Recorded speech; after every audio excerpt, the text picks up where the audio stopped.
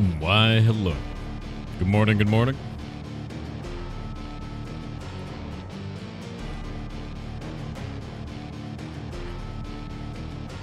How's it going?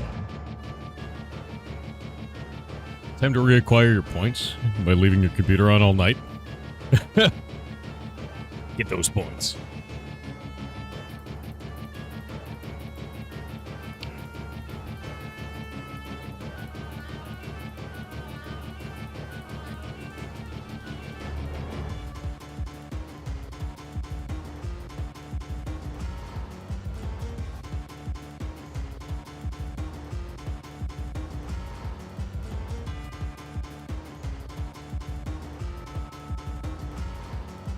You guys ready for the nightmare of the day? It's pretty good.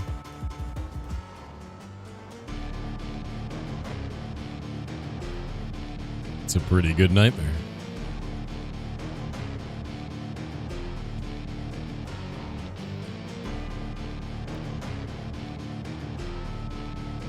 I'm waiting to see if this is somehow associated with our glorious Mr. Beast crypto scam that we keep dealing with.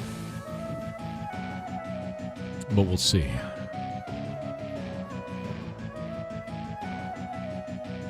And boop. Whoop. I exist. I exist. Kind of. Maybe a little bit. Maybe also not a little bit. Maybe I'm still in bed. Maybe this is a dream. We'll never know. Is that scattering? I see scattering. You can't escape. It's not going to work that way.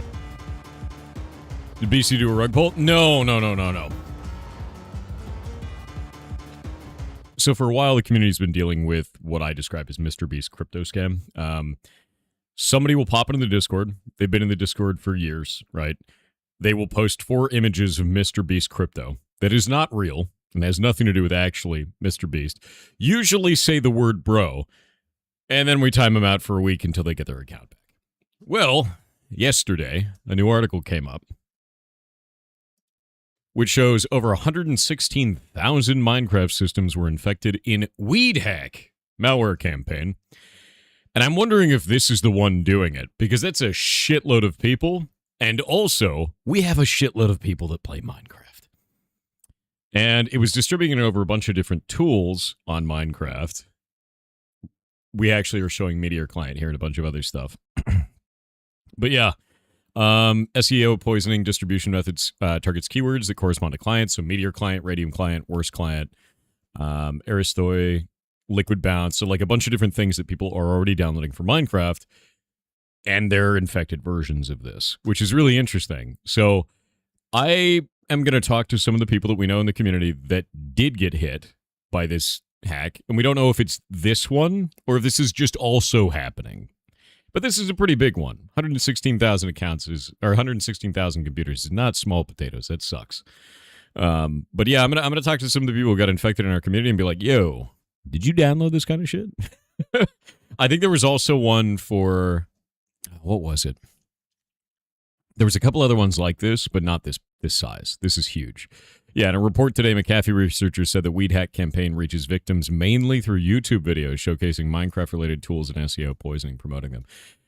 I would like to know if this ties up to that weird behavior we've been seeing, because if you're wondering how common this is, it is 20 to 40 accounts in our community a day right now are getting hit by whatever this thing is, whatever the Mr. Beast crypto shit is. That's wild, dude. We've got 130,000 people in the Discord, and 20 to 40 a day is it's a massive volume. It is almost all of our moderation work right now, is that. And it's been going on a while, so. Yeah. This sucks.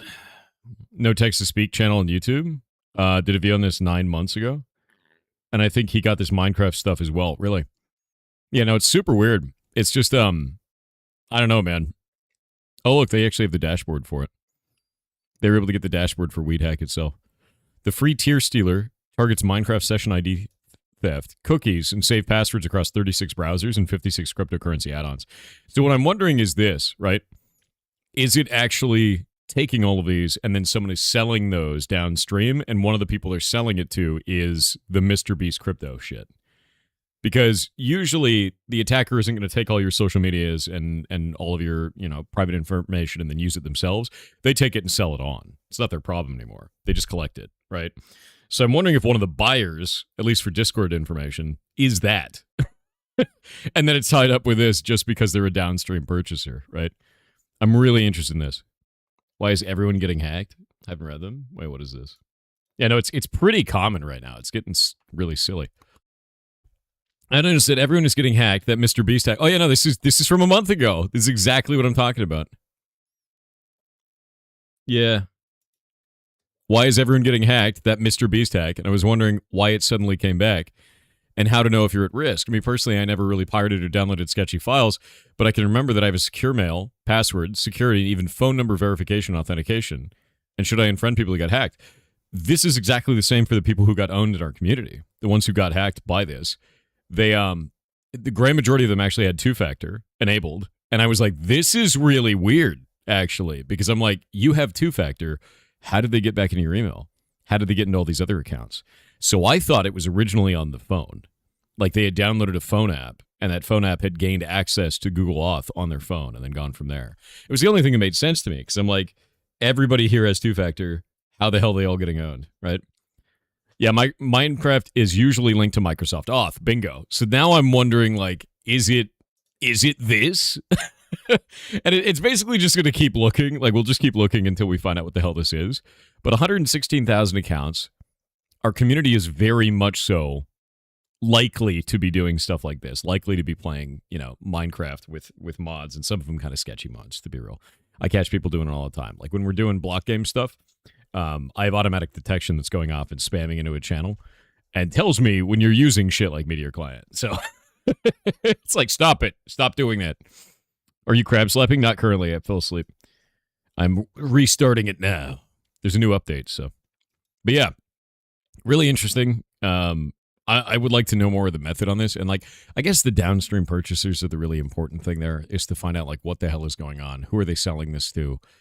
Is it actually what's happening there? I don't know. Yeah. And that's it.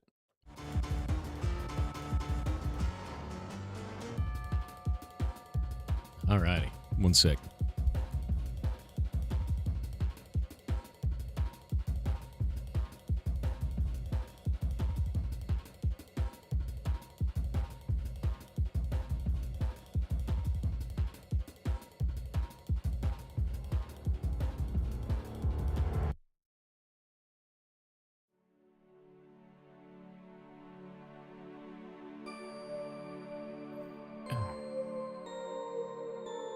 Get all this stuff set up. And I think we're good.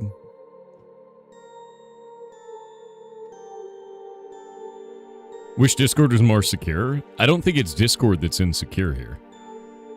I don't think it is at all.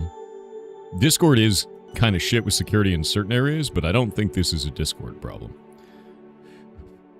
Added Room is by far your favorite game so far? Remember those graphics are slightly too minimal for you?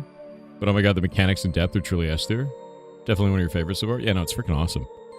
It's a really cool game. We've got 3 new ones today. Let me see. Google Calendar. Do we have 3 today? I think we have 3 today. We do! We have 3 new ones today. I'm excited for it, actually. Grabbing all 3 of them right now.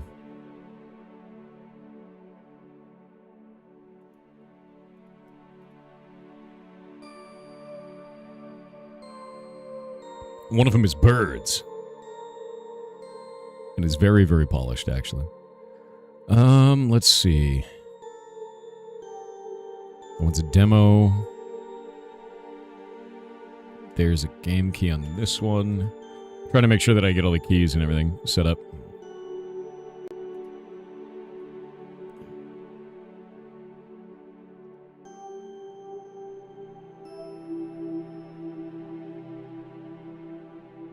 Alrighty. Where the hell is my Steam client? Ah! There it is. There it is. I have to get all these games activated, then we're going to go from there. And then, let's see.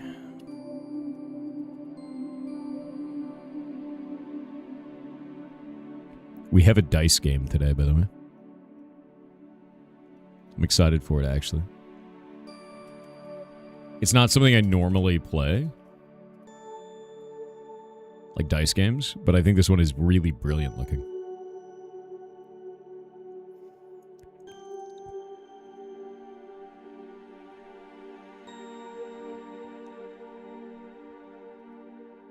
There we go. All right. I've got everything downloaded for the day. Put that up there. Put that up there. And put that up there.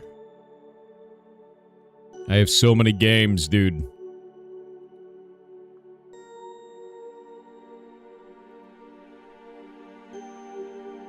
I actually really liked Mothership Down. Mothership Down was probably like one of my favorite games so far. That one and Rogue Voltage. I really liked both of those very, very much.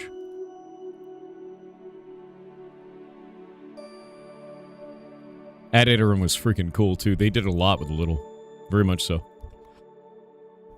Is it the Blueprints of dice games? Blueprints is a game that you will rarely ever see in your life. That is a wild-ass game, honestly. It really is. Just the fact that there's so much content in it. Like, me sitting there and chewing on that for like 350 hours, dude. Like, let me see. Blueprints? Yeah, no, it's crazy. That's an insane amount of time spent in that game, dude. Loved every hour of it. It was so much fun, man.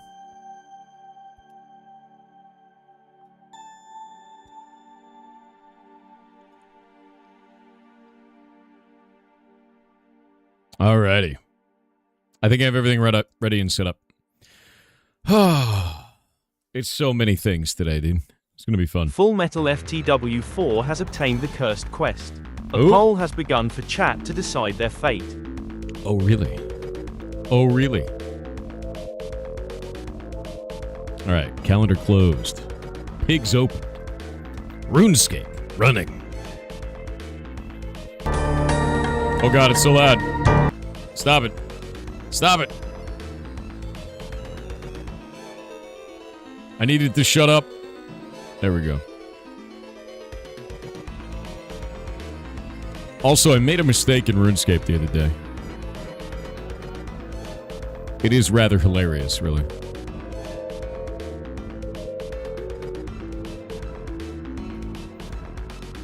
I used too many charges of my amulet. However, I did something really good. I got Karamja gloves, so those are done. Can't wait to watch your playthrough again. Yeah, I'm trying to get everything together. It's Chat too has many damn cursed videos. Full Metal FTW4 with music.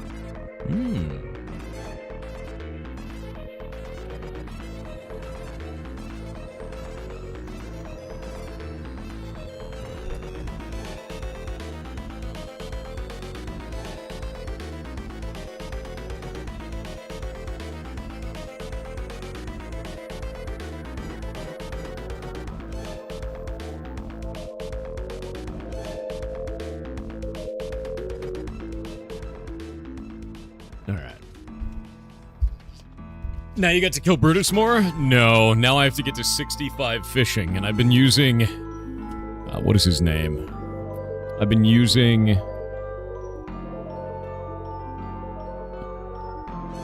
What is that fish boss? I've been using the fish boss for it. Temperos, that's the one. I've been using that to try and get him. Because it's just like... I don't know. Fishing outside of that is pretty boring, I find. You're basically just fishing and then throwing the fish on the ground. Which isn't that fun. It's just not fun. You know, like, I was hoping that maybe I'd be able to get something that wasn't like that. You know, like maybe I'd just be able to pick something up and be cool with it. But nah, it's just kind of boring. I was hoping to get anything else. Anything. I don't think there's another way to train it, though. Is there? You fish in Lumbee and cook in the castle? Where do you fish in Lumbee? Wait. No, that's like terrible, isn't it? You only get garbage there, right? Because it's only shrimps.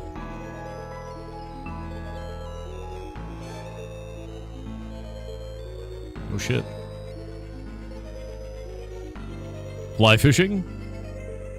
Wait, you can get salmon and herring there? But the closest thing is, like, really far away, isn't it? Is that all it is? What are you talking about chopping? What, dude? There's a place for salmon trout next to the Goblin House. Is it really? No shit.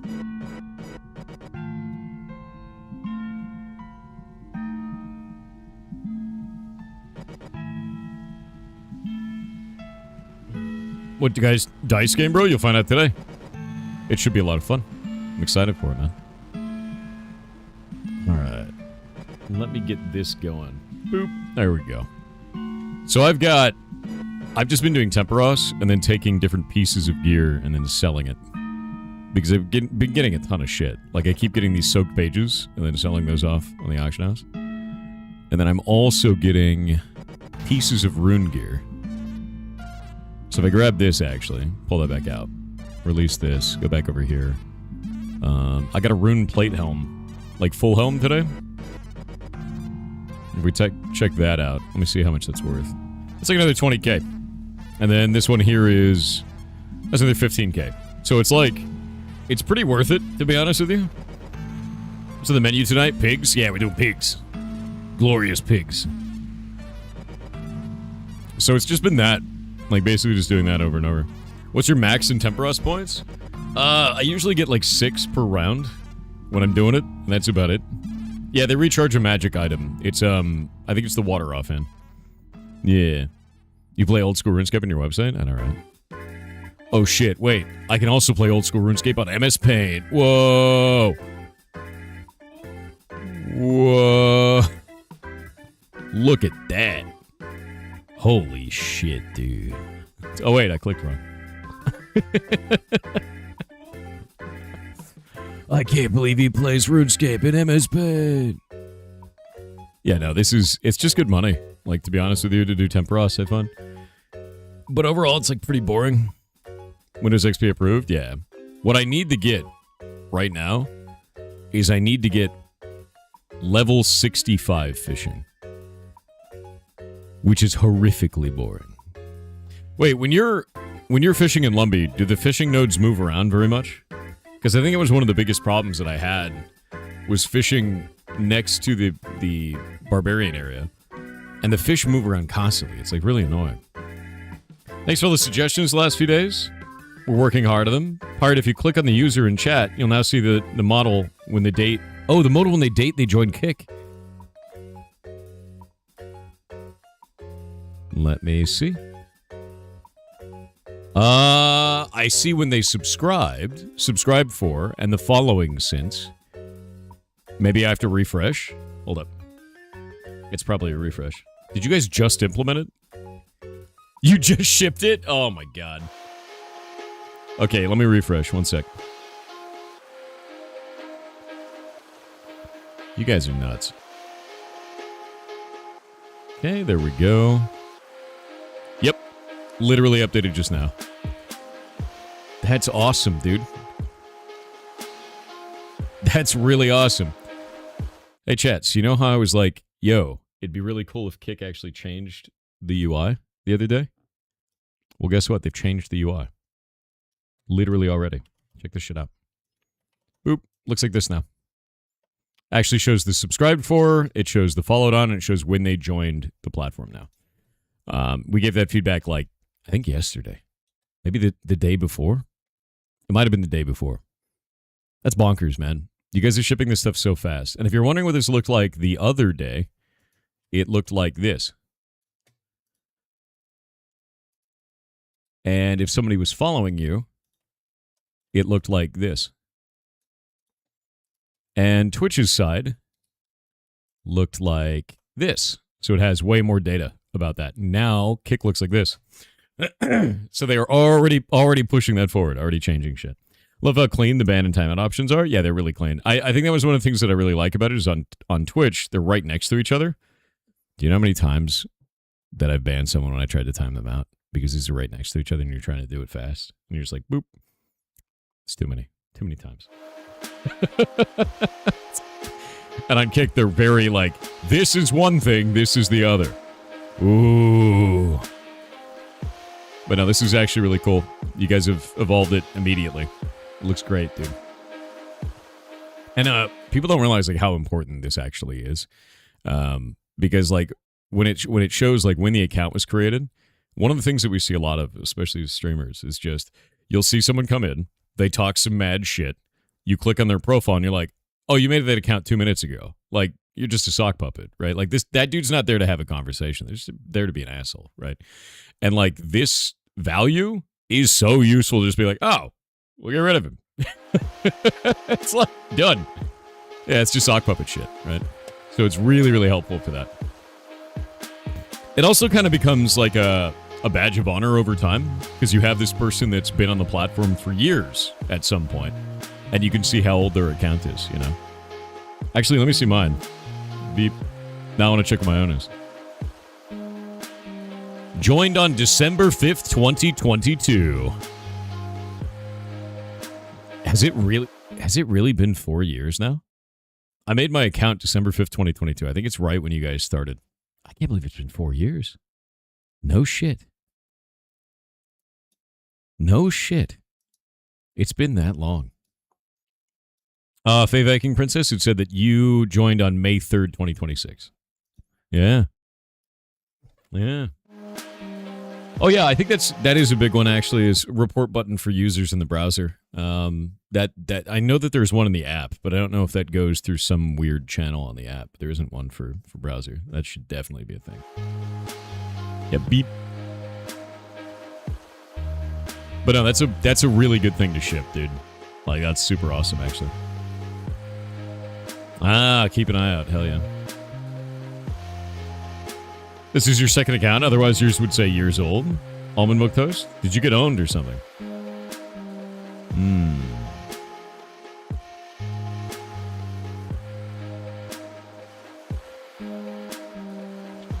Let's see. Lester Andromeda, why do people still use that website? So you don't like Kick, right?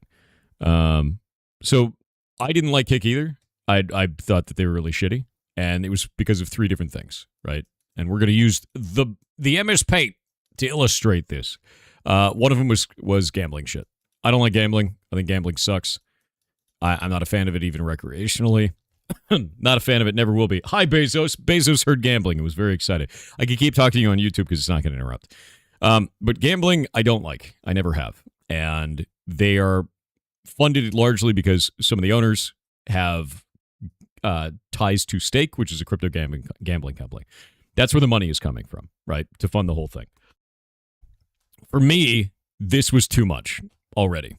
What they've done to try and resolve this is they've made it so that you can hide all the gambling content on the platform. They made it so that if you are a partner on the platform, you get $0 from the partner program as long as you were doing gambling content. And Eddie, the CEO of the platform of Kick, has stated that they watched as streamers were doing like gambling sponsorships, and it would permanently reduce the size of their community, so they're trying to move away from it because they don't think it's beneficial to the future of Kick as a platform. Those three together show me good. They realize that this is a problem, that this is a risk for what they're trying to do, and they're actually doing something about it. If they wanted this to be a gambling front, right, which is what I assumed in the beginning and what it looked like in the beginning, they would have incentivized this with a partner program. It would have been like, oh, you get more money if you're doing gambling content. And then I'd agree with you. I'd be like, this is shit. I'm out, right? The next one was bad behavior on the platform. People with like really, really shitty kind of actions on there. They just started banning people, like just constantly. Like there was one day where they banned like 500 partners and they announced it up on Twitter. When was the last time Twitch banned 500 partners that were doing bad behavior shit?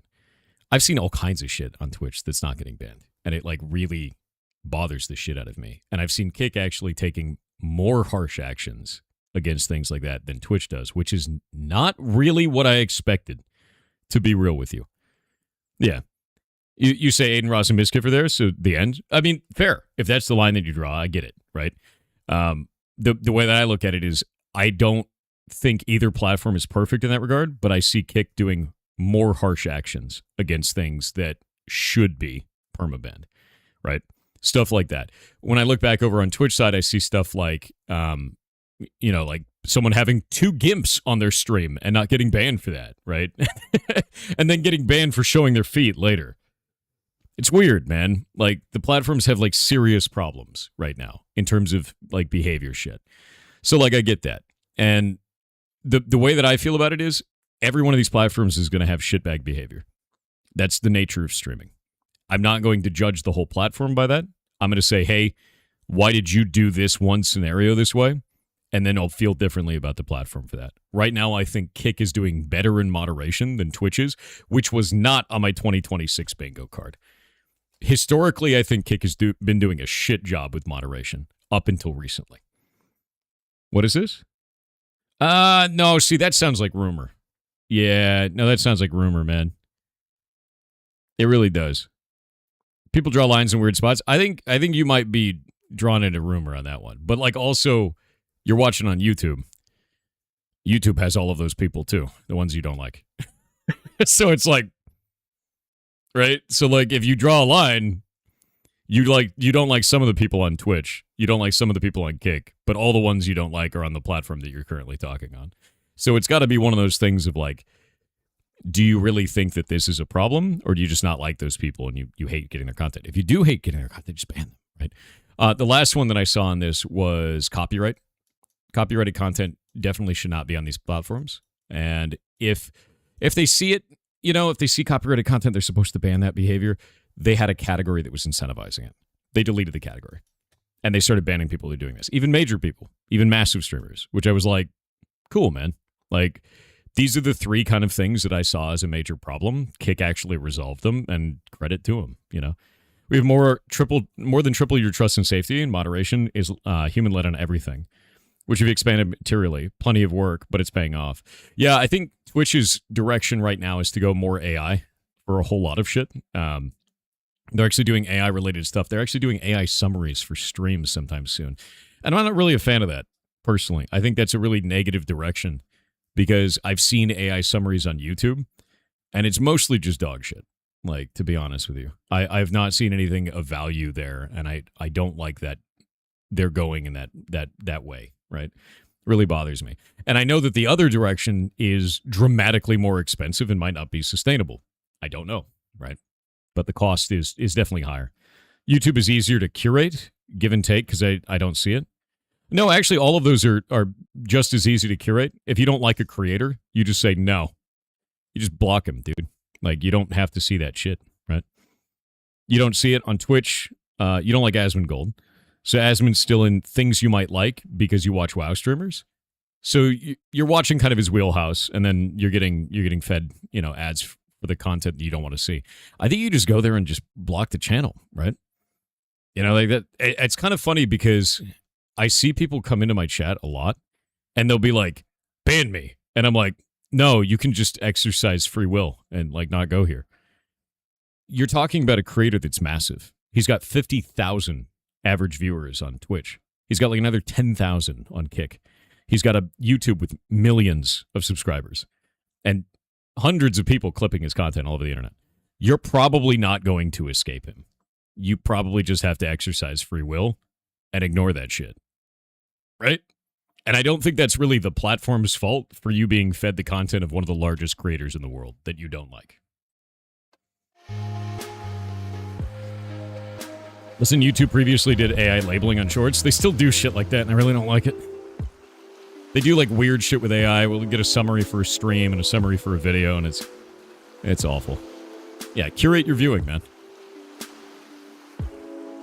Free will, imagine suggesting that to people. Yeah, you gotta do it. More TTS? We haven't even done it yet.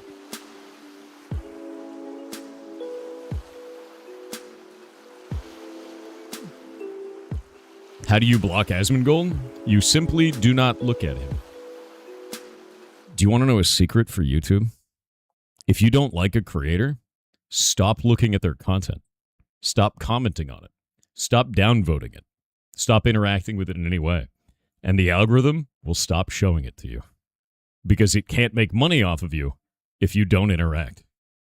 If you downvote something, it's an interaction. And it keeps feeding it to you.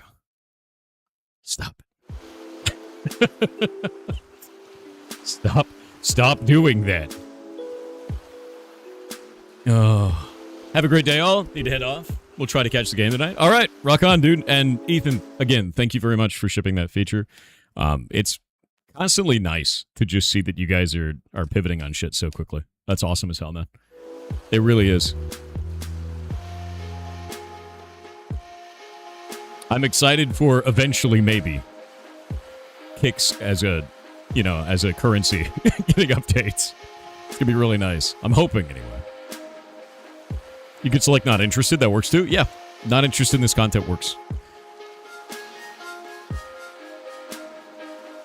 Yeah, on YouTube, you can select it and you can say, I don't want stuff from this creator, or I'm not interested in this content, so on and so forth. If you don't like something, you can say, I don't want to see it anymore. On I don't know if you can do that in Twitch and Kick. I don't know if that's a feature. I think you just not look at it. Just exercise free will, you know. Eventually, maybe. Sounds like a great game, maybe. Perhaps. But no, I think it's really just that, man. Like, I find too often people want to have these platforms curate all their stuff for them. And it's like, dude, just stop looking at it, right? Just stop doing it. That's a you controlling yourself kind of thing. Let's talk about exercise. You're sweaty. Stop being sweaty, dude. Wait, is a noted thing still heavy? Oh, noted stuff doesn't have any weight.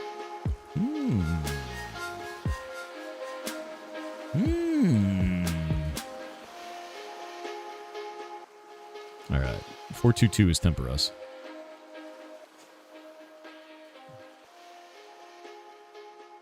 How does it feel to be stuck in a time loop? God damn. Noted things are just a check? That's probably true. Hey, wait. Oh, there's like nobody here. Oh, sick. It's so much easier to get points when there's nobody there, honestly. On Cooldoon on Twitch with 500 bits said, question, do you think it's okay to use ChatGPT as a repository for your game dev document or others as a sounding board to bounce ideas off of? No, do not use it as a repository for anything. No. Do not, no. Use, god damn it. Backups.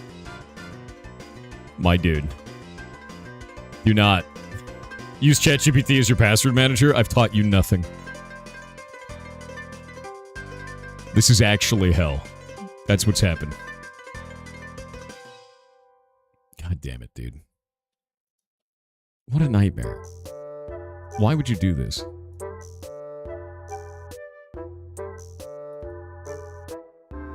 FTP to ChatGPT. No, dude. Like, don't try any of that. Try Camelot Unchained. I'm waiting to see if people like it, man. It's not generally like the kind of game that I would play. So I'm interested to see if people are like super into that game or not. Yeah, fish. Yeah. This event is all about turning fish into guns. And then using those guns. It's great, actually. FTP's always been insecure too. Quite the fitting duo. Yeah, but what about SFTP? It's got secure right in the name. Obviously, that makes it good, right? Oh, shit. Oh, nice. I love when the flagpole gets, or the totem pole gets destroyed, because you get a free 112 construction XP, which is kind of disgustingly good. It's just like free XP. The T in ChatGPT stands for Telnet. Oh, no! No, it does not. Do not. Do not the Telnet.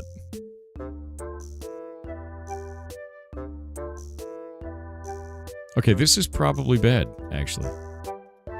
I just realized, I don't know if there's really anybody else over here. Okay, there are. There actually are people here. That's good. Boop.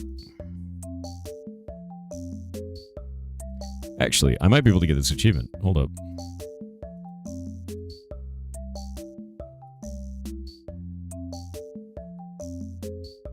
Please, game. There is a combat achievement that I need to do. Where you have to put out 5 of these fires in a single run. And I've already done 3 of them. So, if I can get that done, it would be really nice. Because I've already got 3 now. Storm intensity's gone up. I gotta go put my fish in. You get all the best build spots? What? Build spots? No, seriously though, don't keep your stuff, don't keep anything stored in ChatGPT, man. That is a really just terrifying idea. Like, it really, really is the idea of storing anything in ChatGPT that you want to keep controlled or keep, you know, safe and kept in any possible way. It's such a rough thing. Yeah, let me go to set up block game real quick. Oh no, I don't have enough fish. Oh no. We gotta get more people on. It looks like it's got 3% energy left. Oh, they gotta put fish in. It's at 81. Oh wait, they started doing it. We're good. Alright, there we go. There we go.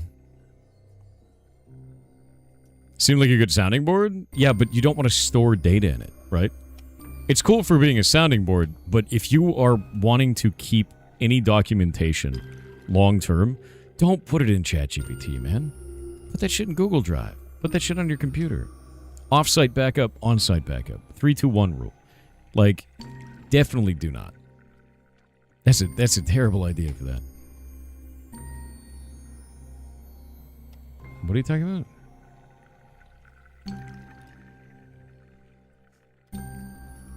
There we go.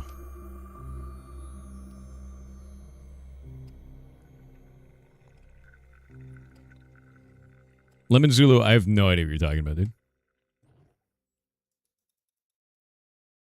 Alright, there we go. Whatever happened to just using a rubber duck or random passerby as a sounding board? People use ChatGPT for it all the time. And I think that's fine as long as they're using their own ideas, right? There's no issue with that. As long as you're doing the creative part yourself. And not outsourcing that to ChatGPT.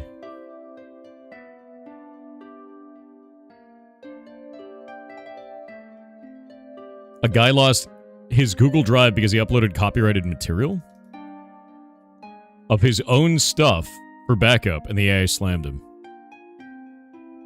That sounds like we're not hearing the whole story. That seems a bit insane. Yeah, that's kind of weird, right? Yeah, I don't know. That dude lost everything? That seems a bit nuts, right? Alright, I have all the fish that I need. Now I just need the lightning to go off. Oh, here we go. This should give me what I need. Because I need to do one fire there, one fire there. And there we go. Master of buckets. Nice. Hell yeah. Alright, that's another combat achievement done. You literally touch AI, hardly see the point. Yeah, I don't understand, like, the reasoning behind, putting it into literally everything, because it just seems to do the job, but worse. It's like the same job, but kind of shittier. You know what I mean? Nice. Damaged mast.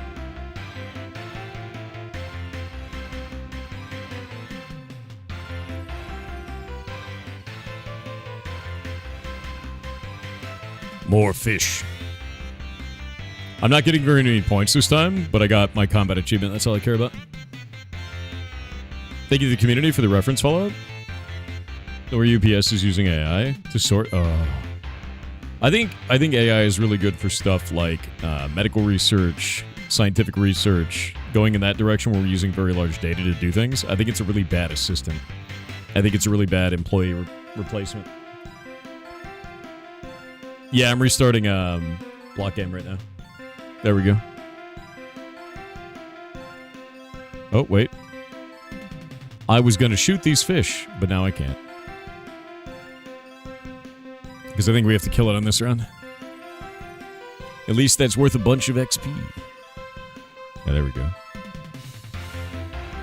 What's up? Nothing much. Doing temperas while we hang out.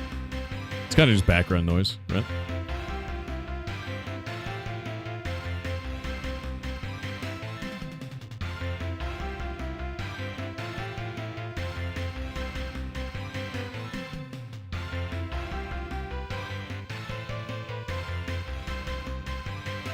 Wait, Lemon Zulu, are you talking to me or are you talking to somebody else? That's why I think people are confused.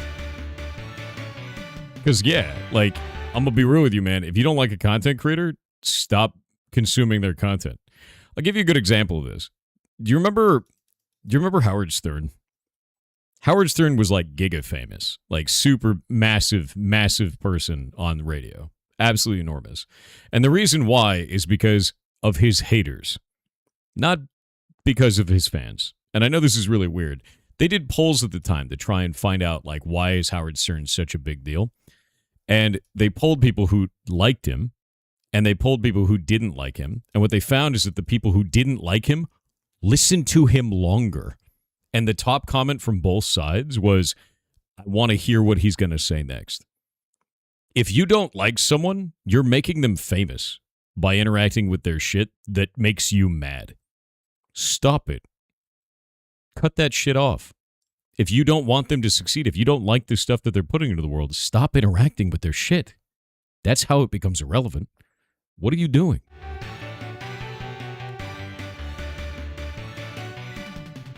Twitch streamers should just ban chatters they don't like. I'm talking about you, dude. I'm not talking about the streamer. I'm talking about if you don't like their content, stop engaging with it. Stop doing it.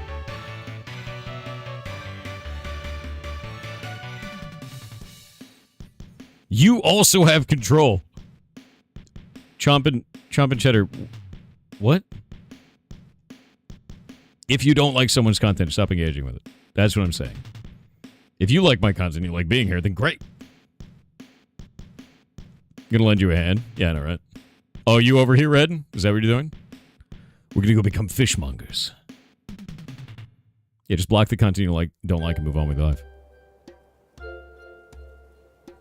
I agree on listening. Yeah, I mean, like, that's all it comes down to. I find too often people want to have the platform put bubble wrap around them, right? You don't need that shit. You need to curate your own timeline, right? Like Twitter, cesspool of garbage 99% of the time. You know what my feed looks like? Indie games and ferrets, man. 99% of them are ferrets from Japan, no less. And the reason why is because every time I scroll through my timeline, I only heart those things. I don't interact with other posts. I don't leave negative comments on shit. I don't put snide comments on things. I don't like or dislike things unless I want it to be in my timeline. That's it. That's all it is. So if I want to have my timeline filled with indie games and ferrets, I'm going to like indie games and ferrets, and then I can scroll through my timeline and not have to deal with dumb bullshit. Every once in a while, something else enters there, and you know what I do? I don't click it. I don't click it at all. Because if you click it, then the algorithm goes, oh, shit, he interacted. Feed him more of that. No, stop it. Stop doing that. It's not a good idea. What about indie ferrets? Hell yeah, dude. Speaking of ferrets, we got the ultrasound. It's going to be here in 2 to 3 weeks. Soon. What is this game? Old school RuneScape. We're dorking around in it while I'm talking about other stuff. It's fun. Revolutionizing it. I think the thing is, dude, is like, I don't know, for some people that's going to seem like common ass sense. Like it is. It's just common sense to be like, wow, stop interacting with things you don't like. But like some people don't know that, right? Like some people are like, oh man, I need these platforms to ban these people I don't. No, you don't. You don't need that at all. You just need to stop interacting with their content and walk away. Right? That's it. And if you really don't like it, stop using that platform. Hatertainment seems really popular with the algorithm. Oh yeah, no, it super is. Like it super is, man. And I don't think that's a beneficial thing at all for anybody, right? True for chat and for streamers though, not for one or the other. Oh yeah, no, it is. Like 100%. Like I don't like sitting there looking at political bullshit on Twitter all day. So I look at ferrets and indie games, right? Please keep chat in English if you would. Yeah. Now I gotta go translate what you've said.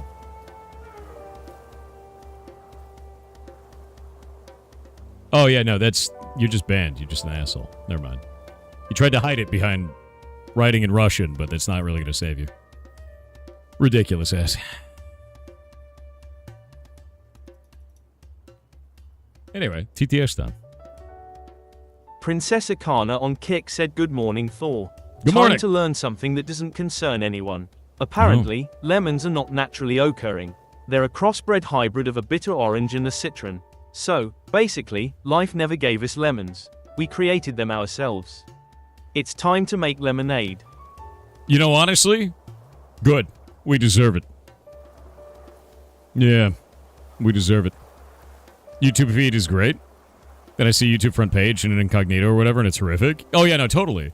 But the thing is it's because you've curated your front page to not be horrific. Right? You took the effort to turn that into something that you like. The whole thing about the internet is it's a little bit of everything all of the time, right? Some of those things aren't going to be for you. Some of those things are going to be against your sensibilities. Some of those things are going to be things you don't like. So you curate it until it's something that you think is good. Spend the time to do that. Curate your space. Turn it into something you like. And if the only thing you do is get up every day and interact with content you don't like and creators that you don't like, man, I feel bad for you, son, because that shit sucks. That's a shit life to live. Being angry all day is awful. That is not worth it. When will the next dev stream be for Heartbound? I don't develop Heartbound on stream. I develop Block Game on stream, and I work on Heartbound off stream, and I update it every month. If you're wondering about Heartbound itself, let me go grab this. Put this over here. You can go to the Steam page at any time, scroll down on it, go down here to recent events and announcements, and see all the updates. One comes out every single month. All new content, all new shit. In fact, this month, I gave the penguins their own language. So we have a glyph-based language, like hieroglyphics now. It's quite fun. Boop. Yeah, every single month, there's new content on there. Whether you like it or not. Yep, start of a new month, new update. I put it on the last day of every month is when I put it out. It's turned out to be like a really nice kind of cadence for me, you know?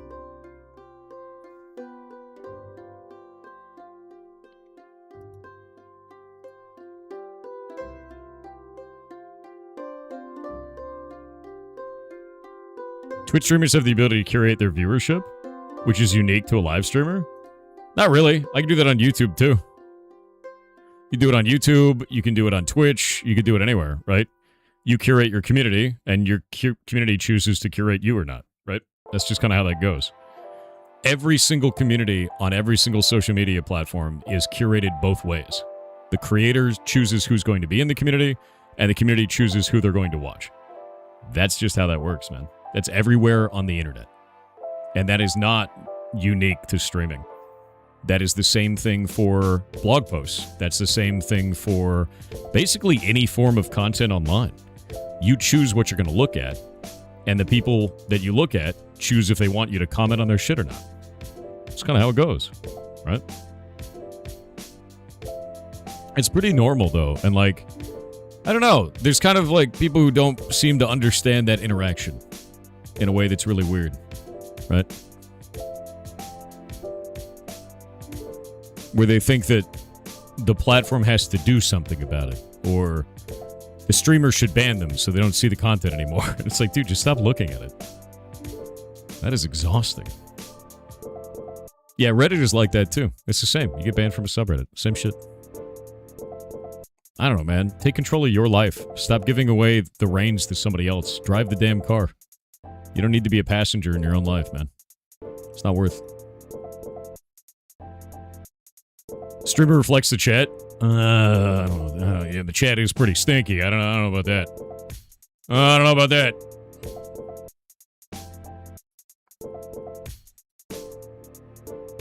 This is your stink? I don't think so. I don't think so.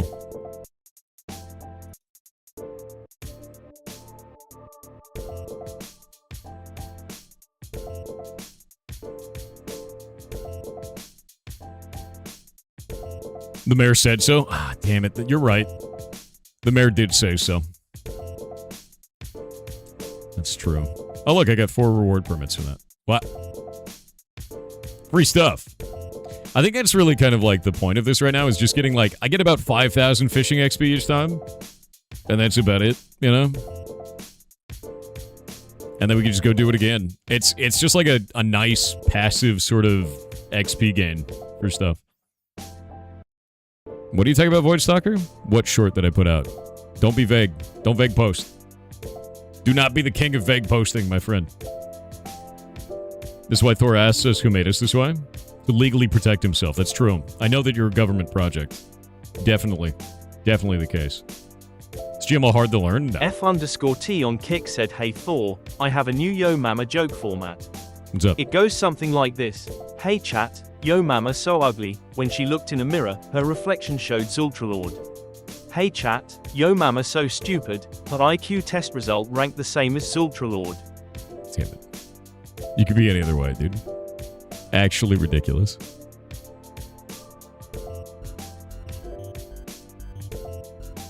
God damn it, dude. So I've learned kind of a strat where I get about 5 or 6 fish and then immediately start to go cook those. And by the time that I get like the 5th fish cooked, then the double node shows up. And the double node can give you 2 fish. Oh, it didn't happen this time. I've been rused! Usually the double fish shows up, I know. Oh, there it is. Alright. The double node is the way. Yeah, I got rused. I guess there might be some randomization to it. And no. This sucks. By the time this inventory fills up, I usually have the blue wave hits. Usually. Come on. Oh, it didn't fill the inventory. Sad. There it is.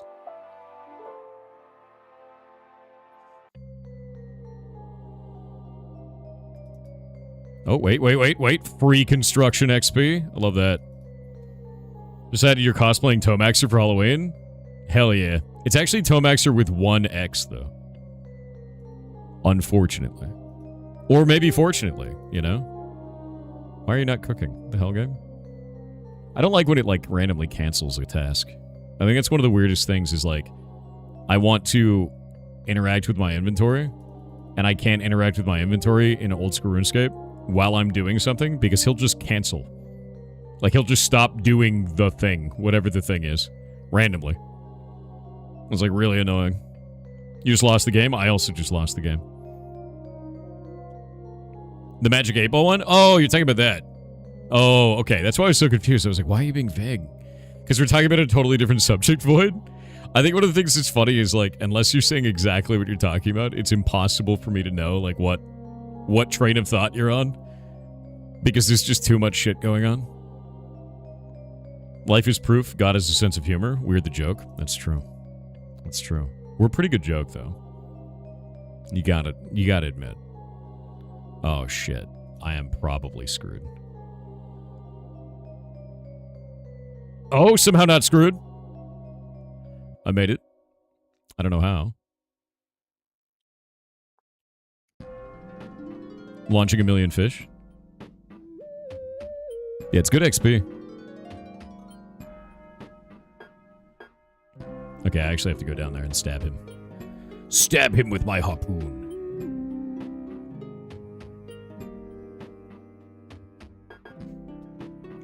Waiting on the ads. You got the Dragonstone from the crab? You're rich? It's like 20k. It's pretty good. The Dragonstone is 1 in 500 and it's worth 20k. It's really nice. I've got it a bunch of times and it's always worth.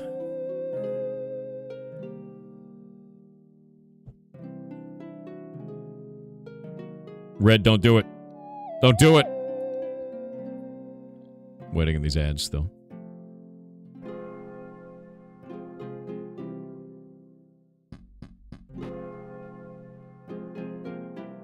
Oh my god, we're actually kicking this thing's ass.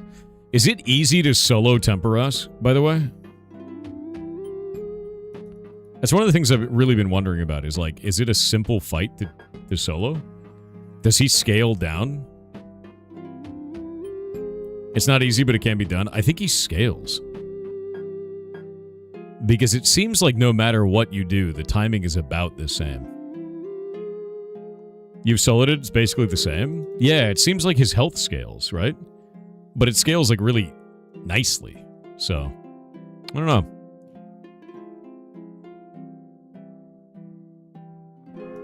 I think one of the things that we should do is, like, get a guild group together to do this and, like, time it so that we all rush the fish at the same time. We just max a huge amount of XP. The hell? Did that not go through? That was weird. What is going on right now? Stop it. There we go.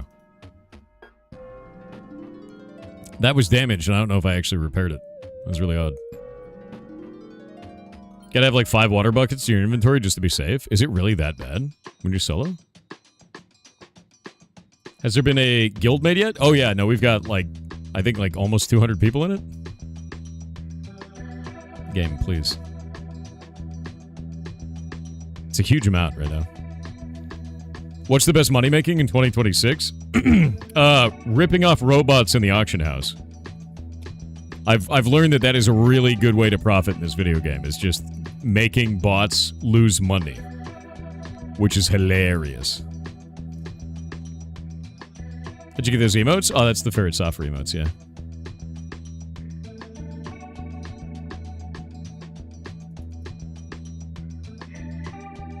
And I guess they just banned a bunch of bots, too. Like, a huge amount. And when they banned those bots, they actually made it so that, there was new markets that opened up in old school RuneScape. Buy feathers for 2 GP, sell them for 3 GP? Is that a thing? Like, is that a thing that you could do? Yeah, there was a bot ban wave that they did, and it changed the economy completely. Please, game, just do the thing. There we go. I need all this XP. I need it. Have you seen Fate Keeper? No, I haven't seen that. Have I tried RuneScape 3? No, I didn't like the monetization. I don't like the pay to win. You can pay for EXP gains. They're still in the auction, or like they're still in the microtransaction store.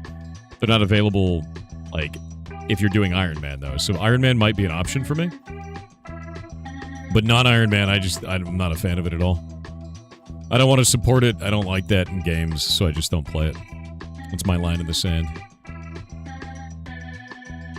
I should get 4 points for this, I think. When I get like 5,000, I get like 6 points. Have you talked about the state of play? No. I have not seen anything from Sony yet, but people said that it's like it's kind of whatever. Oh, I only got 3 permits? That sucks. There's so many cool quality of life things in RuneScape 3, but at the same time, things you hate, like necromancy. Do you really not like the necromancy stuff? What about it sucks? Oh, I have hilarious news, by the way. So when I got off stream yesterday, I did a couple of rounds of Temperos, and I need to show you guys what I got. It's gonna make you deeply upset, by the way. On my 28th kill of Temperos, I now have both the barrel and the tackle box in my bag. I showed it to Shay because Shay was pissed about it. Why am I stuck to this? Stop that. Yeah, Shay was really mad about it, and I thought it was hilarious. Yeah. Because Shay apparently tried to get it for, like, hundreds of kills or something insane. But I got it on the I got them both by the 28th kill. I think I'm just going to do this instead of for rolls now. I'm going to do it for fishing XP. Like Giga Fishing XP. Just go as hard as I can with raw fish the whole time. Shay needs to stop being an eye lady. I don't think that's true. Yeah, Gratz, I'm happy for you. That's exactly the response that it was, dude. It's so funny. It's so funny, dude. You can be lucky in this, but not on Brutus? Yeah, apparently. Also, I found out that the fishing barrel is, like, not really that big of a deal. Because you can't put a harpoon fish in it. And you can't take fish out of it unless you're at a bank. Which is kind of weird, I guess. So it's good for very specific things. Like, if I'm trying to fish a very specific fish for food, like, it's actually useful for that. But if I'm trying to do anything else, it's probably not very good. Yeah, it can help with AFK fishing because it adds 28 slots, but you can't take the fish out. And, like, that's sort of it, right? A nice lady, you get them mixed up. Why you like this? I don't think I'm going to get enough points from doing this. Maybe I'll get enough from doing damage to him. I think that might be it. Yeah, because I just want to get the XP. You leveling up fishing now? Yeah, I need to get fishing to 65. Oh, come on, game. If I can get fishing to 65, I can get my Karamja medium gloves. I have the Karamja easy gloves. Oh, no, no, no, no, no, no. Oh, you son of a... Come on, come on. The fire wasn't out. And now I don't have a hammer or a barrel or a bucket. God damn it, dude. And I was like trying to stop my character from walking over there and he wouldn't stop doing it. F. They're on the ship? I know. I gotta go get more. I was just trying to stop my character from doing that. I'm like, God damn it, dude. That's why fire can ruin a solo run? Yeah, because your character just decides to path into it like an idiot. It's the best, dude. The double fish. Oh, there we go. Hold up. Run, run, run. My bucket. I ruined my bucket. You can actually get buckets down here, too. But you can't get barrels down here. It's kind of annoying. But every time you stab him... Also, I learned that XP gains for fishing on Temperos are based on your fishing level. So the higher the level you are, the better. That's about the fox whistle? Oh, yes. I decided to level up woodcutting a little bit. And in an hour of woodcutting, I got one forestry event. And it was the fox trap one, and I got the fox whistle. So I have that now, too. Which is really funny. I know, I know. It's like 1 in 30 off of that one random event that never pops anyway. But I was like, okay, well, I guess I have this now. Just very funny. But I still can't get Brutus's pet. I got super spooned on that, dude. I had done woodcutting for less than an hour when I got it. Less than an hour total. What can you do with the fox whistle? If you get the beaver pet from woodcutting, it will actually allow you to turn it into a fox. And it only comes from a random event that is rare, and then it's a 1 in 30 chance off of that random event. Which is insane. So... Oh, get owned, Red. Didn't go fast enough. Get owned. Red, are you dressed up like a ham member? Is that what's going on over there? You're one of the ham cultists? Have you gotten the bilk? I have not. I'm sad about it. I still haven't gotten beef. I need beef, dude. Why are you dressed up as a ham member, dude? You a cultist? Go, go, go, go, go, go, go, go, go, go, go. I don't want to deal with any of that. Enjoy your fire, Red.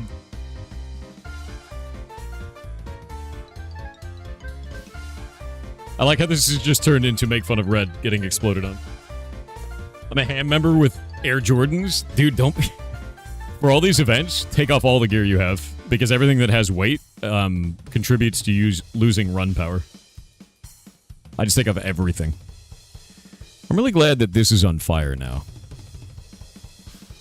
I think it's probably a good thing for us, right? You know? That's probably good. What are you doing, game?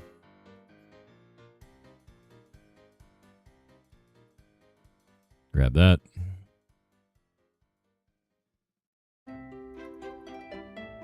Oh, wait, wait, wait. Yes, give this.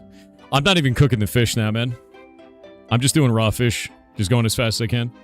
You lost the rope? Oh, no. Go get a new rope. It's up on the boat. Yeah, there's a new one up on the boat. There's actually, like, containers for everything you need for this fight up there. Which is hilarious. Because for some reason, people still buy these things on the Grand Exchange. So you can go sell harpoons and get them for free here. Which is, like... weird, but, you know. Oh, no! I gotta dump these fish. Oh, shit. Is it worth? It might be worth for me to just dump all these fish. Instead of going and stabbing him. Come on, 2 more. Because they're worth 64 each. Stabbing him is only worth 71. Wait for it. Wait for it. By the way, apparently you do 20% more damage to Temperos with a dragon harpoon. But I don't know if it gives you more XP. Yeah, stabbing gives more XP and more points. I don't care about the points right now. I don't care about rolls. I care about fishing XP. And the XP from putting fish in is faster. So it's more per hour. It does give more? Okay. Did you manage to work on Block Game Dungeon yesterday? Yes. Yes, I did. I had to do stuff on paper. But it was worth. And I'm really happy with it, actually. I wanted to work out some designs kind of on paper to see like what I wanted to do with it and kind of go from there. You think you could scale down to 5%? 5% increase on the dragon harpoon? Is that what you're saying? Yeah, no beef. No beef. My content's become insanely boring to you? Then stop watching. Right? If you don't like my shit, you don't like my shit. I read something about it on the wiki. For what? Oh, for the dragon harpoon. Yeah, I need to learn more about that. I don't actually know what it's doing. Because apparently you can get it from this event. It's like something like 1 in 8,000 or something insane. Yeah, I know, we just talked about this, exactly. Deeply funny, dude. I need to get buckets and hammers. I think you really only need like 1 bucket. I guess you could have 2. I guess 2 is a thing. I don't know if it's necessary, though. Yeah, I don't know, man. I guess, like, the older that I get on shit, the more that I'm like, stop doing shit you don't like. You got a limited amount of time in life. Don't waste that shit on stuff you just don't care about. It's not worth it. 2 is everything is the safe way? That doesn't seem good, though. Your inventory seems cluttered as shit. You don't need 2 harpoons. I guess 2 buckets would be, like, the right way to do it. 2 buckets is the only one that I would say is, like, probably worth. 5 buckets, 1 of each of them, one else? Yeah, 5 buckets is too many. 5 buckets is nuts, dude. I guess if you're soloing, it would make sense. When you're soloing, do you even cook the fish, or no? Because I feel like cooking the fish probably doesn't matter at that point, right?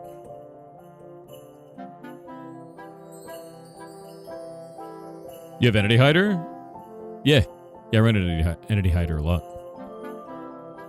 And the reason why I run that is because people are weird. But, I think I'm only hiding... Let me see what I'm hiding right now. Yeah, just... Oh, I'm hiding others. There we go. Now it's fixed. I didn't realize I had hide others on. I had to do that because I was doing forestry the other day. And it was just too many people. I couldn't see the event. It was like ass. It was like way, way too many people, man. 1 bucket is all you need? Yeah, that's kind of how I feel about it. It's just too much.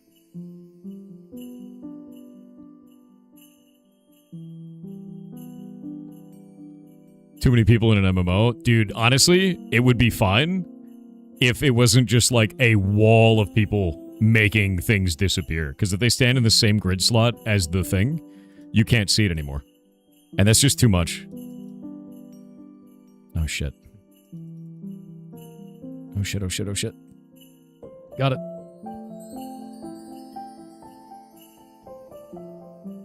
What is that red thing? The guy got covered in like a red aura. You see that?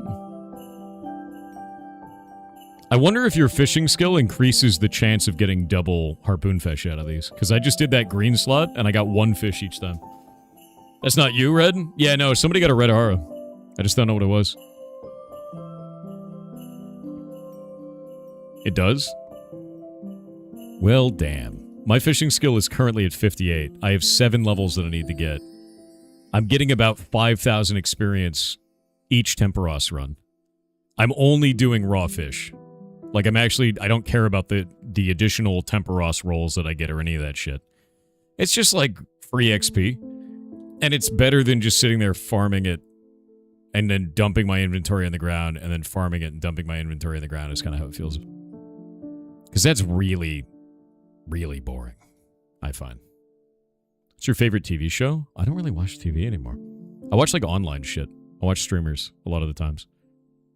Because it's just, I don't know. The only thing I watch outside of that is, like, anime, right? The red R is the Dragon Harpoon special attack. It gives a temporary fishing boost level. Really? I don't think I have a weapon with a special attack yet. I don't know what that's like.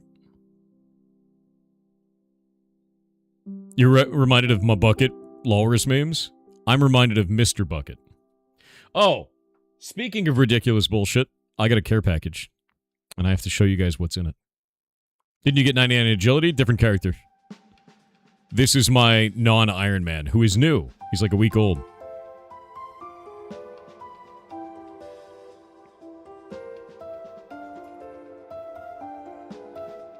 Yeah, so the Iron Man character has 99 agility. Dragon is 3 levels? That doesn't seem like very much. I guess it is technically a lot, though. What is the, I wonder what the chance of this is, actually. Hold up. I have an idea. Oh, goddammit, game. Fine. Fine, be this way.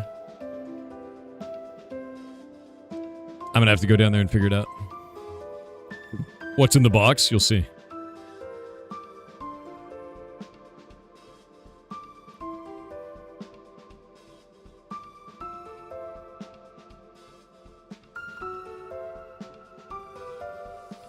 That's not a bot, Snowy. This is the person. Glue when? You will not have any glue. No glue for you. You gotta earn it. B_Wheezy24 on Twitch said, "Good morning, sir. Thank you for the Discord. I found a legit, so far, commission to help me with my not smart brain with designing." Nice. That's great. As long as you found something in the community that helps you, I'm happy. You know, like that's great news, dude. Because it's I don't know, it's hard to be creative, hard to do things. And if you have something that is helping you like that, then I think the Discord's done its job. You know? I think I'm actually getting the same amount of fish through this launcher, whether I cook them or not. And I don't really know how. Maybe I'm getting a little bit more XP.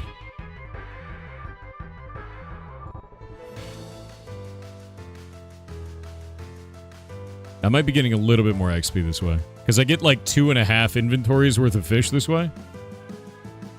And I guess I don't really get that much if I cook them, so I don't know. I am getting a lot of XP, though. Yeah, I'm getting 22,500 XP an hour. And when I fish over at Barbarian, I'm only getting 14k, so. Remember the strange Xbox Marathon skin? Chat remembers? Yeah, that shit was weird, dude. It was incredibly, incredibly weird. Oh, hey. Free construction XP. My favorite. Yeah, I've gained a full level of fishing right now. I need 7 more levels. Leaping salmon. What is a barbarian rod? I have 14 permits. I'm gonna go turn these in. The old MS Paint RuneScape. Let me grab this.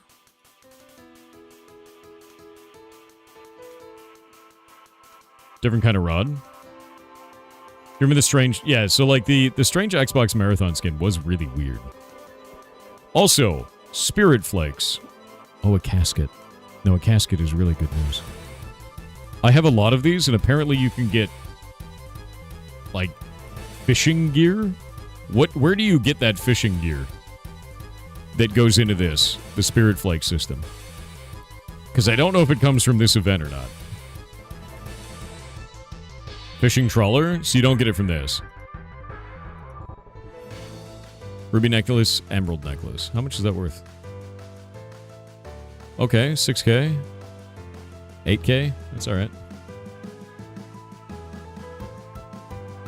Bunch of planks, very nice.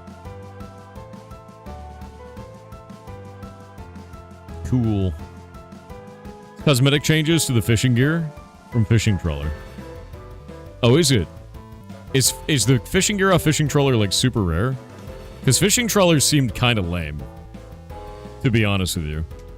Fishing trawler was like, you need to get as much swamp paste as possible and just sit in there and just like repair it.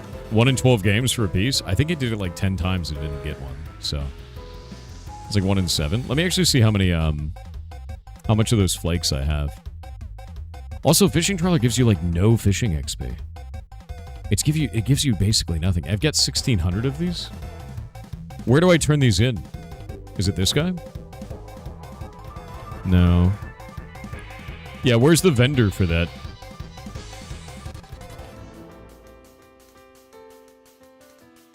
Shay's giving the ferrets the finger. They're acting bad. Nice. This is the one. Just 1% for the gear.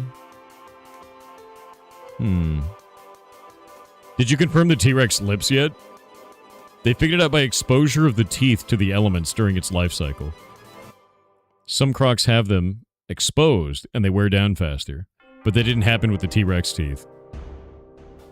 So you're saying the T-Rex had lips? I don't like this timeline. I don't like it anymore. When I was a kid, T-Rex was a giant, terrifying lizard. And now that I'm an adult, the T-Rex had feathers, it had lips, and it also apparently only ate carrion instead of hunting down prey. I don't know what to do with my life anymore. Yeah. It's like a big chicken with lips. You know? I don't know. I don't know how to feel about it anymore. Thanks, I hate it. Yeah, pretty much. Yeah, no, this is... I think that if I'm doing raw fish, I'm getting less rolls on temperas, but I'm getting dramatically more fishing XP, which is kind of the whole point right now. Because they don't really care about temperas rolls. I've gotten all the rare shit, except for his pet, right? Pluto was also a planet. Isn't Pluto still a planet? Did they stop having Pluto be a planet? Is that over now? Dinashi on Kick said Aditorum has been by far my favorite game so far. It's a good game. Normally those graphics are slightly too minimal for me, but oh my god, the mechanics and depth are truly S tier. Yeah. Def my favorite so far. It's really goddamn cool looking, man. Like, as far as games go, I think that Aditorum is really awesome, and it's using free graphics from Kenny, and I was like, that's freaking great. It got demoted to a protoplanet.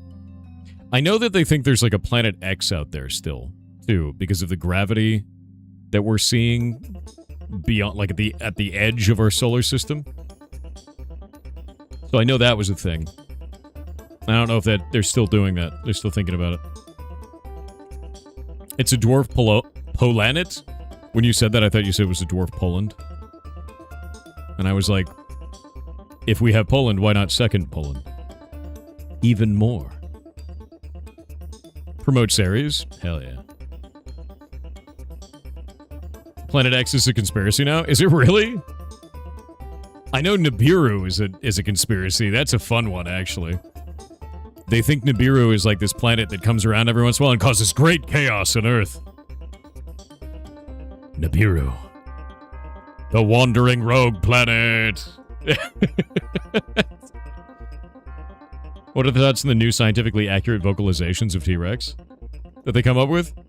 I think they're probably wrong because T-Rex has lips now. I think T-Rex had pipes, dude. I think it's out there singing opera. And if science can't support that, well, then science isn't ready for it. You know? Nibiru is the cat of Monster Hunter stories, is it? By the way, after this run, I'm going to show you guys the care package that I got, because it's really funny and full of shit. Which is definitely good. Definitely good. We need more fish cannon, or we're going to lose. I've almost got enough to fish cannon for my second inventory of fish. Aw, man. Why's it got to be like this? This is nuts. What the hell is going on here? 4 fire? Oh, we just stood at it. Oh, we stood at it again. The man's out there dying to lightning.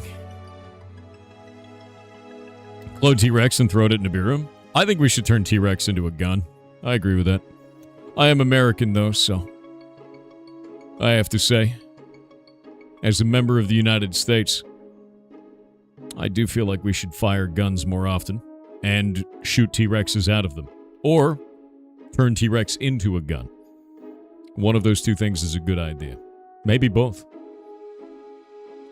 Hey, our boat is on fire. That's good, right?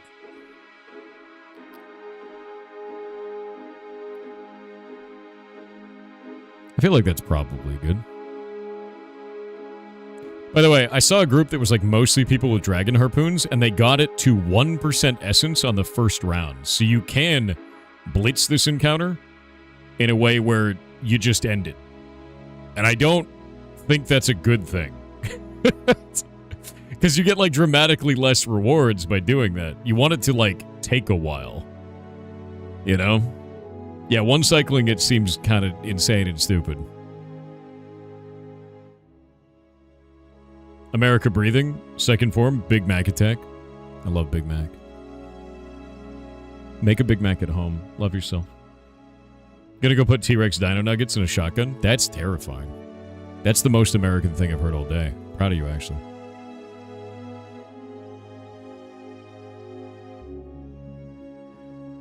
Yeah, I think I only got 2 full inventories of fish. Huh. I wonder if that's worth it.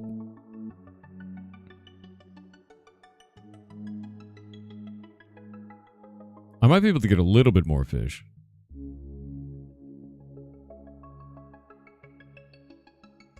Oh man. The fire is like right there. It's gonna happen right there. That's unuseful.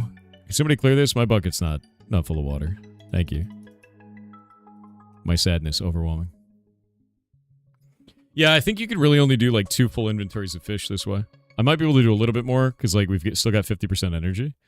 So I'll probably get like maybe 10 more fish for like another 600 XP, somewhere there. If only you had 2 buckets. If only my buckets were full of water, right? I just keep forgetting to do that.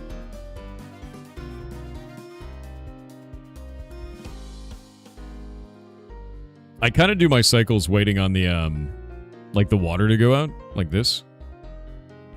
And then kind of go from there and then do it. Dude's lazy. Sometimes you gotta be lazy. What is currently called an exoplanet is tolerable, but it's heliocentric to have a term like that for planets that aren't in our solar system, which is necessary, but I don't like it. I mean, I guess. I think the thing that's really interesting to me is just the fact that we keep having all these celestial bodies and we don't really know how to classify them because it's such, like, fringe, right? It's all new still, technically. And it's still getting redefined all the time. There's so much discovery and exploration going on right now. I love it. I could have done 2 more fish. He did, Shadow Fox TV. If you're so interested in it, you should go ask him about it. His name is Yearjoy on this platform. He streams, usually starting at 8 a.m. PST. Have you heard the new Stargate has been canceled? Wait, really? I didn't even know they were doing a new Stargate. I think I heard about it. And then I didn't know if they were going to do it or not. And I guess they're not doing it.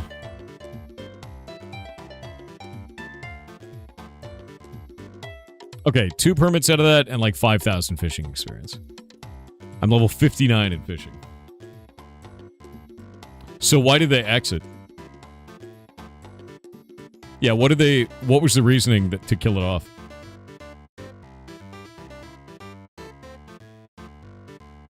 Stargate Worlds and MMO would have been so cool. I don't know, man. Yeah, didn't they just announce the Stargate series and then they canceled it right afterwards? Maybe it didn't get a lot of interest. Xenoplanet would work better for non-Sol systems that orbit the sun. Yeah. I don't know, dude. Like, I think the problem is when you do a collection of planets that way, it's just too vague. Like, any planet that's not inside of our system is a xenoplanet then, right? It's an exoplanet, a xenoplanet. But, like, I think we should really classify them based on material composition, from what we can see. Because there's so much crazy shit out there. They're like, this planet rains diamonds and has glass for air. You know, like, there's some insane shit out there. Those extreme planets. I love that. Xena Warrior Planet? True. Oh, I might be able to do a full thing of fish in one go.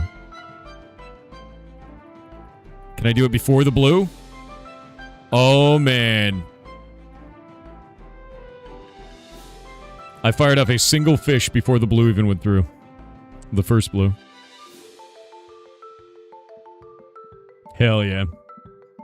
Yeah, look, it's giving 66 and 65 now, so it's 65 and a half in terms of XP. So, is this going up every level that I gain? That means it's a percentage of your maximum fishing level. Interesting. Interesting. I wonder if I'll get more than 71. It's like 70 and 71 XP for stabbing Temperos then, because I just gained another level, so. Sir, I need you to move this fire out of the goddamn way. Get out of here. Be gone. Aw, man. Wait. Stop it. Go up there. It goes up every level. Why do you have paint behind your rune light? Aesthetic? Because it's funny. I'm mostly just doing just chatting while we have, like, a little bit of RuneScape going on in the background. I'm basically just doing Temperos on brain off repeat, you know? I just need to get to 65 fishing so I can get my Karamja medium gloves. Which, by the way, I got my Karamja easies. And now I'm having the weird problem where I need to get hunting to 41. And I have no idea how to do that. So I found out about a questionnaire that I did in the museum, and that got me to, like, level 9. And then I got farming to level 9 through a lamp. And now I have no idea what I'm doing with it at all. Because I gotta get farming to 27, and I gotta get hunting to level 41. You're on the bank? What? You're not in the instance? Is that what you're saying? You have to go to Feldup for hunting? I found out something really interesting about hunting. There is a... You can catch, like, rabbits. And the first thing for rabbits is that, they turn into a set of gear that actually reduces your overall weight by 5 for a chest piece and some legs. So it's like agility gear, but bad, basically. Which I think is really cool. You love hunting, there's so many minigames. I don't know where to go for the NPC. That's the problem that I'm running into. I don't know where the hunting trainers are, or any of that shit. You gotta go to Feldup and catch lizards. There's another one, it's, I think it's called Relica. Is the one that I knew about. I don't know where that is on the map, though.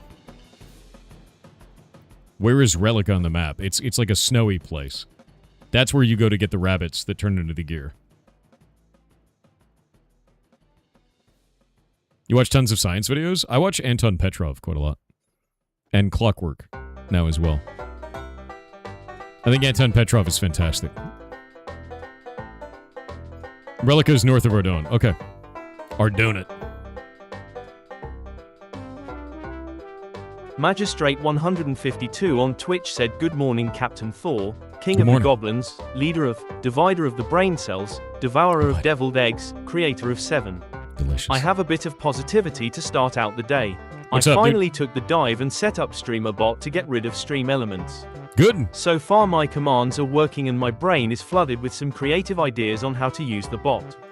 Made me feel good. BTW, Funeral for the Sun yesterday was so far my favorite. It's a Here's really to another good great game. day of pigs.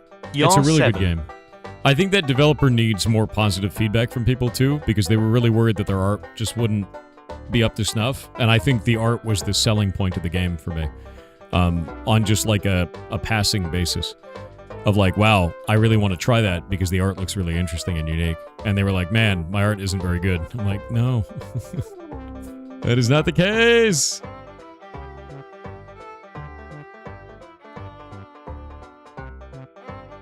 Just made me laugh. It's always funny because, like, people will believe that their stuff isn't very good. You know, and it is. It is quite good.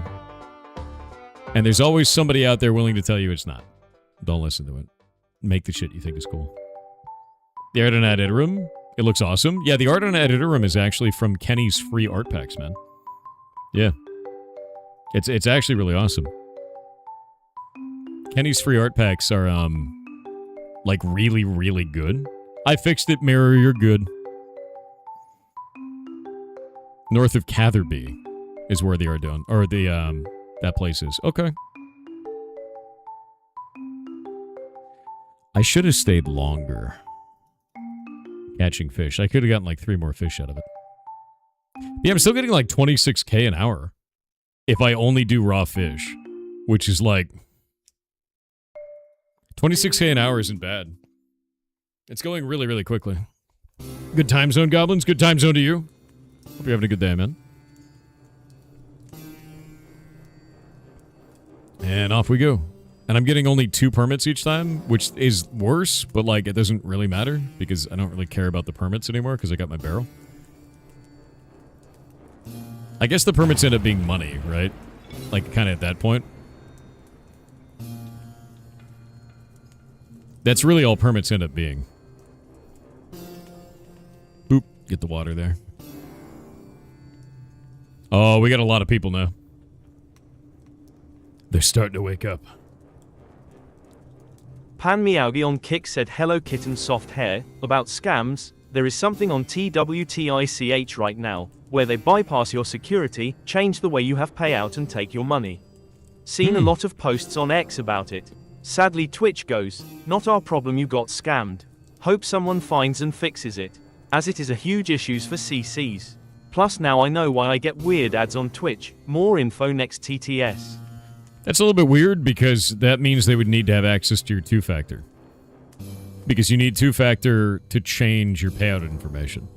You actually have to go back through the entirety of the like tax profile shit if you want to update that too. Which is a lot. Like going back through that is a lot of shit. It is not just something you just do on a whim, you know?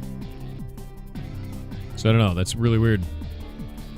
Oh, I just realized something. How much does the Dragon Harpoon cost? Does anybody know? I realize now why my Temperos experience has been kind of lackluster. Yep. 2 million? Okay. I know why now my Temperos experience is lackluster.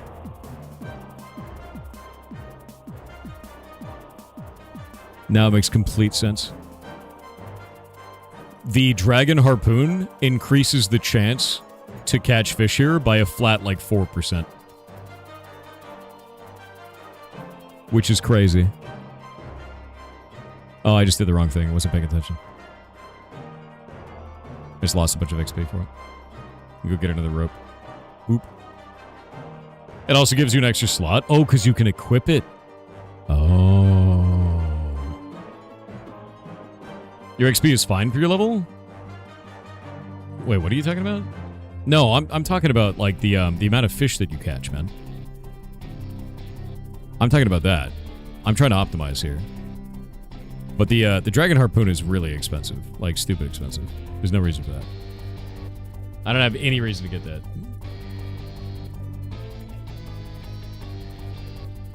Barbed one can equip too? Yeah, but it doesn't increase your drop chance. There's also a Crystal Harpoon. Does anyone know what that is?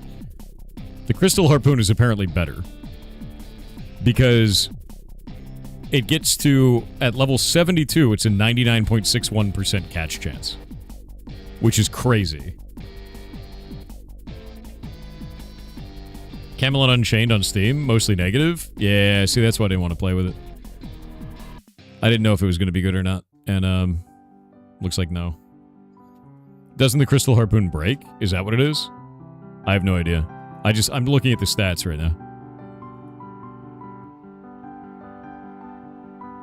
And right now I'm level 59 in fishing, so I have an 86.33% chance to catch. With a basic harpoon. And I won't hit 100% until I'm at level 98 this way, you know? So that's really the experience. That's why my experience has been kind of weird. Is when I first started this, I did it at, like, I think 35. And you only have, like, a 75% chance to catch at that point. So I've just been struggling the whole time. It degrades over time. That one does? Interesting. Yeah, I've basically just been... Like, I realized not only are you getting more per turn-in, the higher your level is, but you have a higher chance of actually catching the harpoon fish. All signs point to dead on arrival. How long has it been in development? Because people have been saying it's like 13 years or some insane shit. I don't know anything about the game. Is this minigame fast XP? Yeah. It gets dramatically faster the higher your skill is.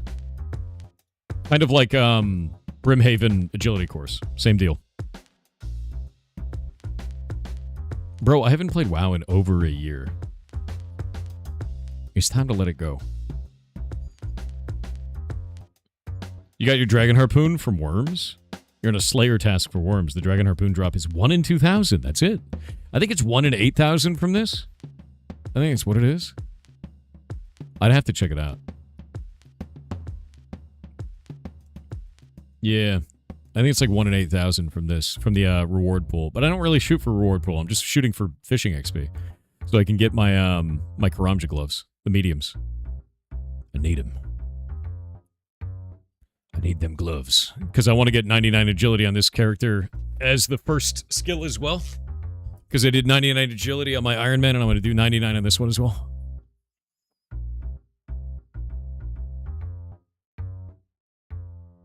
Boop-a-doop. Next one. It's Junth on Twitch with 500 bits said, "Heyo Thortia, had a question for you, which is also kind of a cool update on my game. How's it going? I have an artist that wants to do a partnership with me, and I'm wondering if you could share what you had to go through when you brought on your artist and musician when it came to sharing money between you all. Sure. Did you have to make a business? Can it be done without creating a business?" I didn't create a business, but we wrote contracts. Contracts keep good friends. That's super important. If you want to keep friends, if you want to, you know, keep good relations with people, write a strong contract. And the first thing that I did was I said, hey, I'm going to pay you every hour or every asset that you create in the beginning. And then when the game comes out, we're going to switch to a model of money share. So basically, every sale that goes on, Shay gets 25%, Stein gets 25%, and I take 50%. And then also the OST. So for every OST sale, Stein gets 100% of the OST. Because they're a musician. And I said I would manage it and handle all of that for them so that they don't have to deal with any of it. And it worked out great. Like, they accepted the contract deal. They thought it was cool, and I've honored it ever since. I think actually originally Stein's percentage was like 15% is what they wanted, and I was like, that's... no. So I gave him 25, because 15 is just super tiny when you're talking about the entire emotional basis of a video game. It's just like too low. So it really just comes down to, what do you think is best? What do they think is best? And you guys got to come up with a solution for yourselves. As long as everyone's comfortable and you got a contract, you're good to go, man. Like, that's it. That's all it is. But yeah, no, it's 20, 25, 25, 50 split for everything. And almost got it. I'm going to get another 2 points from this. Shay needs to get their ass in gear with the art book. Lol, I want it. Yeah, that's going to be like a long time from now. To be honest with you, Shay is mostly spending time for the rescue, more than anything else. Her getting time at all for any type of art is incredibly rare. You only get 1 point from that? You. Got a lot of fishing XP, though. My XP per hour has gone up to 27k now. Be gone! You ever share a template of a contract? No, because that would be legal advice. I don't give you legal advice. My legal advice is talk to a lawyer. Write a contract, talk to a lawyer. You know.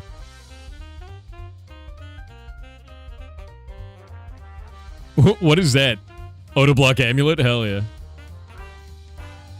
Ari McBrown on Kick said, "Thor, have you seen Object Impermanence by Slugware?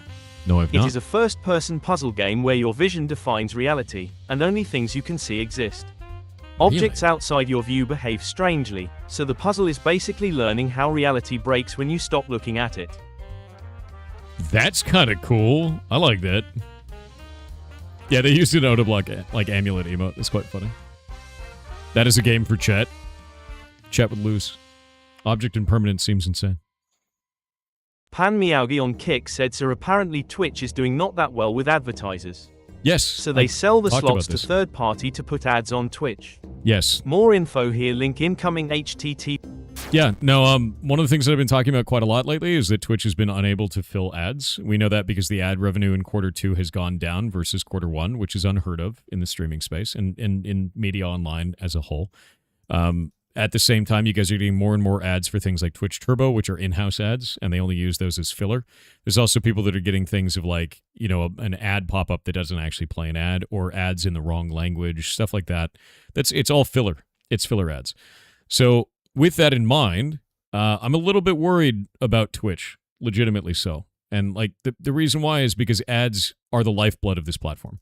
If they're unable to fill ads, that is either telling of the platform's inability to fulfill obligations or garner contracts with advertisers, or it is indicative of the entire environment being unhealthy for all platforms. I think it is more likely that Twitch is the unhealthy one here, and the reason why is because my ad revenue on YouTube has not decreased on a per viewer basis, so it is more likely that Twitch is the only one that is having a problem here. So I'm waiting to see why that's the case. At the same time, Twitch has also kind of pivoted away from like video ads towards more other types of advertising, you know, experiences on here, like support a streamer. So third-party companies can then go in and be like, hey, I want to buy your whole platform, basically. If anyone plays, say, Path of Exile, and one sub is gifted, we want to give them this badge. And normally you'd be like, oh man, that means that they would pay infinite money, right? But it doesn't work that way. The way that Twitch handles it is they actually charge a flat fee for that. And then Twitch makes a bunch of money off of that deal because they're getting a flat fee from the third party. And Twitch makes a bunch of money because they take a percentage of all of those subs. So the platform can never lose. The advertiser, like the company that wants to be advertised, they never lose because they're getting a much wider range of visibility for their buck. And Twitch ends up making a bunch of cash, right? So, like, I don't really know if that's the future of streaming advertisement, but it seems healthier. It also seems healthier than a lot of sponsorship space stuff. Because I've done a lot of sponsorships, and a lot of the times you have to interact with a sponsor, and they have, like, specific demands, and there's a contract write-up, and there's all this risk, and everybody has to worry about are the obligations being met, and they have to follow it up. Or they can just go to Twitch and be like, here's a bunch of money, advertise our shit across your whole platform, right? So, like, I think support a streamer is probably Twitch's most powerful advertising tool right now. And I think that video ads right now are either ineffective or less effective to the extent that companies are less likely to want to do it on a streaming platform. At the same time, it may also just be that Twitch ain't that hot right now because they've got a lot of weird brand risk shit going on at the same time, right? Like you've seen Twitch's very strange ban or not ban on certain behavior on the platform, and I'm guaranteeing that advertisers see that too and then just go, I don't know if I want to advertise, you know, on a stream with a guy with two gimp suits, right? Like there are two guys with gimp suits on, right? Like that's probably not good for advertisers. You only need to watch Twitch to watch you, to be honest. That's fair. I understand completely. I think for me, it's like I wish this platform would be, I wish Twitch would be more consistent with its banning policies, because I think it scares away advertisers overall. And we run an animal rescue off of ad revenue. So I kind of don't want Twitch to shit itself. Right? You know?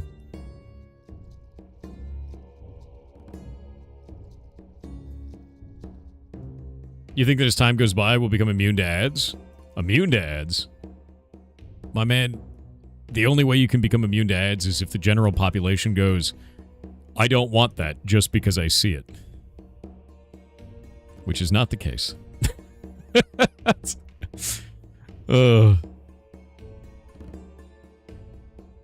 You think that as time goes by, though? Yeah, no, I don't think people will become immune to ads. I don't think it's becoming more and more of the case anyway. Yeah, that's why you're asking? Yeah, I don't think that's the case. People see stuff and they want it, you know? Otherwise, they wouldn't use ad blockers. They'd just ignore them. Monkey is C equals want. Yeah, a little bit. We are monkeys a little bit. Gonna be toe maxing for agility again? Yeah, but I want to get my Karamja medium gloves this time, so it's 10% faster than before. Because it'll allow me to cut off 3 days of toe maxing if I do that.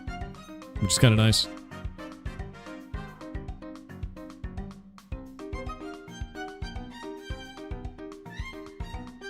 Right now I gotta get it. The biggest problem with getting the Karamja medium gloves is you have to get 65 fishing and a bunch of other shit just to be able to do it, which is like, damn it, dude. It's so much. So many extra skills. But it makes the character more rounded. So. That's at least kind of nice.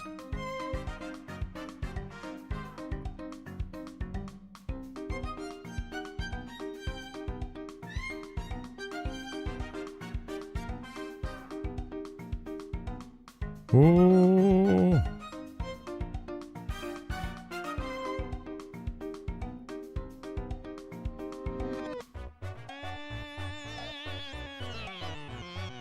Can you earn items from here? Oh, yeah, dude. So at the end of every round, based on the amount of points you get, you actually get rolls in the loot pool, right? And the loot pool allows you to go and get, like, tons of items and shit from it. And some of them are unique to this event. So I've got 6 permits right now.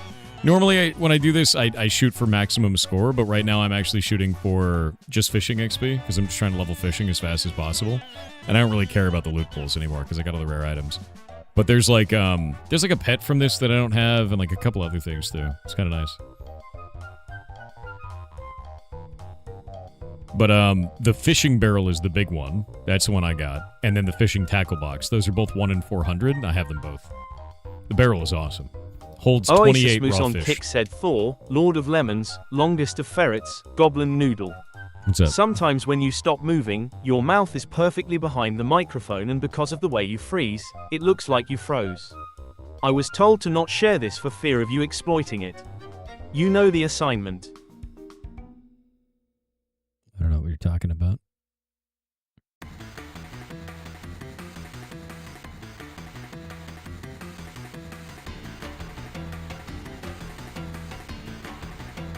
What?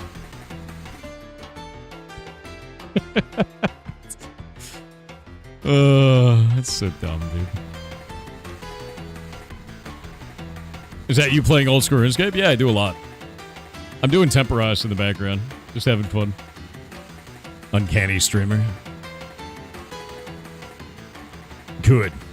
Gotta become uncanny, dude. Troy Tech on Kick said had a dream last night.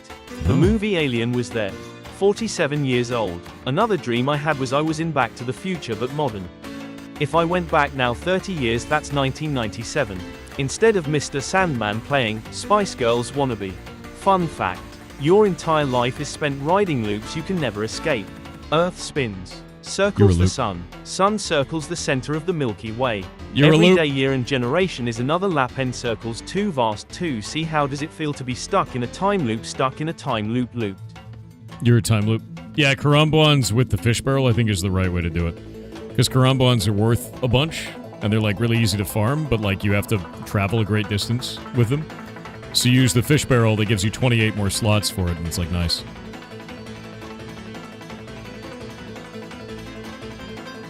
Sir?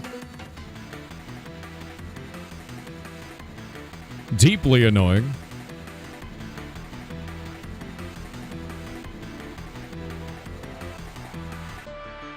Oh, nice. I have all the fish. The thing about this is I'm going to get less fishing experience, but I'm going to get 65 points per cooked fish. It's 5 to catch it, 10 to cook it, and then 65 to shoot it. When normally it's 5 to catch it and then 20 to shoot it. So it's the difference with 25 to 80, which is really goddamn... Oh, actually, no, it's 25 to 90. It's actually really goddamn nice. No, wait, is it 80? No, it's 15. Okay, it's 80. It's still really good, though. It's a little bit of cooking experience, which is kind of a meme amount of cooking experience. It's not very good. But, like, watch the points go up from this. Look at this. Look how insane that is when you cook them. You're 95 fishing, mostly from Karas. What is Karas? Once you get the Karamja Glove, Gem Mine Teleport, and Quest Cape for Quick Fairy Ring, it's OP. Oh yeah, let me just complete every quest in the video game.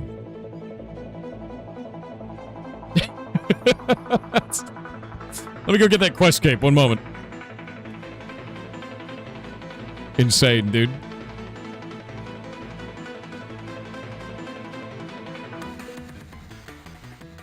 Oh, I fished and I got nothing. It's like an 86% chance or something ridiculous. And I still missed. Yeah, I've mostly just been doing this. Like, this is kind of like my downtime activity now, where, like, I'm not doing anything else, so just do this. It's not a hard job. The quest cap should only take you a couple of hours. Bro, what are you talking about? What are you talking about?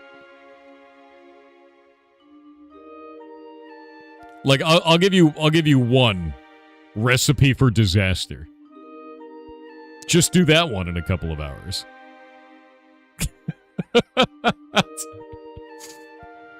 Like, are you kidding me, man? Yeah, under a year for sure. Yeah, one small favor. Recipe for disaster. Recipe for disaster? You can get it, like, right at the beginning of the game, by the way. It's completely absurd. You know how you unlock that one cooking station in the beginning of the game? That quest that I always tell people to do?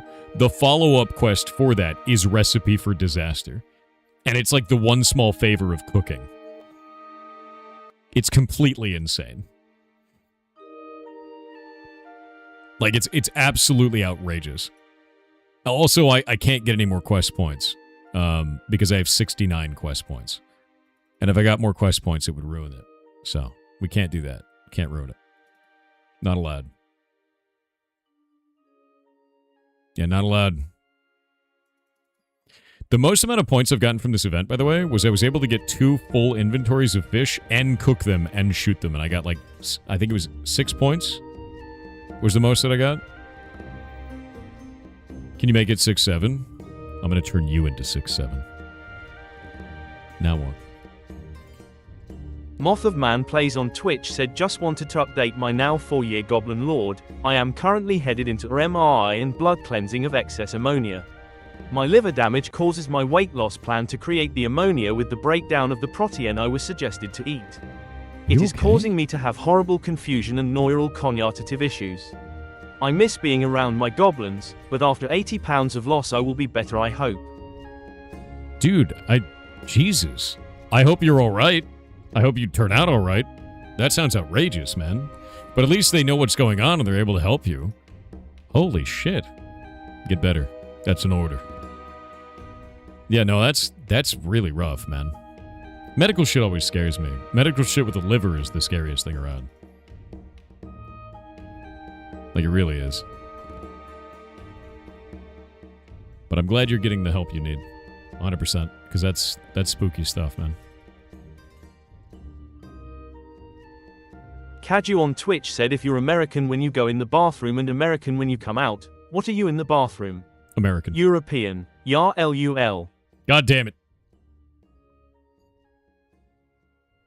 80 pounds? Losing 80 pounds is not bad. Finding it is the problem. Don't want to find that. Pig soon, yes.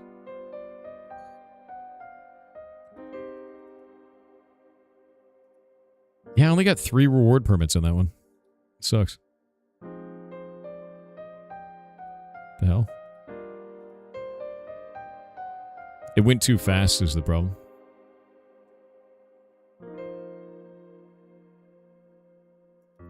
No, I'm doing just fine. What up? You're watching on the platform with the least number of viewers, bud. We're getting ready for the pigs event. Pirate Indie Game Show, my dude. Do it every 6 months. Got 3 more devs to come on today. It's going to be fun. Got 60 overall for the month.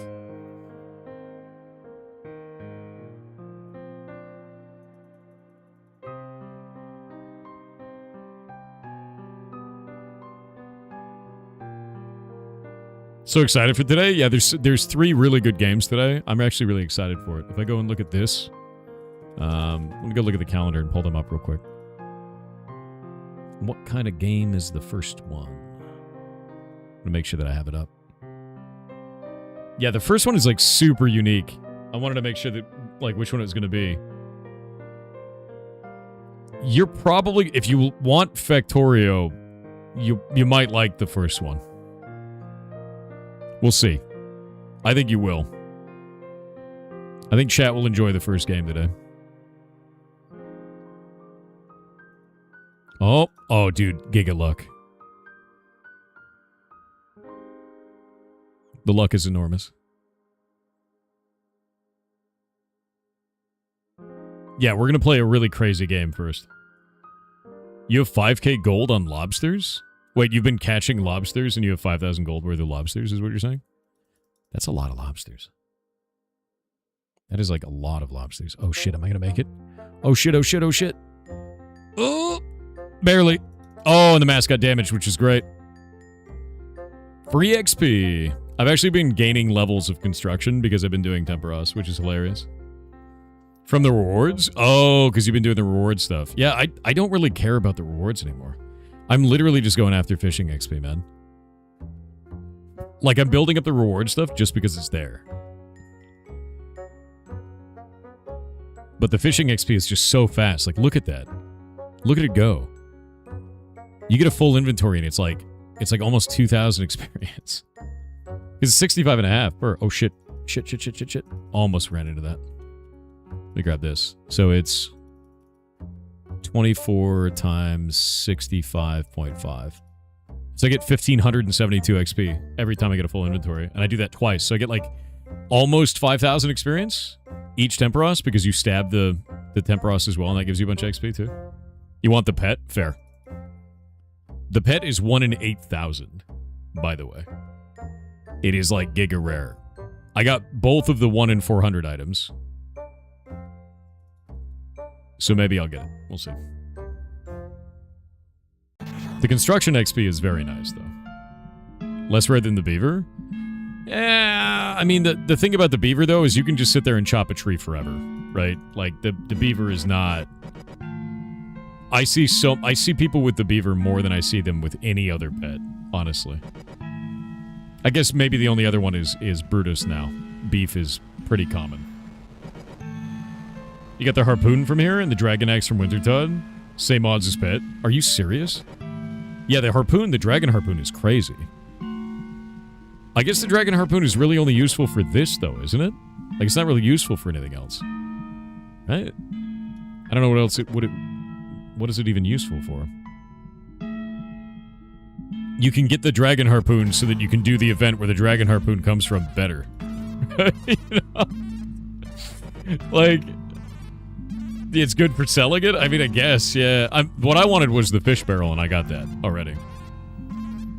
You turned it into an infernal harpoon. What is an infernal harpoon? I've never heard of that. Yeah, what does that do?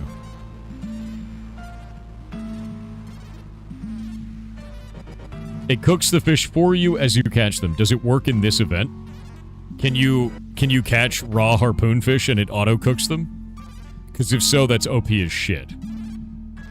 Like... That is, like, completely outrageous if that's the case. It specifically works here?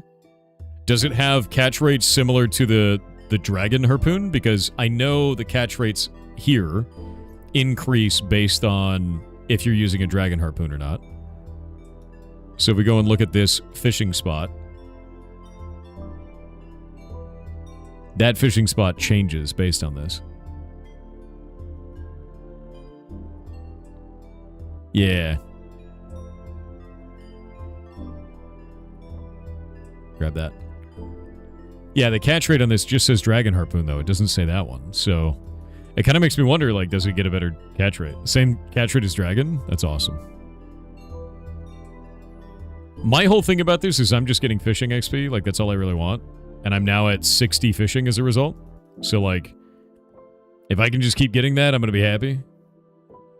I guess you have to have 61 fishing in order to use the dragon harpoon anyway. I wonder if it still drops early, though. I don't know. The cadge rate? Cadge rate, dude. It just adds up some cooking XP in the rewards. Well, the big reason why the cooking is a big deal, man, is because every fish that you launch that's raw gives you 20 of the points. Every fish that you launch that's cooked gives you 65. So that's like that's a really big deal. How come I don't see you in the YouTube algorithm anymore? If you like watching my content on YouTube and you're not getting it anymore, unsub from the channel and then resubscribe. It's happened to a lot of people. The moment you do that, it fixes the whole problem. Because I update every day. It's pretty big, and if you're actively cooking all your fish, it saves you time to fish more. Exactly. And, like, if catching the fish cooks it, then you're getting more fish. Like, I could do this exact same activity and just get dramatically more points, right? So I think that's what I'm going to shoot for. How do you make it into an Infernal one? Is there like a special process for it? Is it like super expensive? Because it sounds like it would be. It sounds like it'd be really expensive to do that. Supra Chicken on Twitch with 300 bits said Happy Pride Month. Remember, for the rest of the month you should no longer say, let me get this straight. An acceptable alternative is, just so we're queer. Why do you like this? God damn it, dude. Smoldering stone plus dragon harpoon. What is a smoldering stone and where does it come from? That is really funny and silly. Ridiculous ass. Smoldering stone is from Cerberus or really rare drop from Hellhounds? Really? Yeah, I don't know anything about it, actually. Yeah, let me actually do this. Boop. Come on, there we go. I actually started killing, what are those demons that are in the area inside of the volcano? You know the ones I'm talking about? The ones that have like 4 arms and beat the living shit out of you? I started killing those because the drops are really good. You enjoy your streams? And yet it wants to recommend me people spouting garbage about you? No, I get that. Yeah. We also found that if you, mark those creators as you don't want to see them, it stops showing you my stuff. Because it's about me. And also, I am me, right? So all you have to do is you mark those as things you don't want to see, mark those creators as one you don't want to see their shit, and then you have to unsub to my channel and then resub, which is like, the average person isn't going to do that, right? And that's like, it's just like a whole mess with YouTube. I'm not too worried about it. I put out a short every day. We've got some new videos coming up soon for, for the Pirate Indie Game Show. So all that stuff is going to come up. You just block them? Yeah. I mean, like, do whatever you want at that point. Like, if you want to do that, do it. But if you want to see my stuff, unsub, resub, fixes the problem. We've had it happen to a lot of people. It fixes it up for them. But yeah, new videos are going to start coming out, I think, tomorrow, because I need to make a, hey, we're doing the Pirate Indie Game Show event, right? And then we're going to have that be, the first video should come out soon. I just need to get that to Shadelock. After the stream today, I'm going to record it.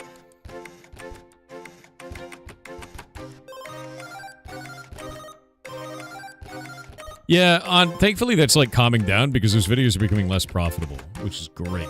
So, the way that I feel about it, man, is I'm just going to keep doing exactly what I'm doing, which is running game jams, doing the, do the games events, doing all that stuff. And if I can just keep doing that, then I'm happy. I'm just going to keep doing that. We're going through the process for the ferret rescue right now, too, of building everything. It's a nightmare. There are so many permits, chat. There are so many permits. There are so many permits. Community here is what matters, yeah. No, I agree with you. You guys allow me to do all the stuff that I do. The permits have permits, that's true. They really do. It is a massive amount of work getting this damn rescue built. I have never done anything so complicated and so terrifying in my life.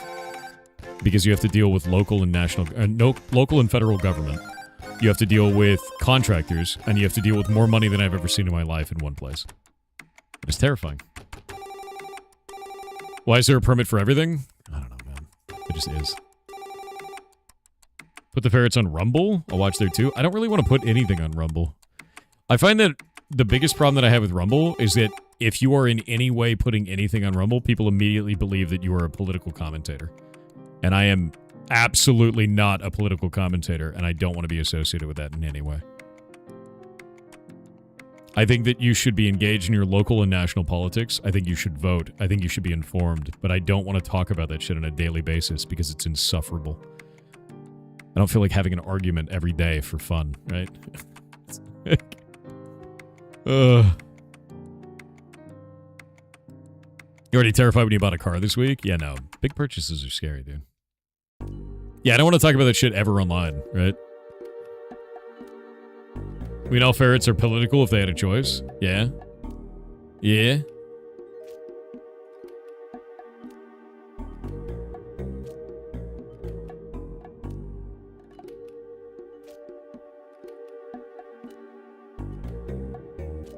Oh, gotta stab this guy. Some people only know how to socialize with others by arguing. That's true. I can understand that.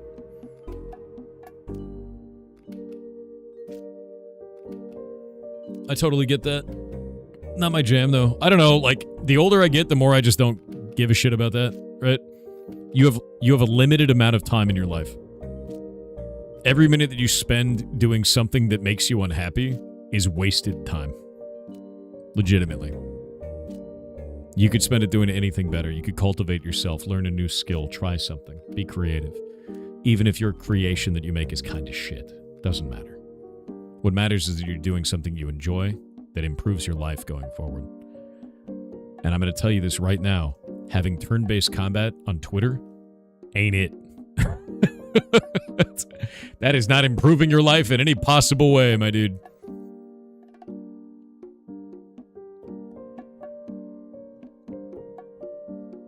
Squirrels run the shadow government? Dude, you're not supposed to say it out loud. How far have you progressed in your PoE 2 non-hardcore character? I haven't played it since. I've been too busy with other shit.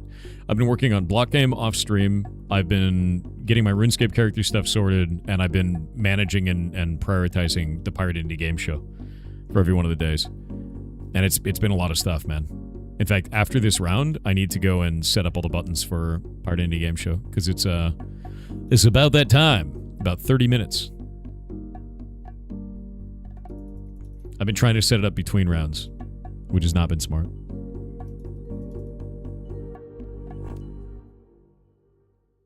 What do you suggest a total noob does after the tutorial on old school RuneScape?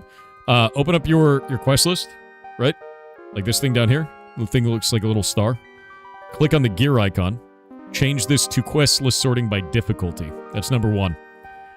Right after you do that, there's going to be a cook quest called like Cook's Assistant or something like that. I forget what it's called. Do that quest. Because that quest is going to give you an unlock of a... What is it called? Of a cooking station that has a 5% reduced chance of burning your food. And you will use that for the rest of your life. Because it's a flat 5% chance. So if you have a 5% chance of having unburnt food, you now have a 10% chance. It is freaking amazing. Is there a different name for Block Game Hightail versus Block Game MC? No.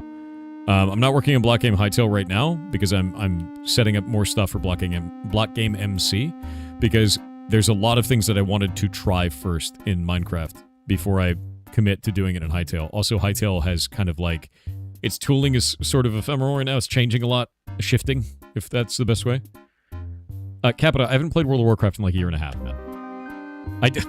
I'm constantly surprised by how many people are out of the loop. I don't even have... Like, the only thing I have in the Battle.net launcher is Diablo 4. I haven't played that shit in over a year and a half at this point. Thanks. Yeah, no, absolutely, Osmo. Anytime, man. And we're at... What is that one? Only 1 permit. That's fine. I'm getting like 5k XP each time. Love seeing you on old school RuneScape. I love this game, dude. My Iron Man was a lot of fun, but now I'm doing my non-Iron Man because I just made him like a week ago, and I've just been leveling hard. So I'm at like 60 fishing right now.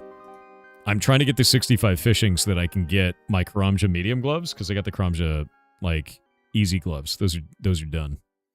And if I can get those, then I could get 99 agility on this character too, which is what I want. Because I feel very slow and sad without 99 agility. You did Moons of Peril last night, challenging bossing? That's cool. Yeah, it's a new character. It's my non-Iron Man character. His name is Tomaxer. It's a pretty good name. Did your Iron have 99 agility? Yeah. It was my first character ever, and it was my first 99.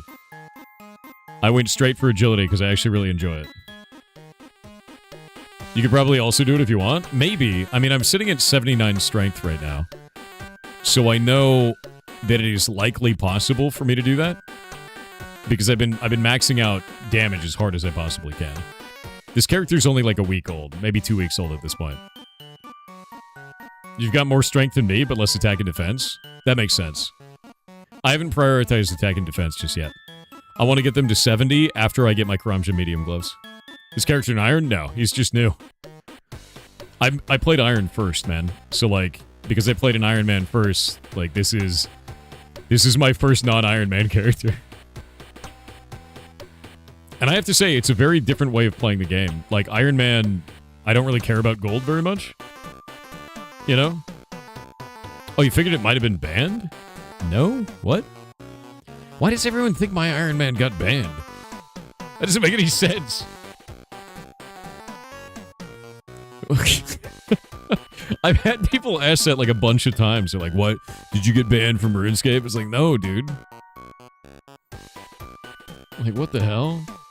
Because 99 agility is insane, very bottable. I did it with a foot pedal, and I recorded all of it, and it was hilarious. I went to, what is it called? I went to Brimhaven, and I jumped over the spike trap over and over again using a foot pedal. And then we showed it on stream. Shit was hilarious, dude. And it's totally allowed, by the way. Not considered botting because it's one-to-one inputs. Yeah, there's actually a command called !foot. That's why this character is named Tomaxing. Or Tomaxer. The foot pedal is kind of a meme. So I thought it was a cover-up. Maybe after absence? A cover-up? Bro, you've been watching too many whodunits on the internet. What the hell do you mean a cover-up? Like, you watched me do it. That's not a cover-up. I just sat there and did that. In fact, chat bitched about it for a month because the foot pedal makes noise. It does a clicking sound each time. So for a whole month, I was just sitting here vibrating like this the whole time over and over again. And making a clicking noise. And chat's like, what the hell is that? And I was like, I'm leveling agility in RuneScape. And they're like, what are you talking about? And I'd have to explain it every time. Also, one of the foot pedals broke and I had to buy a new one. That was another thing. It was insane, actually. The only reason I'm not doing it right now, just to be clear with you, is because then it would get in the way of the indie interviews, and they'd have clicking noises in the background the whole time during their interview because I'd be sitting there doing the foot pedal. Also, Shay found the noise insufferable. So there's that. EXP loss? Well, I crab slap when we're doing the indie stuff. I'm going to be crab slapping strength during the indie stuff. I need to go set the character up in a moment. Might be able to do it with the phone and no socks? Nah, it's too small. Help me push to talk and raid comes? Oh, for the foot pedal. I could see that. Foot pedal for that is actually a really good idea. Fishing is going to have a new training method later this month with the new Grandmaster quest. Looking forward to that. Wait, does it really? Really? I think it's kind of funny because I almost feel like I'm going to miss out because I skill really hard. Have you gotten your Dragon Defender yet? Dragon Defender? No, I've not. I haven't done that yet. I need to go and do the, like, warrior training shit or whatever the hell it is. I haven't done any of that. I've been using, a dual-wielded weapon. It's the, what are they? Glacial tamales, as we call them. Glacial tomatles. I've been using that. They're really good. They're, like, really good. I've been having a blast with those. You get a foot pedal for a piano keyboard and connect it to a microcontroller and supports USB HID. Kind of jank, kind of funny. I got a $15 foot pedal. I think this might have even been $10 on Amazon. It's a little raggedy piece of shit, and it worked great. It worked for a month straight of 16 hours a day, and then broke. Yeah. So, can confirm, worked. You remember it broke? Yeah. It finally did, but, like, was worth. It's like Minecraft for you? You get hyper-invested for a few months? That makes sense. I could see this being kind of like Minecraft, right? I think for me, it's just a lot of fun, and it calms the brain, right? You got 98 agility without doing any courses? That is not true. I did 50 to 100 agility pyramids a day. Here's the thing you don't understand. I actually like agility. It's like, I enjoyed doing it on stream. I also got my full set of graceful gear. I was actually turning it into, like, other stuff as well. Like, I was recoloring graceful gear and doing all that kind of shit on my iron. Like, it's fun, dude. I like doing it. It is enjoyable. It is an enjoyable experience for me. I have the particular kind of brain that likes agility courses, chat. It's okay. We're not the same. It's fine. Load the fish. Sadist? No, I just like agility, man. Look, all right? If you're going to go back and forth shooting fish at Temperos for hours, I could go and do a ring of agility for hours in the same damn spot. The boat is a lost cause? No. No, we have to keep shooting fish. I actually love the idea of launching fish at a boss. I think it's hilarious. It's also like the boss is technically this school of spirit fish, whatever the hell these things are. Because click no brain. True. You know what I learned today that's really weird, actually? You know the Amulet of Glory? Apparently that increases drop rates of gems off of mining. Which you would expect it to be the Ring of Wealth or whatever. It's the amulet that does it. Which is really weird. You did 7,000 RD rooftops for your 99 agility? That sounds awful. Yeah, I wouldn't do that. I did 3,000 of the Brimhaven ticket dispensers. And then I turned all of them in at once. And I also got my pirate hook on my iron, which is awesome. The pirate hook on the iron was very fun. Like 300 hours of foot pedaling? Oh, no, you can't foot pedal the ticket dispensers. That was manual. You can only get one per minute. Yeah. It is one per minute. And I was doing a couple hundred of them a day. Every day. And then I would foot pedal after that. In fact, there was a whole day where we just did 12 hours of tickets. And that was it. Yeah, you don't have to be tabbed in, but one input per output. That is correct. Ooh, I got a casket. And I got a rune full helm. That's another 20k. Nice. I'm getting a lot of planks this way, too. Yeah, look at that. Ton of planks. I now have many items that are valuable. Multiple rune plate helms. Full helms. Like 60 hours of tickets? Yeah. I like it. I know it's weird, but I don't really care. Alright, I gotta go get set up for crab slapping. A tamale. And one of these. One of those. One of this. One of that.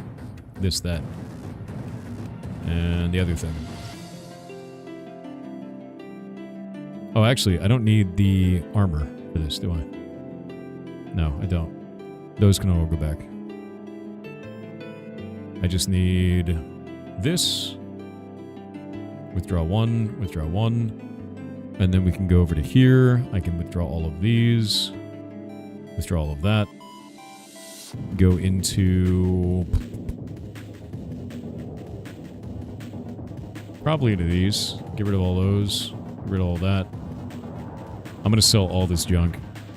Actually, what are these worth? 30 each? Kind of a meme. I think I'm good to go. Maybe. All right. Time to go to the Grand Exchange. Whoop. You're a pirate? Give me your bank prize? I don't think so. I don't think I'm going to do that. I am going to sell all this random shit, though. Money. 109,000 monies. I love monies.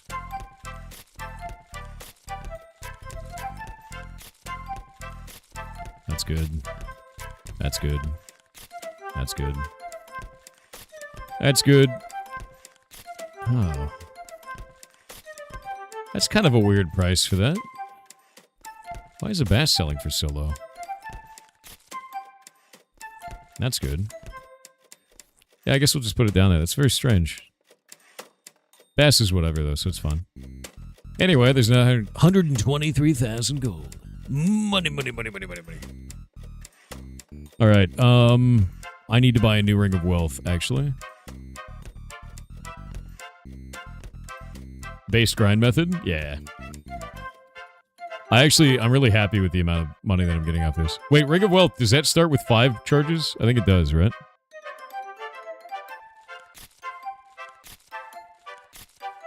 Does it start with 5?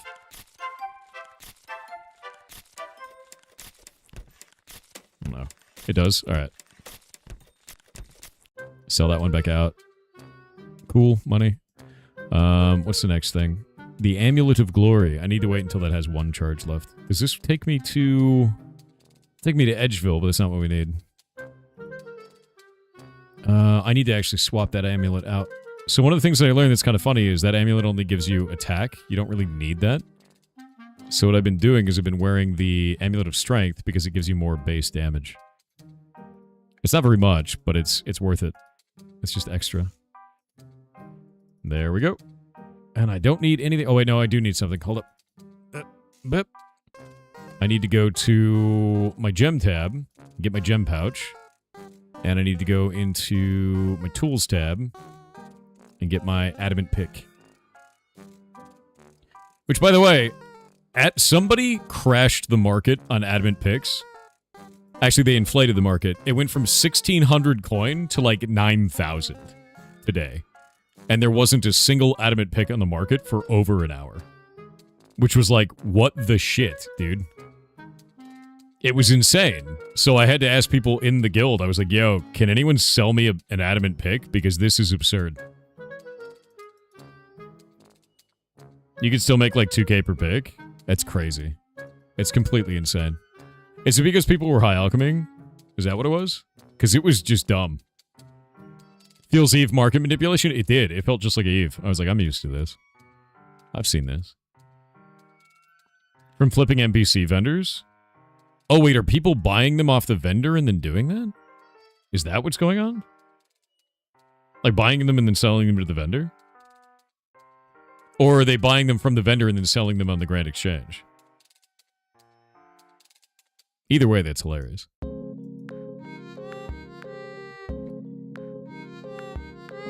With the price spike, you can buy it and sell it to Grand Exchange for a profit. Really? Why is that a thing, dude? Why are people buying them so hard? There's got to be someone doing something weird, man. Maybe someone has finally lost their mind and they're like, I'm going to be the Baron of Adamant Picks. No other human being will own these but me. Right? Yeah, there's a system update in 42 minutes. I'm getting ready for crab slapping, so. And then we're going to switch over to the Pirate Indie Game Show. Soon.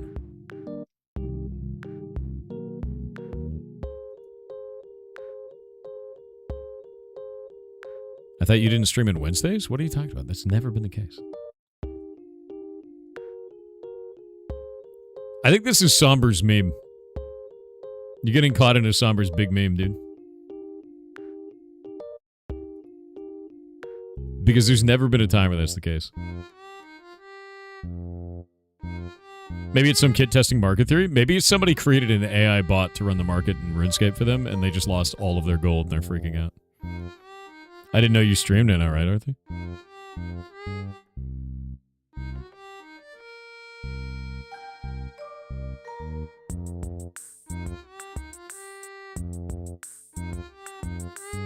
Do you think old school RuneScape is good for a person that's only ever played WoW? Yes, and the reason why is because it means you'll get a completely different perspective on games. Old school RuneScape is not like World of Warcraft at all. In any possible respect. OnCoolDoon on Twitch with 500 bits said, so something I learned is the most damaging thing you can do to a creator is when they show up in your feed, close the app. It's insane how much it kills their exposure. Mm-hmm. Yep. 100%. Absolutely true. And the best thing you can do, upvote and leave a comment. If you like a creator's work, upvote, leave a comment. What's the ad screen? It's the gnome child. Yeah, it's a gnome child. From old school RuneScape. But it's as if it was Bezos. Very silly. Yeah, it's Gnomezos. Are adamant picks way more expensive right now? Yeah, it's kind of absurd. They got to like 9k yesterday. And I was like, I just can't do this.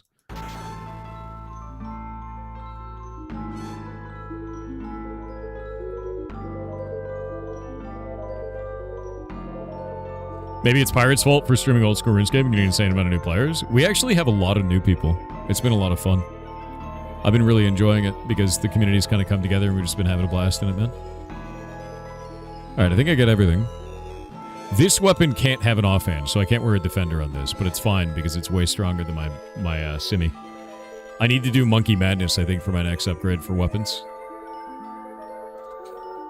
Okay, let's see.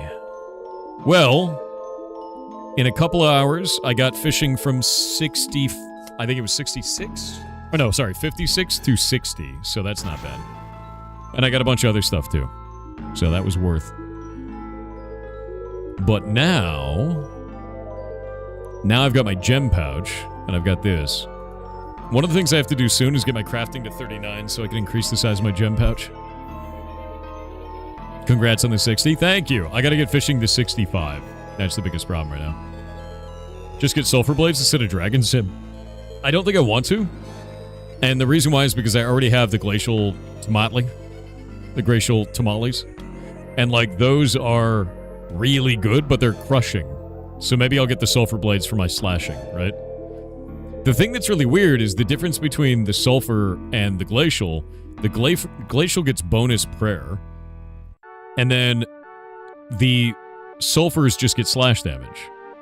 So it's like, why don't the sulfurs get something interesting with them? It's weird, right? Glacial tomatoes? Yes. Oh, wait. There's something hilarious that I got in the mail. One moment.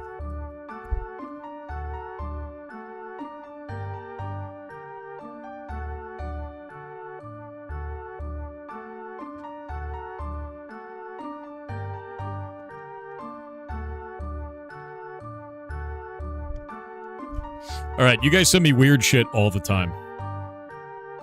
But I wanted to showcase some of that weird shit today. So let me open this up. One moment. Streamer brain? Yeah, I just keep forgetting about this. So first off, I got some bullshit that came in the mail. It's a seasoning called bullshit. It's great. So I got some bullshit. And then also, let me grab this. This one is called dipshit. There's some dipshit in there. It's a dip for vegetables called dipshit. That's pretty good. And then in here, there's also a sack of shit. It's a nice paper bag called a sack of shit. So that was sent to me in there as well. Oh, and then there's an item I can't show you because it's it's actually solid gold balls. Very anatomically correct. A keychain that was sent, and I feel like if I show that, I'm going to get banned. So I'm not going to do that. However, also in this, I was sent two magic... I can't show you. I literally can't. No, they will ban me. Like, I can't do that. I was also sent two Magic the Gathering cards. One is Repopulate, and the other one is Joven's Ferrets, which are the only two Magic the Gathering cards that have ferrets on them. So those were sent as well. So thank you for sending me that. That is very, very cool. And those are going back in the plastic. Back in the plastic. So I was sent a lot of shit. Yes, that is true. I was sent a ton of shit, which I think is hilarious. So thank you for that. Thank you for all the shit. You're wonderful. Just show one? I literally can't. It's, like I said, it's an anatomically correct set of balls as a keychain, and they are solid gold. I cannot show this on stream. I will be banned. It is not a joke. I will 100% be banned if I show that. Also, I don't really drink these. I don't drink energy drinks, but I was sent a Godzilla C4 in here, which I don't know what that is. It's a Godzilla energy drink. Was in there as well, and I'm like, that's very weird. Ghost can? Yes. Oh, and a lot of jelly beans as well. C4 makes your face sting? Drink it or no balls? What happens if I drink it and then pass out? I'm probably going to give that to Shay, that's true.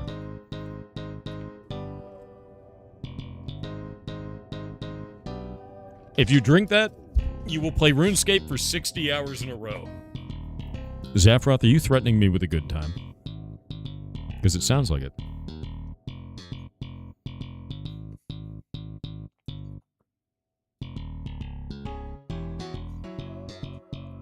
I'm setting up these buttons. DorkDVT on Kick said hello Gramps to get farming fast for the diary. First do Fairy Ring 1. Then start Fairy Quest 2. You only need to start it and do it to the point where you get Fairy Ring Assess. This is quite early in the quest. Fairy Rings are transportation, they are everywhere. Back to farming, then do the Goblin General part of the Disaster quest. Now you should have enough farming for Garden of Death. A quick but little involved quest which nets 10k farming. Oh. That's actually really fast then. Because, like, one of the problems that I was finding is, like, when I did the Karamja easy, I was able to get a... God, what is it called? I was able to get a lamp. And I turned that lamp in for, like, 1k XP, and I got farming to 10, or to 9, right? So that was really worth it. So, yeah, I didn't really have a method of fixing that. Of making that go higher, and I have no idea how farming works. And I'm going to be honest with you, farming looks like a slog, dude. I don't think I would be happy doing farming at all. At least that's what it appears to be right now. I'm setting up the buttons for Pirate Indie Game Show. We got 4 minutes before the first game. Getting all the buttons ready. And setting up my crab maxing.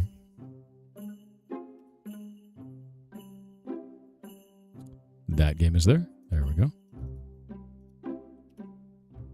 Dude, I can't believe Kick set up all these categories for us. What a freaking boss thing to do. That really is cool. We're doing this event all month, and the event is to showcase 60 indie devs.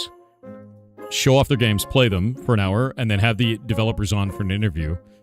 And the categories on Kick are made manually. So one of the Kick staff was in chat, and I was like, hey, man, is there a way we could do this? And they had it done in 3 hours. They made 60 categories on the platform, permanent categories, for each of those games, because they didn't have categories before that. Which is a really big deal, honestly. Mining it. Garbage gems.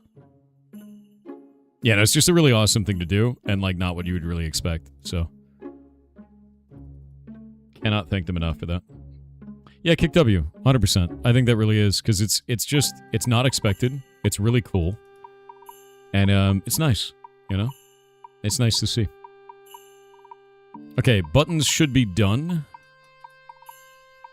Oh, man, come on. The copy pasta stopped working. There we go. Okay, that is set up. Let me make sure that I get the game running. Twitch support is shivering in their AI boots hearing that. Honestly, dude, I don't like the direction that Twitch is going with all of the AI. I think that's the biggest problem that I have with the platform right now, is that they're just constantly doing this. And it's just weird, man. It's just really weird to watch. It makes me sad. It makes me feel like they're getting more and more out of touch with the platform. Yeah, Kick did that. Yeah, they did, Shay. I was really impressed.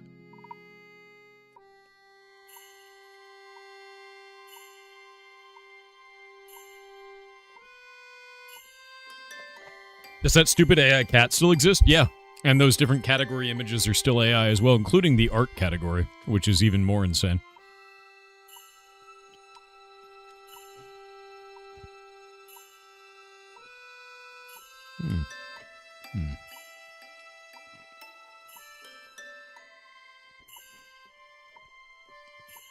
Hey, Ralph Amel, you've been doing that on the channel for over a month, man. You alright? You doing okay, bud? Worried about you. Gotta do some good shit with your life, dude. There we go. Alright, first game's gonna come up. We'll have the NDA devs on in an hour after this. Oh god, it's loud. Looks like it's not coming through, though, so you guys are good. I gotta turn it down, because I'm deaf now.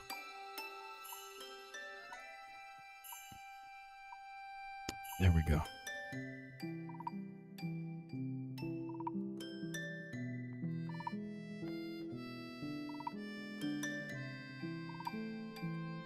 Switch this. You guys excited for this? Huh? Pigs time, yes.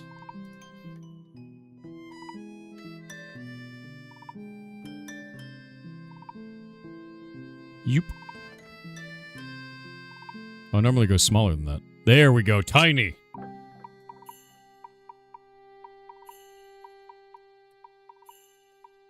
Okay, grabbing the game, one moment.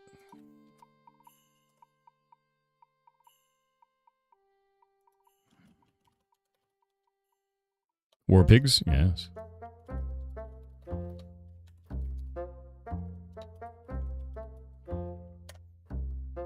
Oh wait, wrong one. Hold up. Oop. That is not the right game. It went to the wrong one for my goddamn calendar. Why? Okay, there we go. Close all the other ones. That'll be a game for later. Don't worry about it. We're doing a different game first. I don't even know if that one is today. That one actually is later today. Spoilers.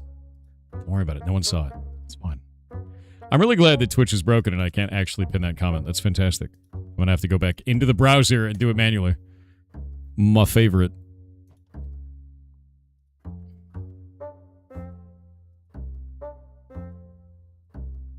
Alright. Now it's fixed. Shh. No one saw it. No one saw it. Alright.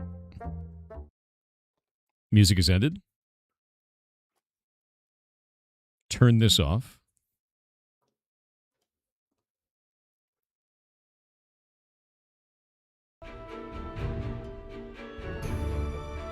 Listen to that music.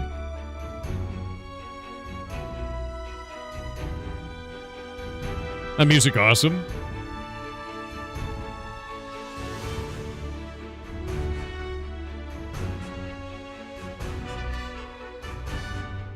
It's gonna work. There we go. So, the first game for the Pirate Indie Game Show today is called Exarch. And it's cool as hell. It is quite cool looking. Let me show you. I'm going to go grab the Steam page and I'll show you what's up here. So, we get an airship. I'm going to show you this. Check this out. You get an airship and you build stuff on it. Oh. So we get to build a little city on there. And they gain powers and upgrades as we go. Yeah.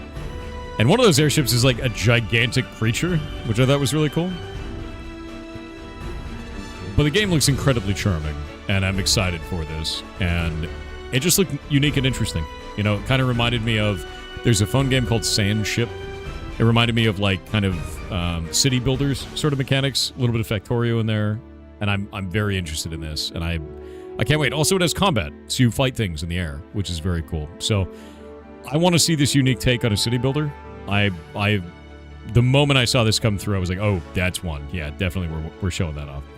It's basically the Wandering Village. I don't know how... I've never played Wandering Village, so I don't know how different it is from that. But this looked crazy to me, and I thought it looked really good. Yeah, like Fast and the Light. It's very FTL. Very much so. Like the FTL city building. Yeah. So let's get into it. I want to try this out. I want to see what it feels like.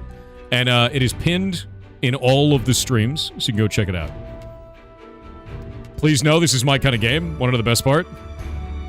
It's being published by a publisher. Wait for it. Goblins, dude. And I know how much you are all goblins. That's right. Goblins Publishing. There it is. Look at that. Fantastic. They've actually published a whole lot of stuff, too. Lots and lots of stuff.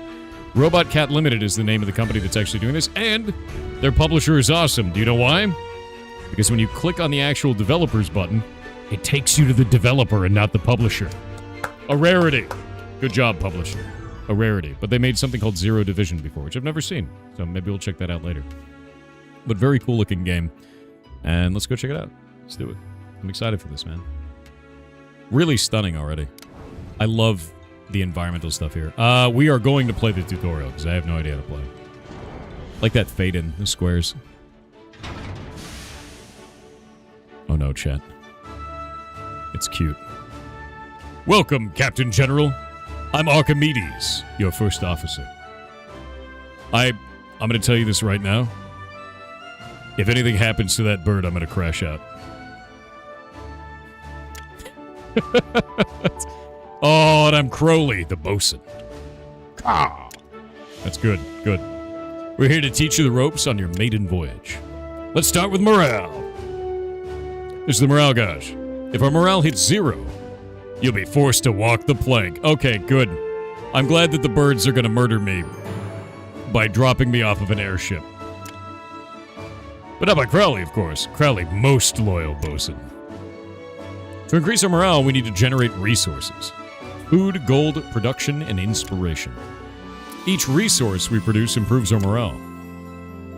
Simplest way to produce resources is by constructing cycling buildings. Cycling buildings automatically activate on a timer, but they also consume food each time they cycle. Buildings can't cycle without food. And having lots of surplus food makes buildings cycle faster. To get new buildings and crew, we can buy them with gold. Let's go shopping. Dude, I love shopping. Let's do it. Building from the shop onto the Ark or under a cargo hold. Okay, so we can store them in a cargo hold or keep them built. Yeah. Well, let's see here. Pasture 1. So this one gains food. That's probably a good idea. I only have 150. Costs 4, gains 2 toolsmith. Okay, so this gains 4, this costs 4. That's probably a good combo. Yeah, I'm gonna do that. We can rotate that. That's nice. I like that. Crowley broke now. No, I'm not broke yet. We can also earn buildings and crew by generating production and inspiration. Each time we fill the production or inspiration gauge, we earn a building schematic or crew contract. Oh, let's do that. I have a crew contract right here. Let's hire a new crew member. Imperious Merchant. Assigned to production. If my building produces gold, it produces +2 gold. We get little dudes! Building produces inspiration, it produces +3. Each time my building cycles, gains 6. I'm going to do Foundry Overseer. It just seems like a good idea. By putting them to work. Buildings often have crew slots. Drag our newest crew member into an empty slot to assign them to that building. This is a toolsmith. Does that count as a production? Industrial. Is that an industrial? Is that what that says? Assigned to factory. So I'm going to guess that that is industrial. They have all kinds of different tags. That's interesting. Wait a minute. Do they have to connect like this? I wonder. Because it has little pluses to the left there. I don't actually know what that does. No room for layabouts on Bosun Crowley's watch. Most crew members can be assigned, but some can instead be expended for a one-time effect. Remember, you can also hire crew members from the shop with gold. Our preparations are complete. Now we're ready to take flight. Yeah, it might be synergies. Could be. Says something about the plus in the description. I will check that. Take a look at the world map. Oh, upgradable. 1 of 3. There's that. Where is the plus in there? Building on a plus tile, +2. Oh, okay. So if we build an industrial quarter, all of the industry buildings can buff each other, is basically what's going on there. Pasture doesn't have that. This one buffs nearby industrial buildings. So we wanna create synergies between them. Like Bollock's Pit has that when you put all the buildings next to each other. I like that quite a lot. I'm completely out of money. Alright, let's go. We can fly settlements marked with a cross. Each settlement offers different rewards, but some take longer to get to than others. Choose our destination carefully, Captain General. When you're ready, click and hold the settlement to depart. Alright, we're going to Malachite Rift.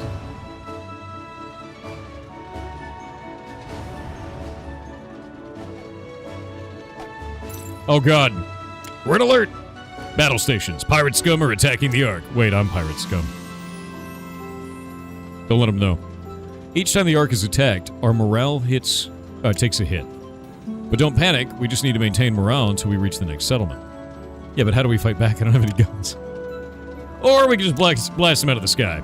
Buildings attack enemies and generate morale each time they cycle. We even earn a handsome resource bounty each time we destroy an enemy. Not a bad idea. On the other hand, that kind of firepower demands a ton of space that could be used for other buildings. Yeah, but we gotta build a battleship, right? This is the way, dude. Alright, there we go.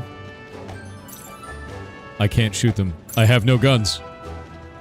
But my morale is fine. It's probably fine. They can't hurt us.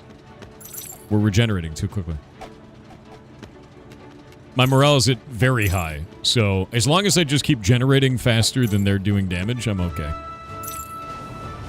No guns, though. Gotta fix that. What's the worst thing that could happen? I could explode and be forced to walk the plank. We made it. Crowley never doubted the captain. For a second. But the skies are bound to get more dangerous the farther we go. So we need to generate even more resources. Fortunately, I have just the thing. Relics. Those pieces of junk? That's right. Relics provide powerful bonuses that complement our buildings and crew. Pick a relic from the reliquary. Double your money?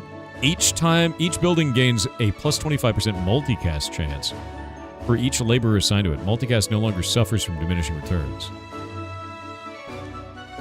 Chet, do you think it's a good thing that the thing that makes it so that laborers work harder is a whip? It's that's grim, dude. Construct a clockwork hive on a random empty tile. Each time you enter a settlement, construct a clockwork hive on a random empty tile. What does that do? Yeah, we're just gonna hit our crew members, make them go fast. That's fine. Provides a chance for a building to cycle or trigger one or more additional times. Multicast has diminishing returns beyond 100% chance. Buildings that cycle every 5 seconds to provide 2 food to each other clockwork hive in the arc. We could just have infinite food. Ooh. Ooh. But it's a random tile, which may mess up certain synergies. I wonder if I can move buildings. I guess I can, technically. Yeah, the whip removes the penalty beyond 100%. Oh, that's really hard to choose. The Cat o' Nine Tails and the Clockwork Hive are both really good. That one is immovable, is it? I'm going to do the Cat o' Nine Tails then. I don't want to get into a position where I can't build a building in a good spot. Would have picked the other one. All right. Captain General, you're now acquainted with the basics of arksmanship. Buy more buildings, hire more crew. Once you're done, chart a course to the rim using the world map. Crowley's counting on you to save his hide. Maybe it's time for Crowley to quietly formulate a plan B. Alright. I'm really glad that he's ready to mutiny. Wait, can I get another one? Can I get another Cat of Nine Tails?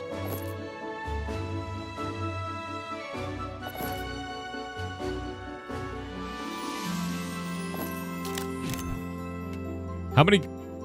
I have 2 Cats of Nine Tails now. Whip maxing. Do they stack? I don't know. I don't know if they do. Maybe? Let's see, cycling. Cycle cost is 8 food. I have 100 coin right now. There's a discount on this one. Gear mill.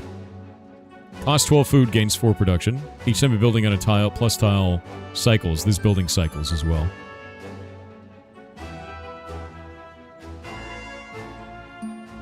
Assigned to any building. If my building produces food, it produces 3 food. Okay, assigned to any building, not a factory. Enlightened Tutor. Each time my building multicast, gain 10 production. And since I have 2 multicasters...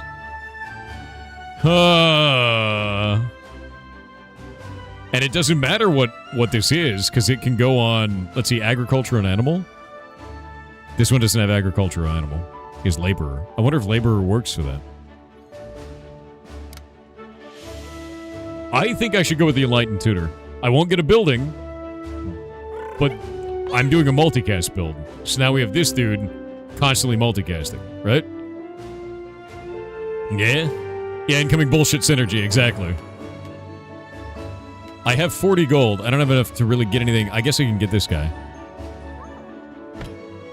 I guess we can do this. Look, put him over here. Hello. What is this? You guys ready for this?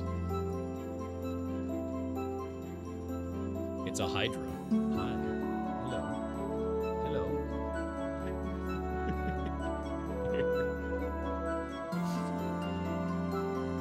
It's a noodle Hydra. What's going on?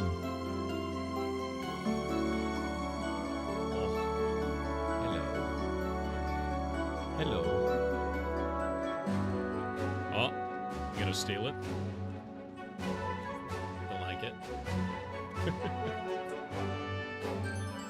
Yeah, good little mouse, dude. Okay, so I have this dude, and I think he will trigger this each time the building multicast, and this will make the multicast more often.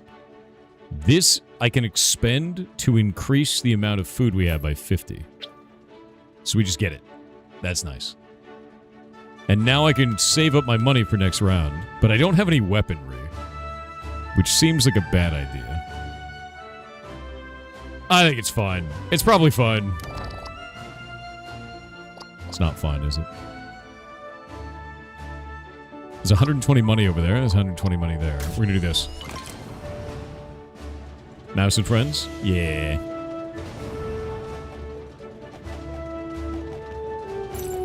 Okay, morale is going... Oh my god, wait, the synergy. The whips. We're whip maxing, it's working. I'm creating so much production now. Look at it.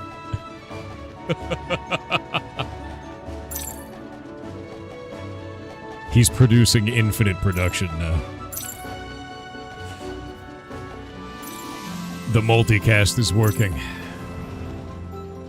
Alright, so I'm gaining food.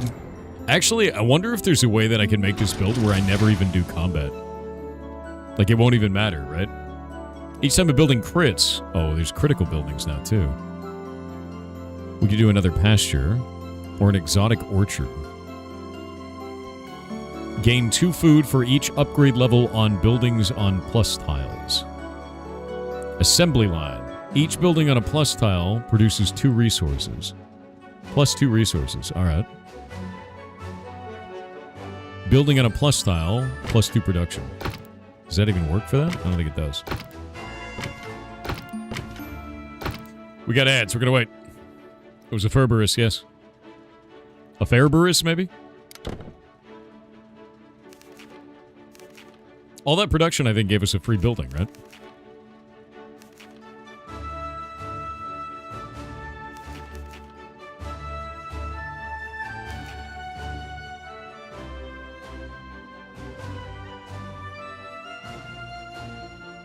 You saw the pig mascot? Cute? Yeah.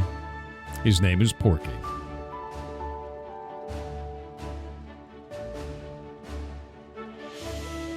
My morale went way down. It's 211. It was like 100 last time. It went way up. Like, morale's going up, dude. Because we have multi. And as multi is going, I'm getting morale each time we produce resources. No blade wood. It's just we're showing off these devs right now. We're showing off their stuff. So I won't talk about, like, other games and things when we're showing off somebody's stuff like this, you know? I think it's kind of weird to do. Whoop. The ferrets are being abducted? True.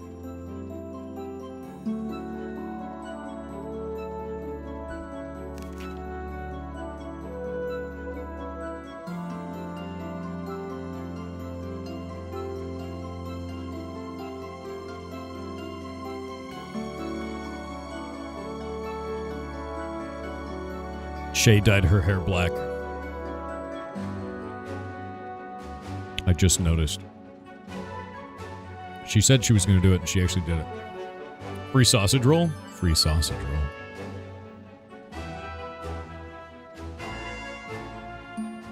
What she had before? It was like brown with like blonde tips. All right. Ads are over. I want to get the studio. Each time you enter a settlement, acquire 2 random inventions. Schematics and contracts offer slightly higher quality drafts. I don't know what that means.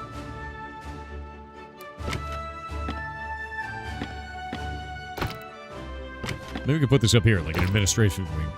And then this can be assigned to this, so every time we enter a settlement, we gain 30 extra gold, which is great. You stop playing the game so ads don't interrupt the continuity? That is correct. I pause for ads because I don't want you to miss something just because you didn't pay money. I don't want you to miss it because you're not a sub. I've been doing that for about 5 years. It's very important to me. Let's see. We've still got 160 monies, and I got another building. So the amount of production that I'm producing is actually allowing me to make some crazy stuff right now. Costs 12 food, but gains 6 production. Each time you trash a building, this building permanently produces +2. So trashing buildings make that really good. Each time a building on plus cycle this building cycles. Coffin maker. Oh, this looks like... Is the picture missing? It might not be ready. Each time you destroy an enemy, acquire an effigy. What's an effigy, dude? These buildings provide bonuses to buildings on the Ark at the start of the fight, even if the effigy is stored in cargo. That seems kind of cool, right? You know what I mean? Bonuses to buildings on the Ark at the start of flight, even if the effigy is stored in cargo. So that's like a permanent buff, right? But this one, I could put a gear mill down in the bottom right.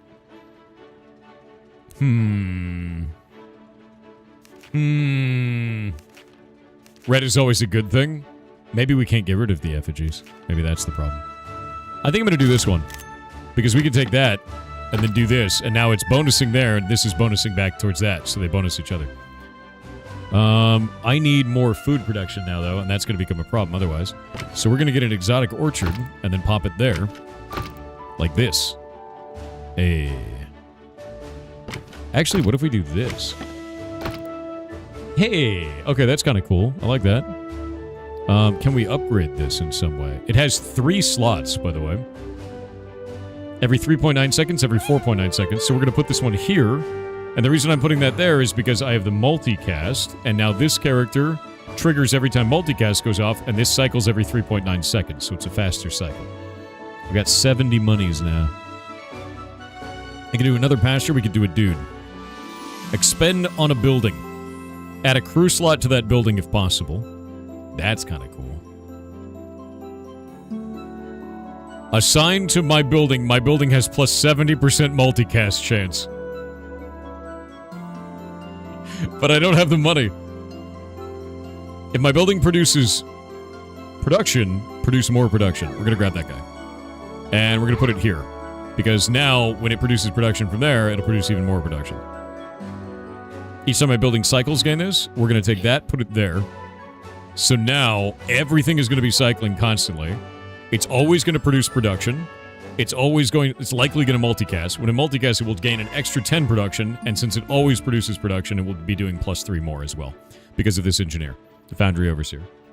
The production produces production, basically. Let's do it! Love that. The Remnant Legion. Armor, gain 5 armor. Okay. I still don't have any weapons. Which is fine.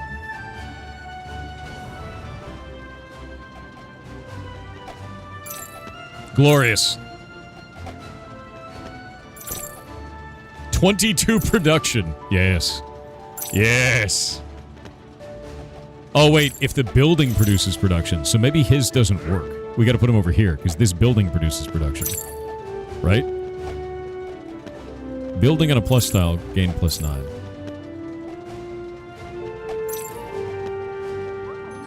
Let me try this. Okay, so the building is what counts for his. This producing extra doesn't count. So this guy's production doesn't count for this guy's passive. Only the building producing it counts.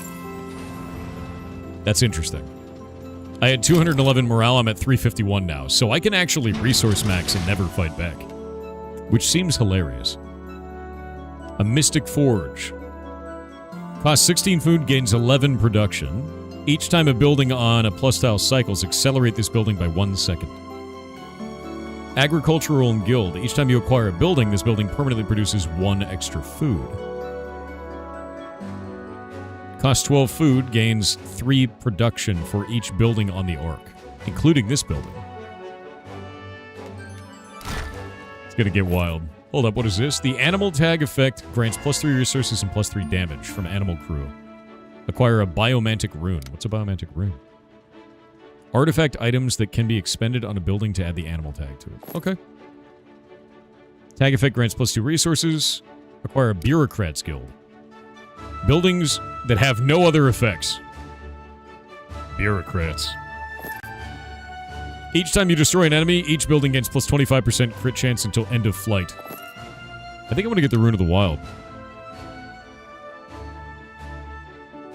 Yeah, I dig that.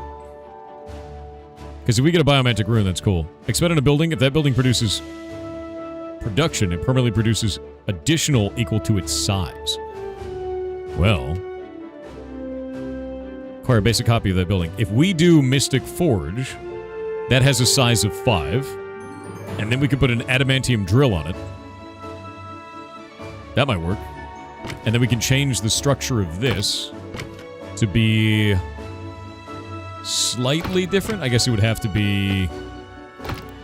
Yeah, we wouldn't be able to fit it quite easily yet. But I think that's fine.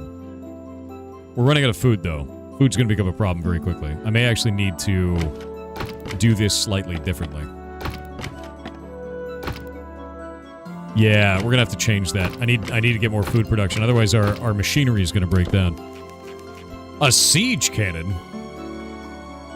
Yes. Gun. I do like gun. Gun. Giant lizard ranch. Cost 9 food, gain 1 money. Gain 4 food. I think I need to go the giant lizard ranch. Wait, am I raising giant lizards? Each time you acquire this building, acquire a monitor lizard. Can be provided to provide a, can be assigned to provide a small resource and damage bonus. I feel like that's the only way to do it. The dynamo just increases the bonuses from cycling there. You see that? I'm gonna do lizard ranch. We need the food. Okay, here. Let's think about this. We're gonna put that there. I've gained a monitor lizard. We're gonna put the monitor lizard in the cannon, so now the cannon does 6 damage instead of 5. Good. Now, the cycle on that is 4 seconds. The cycle on this one is 4 seconds. So I'm gonna take this and put it there. That guy and put him there. I think this is fine. Yeah, I think this is good. Because 4 seconds is pretty fast. I'm trying to see if there's any faster cycling stuff that we have. No, it looks like 4 seconds. The adamantium drill. I think I want to save that. You may expend crew. Okay, let's actually look at this. The animal tag affects +3 resources and +3 damage. From animal crew. Acquire a biomantic rune. Alright. This is an animal crew. This is a siege cannon. If I put animal on this, right, it becomes a gun that does even more damage. Because we have a lizard cannon. Also, this one right here should be providing a bonus. Because it gets +5 resources and deals +4 damage for each animal crew assigned to it. So that'll be doing... Are you an animal? You're not an animal. It's for each animal assigned to it. So... I need more monitor lizards. I'm going to use this thing. The gun is now an animal gun. And now it does even more damage. So it should do 10 damage. Because we have 1 animal assigned to it. It's 6, +4 from the animal. And this dude is an animal. Works. Alright. I got 200 coin now. We can create a copy of a building?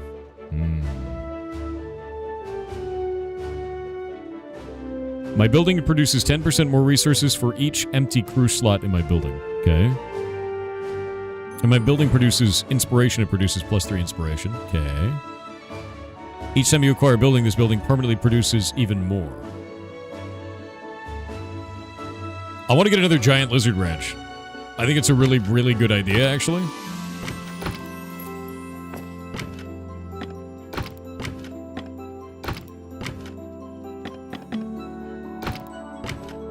Because then we can get an even, like, another lizard. So now we have another monitor lizard. And this already has the animal tag. And because it has animal tag, we're getting even more bonus. It's plus 5 resources on that. These are both 4 seconds. Bonus them all. Can I upgrade this? How do I upgrade this? I don't know how to upgrade it. F. Wonder if the lizard is actively monitoring stuff? I mean, that's his job. He is the monitor lizard. Now I could get a dude to increase the size of that. Actually, I can get even more. Okay, we're food maxing. I'm gonna build food and guns. Just a lot of food and guns. I got 70 coin. None of these are good. Yep. Off. Off we go.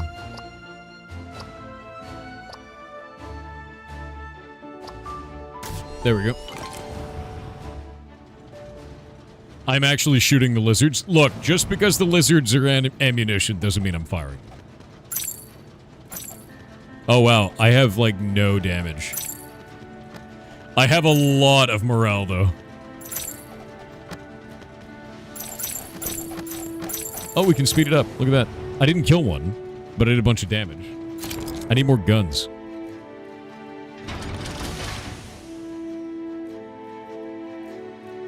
Agricultural and sacred. Gain 8 food. Each time you expend a crew or item, this building permanently produces 1. Interesting. Expend in a building, gain 100 money. I love money. Expend in a building, gain 30 money.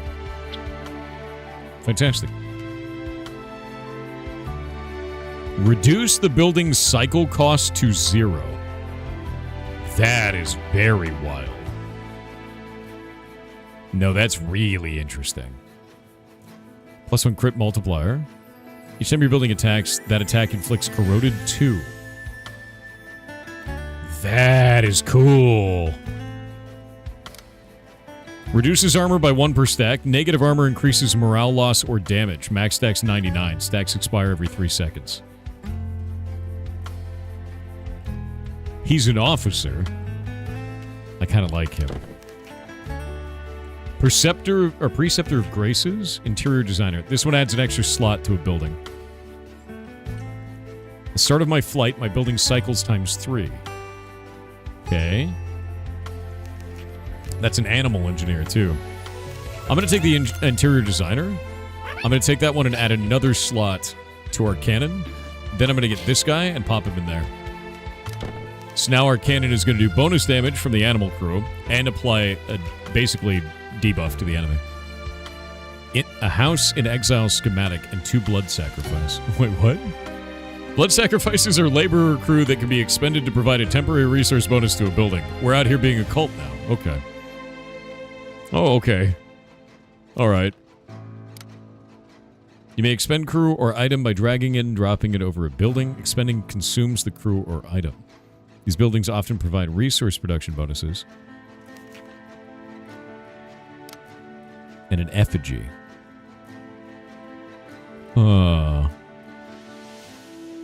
Acquire a house, Imperia schematic, and an effigy. I think I'm going to do the effigy. I kind of want to see what that does. Expend on a reactor. Do we have a reactor? I need to build a reactor. I don't have a reactor.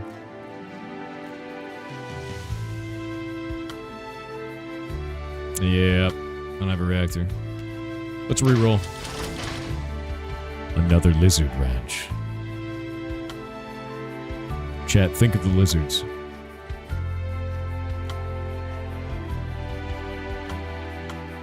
%70 multicast chance.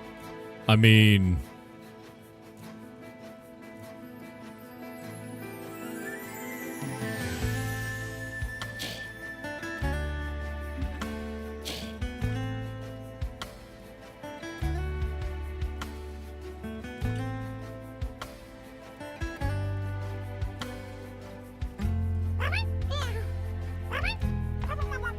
There we go. This building now has a plus 70% multicast chance, and I already have a 50% multicast chance. And multicast no longer suffers from diminishing returns, which means this has a 100% chance to multicast. And whenever it multicasts, we gain 10 production. Hey. I wonder if when it multicasts, this counts as casting multiple cycles and he gets bonus production. I'm not sure. Now I think I can get... I'm gonna get another lizard ranch. I need additional lizards. Yes. I demand more lizards, Chet. Chet, I have a problem. And that problem can only be solved by more lizards.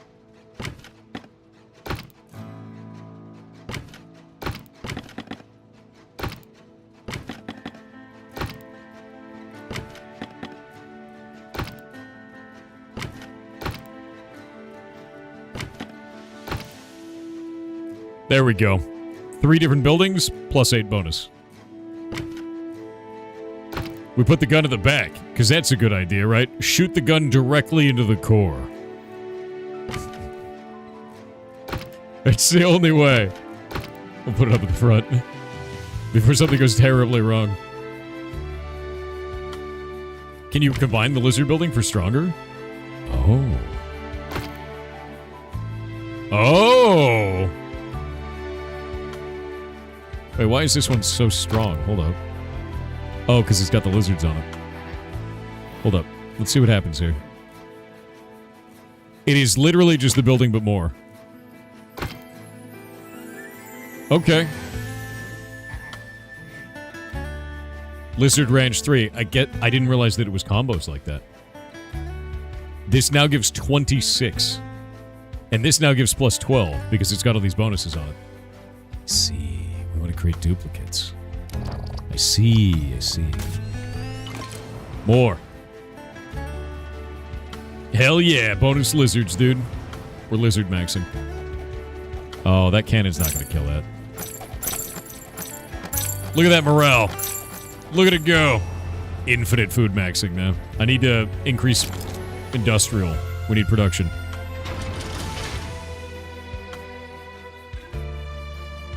Cost 3, deals 3 damage. Construct this only on a port or starboard tile. I do need to build that. Expend on a building. Destroy that building and acquire invention equal to its size. Each time you're building multicast. Okay, so we're going to take you, put you there, and take our Enlightened Tutor and put him here. This building now has a 100% chance to multicast every time. It has 2 Enlightened Tutors, and those Enlightened Tutors each give 10 production each. So this does 20 production each cycle. Okay. Expend on a reactor. We still need a reactor. Another siege cannon. I love cannons. Gun. What happens if we do that? Improves its damage? I kind of think that 2 guns is better right now. I do think 2 guns is better. Currently.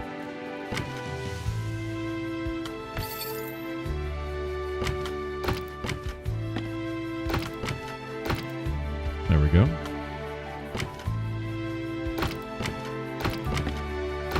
There we go. Hell yeah.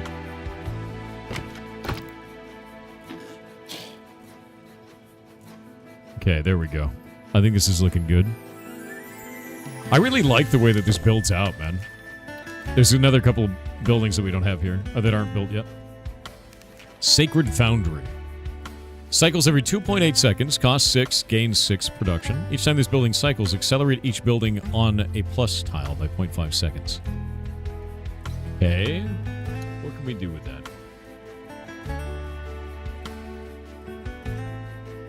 I think we could do some really ridiculous stuff with this, actually. Because if we put this in an exotic orchard... This is a 3-pack, like 3-pack there. If we slide this... If we put it there, maybe? Is that going to fit? Let me see. That could fit. And we could make that actually do a thing there. And it will make this accelerate faster, which means even more production there. It'd be kind of wasted on the studio, but maybe that's fine. Or we can slide this up by one. No, that wouldn't work. Yeah, I think that might actually function correctly. We're going to play around with this. We're going to wait and see. I think this building might be the right one. We're going to keep looking at these, though. Each time you trash a building, gain 1 armor. No, I don't want to trash any buildings. Cost 12, gain 6 for each rock thorium or xenofungus style beneath this building. Xenofungus? I'm going to go Sacred Foundry. Oh. Huh. It only does this to industrial buildings. Got it. Let's figure out how we're going to set this up, then. Not like that.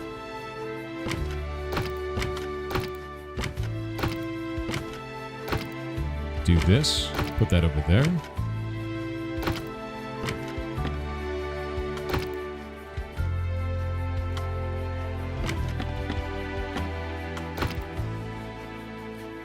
There we go. Building up on a plus tile is plus 10, so now this is going to accelerate both of these. This is going to buff this, and this is going to buff back into that. It's doing good. Yeah. This cycles every 3.8 seconds. So we need to move him, I think. Every 2.8 seconds. Put you on there.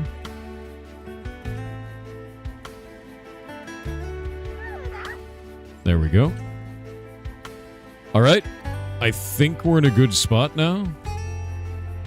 And I got 140 coin left. I'm gonna reroll. No. No. My building produces plus 10% production for each building on the arc. That's pretty damn good, actually. Yeah. Now it does 16.8 on this building.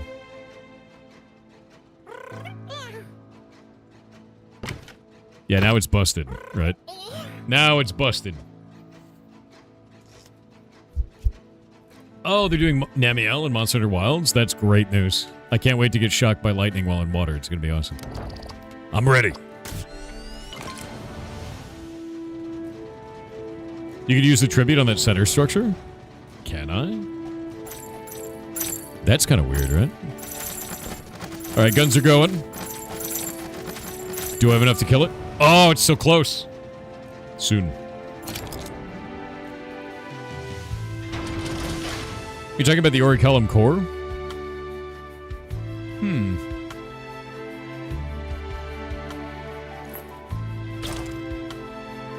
You're totally right. At start of flight, military buildings on the Ark deal +1 damage to end of flight. I'm really glad that we're building a mausoleum ship. 150 coins. My building permanently produces +1 resources. I mean, the Orichalcum core, or Orichalcum core would then do +1 to everything. Yeah, that's crazy. Alright, I'm quite happy with that. Alright. Easy peasy.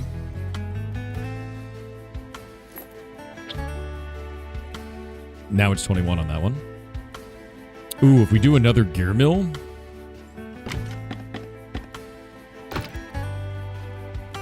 That does 8. But we can also do this. And now it's got a guy. It's got a slot for him. Another military guy. Inflicting corroded again. So now we have 2 cannons that produce corroded. We get another slot on that gun. Another gun. We could use a blacksmith guild to produce stronger guns. I like that. I really like that, actually. More gun. Because now we can do this. We can put our effigy in the back here. We can have our guns be here. And now we have 2 different guns, and those guns are both producing additional damage. Because this is bonusing them. We also gain a passive of 2 armor, which I don't quite know how armor works yet, but we're going to find out. And we have this dead guy over here. It's less aesthetically pleasing, but it's stronger. Soul extraction. When you deploy this project, require a blood sacrifice. Terrifying. Cost 6, deal 2 damage. This building fires again for each courtier assigned to it. A tomb guard. A cemetery. I kind of wanted to do the tomb guard. It doesn't have a graphic for it yet, but that seems fine. I don't have a courtier. Do we have any guys who are courtiers? Labor animal? Nope. We do not. So maybe if I find some of those guys, it'll work. This is a statue of some kind, though. Alright. I got 170. We're going to reroll. Another lizard. What do you guys think? Should I lizard max? Effigy works from storage, remember? Oh, that's true. So I don't actually need to place that, do I? I can actually place the effigy in storage, and it still counts. Interesting. Lizard Max, get your brethren. Each time you trash or expend a crew item, gain 19. Each time a building crits, gain 5. I think we got a Lizard Max. Yeah, I think it's Lizard Maxing time.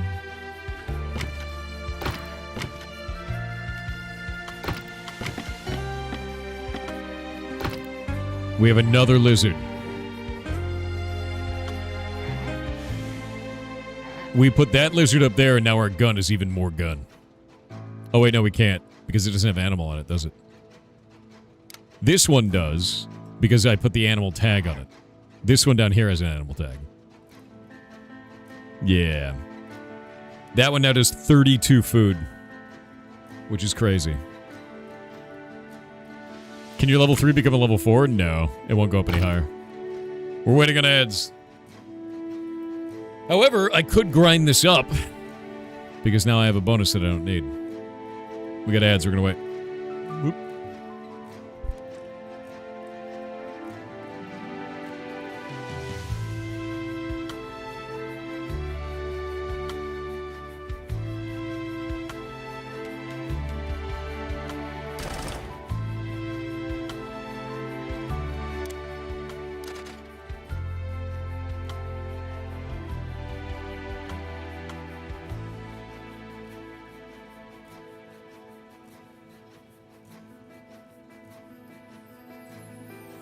Thank you, Red.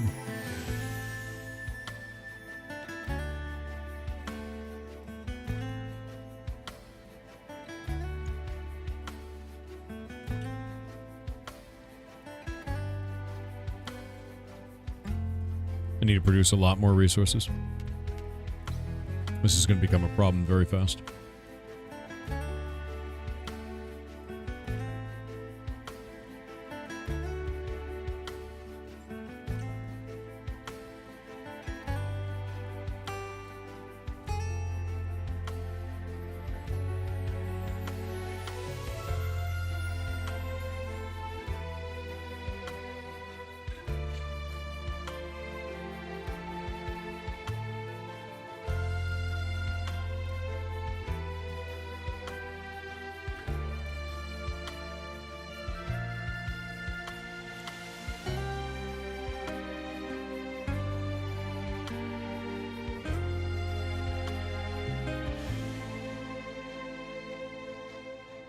If you upgrade the cannon, does it keep the animal tag? I don't know, but I want to have 2 cannons because I have 2 sun cultists that are both applying corroded.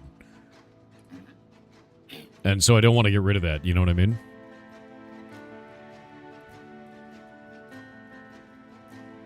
Alright, ads are over. So, the Tomb Guard fires again for each courtier assigned to it, And this guy says, assigned to military, each time my building attacks, that attack inflicts corroded 2. So if I get a courtier assigned to this, then this Green Sun cultist should apply his debuff twice.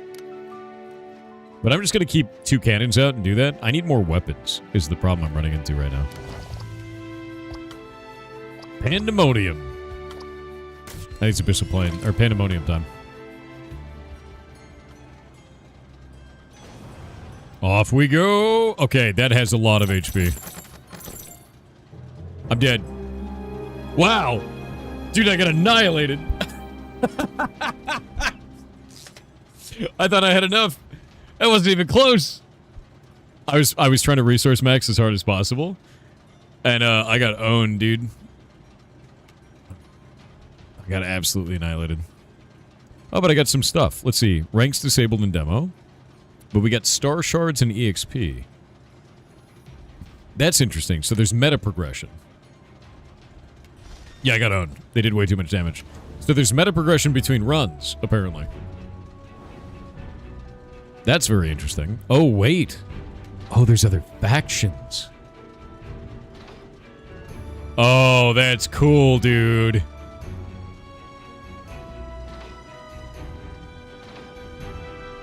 There's factions, there's a leaderboard.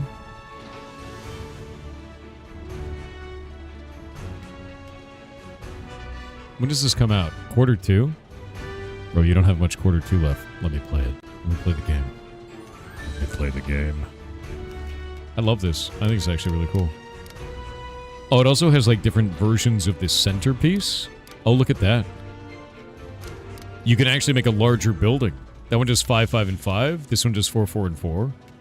But this one can gain extra bonuses for ones of like, this building gets extras for being a larger building, right? What does this one get? 7 food and 7 production. The lodestone. 7 food and 7 inspiration for this one. Each time this building cycles, it cycles 10% faster until end of flight. What? That seems insane. It just boom, boom, boom, boom, boom, boom, boom, boom, boom. So you'd want to get things that make it cycle faster, right? Anything you could do to like upgrade the core to make it cycle faster. That sounds cool as hell. Reanimation. Deploy 12 petrified statues. Each time you complete Inspiration Bar, acquire a caged soul instead of a draft construct. These are rad, dude. Okay, I'm going to do this. I want to do Unconquered Sun on this one. Roguelike City Builder. On the back of a giant airship. We'll have the devs on in about 8 minutes, by the way. Caryatid. Okay, hold up. We need a pasture. How much money do I have? 150? I start a flight. Each building cycles. Effects that trigger on start of flight trigger +1 times. A gelatinous ingot. Invention items that can be expended on a building require a basic copy of it. Interesting. Huh.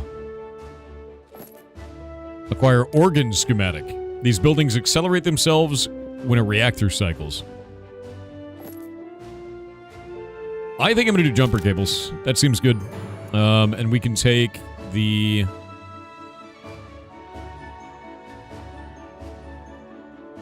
I think I need to do food. We're going to take a pasture, for sure. We need that. And I don't know if I want to get a studio or a bolt thrower, because a studio means inventions all along the way.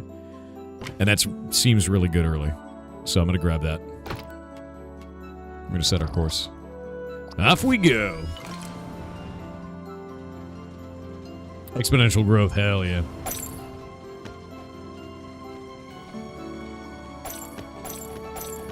Okay, morale is going up. We're kind of okay. That's not bad. Not great, but it's not bad. There we go, the random inventions. The studios are really good. That gave us 50 food right off the bat, and then also gave 50 morale.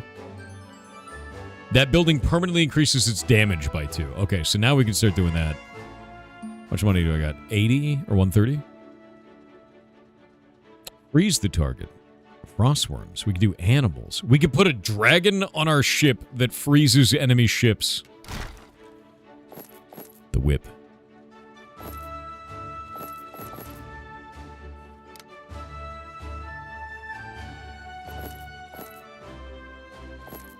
I'm going to go Clockwork Hive this time. Just to see, you know? It's immovable. I'm really glad that we're going to cover our entire ship in bees. I think it's a good idea, you know? It's definitely a good one. Okay, rotary cannon on that. So now this thing does 5 damage. Good. Got 50 left. Alright. That's about all we can do. Yeah, it's like FTL. It's very, very similar in terms of that. Oh, I blew one up. I blew another one up. My guns are working. Blowing them up actually gave me really good stuff. Nice. My building permanently produces +1 resources. Amazing. We're core maxing. Manufactorian. Costs 5, produces 8. Each building in a plus tile cycles 20% slower. Oh, okay. That's a debuff aura. Not a good one. Cost 12, gain 3 for each building, academic building on the arc, including this building. Okay. Each time a building cycles, this building cycles. We'll grab that. How much does this one? 4.9? 2.9. Boop. There we go. Oh, we have even more. We have more hives growing. A shrine. Each time you enter a settlement, this building gains 20 value when trashed. Oh, weird. My building gains +1 crit multiplier. What is the crit multiplier on this? ×2? Crit chance is 0% though. Add another crew slot if possible. Let's do multicast chance on our... Yeah. Yeah, on our guns. I think it's probably... Wait. Yeah, it's probably a good idea.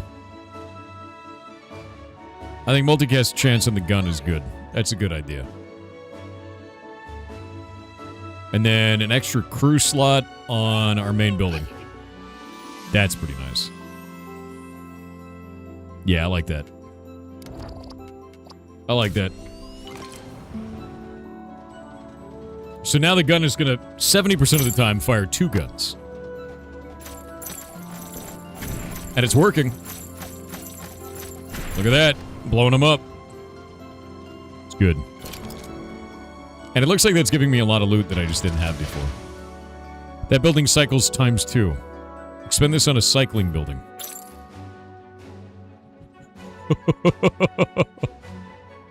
More resources, chat.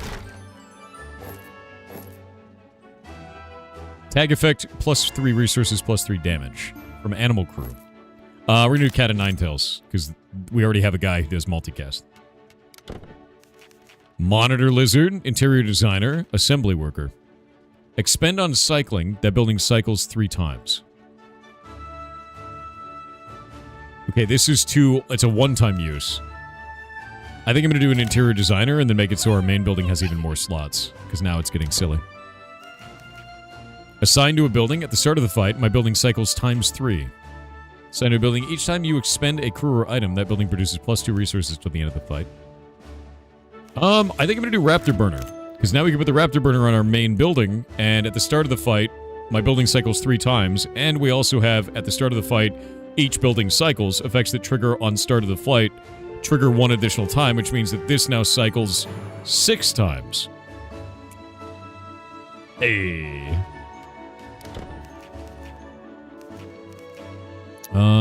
Let's see. Frostworm? I think we'll do Frostworm. Yeah, Frostworm seems cool. I want to get, like, really military this time. Oh god, the hives are spreading. It's a menace, actually. You need more food? I actually don't, because every time I get one of these hives, all the hives become more powerful. So now all of these hives are hiving. Basically, I gave myself hives, and it's a buff. It's fine. Oh, but a giant lizard ranch.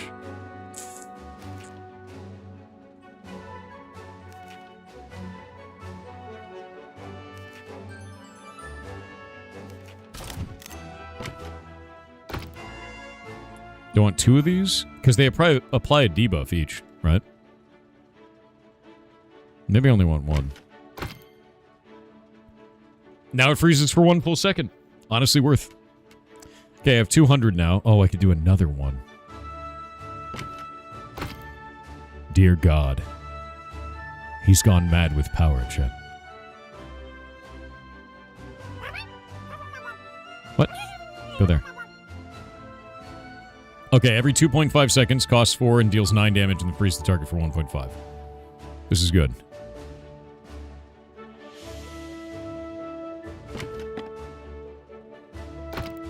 There we go. Put that up there. And our pasture is going to go probably over here. And I need... Does this have a crit multiplier? It does, but we don't do any damage. If my building produces production or inspiration, it produces +2 for each crew assigned to this building, including me. 10% crit chance for each crew or item assigned to the buildings on the arc. I think the workshop assistant here, because now he's going to do +2 for all of it. That'll bonus that. And then that works. So now this gets crit chance. And we can actually multicast that. I need, like, a painter to increase the size of the frostworm now. Hives are good, actually. Yes.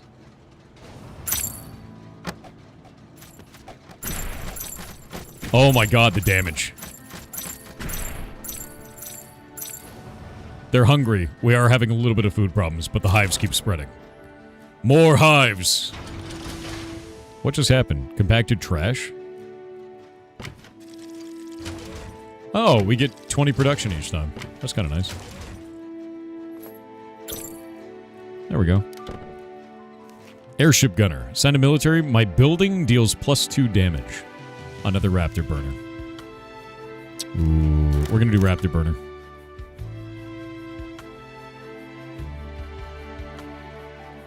I'm gonna take the workshop assistant. I'll put him up there. No, we don't need him for right now. The raptor burner is going to trigger an extra time for each one of these. We could put this over here and then put him there. Because this doesn't matter where it goes, as long as it's on something. We'll put it actually up there at the Blood Emerald. So that means that jumper cables is going to cause cycle at the start of a flight to trigger 1 additional time. Each of these cycles 3 times at the start of a flight, so they'll both do 6 times at the start of the flight. So this goes off 12 times at the beginning. Dev time? Yes.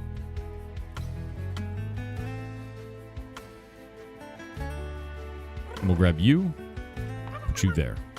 I'm gonna grab this. I'm gonna build all this stuff and then we'll grab the dev. Ooh.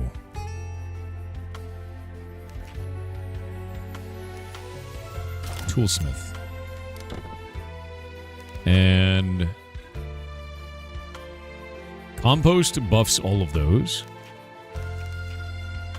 We can actually put compost around these. So now those are actually producing even more.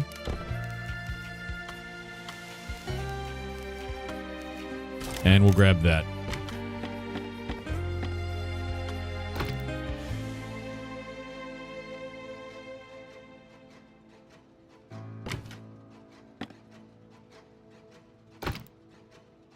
There we go. There we go. All right. I think we should be in a pretty good spot now.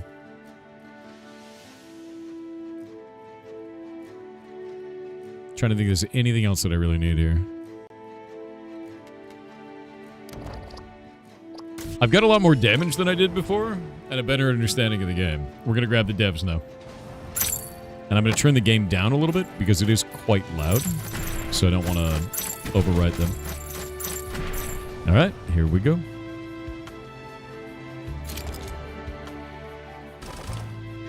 Grab this.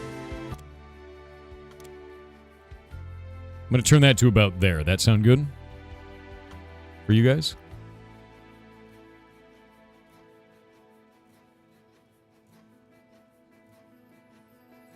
And we'll pull them in. Hey there, can you hear me? Hey, I can hear you. Can you hear me? I can, yeah. If you'd like to introduce yourself and tell us what you're working on, man. Hey, yep. I'm from Robot Cat Games. I'm a solo dev working on Exarch, which is this sort of roguelike city builder auto battler thing. So you're doing this all alone. You're completely solo dev. Not completely, no. I've got some artists whom I'm doing the pixel art, and also I have a composer doing the soundtrack. So I basically do all the coding, all the design, but I outsource basically all the assets. That's fantastic. Honestly, you guys have done a fantastic job. This game is fun as hell. Can you talk a little bit about your inspirations here? Because we've been talking about some games that it's kind of like, but it's not the same as. So I'm interested, like, what made you want to build this? Yeah, so what made me want to build this is I finished my last game in July 24. Voice up 1 second. I'll try to turn my mic up a little bit. Oh, this is as high as it goes. So I'll turn you up. Don't worry. I got thank you. So basically, I built my last game in July. There we go. All right. You there? 1 second. Sorry, I'm just having some problems. No worries at all. Hello? Yeah, I can hear you. Yeah, I can hear you. Oh, yeah. So my last game ended in July, and I found out that I had a kid coming. Oh, so, congratulations! Or I'm so sorry. I don't know which. You know, it's a mix of both, to be honest. So I figured I had like 9 months to build a game. Yeah, it's generally the timeline. Yeah. I wasn't going to have much time to build a game after having a newborn. So I figured, like, what can I build with 9 months? I was like thinking maybe I can do Pong or something like that, or I can try out some other concept for games. And then I ended up thinking I might be able to build like an inventory management auto battler for a while.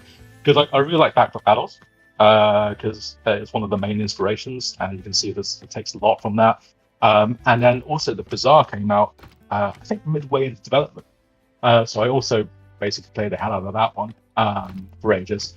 And the other big inspirations of the 4X games. So I used to play a lot of Civ, so especially speedruns and that sort of thing. So I thought it might be interesting to do a bit of a mix of inventory management and 4X elements. That's really interesting, actually, because like the biggest ones that I felt right off, I can see the backpack battles influence now, like immediately, because it feels like the ship is the backpack, right? But it's also kind of very FTL, but it's funny because not exactly the same, but kind of in the same genre. But then again, FTL also kind of feels like backpack battles. So it's like it all goes into the same thing, right? Yeah, I love FTL as well, to be honest. I played the hell out of FTL back when it was out. And there are some bits of it which are very FTL-like. So I'm not sure you saw any in the playthrough, but there's events in the game. So if you go to certain locations, you'll get events which give you a sort of choice of artifacts and that sort of thing. So it definitely does have FTL style influences. I really quite like that. That's actually awesome, man. Like, so far, it's just been really cool seeing all the different combinations and kind of exploring that out. And I also saw that you have a bunch of different factions available as well. Is that, like, that seemed to be quite a lot of those? Can you talk a little bit about that? Like, kind of the features of that, of, like, what you're building there? Like, how many factions do you plan on? Are all those the ones that you want to put in the game? Yeah, sure. So the demo one is Ariok. And Ariok is basically the faction that focuses on, I guess, building tall in kind of 4X games. So you want to have lots of upgraded buildings. You want to basically buff them with crew and inventions. And so you basically want to orient your strategy around like very powerful buildings that are all stacked up with buffs. That's, I thought, was probably the easiest way to get into the game from a demo perspective. The other houses are Nesis. Nesis is a giant moon. That one is basically wide. So you want to have loads and loads of buildings. You have lots of buildings that reward you for having loads of buildings, and also have the trash thing. So if you've got too many buildings, you can trash them for additional bonuses. And also it has special tiles. So if you build your buildings on certain tiles on the yard, they get bonuses depending on which reactor you choose at the start. So that's Nesis. House in Exile is the giant manta ray. That one has a theme which is basically organs. So you're actually building organs on on the giant manta ray. And the idea there is because everything kind of depends on the reactor cycling. So because organs cycle faster when the reactor cycle. So what you're really aiming for is having one flight, which gives you absolute tons of resources. So very long flights, and then you can put all your temporary buffs for that flight. And basically, you have one big flight, which gives you a huge amount of resources that carries you for the rest of the run. So that's the idea between Exile. And the last one is Imperia. I'm just kind of thinking about that as I really like the idea of it being a living organism, and you're basically buffing the heart, I guess is the best way to put it. That's really cool. I dig that. Anyway, keep going. Yeah, so last one is Imperia, which has got a sort of necromantic theme to it. So you've seen effigies. So it focuses around lots of cargo interactions. So you get bonuses for having stuff in cargo, you get bonuses of having stuff on the Ark, and you basically have to balance the two. And also, uniquely, it doesn't have, you get things like cage souls, and cage souls are used to turn statues into crew. So you have buildings for statues, you play cage souls on them to reanimate them, and they turn into special crew members. They turn into courtiers, because I saw you were trying to find a courtier, and courtiers are basically a Imperial mechanic. So you start off with a bunch of statues, and you basically have to reanimate them with your cage souls. Honestly, the idea of reanimating the statues is so freaking compelling and interesting. Like, that's actually really cool. I dig that. So those are the four that come with the main game, and then I'm also planning on the fifth house, which is focused on combat. I actually had designs done for that house, but to be honest, stream playtesting it just wasn't working out. So I'm going back to the drawing board with that one, and I'm probably gonna do that post-release. Oh, that makes sense. I mean, like some stuff. Actually, talk about that a little bit. When do you feel that something is not working out in your design, right? When you're trying to build something, when do you say, okay, I've tried this too much, let me move on? Yeah, I think it's basically you have to play test, because I think on paper it was fine. I kind of felt it was probably at least as strong as the other houses, but on things, but after playing it for a while, it isn't exciting to play. Basically, it doesn't really get you thinking as much as some of the strategies you get for the other houses. It's a bit too linear in how you approach it. And so basically, what I ended up doing was I split it was called the Kingdom's mechanics into the other houses, so that I don't waste some of the good ideas that I think are still good ideas. So I just jettison the stuff that doesn't work. So one of my favorite mechanics on the Kingdom is rigs, which I'm not sure if you've come across these before, but they're kind of empty buildings with their own areas of effect, their own cycle times. You install another building on top of. So they inherit the installed building's effects, but they keep their cycle time, they keep their area of effects. So you can miniaturize buildings, you can have a building that has vastly expanded effects, and you can have a building that's very fast, so that sort of thing. That's the general idea between rigs. I like that a lot. Honestly, it seems like you've thought about quite a lot of the interactions here. How do you approach playtesting that and determining if something is too powerful or not too powerful? Because you have so many interactions here, and there's already so many different ways that I can build this. Like, I'm doing multicast on some of this, and then I was trying to do like resource maxing on it. See, there's like critical paths. There's like so many different combos with the buildings as well. What makes you what is that all just playtesting at that point? You just throw it in and hope for the best and then see how people interact with it? Or where does the methodology go in there for you? Yeah, I think it's basically I use a bit of maths at the start to figure out roughly how they should be balanced, just for spreadsheets and that sort of thing. But really, I think the focus for this playtesting, because a lot of the time it doesn't really matter if it's mathematically balanced or close to mathematically balanced. You have to look at their perceptions as well, because if some strategies just feel or look too weak, then players won't use them, and they end up being basically dead strategies, even if they are actually not terrible. So a lot of it, I think, does have to just come from playtesting. But the thing is, it's a single-player game, right? So it doesn't need to be completely balanced. And I think there's an advantage to there being a sort of level of imbalance in it, really, because it's a roguelike, right? So you're trying to get the big numbers. You're trying to get these broken builds. And so to some extent, I think it's okay for it to be relatively imbalanced, because you're not really competing against anyone. There's no element of fairness. So I'm fairly relaxed, I think, on the overall levels of balance. Yeah. No, that makes sense. I think it's always like one of the hardest things, and it ends up being too much for a single dev, and being able to build it around that does make a lot of sense with this. And I think it's actually really cool. Like, even small things, like weird interactions, right? I chose Clockwork Hive on this run, as you saw, right? And I got an Ace of Pentacles just now that makes it so all one-size buildings multicast every time. And now I have all these Clockwork Hives that are all multicasting. Yeah. So it's like really absurd. I saw something that looked like meta progression. Is that meta progression or was that something else? There is, yeah. There is a bit of meta progression. And so normally speaking, there's this whole debate around meta progression and roguelikes. Whether some people love having that sort of vertical type progression, which just get more powerful as you get more meta progression.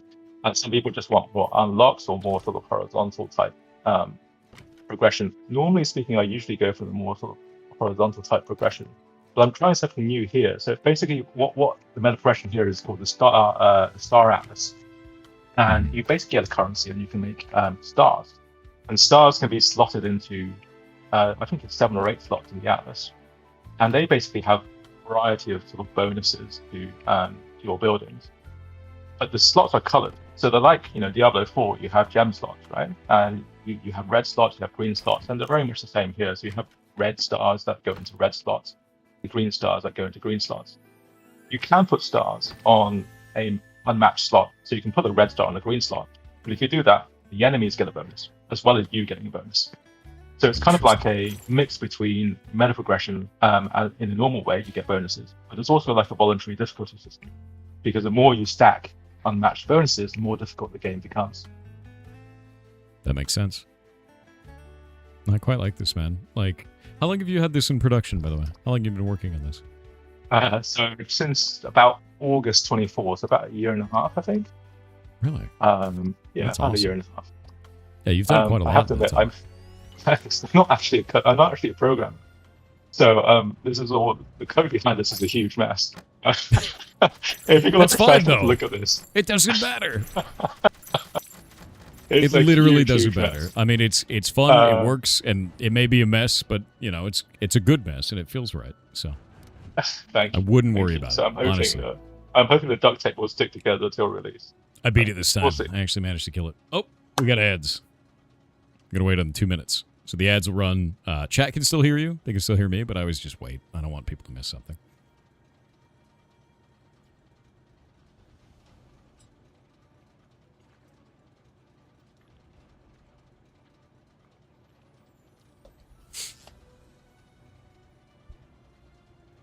Honestly, I love these interactions.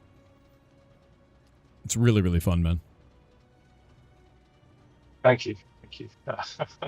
I'm hoping that will be the effect. The demo doesn't have a whole lot of content and there's restrictions on the houses, but I'm hoping the full game will be better for that. You can also click the rank button at the main menu to see the stuff that's not available, that's available to be unlocked. Because there's a bunch of stuff like other reactors and that sort of thing. Heck yeah. No, that's awesome. I'll click that but once we get back to that menu. Yeah, I saw that you won the run. So very nice. Yeah. You're one of the few streamers who is competent at the game. Most streamers really struggle. Wait, what do you mean? How many like do people not normally finish a run right now? I've seen people struggle with it. Yeah, I've seen people struggle with it. Like even getting past the first region, some people struggle with that. So I have turned down the difficulty a little bit. I'm going to be honest with you. I play a lot of like backpack battles. I played a lot of FTL, so this is kind of in my wheelhouse. So it just kind of makes sense with the combos, like the interactions there. So I'm not. I don't know, dude. It feels good. That's good. It feels understandable. Just based on the experience that I had playing these types of games. It's a huge relief because, like, I tell you, there's nothing worse than watching a streamer like kill themselves on like the first flight. No, that'd be terrible. Jesus, I totally understand that. All right, ads are over. We're back. But yeah, no, I actually think that all the mechanics we were talking about a little bit during the ad break, but I think all of the mechanics are really understandable. I've played a lot of games in this genre. I like backpack battles. I like FTL. I like. There's so many different games that like do combinations with like builds like that. Even we were even talking about earlier is like Ball X Pit. Even though it's a very different kind of game, the building mechanic in that is the same. Where like you have to grid everything together to get like the mad giga bonus on your actual run. And this feels really lovely in that regard, too. Like, all these buildings have advantages, they have drawbacks. You have to think about space and, like, how you organize everything together. Some of them can rotate, some of them can't rotate. Like, it feels quite cool. And I see you've got some missing art on some of these, but not very many, which is really cool. I'm trying to get my artists to work faster, but they can only do as much as they have the sort of time and energy to do. So this some really great pixel artists. This rank thing here, is this what is this? Can you explain this? Yeah, so as well as the star atlas from Mental Progression, you also unlock stuff as you get more experience. So this is not in the demo, but so in the main game you can unlock the houses, but you can also unlock stuff like reactors. So if you hover over some of the reactors, you can see they're basically alternate reactors for the houses. So Hyperion Core is having the alternate Arioch reactor, and there's a couple of others as well that you unlock as you basically play the game. This is really cool, actually. Yeah, most of them basically try to encourage sort of playstyle, which is maybe not the traditional playstyle that you get for the house. And eventually, you can have any houses reactor on any faction once you unlock that. So you can start using other houses reactors if you want. This is a terrifying one. Cannibalism. Buildings no longer consume food. Okay. Yeah, I try to go for like a cute art style, but there's some things in there which are quite dark. I'm really glad we have a golden throne here. Very Warhammer 40k. Yeah, that's a thinly veiled reference there. Just a little bit. Just a little tad. Don't worry, he'll turn into a chaos god eventually. It'll be fine.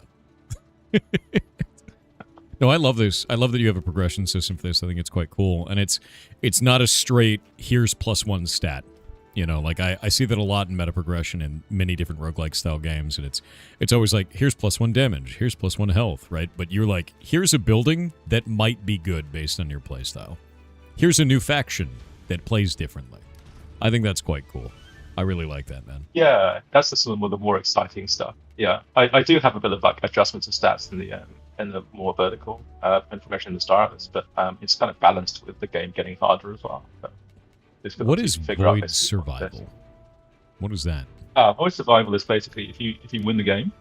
You know in Monster Train 2 where you have this endless mode at the end if you win the game. Yeah, it's kind of like that. So you get put into a survival mode. So it's a flight that never ends, and the enemies keep scaling up. So it's how long you can survive with your build in that sort of mode, and that gets recorded in the main menu depending on how well you do. That would be 100% the game mode for me. Like, the one thing that I saw about this where I was like, oh man, I hope there's an endless mode. So if you added an endless mode and it's that, I'm down. That's so much fun for me, man. There's nothing more fun than finding like a crazy build and then running it to the extreme, right? And seeing how far you can go with it. So that's really cool. I dig that, man. Yeah, it's. I feel like I've probably had to add an endless one for this one because it's it's pretty much a required feature in a lot of these auto battles these days. So let's switch gears a little bit to one of the harder questions. I want you to tell me what is the worst thing about your game. I want you to call your baby ugly. Yeah, sure. So this is, as a designer, you know exactly what some of the worst things about your game are. So always, very easy. But by far, I think I have this problem with all the games I design. Basically, it's kind of like the complexity to depth ratio, and the feeling I tend to design games that are a bit too complex for the depth that they have. So I like designing deep games, right? Because I come from a background of mostly playing. I play a lot of MMOs, and I play a lot of 4X games. So I played pretty much every MMO on the market. But when I played WoW, I used to spend more time doing in Simcraft than I did playing the game. Basically, I love optimizing stuff and trying to figure out what the best possible play is in terms of. I used to do speedruns in Civ, for example, for the same reasons. And so I really want to make a game that's deep, that has a lot of sort of theory behind it. You can theory craft, basically. And doing that is, but the problem is, the easiest way to make a game deep is by increasing the complexity. And the problem with increasing the complexity is that it makes it hard to get new players involved into, because there's a huge amount of sort of mental burden, a huge amount of stuff they have to learn before they get to grips with the game.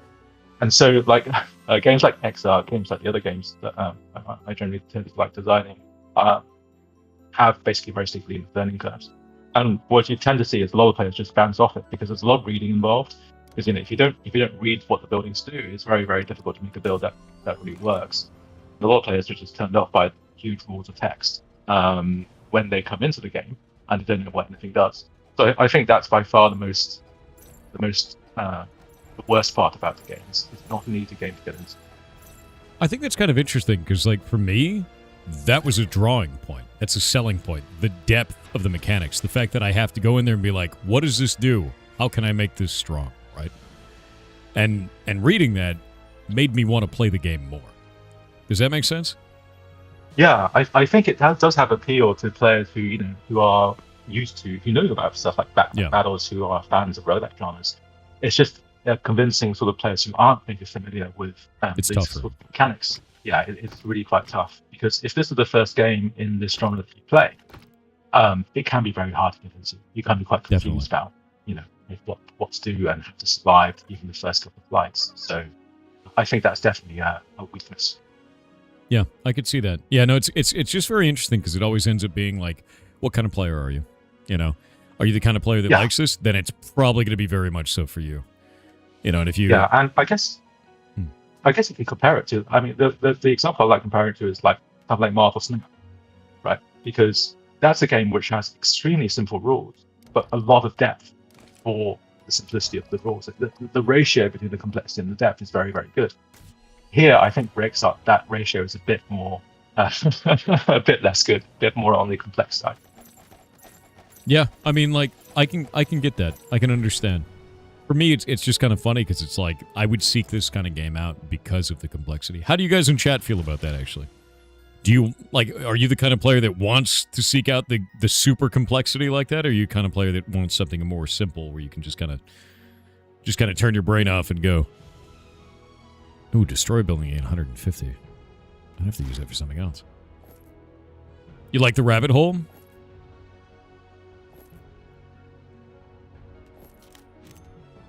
The whip is just too good. You like both? Would love this. More rabbit hole, both. Deeper and more complex, the more you love it. It's like, type of game needs complexity.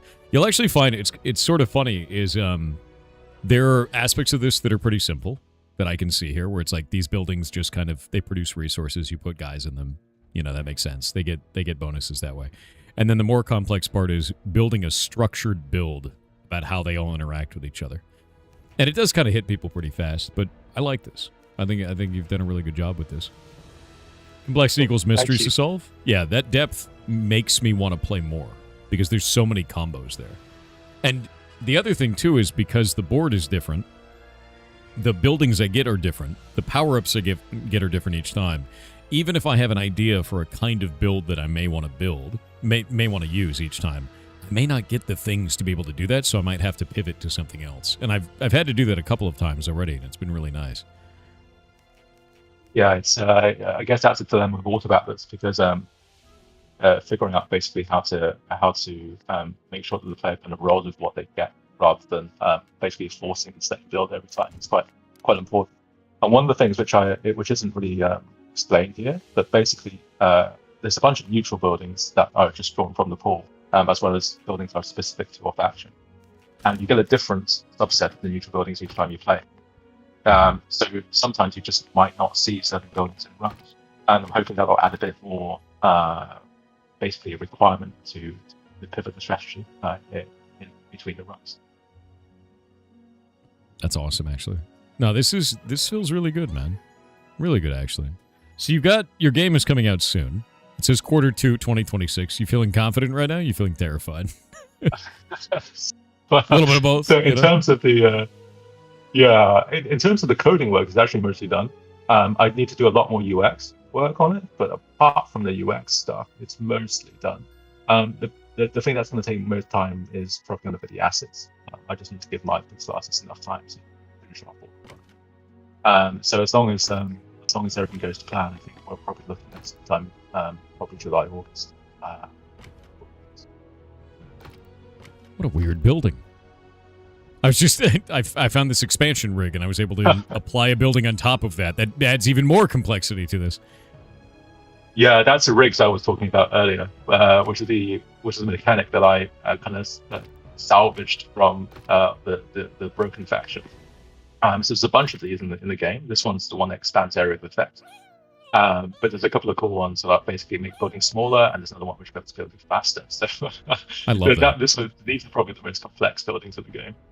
Yeah, I was going to say, like, I definitely just fumbled the usage of it, but it's really interesting, and now I know for the future of, like, how this works. What is this game about? Yeah, you are building an airship, and then you're putting buildings on the airship to make basically a city that can fight back and go and survive. And you go forward, and you keep getting stronger, and the combinations get more complex, and the enemies get stronger, and you keep going forward. Oh, there we go. Lizard. More lizards. Oh, can that upgrade? It can. Nice. I really dig this. I think you've done a really good job with this. Thank you. Thank you. I'm going to ask you probably the hardest question that any dev can hear. And it is okay if you don't know the answer. You can always ask chat if you want to know their take on it. What do you think you want to sell this game for? What is your price point? And if you don't know, ask them. They will tell you. I don't know for sure. We did a survey in the playtest. I think it's probably going to be around the 10 to 15 range. Okay.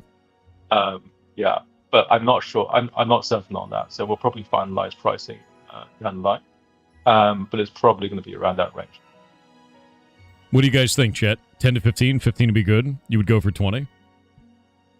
15? I'm hearing a lot of 15s over 10. No, that's really quite cool. Yeah, I'd pay 15 for it, personally. 100%.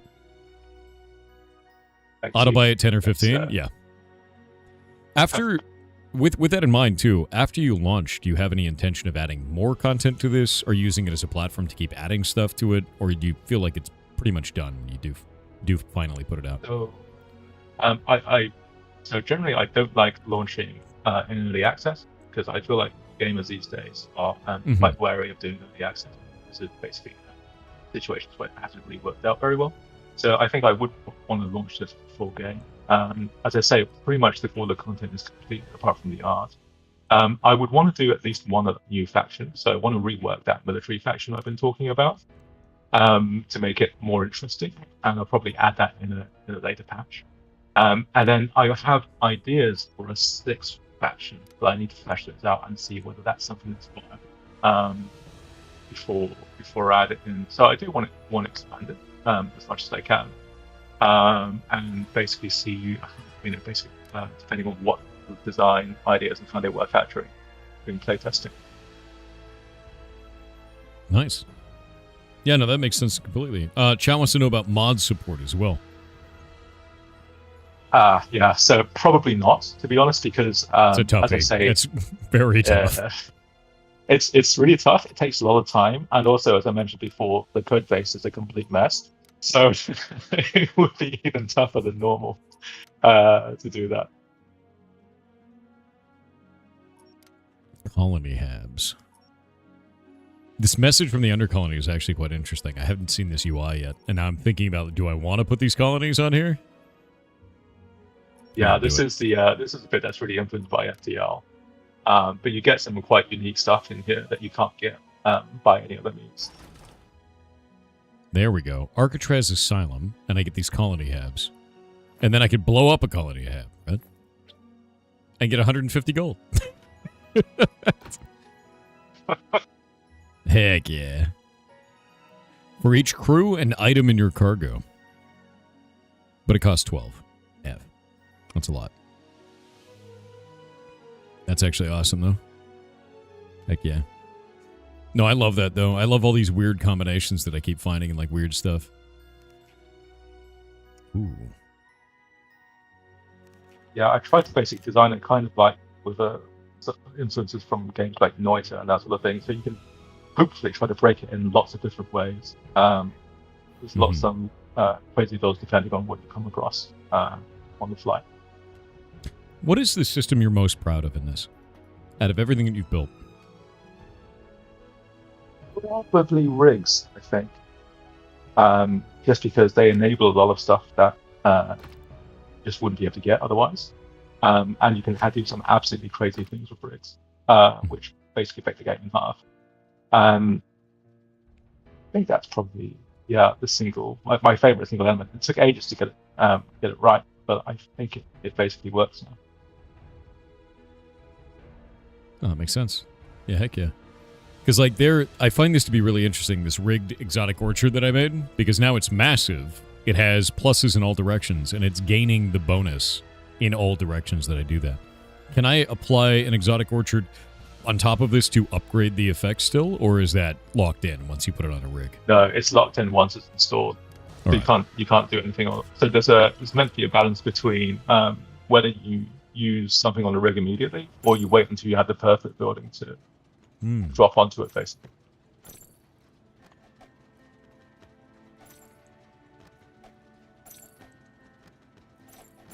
Yeah, I quite like that. It just adds so much to the build.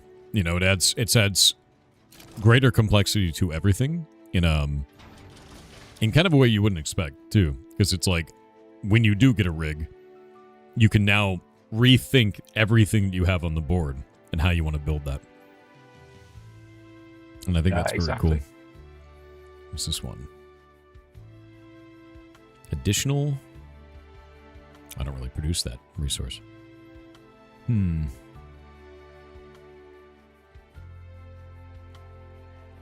For each crew and item. This counts as is an invention counted as an item in this case? Yeah, basically anything that's like a expendable or assignable is a crew or item. So these all count as well. The compacted trash towards Arcatraz? No. Compacted trash are buildings, so they don't count as items.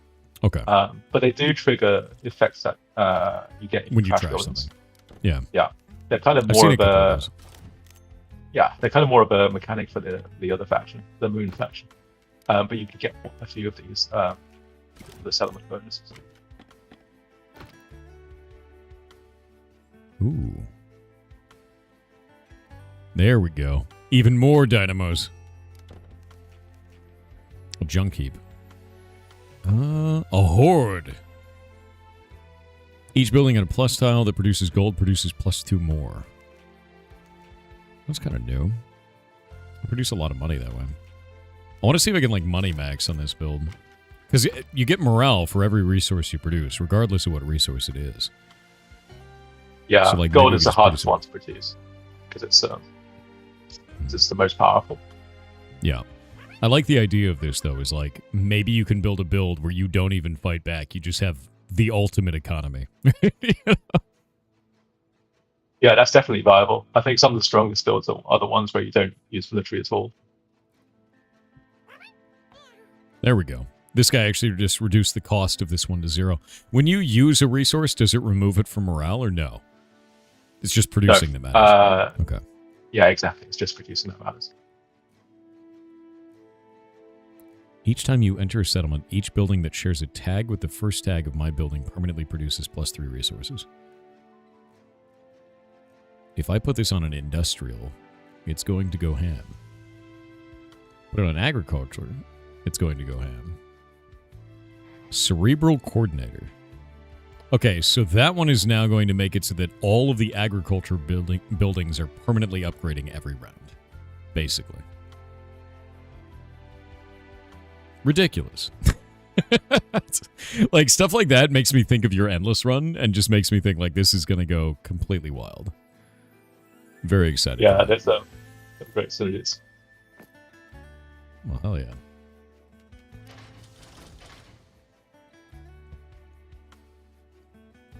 Let me see here. What do you think is the most overpowered build you have in the game right now, and are you planning on changing that? I think it's probably going to be a build that's not in a demo. In a demo, it's probably invention spat. So basically, you try to get every single source of inventions. You get as many studios, you get as many crew that gives you invention as possible. you use the very large reactor, and you basically spam inventions on it, and that tends to be really powerful with a lot of multicasting on the core reactor. This cannon now does 17 damage. Dear God. And are you planning on changing that out then, or you want to keep it that way?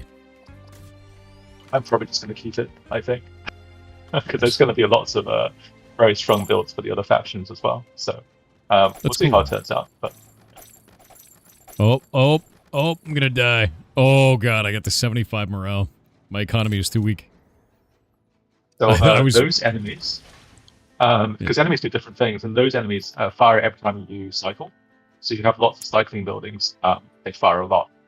That's why. I was wondering why they were so nasty. Okay, that makes way more sense. So I'm building on this cycles we cycle. So the more like chain cycling they have, the worse that's going to get.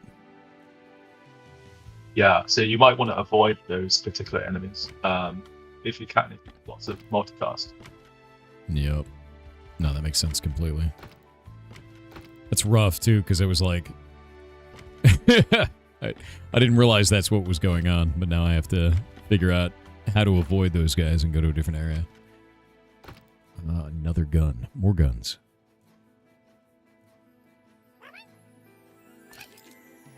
An invention. What is this? Permanently gains plus 20% multicast. Done? I love that.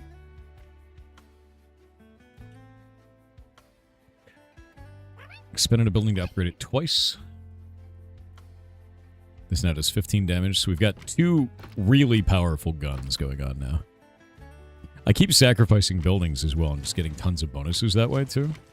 Because these are the colony habs that showed up, and I'm just sacrificing those out. I think it's really interesting that you've got the idea of like a junk building you can't get rid of, and then ability to do board clear to to remove that debuff and just keep the bonus.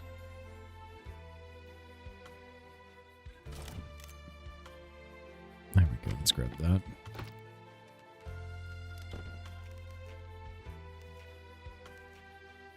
So tell me a little bit about your journey. Why did you start making video games?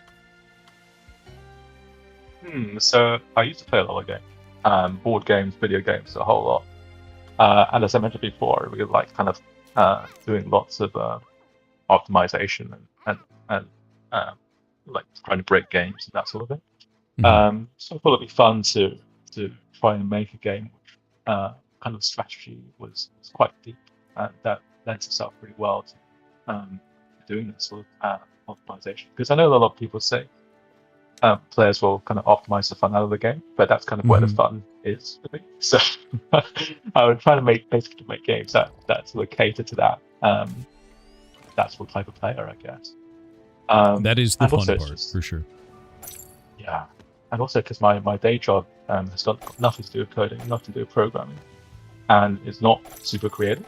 So I wanted to do something that's in my spare time that's more for creative. So I only had the option to fight those clockworks again. Just got owned. So you can see which enemies are on the map before you go to the settlement. Yeah, I went to that one because there was only 2 spots for it, and it was only the clockwork guys, and I was like, well. Anyway, continue. I might change that. I might make it so that you always get different choices. No, honestly, it was that was me black holing a build, basically. I don't feel negatively about it. I don't feel like the game robbed me. It was because I built completely around let's cycle everything, and then I fought the enemy that is strong against that, Yeah, this particular faction is built around lots of powerful cycling buildings, so it is a difficult enemy for them to deal with. Some of the later ones, like the Necromantic one, House Imperium, is mostly built around triggers instead, so they have a much easier time with that faction. But yeah, so I thought I'd make a games. So I usually enjoy multiplayer games more than I enjoy single player games, but the problem is it's so hard to make an indie multiplayer game without having basically a lot of marketing, because you need that critical mass of people who play. Otherwise, you'll just otherwise you're not going to get anything on matchmaking. So I basically said, and also it's because it's quite technically complicated. So I thought the next best thing would be to make kind of single-player roguelikes, which Hexarch is very much in the mod. Yeah, most definitely. Oh, that's awesome, dude. What do you plan to do after this? Are you still going to be making... You want to make another game after this? Do you want to keep working on this for a long time, or...?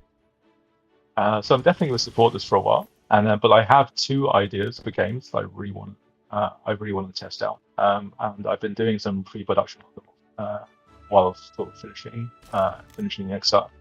So I'm thinking about doing a sort of non-roguelike extraction game, card-based extraction game, with a sort of dark fantasy setting, which I think has some potential. It's kind of inspired by a board game called Clank, which I really like. And then the other one is kind of more like a narrative Southlands type design. So Southlands, but not about automation, more sort of narrative focused. So I am currently trying to prototype those and see if I can get those out. It's a lot harder when you have a very young kid, because I swear I'm about 20% as efficient as I was last year. Mm-hmm. But it's also very rewarding, so I can't complain. Yeah, I gotta say, that's gotta be... I don't have to deal with that. We run an animal rescue, so it comes with its own stuff, but like, having a kid's a different kind of a thing, man. That's a lot of responsibility. It's kind of like having a lot of ferrets in your house, I guess. Yeah, exactly. There's so many of them, dude. Oh, we got ads. We're gonna wait on the ads real quick. But no, it is a very different kind of thing. It's just, but it's okay. It's okay. I'll just do it a lot slower. It'll be like a 3-year project rather than 1. Yeah.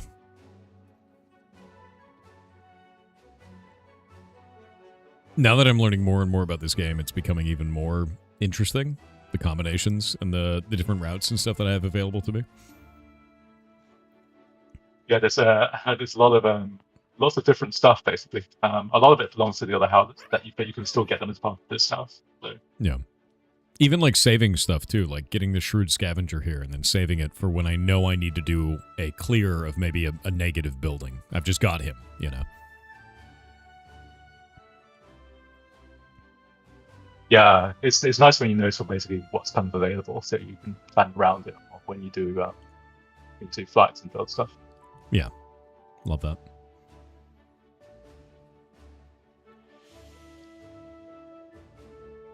Morning, Thor. Morning, chat. Good morning to you, Vespi.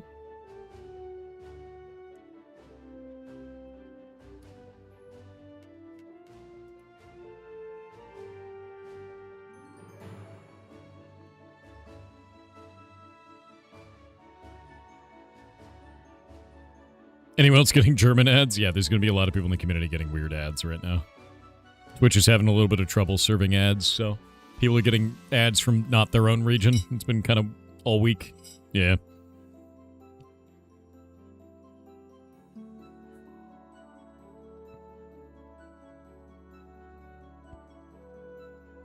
All right. We are back from the ads. Welcome back, everybody. So, I'm taking a look at this. You've got Q2 coming up. Do you have a Discord? Because it's not linked here on your Steam page. Do you have any way that people can, like, go and talk to each other about your game, like a community area, anything like that? Yeah, there's a link to the Discord on the Steam community forums, and also on the main menu, there's a link to the Discord. So it's on the bottom right of the main menu.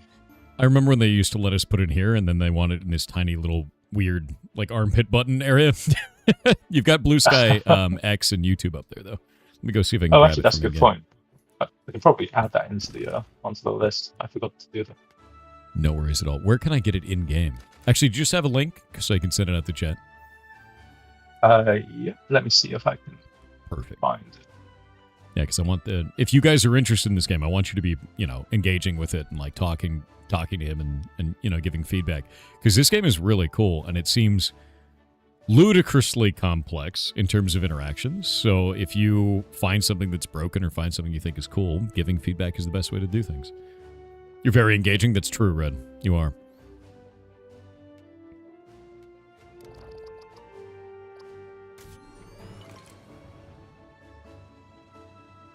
Thank you, thank you. I've got that now. I'm going to send this out to you guys. Okay, so when I do this, you guys have 8 members in the whole Discord, right? When I do this, there's probably going to be a yellow thing that appears at the top of the Discord that is like, warning, you're being attacked. Hit clear it immediately, because it'll block people from being able to join the Discord. Okay. I literally set it up like 2 days ago, so it's very empty right now. Honestly, like I've been talking to a lot of the other devs that we've been having on, and some people just don't even have a Discord either.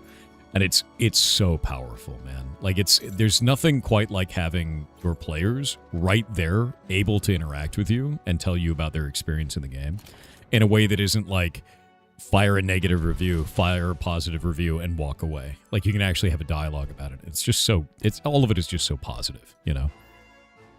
Yeah, I think it'll be really good. Plus I can get bugs fixed quicker as well. In case we miss any during QA. Heck yeah. There we go.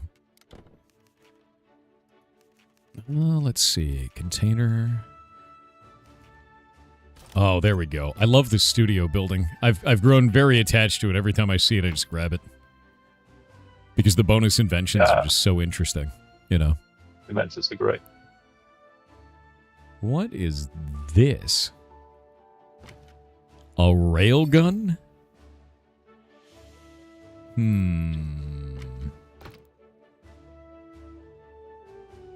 Reach empty plus tile. Oh, okay. Okay. So as long as I don't build in front of this, it does an outrageous amount of bonus damage. It is big gun now. I guess it wouldn't do very much damage if it has to shoot through other buildings, right?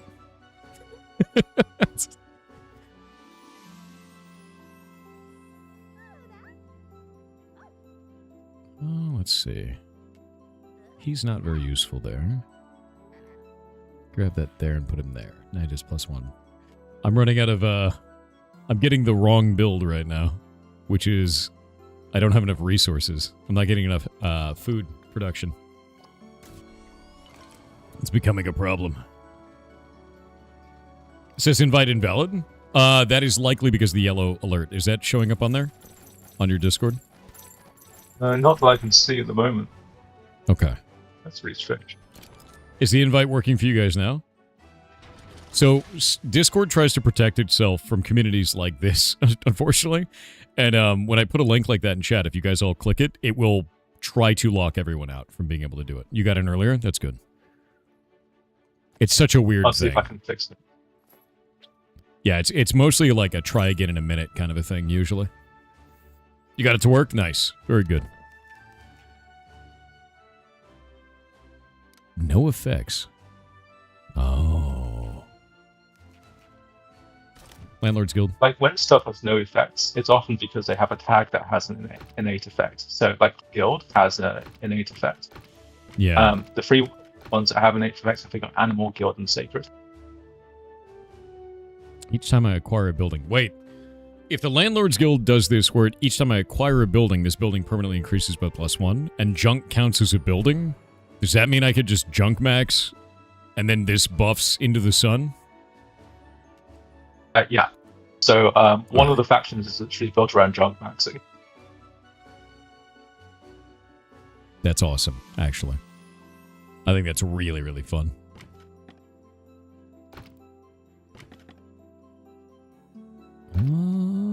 There we go. This is now gaining tons more, too. Each time any building multicasts. Let's do...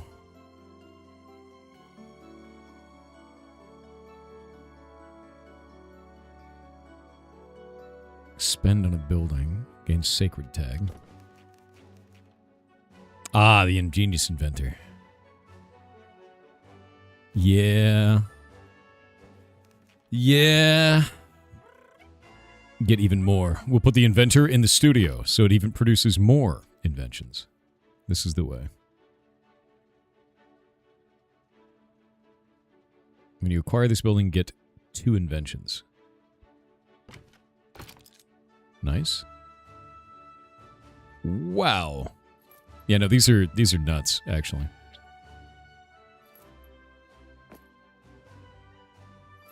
This one adds 2 crew slots on that. I love how many different combos you have here, man. Like, I kind of can't put this down. Thanks. Yeah, lots of different ways to build buildings. It's a lot of different ways to build them, but it's also a lot of, like, really interesting stuff on top of this. Of, like, the combinations are very, I guess, fascinating with that. Because a lot of these types of games, you've seen the combos before. You know, you've seen the upgrades. You see how they work. And they kind of get into this routine where it's always exactly the same build. And with this, there's so many different buildings that it's not really happening that way. Like, in Backpack Battles, I kind of, you know, that character you always build the same way no matter what. Like, you get into that routine very, very quickly. But this I haven't gotten there. Not even close yet.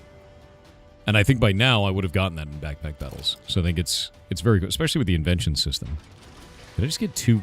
What is that? Fruit machine? It's not like a casino machine, it's a fruit machine? What is this? Yeah.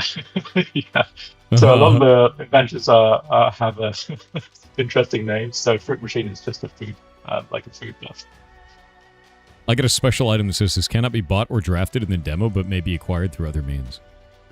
Upgrade kit. Yeah, you can get those through settlement effects. But basically the demo doesn't have the highest tier of buildings in the game, which is the tier 4 stuff that you tend to get later on.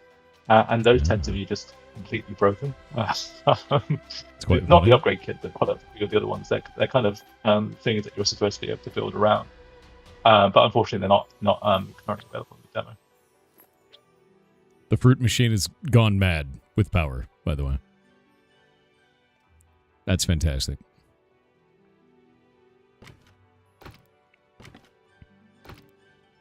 Landlord building is going nuts now. Every 5 seconds costs that, and then gives... Oh. +1 for each unique tag on the buildings in there.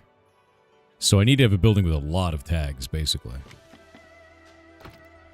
There's another thing, another very strong build is basically food maxing, where you basically just focus on food. Because if you mouse over the food counter at the top left, food gives you a cycle speed bonus, depending on how much excess you have.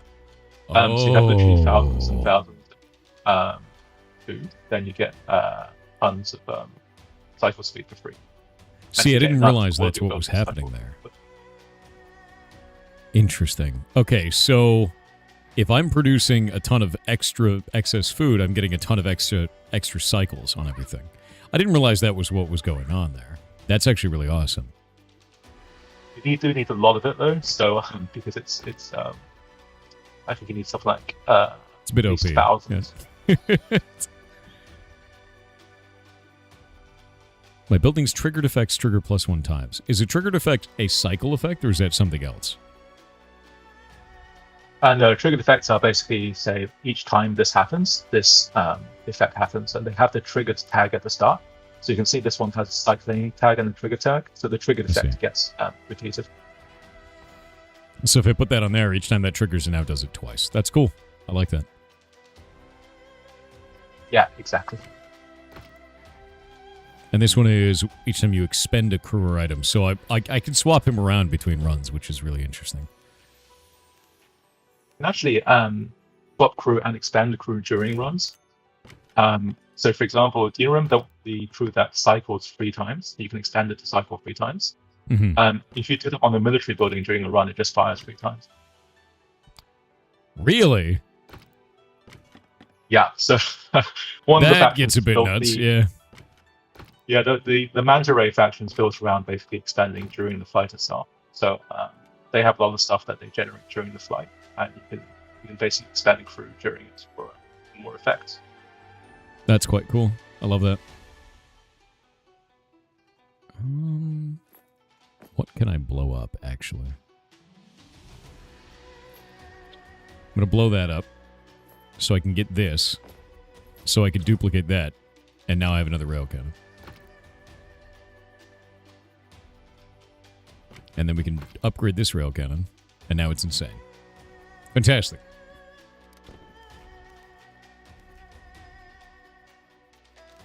Ooh. Yeah, no, I'm digging this, man. I think you've done a very, very good job here, honestly.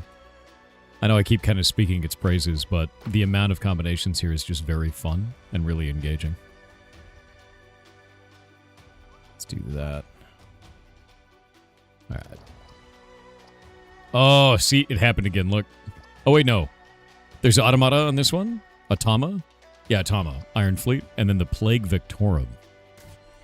I don't know if I've fought the Plague Victorum yet. They're the giant bugs. Fantastic. Deal 28 damage, Endless Swarm. When this enemy is destroyed, summon a copy of it. Great. More bugs. Wait, don't die. No. No. No. Oh my god, I had 56. Actually terrifying. That building permanently cycles 20% faster. Yes. Yes. Even faster on this. Yes. There we go. And then swap him back to this. Get the building. Wormholes. I'm going to skip it. I'm going to try and get as much food as possible. I don't know. It might be too late at this point. I'm not really sure.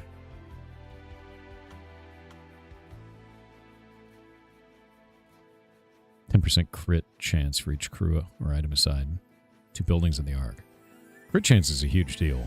I've noticed that you don't have a crit chance on buildings innately, which is really interesting. I'm wondering, like, what was the reasoning for that? Because a lot of games will have, like, at least a little bit of a base crit chance. So some buildings do, but they're very rare. So they're mostly kind of bonuses. Because a lot of stuff also triggers on crit. But this faction doesn't really focus on crit, so it doesn't have much native access to crit. The reason for that is because this faction focuses on multicast, and if you combine crit and multicast, it's multiple, so it's incredibly overpowered. One of the factions which I'm thinking about designing in the future is going to focus a lot on crit, but it's not a mechanic that is related to the demo. I'm dead. I was hoping I'd be able to pull it through, but no. Yeah, there's bonus here. I got it up to plus 43 bonus food on each cycle. And I was like, oh, I could do it. Died instantly. Didn't have enough. Didn't have enough morale. Honestly, I love this, man. I think you've done a really cool job with it. And we are, unfortunately, as much as I was like enthralled with the game, we're almost at time. Is there anything that you want to say to give advice to other people that are making games now, or maybe people who are just starting out? And it can be anything, any way that you feel about games. Even if the answer is don't, right? That's fine. We've had that before. I think I'm very much of a beginner myself. This is like my second game, and like they're all very low budget productions. To be honest, I'm not going to be making any AA games in the future. But really, I think it's just trying to do something that's kind of like new and interesting. Like I know there's a lot of temptation to make one effect copies of games that you like, and just putting a small twist on the mechanics. But I think it's much cooler, much more interesting to make stuff that's slightly more out there. X-Arc isn't quite that out there, but I think more people doing stuff that's more experimental is really good to see. And, doing something new, doing something that people haven't seen before, I think is exciting from both a design perspective, also from the market. I definitely encourage people to do that. So making things, like basically just getting out there and doing it, right? Have you ever engaged in any game jams or anything like that, or did you just jump in and start making stuff? No, the first game I made was a deck builder. Kind of like a mix between deck builder and TCG. I've done like 1 or 2 jams, but it's hard to find the time for it. I do have a lot of ideas, but I tend to do prototypes rather than jams. That down there. Well, rock on. Well, is there anything else you'd like to leave chat with before we head out? I think it's all good. It's been great. Thank you very much for having me on the show. No, absolutely. And thank you for showing us your game. Honestly, I had a blast playing this. I've got it wishlisted. I'm going to wait for you to release it. I want to play it on stream because it's very fun, man. Like, it really is. Thank you. It's an awesome addition to the show, and I think it's a really cool game. How'd you guys like it? Spam in chat if you like this game. Say me. Yeah, I really like the amount of scaling number go up combinations that are available there, and it's very deep and complex, and the idea of being able to play all these different factions as well is really cool. Like, there's so many different factions here with different cores that are unlocked and all kinds of stuff. Like, even with just this, playing from the Orichalcum core to being able to use the Unconquered Sun, and how different that made my gameplay was quite cool. Me. Spam. Yeah. You wishlisted it. Looks super fun. Fantastic. I'm really glad. Because it's really compelling for me. It was enough that it was distracting the living hell out of me, right? So, you know it's good because I'm like, I don't know, it's a nerd trap, right? It got me. The first showcase game you'll 100% buy. That's awesome. I'm really glad, man. Well, with that in mind, I hope you have a wonderful day, and I look forward to the release, man. Great. Thanks very much. Thank you. Yeah. Have a good one. You too. Bye. Boop. That is a cool game. And yeah, I know you guys had a little bit of trouble hearing him. I had his volume at 200%. It's just audio quality stuff. It's microphone stuff. So, hopefully it comes through in the video. I could hear him pretty well, but that's my hope for it, because it was cool. He's a cool dude. Game is cool as well. Noise gate issue? Could be a noise gate issue. Don't know. Really cool game. You'd buy it, but no Mac support? I mean, if you're on a Mac, you should be able to run a Windows game. There are very easy ways to do that. I know I don't run Mac anymore. Back when I did it, it was Parallels, but I know you can just do it now. Like, you can use Wine now and just run Windows games. So, should be fine. You should be able to play it. Yeah, it seems like a cool dude, though. Agreed. The game is cool. Developer is cool. And there's a huge amount of potential and wildness here. I really want to play this one because each building constructed on a rock thorium or orichalcum tile produces 30% more resource. This seems really neat. And then the other one that seemed really neat is the living one, because every time it cycles faster until the end of that flight. So, like, it's like ramp, and I like the idea of that as well. I think that's very, very cool. And I don't know. These seem very neat to me, honestly. Just the unlocks there, too. And then even looking at the rank system and seeing that it's like even more unlocks in here. And I can get, House in Exile here. That's the one that I want. I'm excited to try this, right? This one is the partially eaten heart. Buildings no longer consume food, and it produces food. So then now that I know that food makes it so that cycles go faster, that makes it even more interesting, right? And that means you could just cover your entire building, like your whole base, in just guns, because they don't cost anything anymore, right? I think that's actually really cool. There's a lot of really weird combos you can get into here. Allied reactors. Does that mean you can use a different faction's reactor?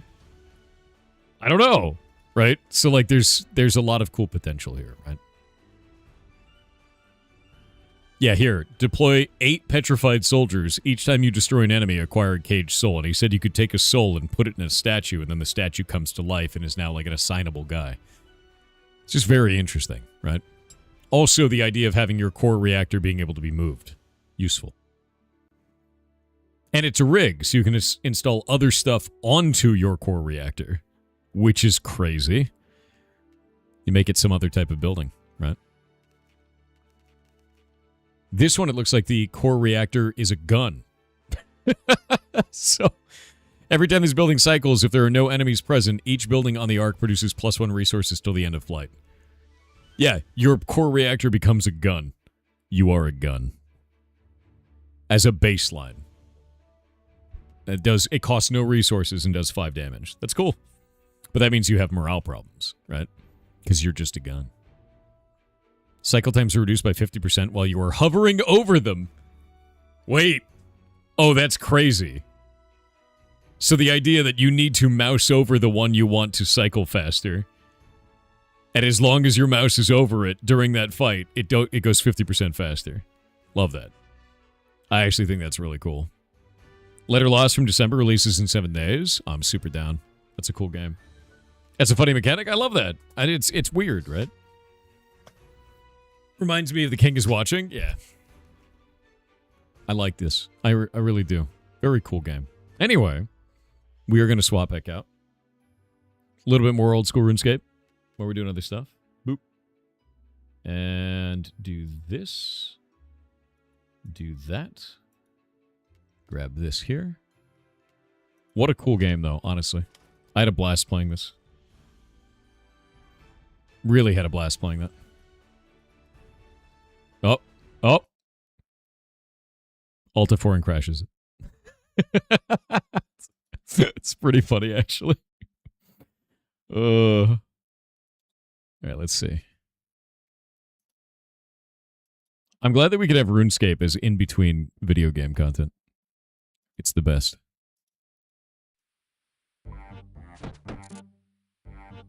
And then window. Moonlight. Yeah. You're foresting right now? That's good. I have to get back on my forestry grind too. What a cool game though, man. It's one way to close an application. True. Oh, what is this? I'm getting a message.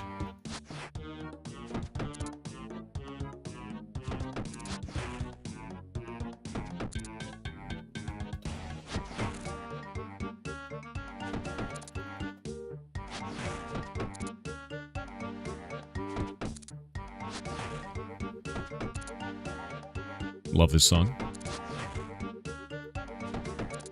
See that Dune Awakening is adding a single-player mode? That's a bit weird, right? Why? Yeah, I guess my real question is why? That's weird. Maybe their audience has switched to be very single-player oriented? I don't know. That's an odd one.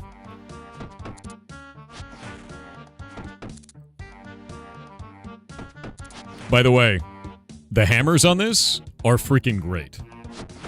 I have really, really grown to enjoy the dual-wielded hammers, and I'm going to be kind of sad when I have to swap back to, like, a scimitar. Is the PvE too intense? I don't think so. I mean, like, the PvE in that game is not super intense. So I don't know. I don't know why they're doing that. You're doing the whole woodcutting and fire making? Yeah, I need to do more woodcutting, because I'm only at 46. I need to get to 50 for my Karamja mediums. I need to get 65 fishing as well. But right now I'm pushing to 80 strength, then I'm going to switch over to more attack. Looks like they're making it like Conan Exiles? Really? Single-player mode is linked to release on PS5. Oh. That's kind of interesting. I wonder if they're only doing that for console. Right? Yeah. That makes the most sense to me. It's PC as well? Really? Oh. I'm sorry to tell you this, Thormaster, but due to the increased cost of living, I can no longer afford to buy the demo, so I'm forced to pirate the demo. In other words, quit charging so much for the demo, you goblin. All joking aside, hope you're having a good day and good rest of the stream, pigs. Yeah, no, it's great, honestly. Pirate Indie Game Shows turned out really, really cool. I need to add some more games to the list real quick. Because we have more community-related stuff I have to add on there.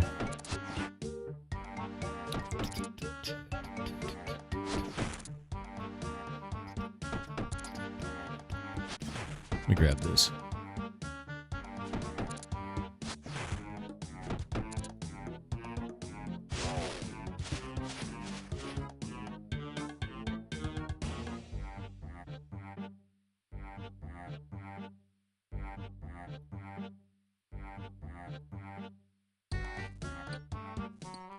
There we go. Another Dune thing, they're making characters freely movable between online worlds. That's interesting. I like that.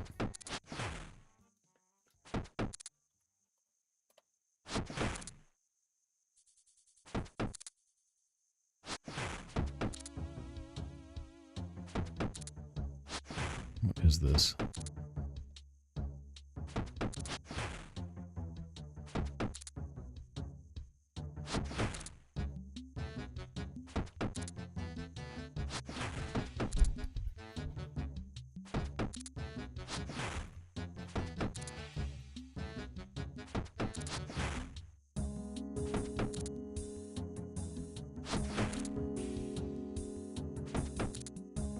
So Steam has actually made an update, by the way. If you post anything on a game's forums, it will actually show you if that person owns the game or not. It'll show if it's in their library as a little icon next to it. And I've noticed something really, really interesting is across a lot of different games, some of the most vitriolic posts that I see on games, that person doesn't own the video game. Huh.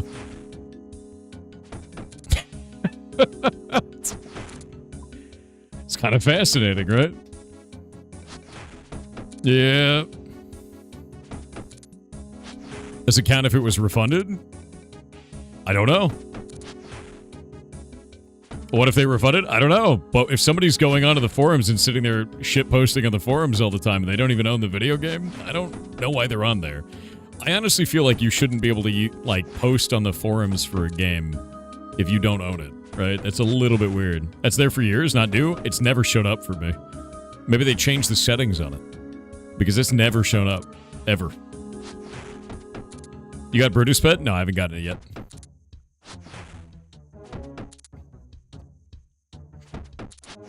It already exists? Which part does? Oh yeah, no. We're talking about not reviews. I'm talking about forum posts. Reviews always say if they've refunded it or not. Yeah.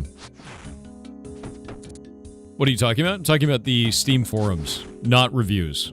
Steam forums. They just changed the icon from a mouse to books? Is that what it was? Because they changed it to like little book icon. I thought it was new. Crab Battle Tactics? It's true. God damn it, wait. I didn't catch the acronym until it was too late. It's over now. It was a mouse icon? Now it's books or something for library? Yeah, no, I think it's a really big deal because I'm finding that, at least across most of the internet, there's a lot of disingenuous posts of people that are just like shit-talking something that they've never played or engaged with in any way. And it's like, dude, you don't even own the game. You never own the game. Like, what? What is the reasoning for this, right? It's super weird. It's also in the post, it was a mouse icon. Yeah, I didn't see the mouse icon before. I guess if that was the old way. I like the library books better. When you be able to use the forums for other games, if you don't own them. If somebody's going on and saying that they had a bad experience with the video game and shit-talking it and saying a bunch of negative stuff, and they've never owned the game, other people should be informed that they never owned the game. At the very least. So I like this feature. I'm glad they made it more visible. It's kind of like the other thing where you see a lot of Steam reviews where the person's like, this game ran like shit on my computer. And it's now showing the specs for that person's review. And be like, well, they're running on a potato. And it's a next-gen game, right? Yeah, that's why Amazon is verified purchase on comments and reviews. Yeah.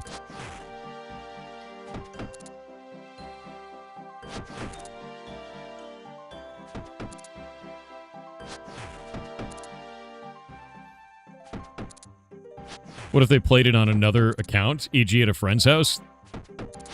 Bro, you're getting so far down the rabbit hole of, like, what-ifs at that point.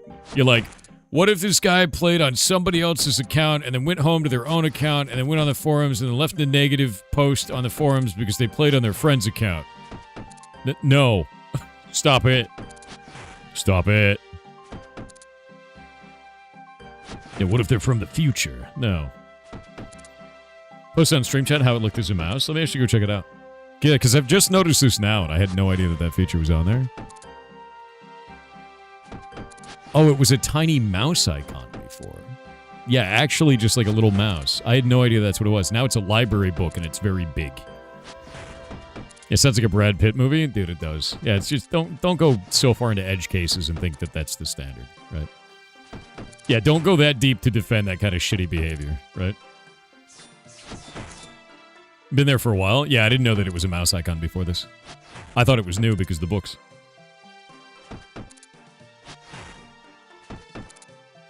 You wouldn't stop people that don't own the game? I guess that's fair. I just think the thing is it's at least inform people that they don't own it, right? There's too much of that shit online where people can just go in and make up some insane-ass story and then everyone's like, oh yeah, that's real. It's like, dude doesn't even own the game. He's never played it. It's like really weird, right? And I've seen that on a lot of different reviews for a lot of different... I've seen it on a lot of different forums for a lot of different games. It's like really strange shit. This game kicked my dog. It's like, dude, what? Yeah, exactly. The game ate my dog. Not trying to say it is the standard. You want, actually, you know what'd be a better idea? You know what'd be even better than it being in their library? Just like a Steam review, it should show how many hours they played the game on their forum post. That should just be there. It should say how many hours on record they've played the game. To see if you think that their post on the forum is valid or not. AAA would never pay for people to review bomb or do anything malicious? No. That's too personal? Dude, it's on the review when you post the review. That's not personal. Showing how many hours you played a game? Why would that be personal? It's if you leave a review for a video game, it's listed.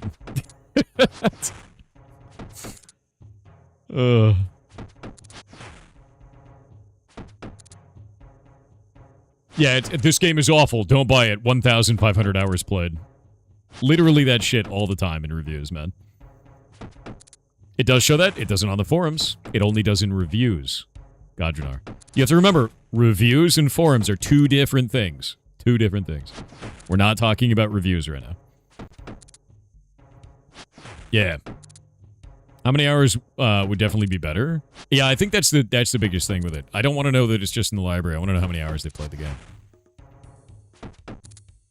Yeah, League of Legends player, exactly. And you're like, this game is shit. I never want to play it again. It kicked my dog. And then the guy's got like 2,000 hours on record.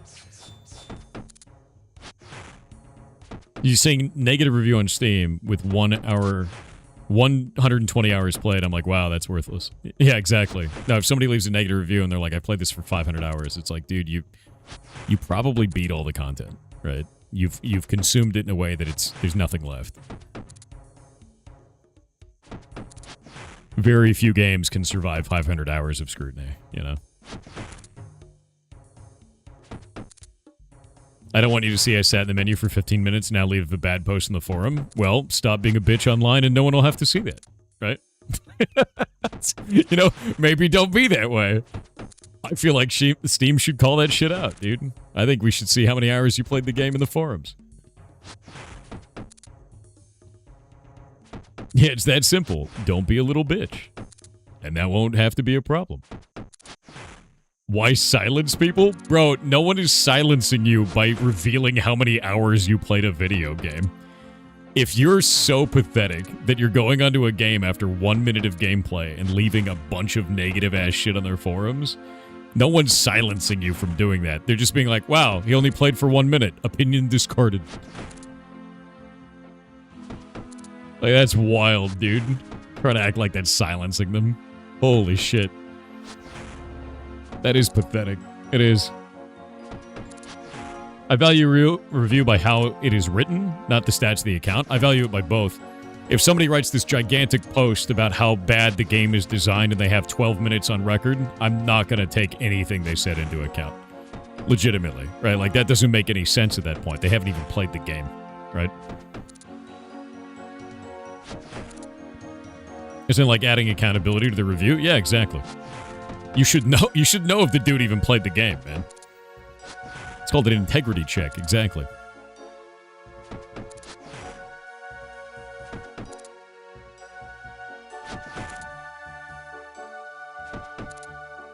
You played a lot more game than what your Steam account shows? I'm gonna call bullshit.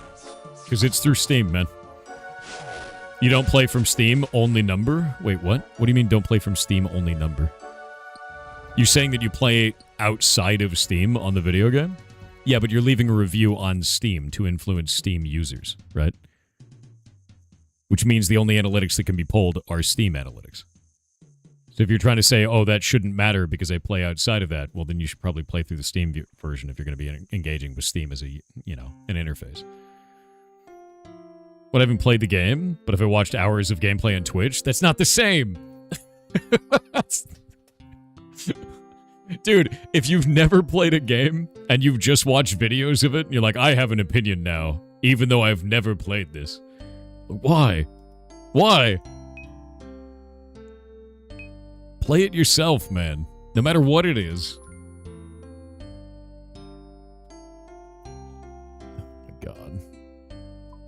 I will never understand that behavior, dude. Literally never. Empty my gem pouch. Nice. Goes right into the bank. Yeah, I'm literally watching brain cells die right now. I don't understand what you're even fighting for at that point. If you're arguing that somebody should be able to post like an opinion on something and say, oh man, I have all this experience with this, and it turns out they don't even own the game and no one's allowed to know that. Like, that's wild, dude. If that dude has 1 minute on record, there's no reason I should trust his review in any way. Steam has lost time in game. In a game that it currently says you have 1,000 hours in it, so you can lose track of time played. I've never had that happen, and I've had an account for like 20 years at this point. Like, let me see how old my account is.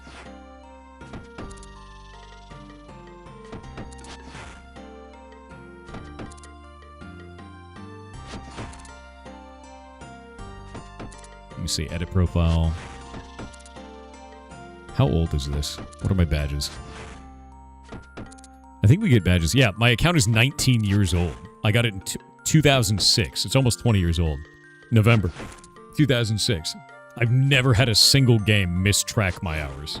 Literally ever. That's basically how you get streamer review bombs and such. Of course it shouldn't count. Bingo. But it does. Yeah, exactly. Low hours in a review, don't give a shit. High hours in review, you got your money's worth, obviously.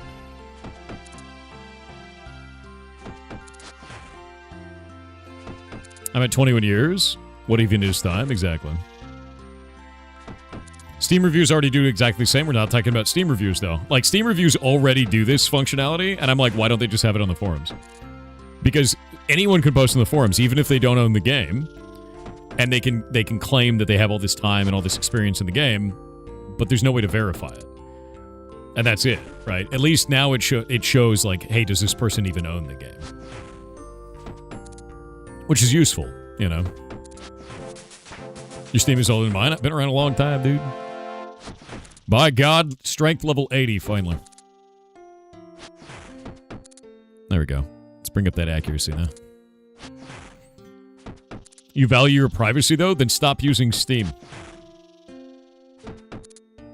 Like, Somber, if you think that your privacy is being invalidated because the amount of hours you play a video game is revealed when you write a review on that video game, I don't even know what to tell you at that point, man.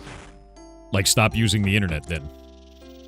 Like, I can click on your account right now here on Twitch, and it will show me how old your account is. Your account was created in 2017. You've been following since 2024. Is that an invasion of your privacy? No. It's basic analytics to find out, like, what is going on. Is this person a sock puppet? Is it bullshit, right? If you see that as an invasion of privacy, you shouldn't use the internet, legitimately. Like, that's an off-the-grid kind of behavior at that point. What are we talking about? Somber thinks it's a violation of privacy to have the number of hours that they played a video game revealed on Steam when they write a review or post on a forum. Which I think is ridiculous. It's like...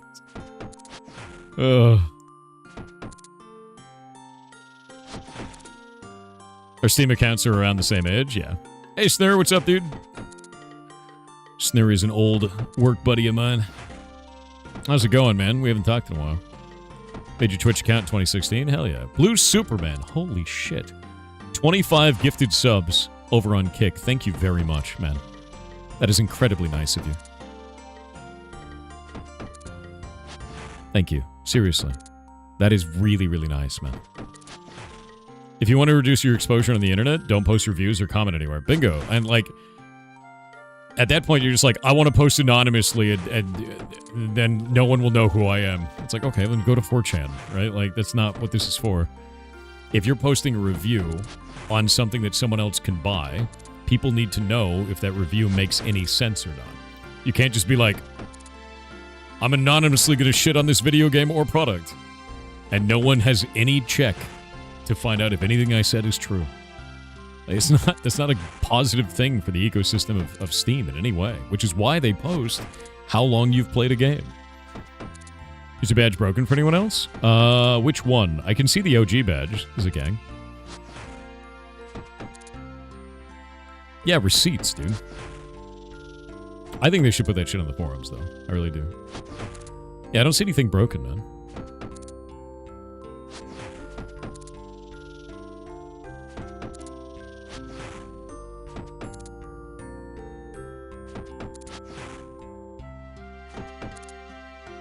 Last day before your first holidays this year? Going to a festival and planning to become a mushroom elemental for 4 days. That's a good way to be, I guess. Becoming a mushroom elemental. Alright. Okay. There are many ways that could be. Proud of you, or I'm so sorry. Good luck. Be safe, right? When they say I didn't say that and you have screenshots, dude, 100%. How long till the next game? 29 minutes until the next game.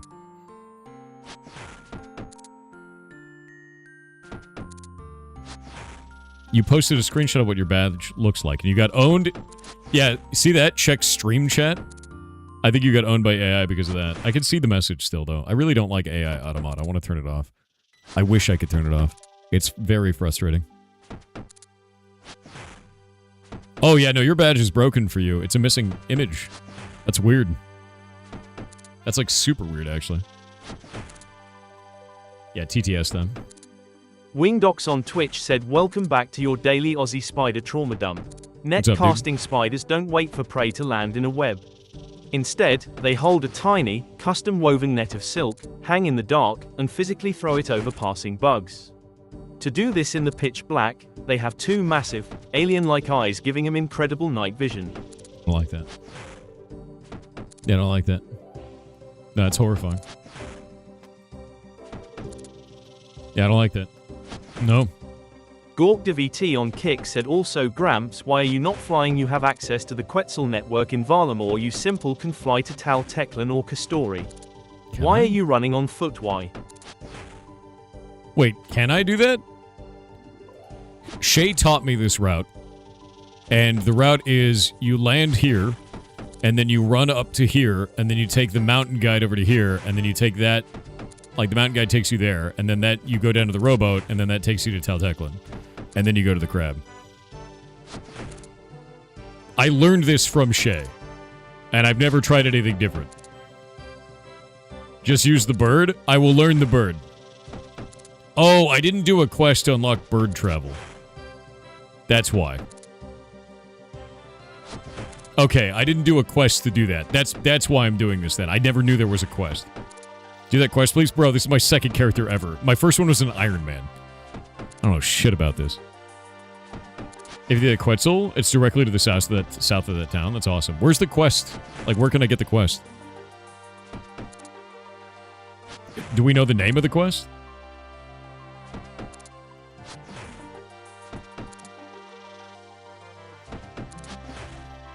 Iron is the way to go in old school RuneScape. You want to be an easy scaper? My first character was an Iron Man, and I got 99 agility as my first 99. I just did that. I love it. You have to remember, this is my second ever character. I have 1 non-Iron Man and 1 Iron Man now. And my Iron Man was my first. Birds aren't real? That's true. Government drones. Twilight's Promise is the quest. Alright, let's check it out.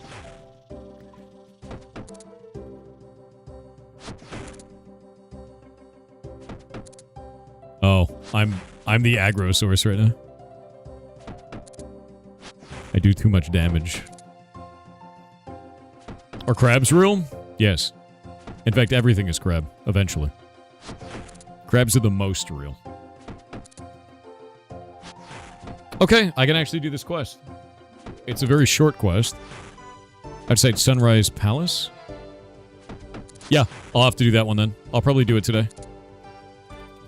Oh, but doing that means I won't have 69 quest points anymore. That sucks. That's gonna ruin everything, dude.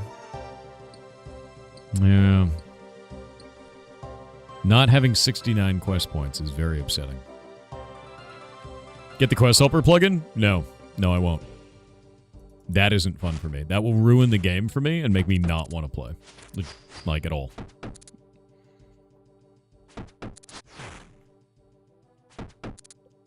It's not worth running around using your feet. Bro, I like agility. All I do is run around with my feet. Tell me not to run around with my feet. Ridiculous. I need to do the quest so that I can do... What are they called? The Berserker helmet and the fighter chest. Those are the next ones. Yeah. Remember yesterday we told Ethan about adding account creation and sub? Yeah, they added it today. They shipped it this morning. Yep. Kick now has the ability to see when an account was created, how many subs, or how many months they've been subscribed to the channel, and when they followed the channel on. It's fantastic. Fremennik Trials? Yeah.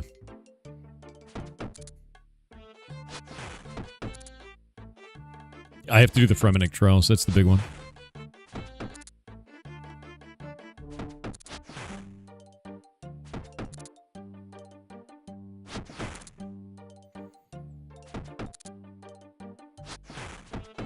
Mention the guy that ran for the first time in humanity. I think that guy was terrifying, actually. Imagine. What is that guy doing with his legs? Why is he so fast? Right? Terrifying. Probably do Fremi Isles, the helmet, if you don't feel like buying a Berserker helm. Can you wear it even if you don't do those quests, if you buy it? Because I thought you couldn't wear it unless you did the quests.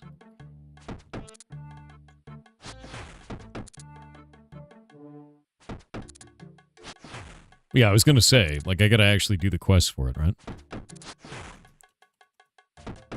Because I gotta do the Fremennik Trials, Fremennik Isles, like, there's a bunch of different... And then the Fremennik Exiles. I'm really glad that these rhyme, by the way. But I have to get 25 fletching and 40 crafting, so I can't even do that yet. And I have to go to Relica, too. I have to go to Relica, and I have to get hunting from 1 to... Or I guess 9 to 41. That is the other difficult thing I have to do. Need the quest done to wear the helm? Yeah. And I need to do it, because that's like a big part of my progression now.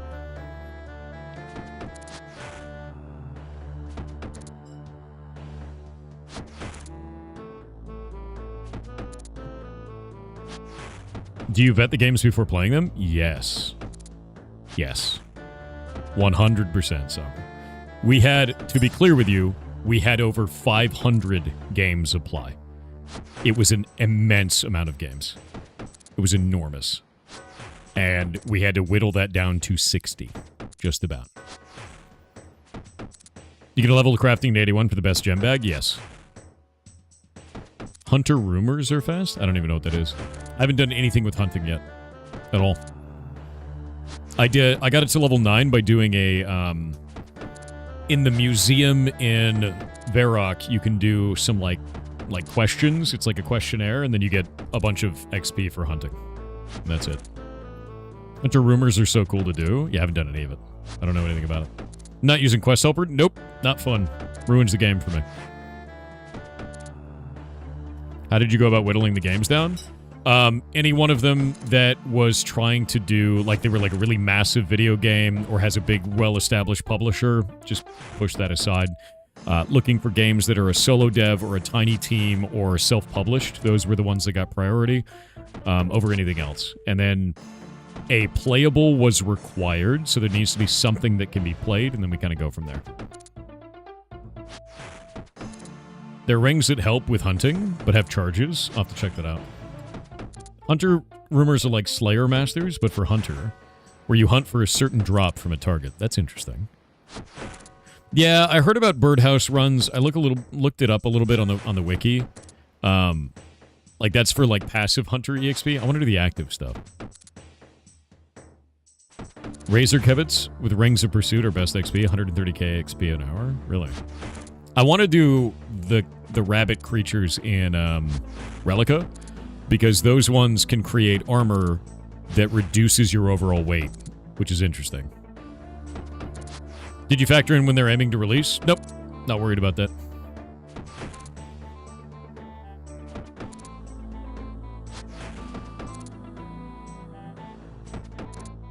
She'll empower the Thor with unlimited... Ooh.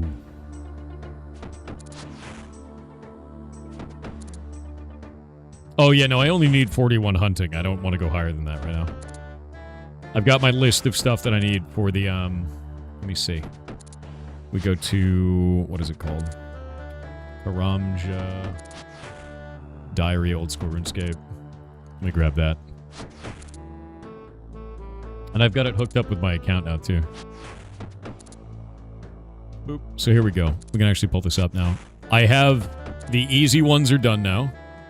And if we go to medium, I need these right here. So I need hunting to 41. I need fishing to 65. I have it at 60 now. I need woodcutting to 50, which I'm going to wait to do that because I have it like 46. And when I do the Tai Wo One-Eye Trio thing, doing the cleanup, whenever you chop down one of those, you get a little bit of woodcutting. So I'm just going to wait and get it through that. And then I need farming and I need hunting. So farming and hunting are the only real things that I have to care about right now. The games in the showcase, only games that are not yet released? No, they're not. Some of them are already up.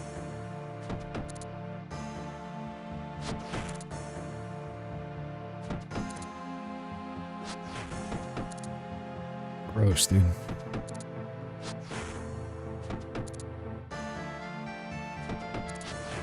But yeah, so that'll be quite good. Boop.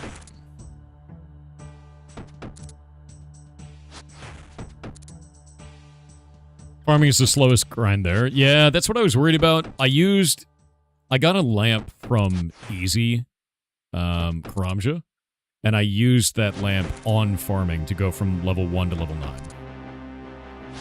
And that seemed definitely worth it, to be honest with you. Just plant your highest level trees? I'm level 9. I don't think it can yet. I'm not sure. And I don't even know where to do that anyway.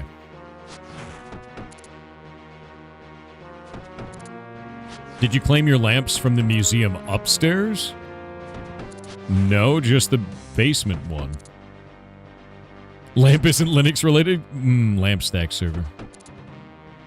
What are the ones upstairs?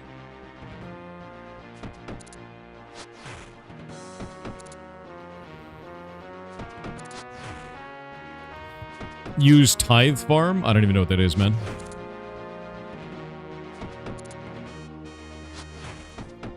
Yes, 5 o'clock. It was 10 years ago. Time to move on, bud. Is Heimdall still deployed? Are they ever watching Guardian retired?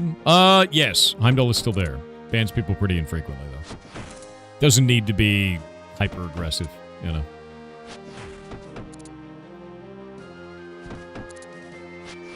Upstairs lamps come from doing certain quests. Interesting. I'll have to check that out then, because I haven't done any of those. I've done the ones in the basement. Or I did the quest line in the basement. It's like a mini quest thing. It's not even counted as a quest. Which I think is interesting, because they've hidden some stuff that's not a mini quest. It's not a quest, but it still gives you a bunch of XP. You know? Tithe Farm is 34-minute farming. Really? 34? Wait, min 34 farming. Dude, I don't need that. I need 27. I'm level 9. Can games like Block Game be eligible to be on pigs? No, not really. We're looking for, like, standalone stuff, man. Not a mod of another game, you know. She gives you lamps based on your quest achievements. Well, I have 11 combat tasks done. I need the next unlock at 24 points, so that's not ready yet. And then my achievements... Yeah, the achievement diaries, I've only got 2 of them done. I've got Ardone and I've got Karamja. I want to do Verox.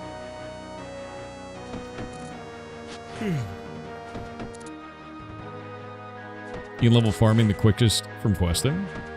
Otherwise, planting acorns is probably next. Let me actually go see what I can do in terms of farming then. Because if we look at farming on this, view the farming guide, we get quest XP. Nope. Can't do any of those. Yeah, that ain't happening. Recipe for disaster is insane as well. Yeah, there's no way. No. No, I have to grind it out. There's no way around it.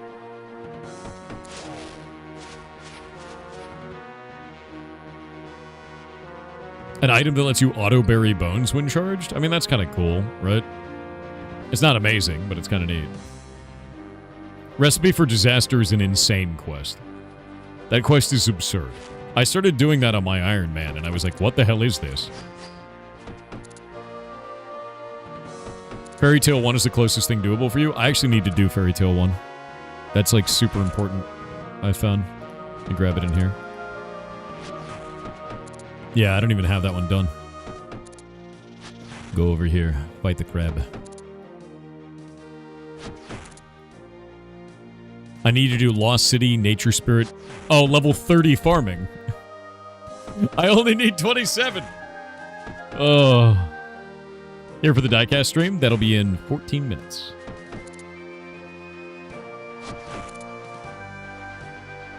Oh, it's recommended, not required. Really? Why would it be recommended, then? Does Fairy Tale 1 give XP, then?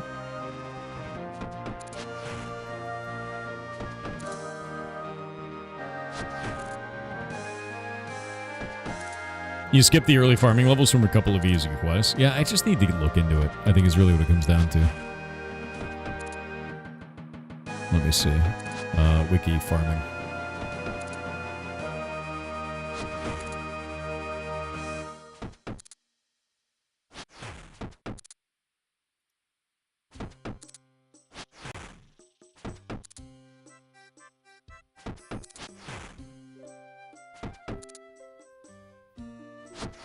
Is there a way to get bonus XP? Tithe farm requirements are 34. That's not happening. Yeah, that's not going to work.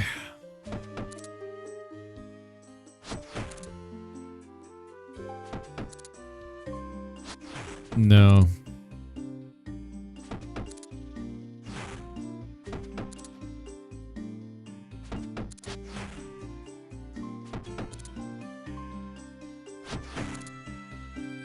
Yeah, there's nothing in here that's going to bonus this, dude.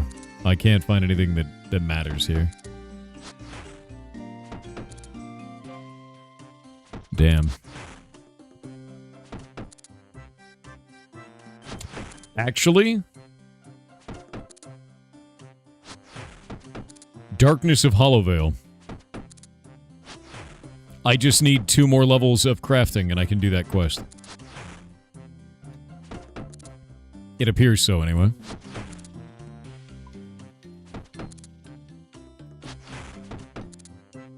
Oh, and I have to do in 8 of Myrkyu. Look at that. That quest is nuts. Is it really?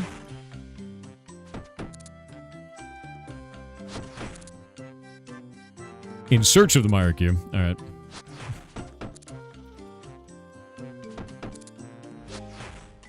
Nature Spirit. I have to do Nature Spirit. What does Nature Spirit require? Nothing! I'm on it! I have to take Philemon Tarlock in the swamps. I have to look for Philemon Tarlock in the swamps of Mort Mire. I should be very wary of ghasts. Ghasts suck, by the way. Myrkyu is a huge quest line. There's a Grandmaster quest for that coming out, actually. Yeah. I knew about that. The Myrkyu one. They have it on the roadmap, which I think is really exciting.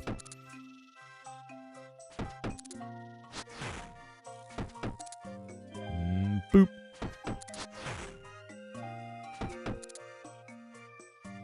You think it's Myrkyu? Myrkyu? Looks like Myrkyu, though. Oh, Sins of the Father is nuts, dude. Yeah, Sins of the Father was something that I was working on my Iron Man. Because I wanted to unlock that one ability, that one thing. It unlocks something, and I forget what it is. Yeah, this thing is nuts. The questing, or the skilling requirements are insane on here. I have the combat level on my Iron Man, though.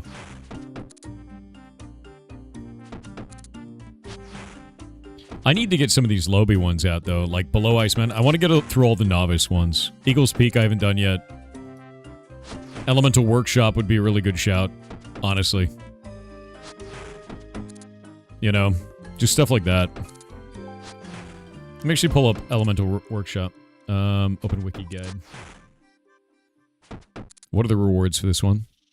That gives crafting and smithing XP. Like, that would be a really good use of my time. I think Elemental Workshop is very, very good. And an Elemental Shield as well. That dude Gauntlet of 5 big quests soon? Starting this weekend? Really? And you're doing Sins of the Father. Damn. Yeah, I gotta get that done. Yeah, you know, I think today I'm gonna do Elemental Workshop. I think that's just a smart use of time. I really do, because it's mining, smithing, crafting. It'll give me my crafting skill that I need. Do you just play indie games or something like that? This is my first time ever on the channel. I actually do a whole bunch of different stuff. So, let me actually show you. One of the biggest things is I try to get other people to be as creative as possible. So I run a bunch of different websites and our Discord in order to give you information on how to make stuff. Develop.games is one of those websites. It lists out a whole bunch of different video games, lists out how you can make games yourself, gives you resources and everything like that.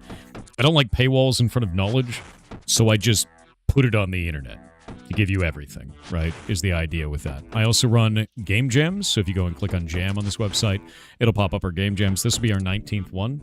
I do those every 6 months. It'll be in July for that. The next thing is, well, the show that you're about to watch is going to start up in another 8 minutes, so this is the Pirate Indie Game Show. We ran this one other time before, that was in December of last year, and it was called Indecember, and I showed off 83 games, which are now all listed on here. And all of these games, we did showcases and interviewed all the devs and everything like that. And that's exactly what I'm doing now. I've turned this into an every 6 month kind of a thing, right? And the cool thing about it is, in June and December, we do that. We show off a whole bunch of other indie devs games. And then in July and January, 1 month later, we do the game jams. So it shows people what they can build, they get a bunch of ideas, and then gives them a chance to go build something, is the idea. And that's it. You know, like, it's just trying to teach people to do that. The last thing that I do is I run a ferret rescue here in Washington State. We're building a facility right now that will have up to 150 ferrets, and we work with the Humane Society, we work with veterinaries all over the country, and we have a staff that, like, helps with everything. We actually just bought our first ultrasound machine, which will be here in the next 2 to 3 weeks. And all of this is funded by ad revenue from people watching streams. So if you go and look at this, this is the facility that we're going to be building. That's actually the layout for everything. And that's it. And if you want to watch that, you can actually watch it on Kick, Twitch, or YouTube for all of those. Yeah. You know the policy on link sharing? If you share a link, it will delete it. And then I will be able to see it. And then it'll be fun.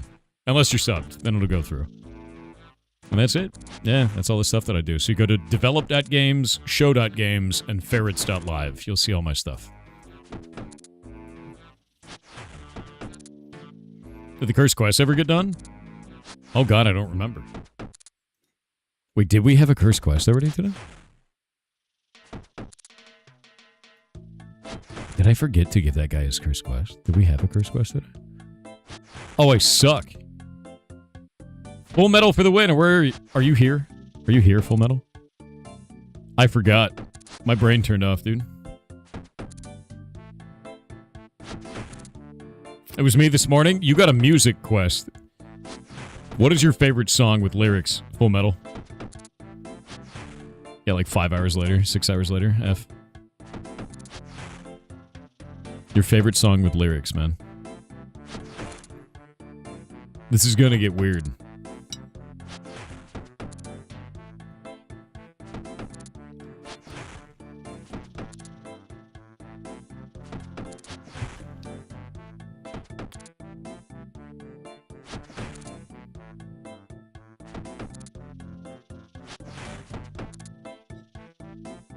Time Stand Still by Rush? Okay, you need to cut up all of my streams and make me sing it.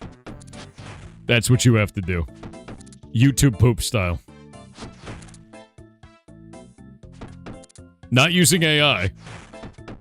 Manually cutting me up to make me sing your favorite song. Badly. That's absolutely cursed. It's gonna be pretty funny. You just got work late, and you're still doing Curse Quest and RuneScape? So you never missed the start of the stream? Oh no, we showed off another game a minute ago. I'm going to be showing off another game in 5 minutes as well. And then this will go back into crab maxing in the corner.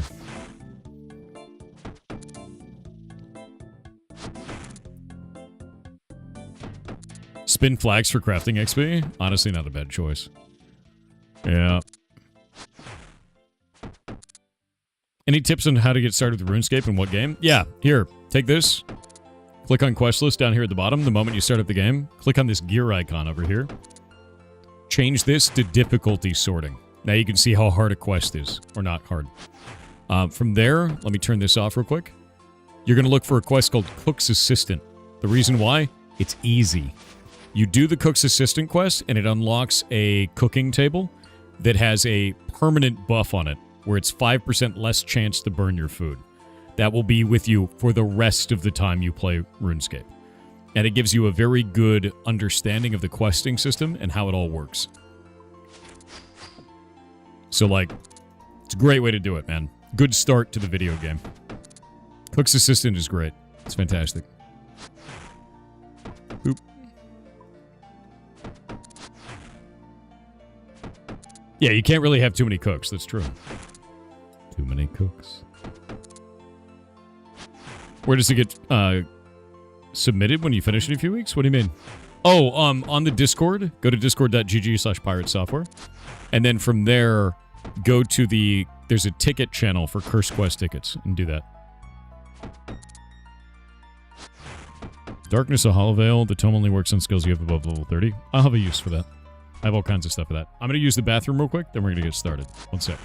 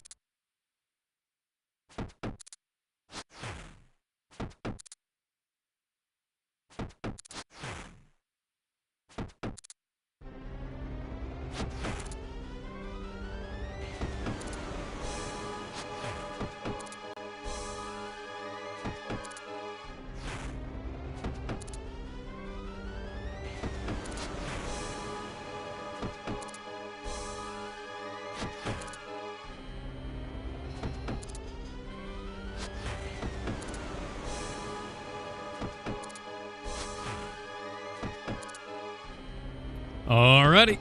I am back.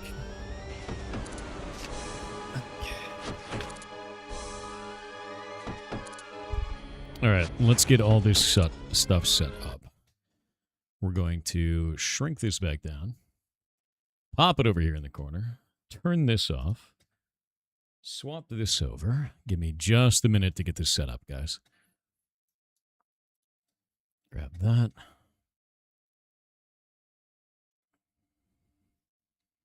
I need to switch the links over. What? What's mad?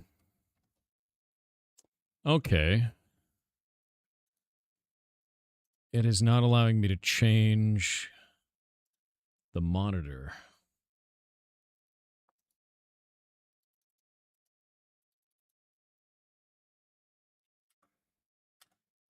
There we go. Forced it. Okay, that'll work.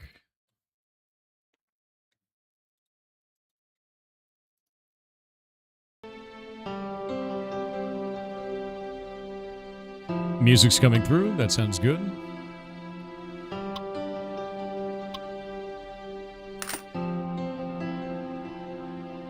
That's sounding pretty good. I like that.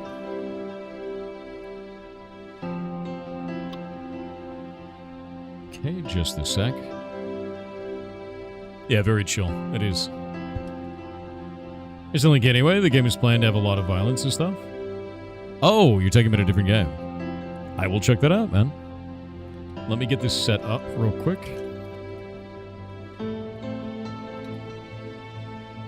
There we go. I'm changing out all the pinned comments real quick.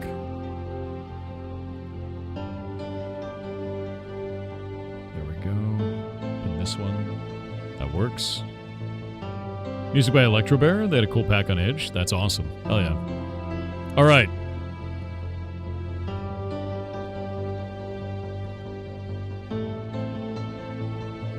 Diecast demo.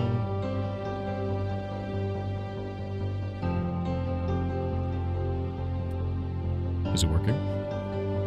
Did it change the category over for you guys? And change it over? Let me know if it did. It did? Alright, awesome.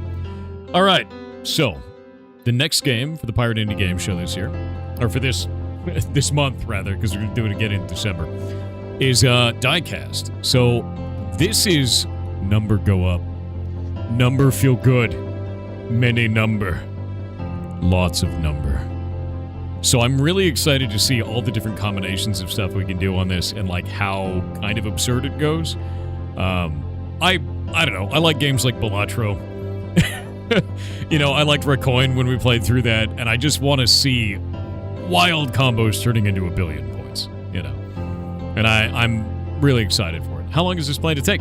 So every game that we show off during this event, I play it for 1 hour, and then I invite the developers on for an interview for 1 hour. Because I watched a bunch of, I don't know, like a bunch of shows for showing off games, and it was always like, pay maybe $1,000 to $5,000 for the developers, and they get 2 minutes, you know?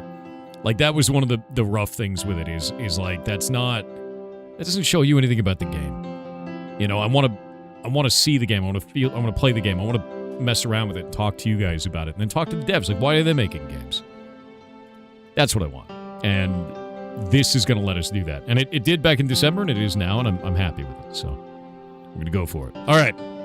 Let's check it out. Oh, look, it wiggles.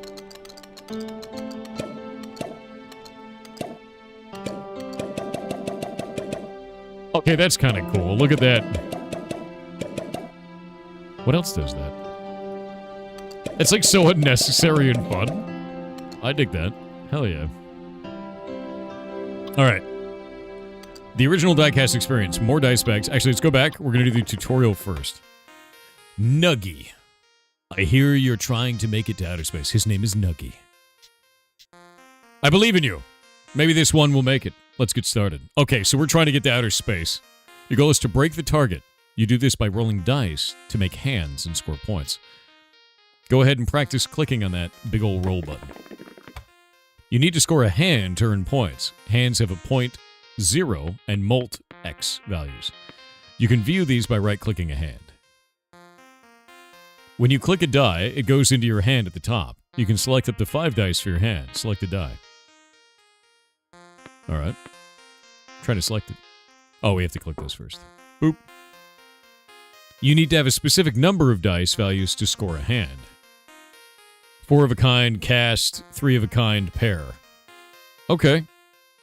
So we need to get just doubles, right? Doubles, triples. And I've already got that. So that'll give me 3 of a kind. And then we can roll it again. It's like Yahtzee. Scoring 5 of the same dice value. 34 points times this, so trash. Or do 4 of a kind. We don't have trash, we've got 4 of a kind, so I'm gonna pop it. You made 4 of a kind and the hand had EXP. Alright, cool. When a hand is played, it gains EXP. After earning enough EXP, it levels up. Oh, so individual hands can level up. On level up, it gains more points and mult. Different hands gain different amounts when leveling up. So if we want to do doubles, we could just keep doing doubles forever. Yeah.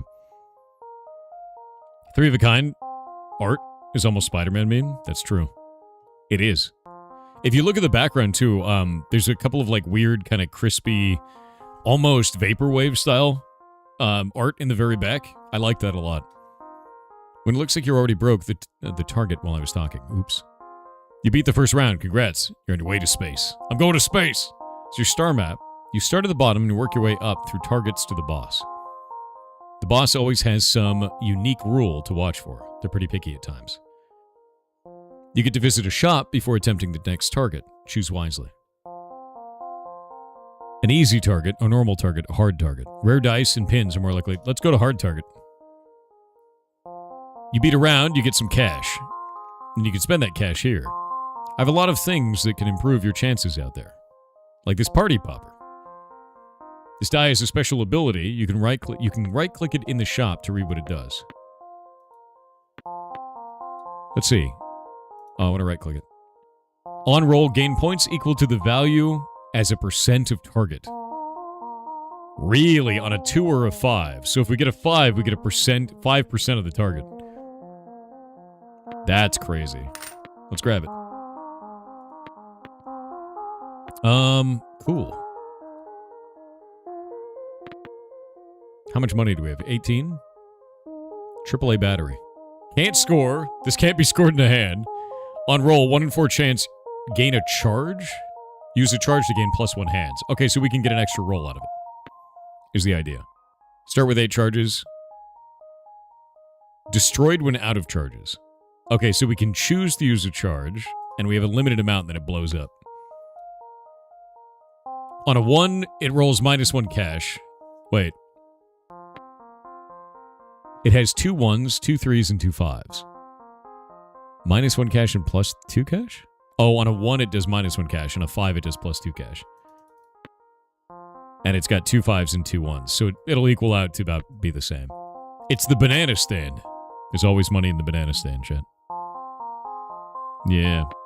Does this have a screen shake option to turn it off? You mean for, like, these little wiggly guys? Which screen shake are you talking about? If we go into escape here, screen shake off. There you go. I don't think I want the banana stand. Maybe I do, though, because if we get more rolls, then we get more rolls, right? But then I'd have to modify what I'm rolling. Because I want to get 6s right now. I guess I can get anything, technically. I'm going to get the battery.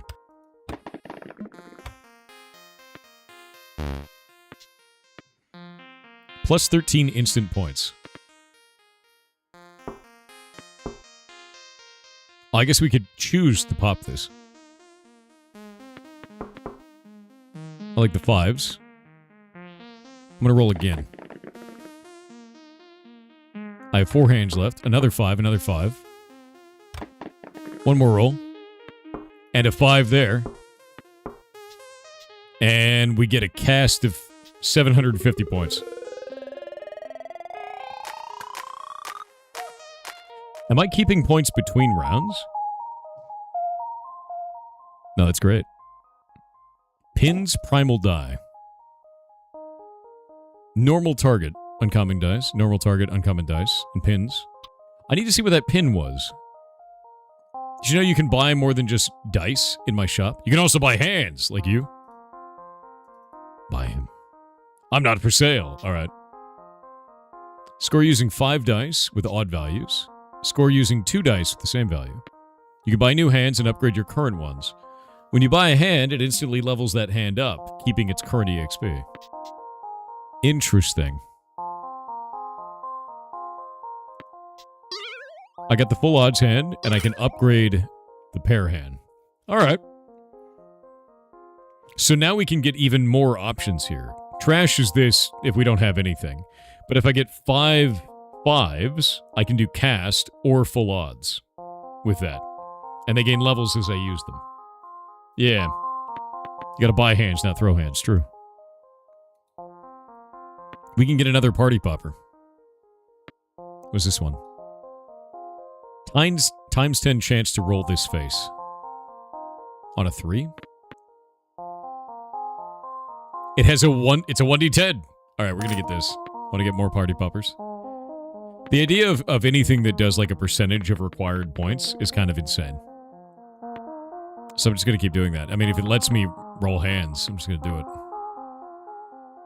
I don't like the idea of the perfect 3. Gimme.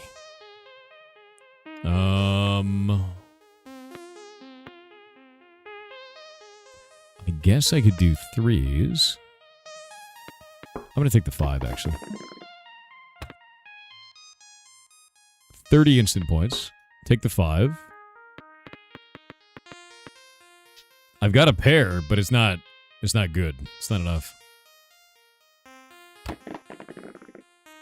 I was a fool for taking 5s. I should have taken 3s.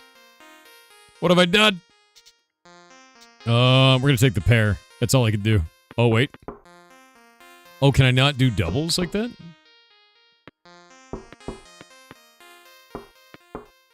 That'd be 81 points versus 75 points. So the face on it actually matters. Don't buy hands before marriage. What about throwing hands before marriage? Does that work? All right. There's one, and I get multiple rounds here. I'm going to use that battery to get another hand. 3, 3, 3. Roll it again. Another 3. So you got 4 3s and 3 6s. Got one more roll. 5 3s. Sick. Cast is better than full odds. So if we have 65 points times 10 multiplier times 1 crit, or 55 points times 8 multiplier times 1 crit. But this will gain a level if I use this. There we go. I'm going to use that. Hell yeah. Yeah, look at this in the background. Look at that art. It almost reminds me of Hylix. If you've ever seen that game. I like that a lot. Really quite cool looking. 6s can't be selected. Rare dice and pins are more likely to appear. Alright. I have one more thing you can buy with your cash, and it's a big one. Drum roll, please. Plus 25 points to hand when scoring any ones. Reroll a selected... Ooh. Pins. Collector's item. They have special powers. Hover over each pin to see what it does. So I want to get 1s. Some pins activate when certain requirements are met. Okay, so we can get reactive pins as well. I've got quite a lot of money on this. So if I take 1s, we take that pin like that. We can get another party popper. Odd Todd. That has a higher chance of 1s. Wait, why no? Oh, do we have too many dice? Is that the problem? We might have too many dice.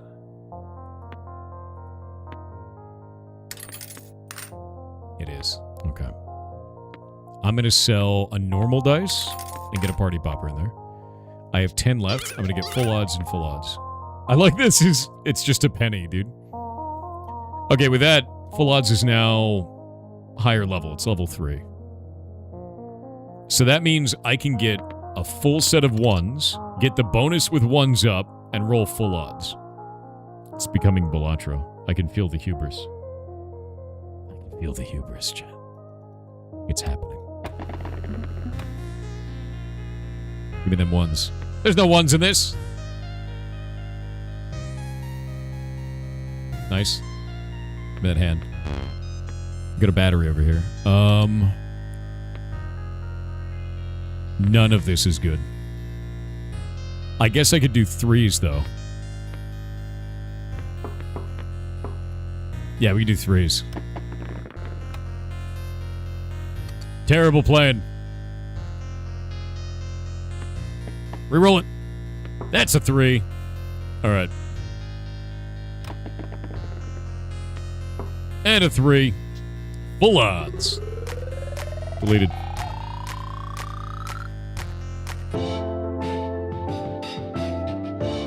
Beat the first sector.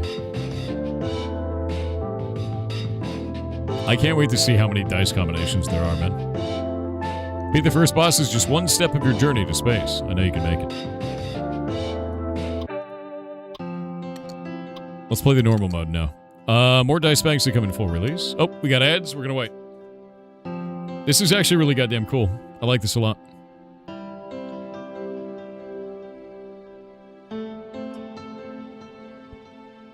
Was full odds better than cast? It was in that case because I had leveled up full odds twice at the last shop.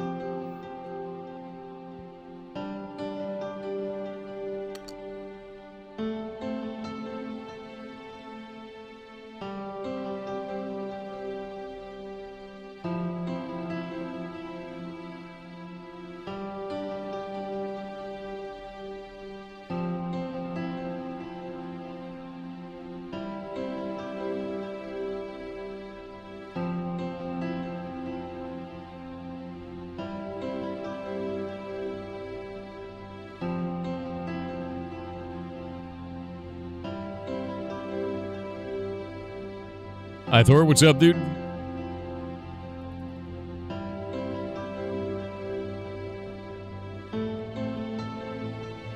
gonna have a how it started versus how it's going vid for this game too? Maybe? You know, it'd have to be for the next show. You have to remember is I only can get a couple of them from the previous shows that way.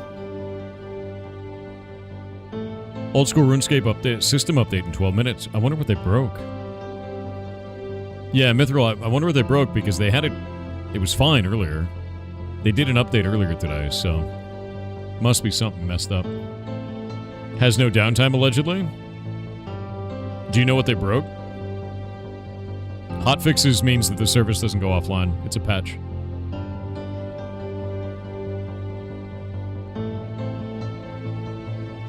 They broke Demonic Butler? What's that even mean? They want to add more worlds. Really? That's good. Had a weird dream. New regional worlds today. All right. Ads are over. Welcome back. I paused for ads. I don't want you to miss anything just because you didn't pay me money. So, the original diecast experience. More dice bags to come in the full release. Win one run to unlock. More dice bags to come in the full release. The original diecast experience. Okay, so 100 is very interesting. We're just going to start this run.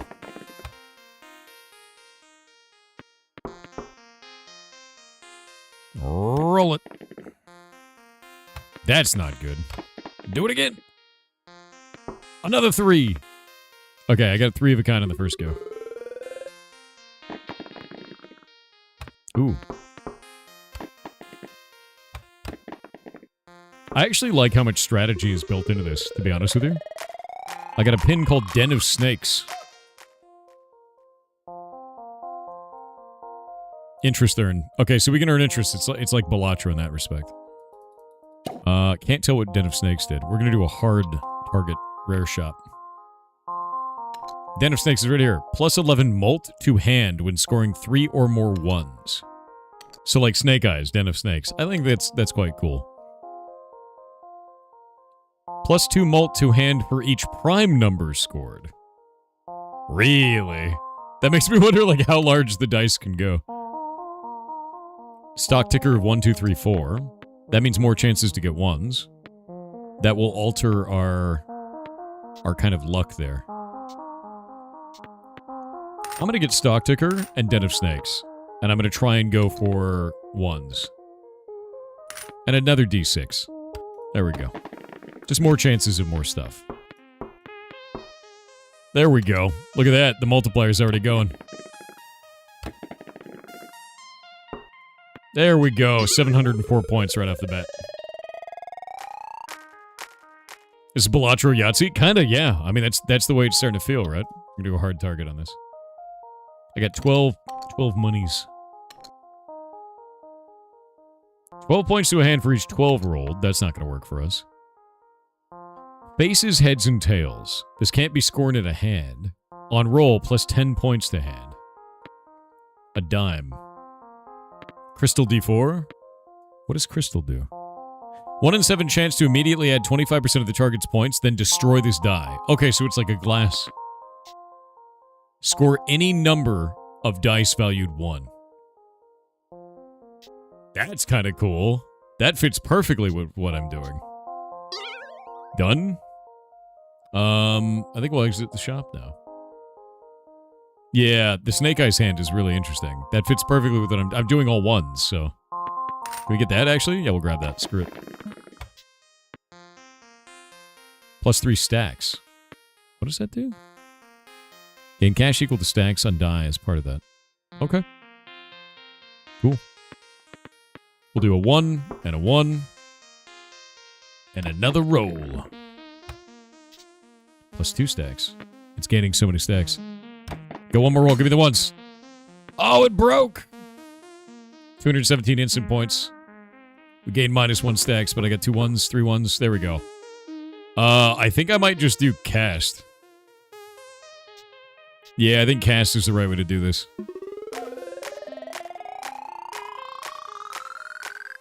God, it feels good. It's like glass. Yeah, I was thinking the glass cards from Balatro, right? Because they broke. They break when you play them. At least they have a chance to. Okay, let's see here. Percentage. Okay.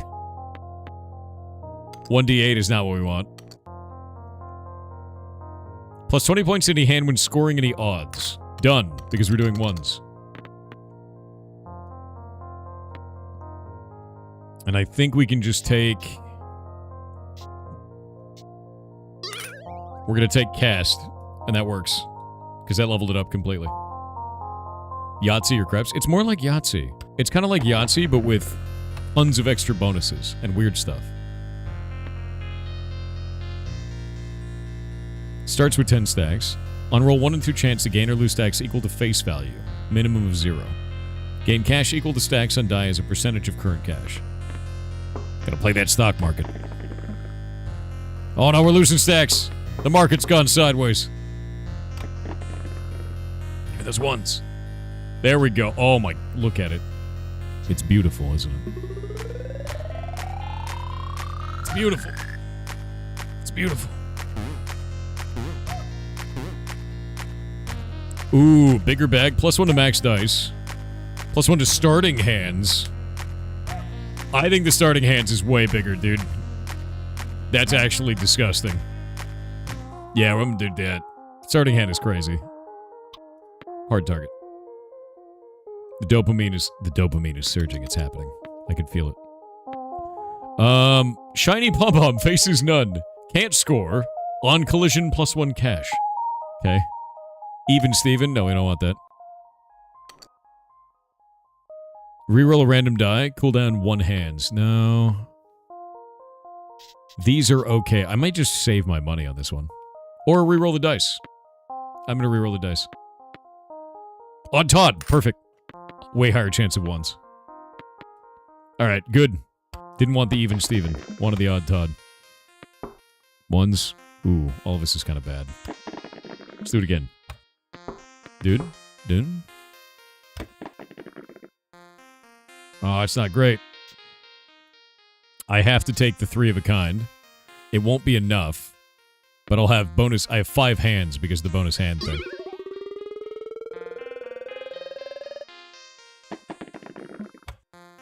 Oh, that's great. Look at that. Hell yeah. Another one. That's a lot. I mean... It's really hard not to just dump all the 1s and then take the 6s here. You know? Because I can still get cashed and level it up that way. Yeah, 4 of a kind in one go is kind of stupid. Oh, I shouldn't have done it. A fool I was. This is fine. 4 of a kind it is. Is there a mobile version? We'll ask the dev. Oh my god, there's so many weird numbers. The 1 is cool. 1, 1. 1. Very nice. No ones. Full of sadness. But I should be able to win this with Snake Eyes. Off it goes. Nice. The hubris is quite large, that's true. I'm gonna be honest with you, though. This has that, like, Balatro DNA, but in a way that I think is really quite good. And it feels unique. Ooh, a better version of trash. Add all points from selected dice a second time to hand. Number chucks. Maybe I do want that. I don't have another pin. I'm going to hold on to that just in case. I don't like these hands. Those hands are kind of memes. Yeah, no, it's cool. It's cool that it is, like, in the same style, you know, of that number go up game. But it's doing something unique in and on its own, you know? Ooh, that is not good. Oh, that's not great. Well, I guess I'll take Snake Eyes. I mean, that's all I can really do at this point. Pear is kind of a meme. Snake Eyes is cool. It'll level it up. It's only the first hand. I got 5 hands, so. Nice. I'm playing only ones the game, guys. Wow, this is bad. I'm getting bad rolls. RNG is not on my side. 3 of a kind could work. 1, 2, 3, 4, 5. It's kind of a weird one. It'll probably be, let me see. Snake Eyes is on cooldown. They actually have cooldowns for them, which is really interesting. That gives 16 points on its own. That gives 210. Alright, we're gonna need to not screw this up. I know. The 4 of a kind. I'm just so focused on getting ones, man. I need to get more rolls per go. Oh, -3 stacks is rough, dude. That's what we want. See? Big money. No whammies. That's beautiful right there. See, that's all you need. All you need is 1, chat. I don't need any other number. All I need is 1s. Rare dice and pins are more likely to appear. 4s can't be selected. You know, honestly, that's fine, because I don't want 4s. 1 through 8. Ooh, a battery. I already have max dice, so I can't do anything with that. Okay, these are not useful for me. Full odds. Score using any number of dice valued 2. We could use full odds, because then it's not on cooldown, because cast is going to be on cooldown. Yeah, we'll do that. Snake Eyes, full odds, cast. And then all this over here is kind of whatever. This is going to go on cooldown, and that's what I'm worried about. Because, like, unlike Balatro, where you can target the same hand every time, the way that this works is that hand goes on, or that combo goes on cooldown for a set number of turns, which I think is really interesting. Like, that goes on cooldown for 4 turns, 4 hands, 2 hands, 2 hands, 2 hands, 3 hands. So you are forced to do different combinations, which I think is really good. Actually, I think that evolves on it in a really positive way.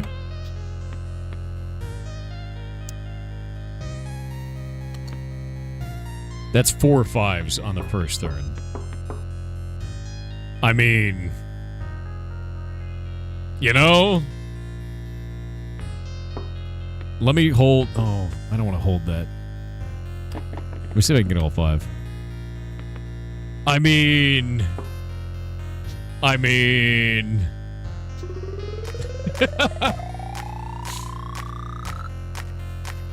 You gotta take it. Yeah, you do, you know? Gain 5% of target as points when starting a round. +3 to max dice, -1 to starting hands, minimum of 1. -1 to starting rolls, minimum of 1. +1 to starting rolls. I'm going to do +1 to starting rolls, because now I have +1 to max hand, +1 to starting rolls. There we go. The hubris is growing? Of course. You need to have more hubris. This is the only way. 5 days of consecutive ascending value. I've only been able to do that once. Another 1. On roll, +1 rolls if at least 1 is in... Yes. Get rid of the D6. Another 1. There we go. +2 crit to hand when storing a trash hand. Okay, so we can actually build a build around trash. That's interesting. Alright. Alright. I'm gonna reroll these. Don't like those. Gonna reroll this. Banana stand. We don't actually want this because we get -1 cash every time I roll a 1. But I do want the odd Todd. There we go. Huh. Reroll those pins. Nope. Alright. How we doing today? Good. Okay, I'm gonna do the risky thing and I'm taking the 1. I'm taking the 1. Look, it's already 528 points. Goddamn. Oh, this is... I took a risk and it was a mistake. Oh, it wasn't a mistake. Luck loves me now. 1 more. Like a glove. See? Calculated. Calculated. Just add it to your wish list? Hell yeah, dude. Honestly, the best thing you can do for any indie dev, add their game to your wish list. It is free for you to do. It is beneficial for them, and it tells Steam. It basically sends up a signal flare and says, hey, Steam, show this to more people. So do it. It is always, always good to do. Thor's a middle name. Dude, I was born in a thunderstorm, and my dad is a nerd. My brother got a middle name for, what is it, for fall. Which is quite funny. But no, it's just born in a thunderstorm. That's it. He actually streams here on Twitch, too. You can look him up. He's Earjoy. Ask him all about it. And I guarantee he is still, in fact, a dork. Ooh, full odds. Yeah, let's level that up. I like that. Another 1. Let's get rid of D6. Grab another 1. New pins. I can do a silver coin for now. That could work. New hands. Snake Eyes, huge. Alright. Our dad? No, he's my dad, you goblin. I swear to God. Okay, we got 1-1. I'm starting to manipulate this to get as much 1 as possible. Like this one, +1 rolls if at least 1 is in hand, right? So we get extra 1s, or extra rolls because of that. And there we go, there's another 1 there, look at that. And now we can get the 4,000 points. So I'm just generating rolls to get more 1s, to generate rolls. It's beginning to cascade. Steals 30% of each hand before scoring. Ooh. That's nasty. Weighted 3. Times 2 chance to roll the 3 side, because it's a weighted. Banana stand. Scoring 3s. There's a lot of bonus points for 3s. Add half of cash as points to your hand. Let's get rid of... Actually, can we sell these? I'm going to sell that. I'm going to take the bank vault because I have a lot of cash. We're going to take full odds. We're going to re-roll this once. Just normal D6s. What's a piggy bank do? +1 cash to sell value. Oh, the piggy bank just slowly increases in value. That's kind of interesting. That could do really well with the bank vault, but I don't really want to sell it. So I'm not going to do it. We're going to go. That is an unfortunate beginning. None of this is good.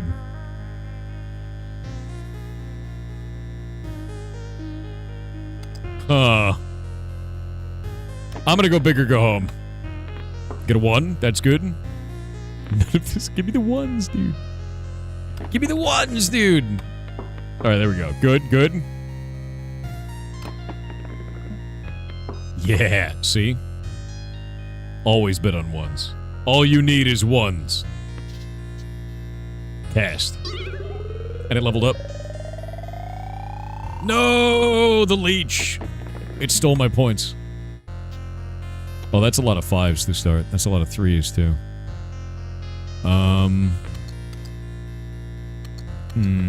If we do 5, 5, 5 on that, and then re-roll, and then do, I guess, 5, 5, we do full odds. There we go. Good combo. Yahtzee generated the game. Good. Ooh, now we got 1s. We got 4 1s in one go. Oh. And Snake Eyes. Finish it out. Tough fight. Very good. Yeah, Yahtzee maxing. +1 to starting rolls.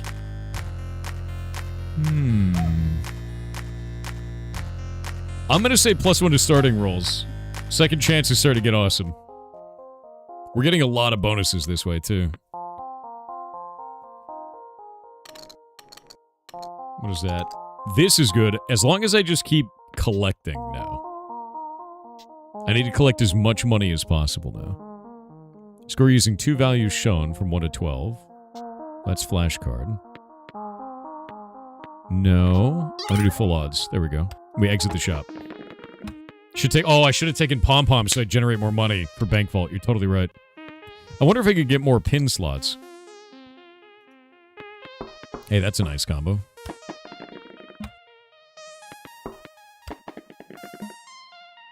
The funny thing is stock ticker, I need to keep letting stock ticker go up. Because it's on the like, ascension right now, because it's going upwards, the stock market is. So if I can score it, then I can get all those points. But it's got 15 stacks right now. Alright, we'll do cast.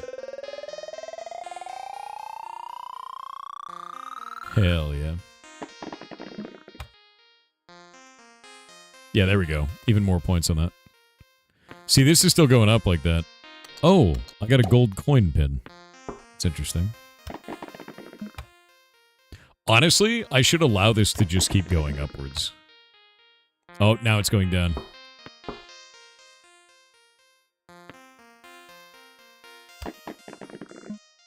Yeah, roll up.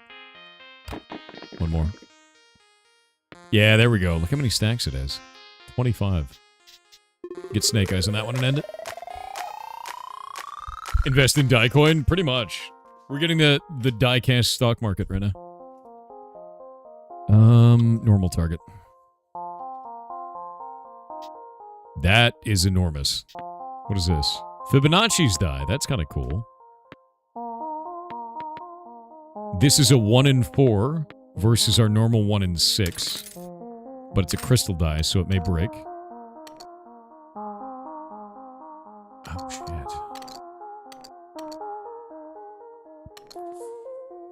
Okay, I'm gonna get rid of number chucks. What happens if I get 2 of the same pin? Can I?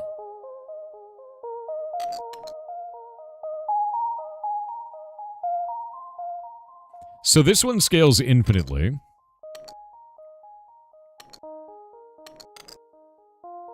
I could get rid of odds up. Yeah. I don't know if I can get the same pin. They stack? This one is plus 20 to any odd, but I'm trying to get ones, right? Yeah. So if I get 2 ones ups, that's 25 bonus points. They stack in separate slots? Okay, so I'd have to get rid of odds up. Alright. Yeah, they seem to be working there. The amount of money that I have still matters quite a lot. Get cast up. Exit that shop. There we go. Boop. Boop. Boop. And that, yeah, they're both adding. That's awesome. Get that one up. Now that one's going to get plus 24. When scored, gain cash equal to stacks on die as a percentage of current cash.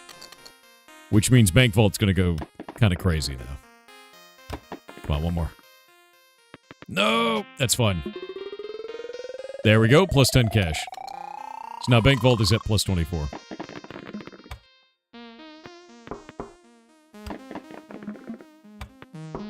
Nice.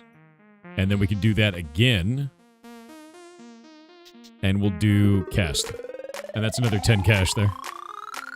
Stock market's going crazy, actually. I think the D4 exploded, yeah, on the first round. Hands must be made with 3 or less dice. Eesh. Hands must be made with 5 dice. I'm fine with that. I'm fine with the 5 dice. Another stock ticker. Yes. 2 stock tickers. 2 stock tickers. Full odds. Alright, there we go. I got a dice called Super Todd.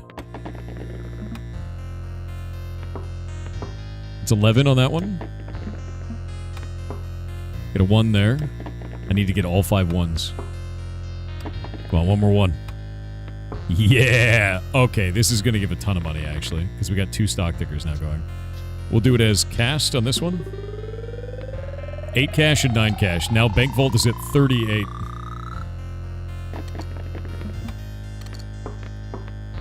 The all you need is one build, chat. It has begun. Come on. Yeah, but you know what? I'm going to roll more because I might be able to get a stock ticker out of that. Which I did. And get more money. Love money. There we go. Yeah, I found an infinite scalar, so I'm just going to keep going that direction, you know?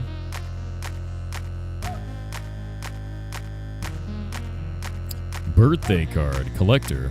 +1 pin slot. Yo. The pin slot is insane. +3 crit to hand when storing a cast hand. What does crit do? I haven't seen crit yet. Right? But I keep using cast. It's level 5 right now. Maybe that's worth it? It's multiplier on the multiple? Done. Yeah, done. Super done. Reroll those dice real fast. Party popper is fine. Yeah, no, we're out. My God, the monies. More. Oh no, it's losing stacks. Ah! The stock market has not been kind. Let's do a... Oh my God.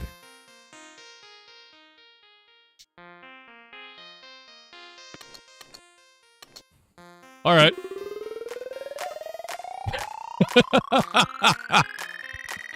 Big points. Chad, I think I found the point of crit. All of them, actually. New balance of 131. We need more. Hard target is fine. I can deal with that. What is this? Yeah.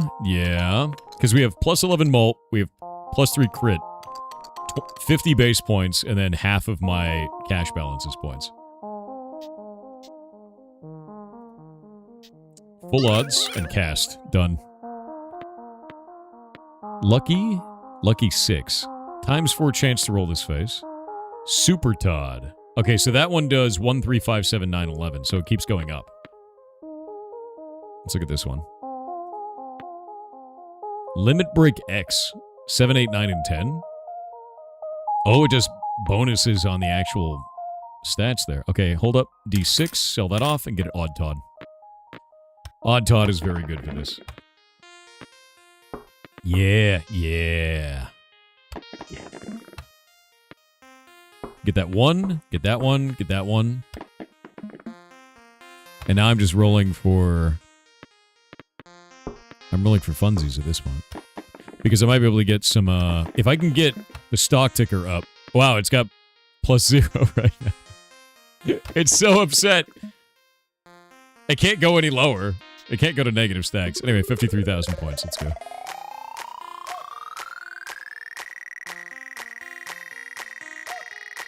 You hear that? That's the good sound. That's the number go up sound. 34,211. We can do that. Super Todd. Even Steven. We don't want that. 2-parent Snake Eyes. We can take the Snake Eyes. Take the Snake Eyes. And I think I'm good otherwise. I need more pin slots right now. What? Oh no! Oh no! It's over! This is the anti-me build. Oh no! The hubris. The hubris has taken me, chat. What do we do with this? Oh, god damn it, dude. My whole build is about ones. I guess we could do sixes, yeah? I can still get a cast out of it. It's gonna suck. Oh, we can't do sixes. Because it's so odd. We got ads. Yeah, I'm gonna go for full odds. What happened? This boss has a power that makes it so I can't roll ones. And my whole build is about ones.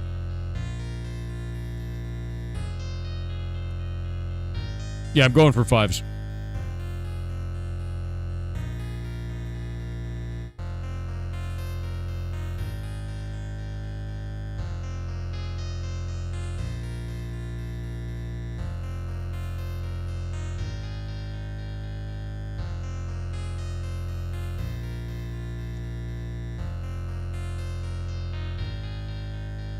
What?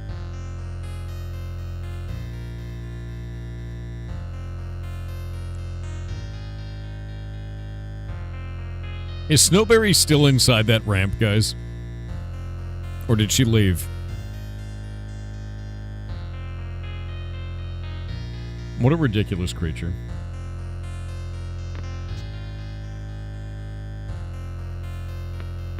This boss is gonna kick my ass, isn't it?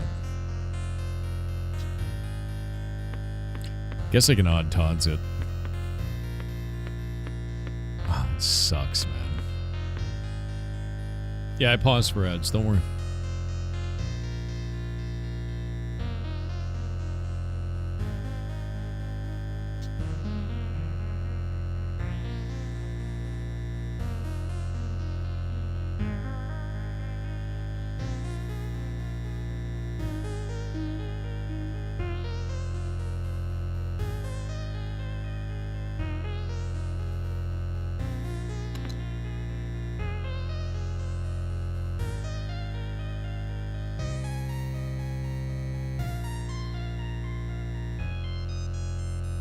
All right, ads are over.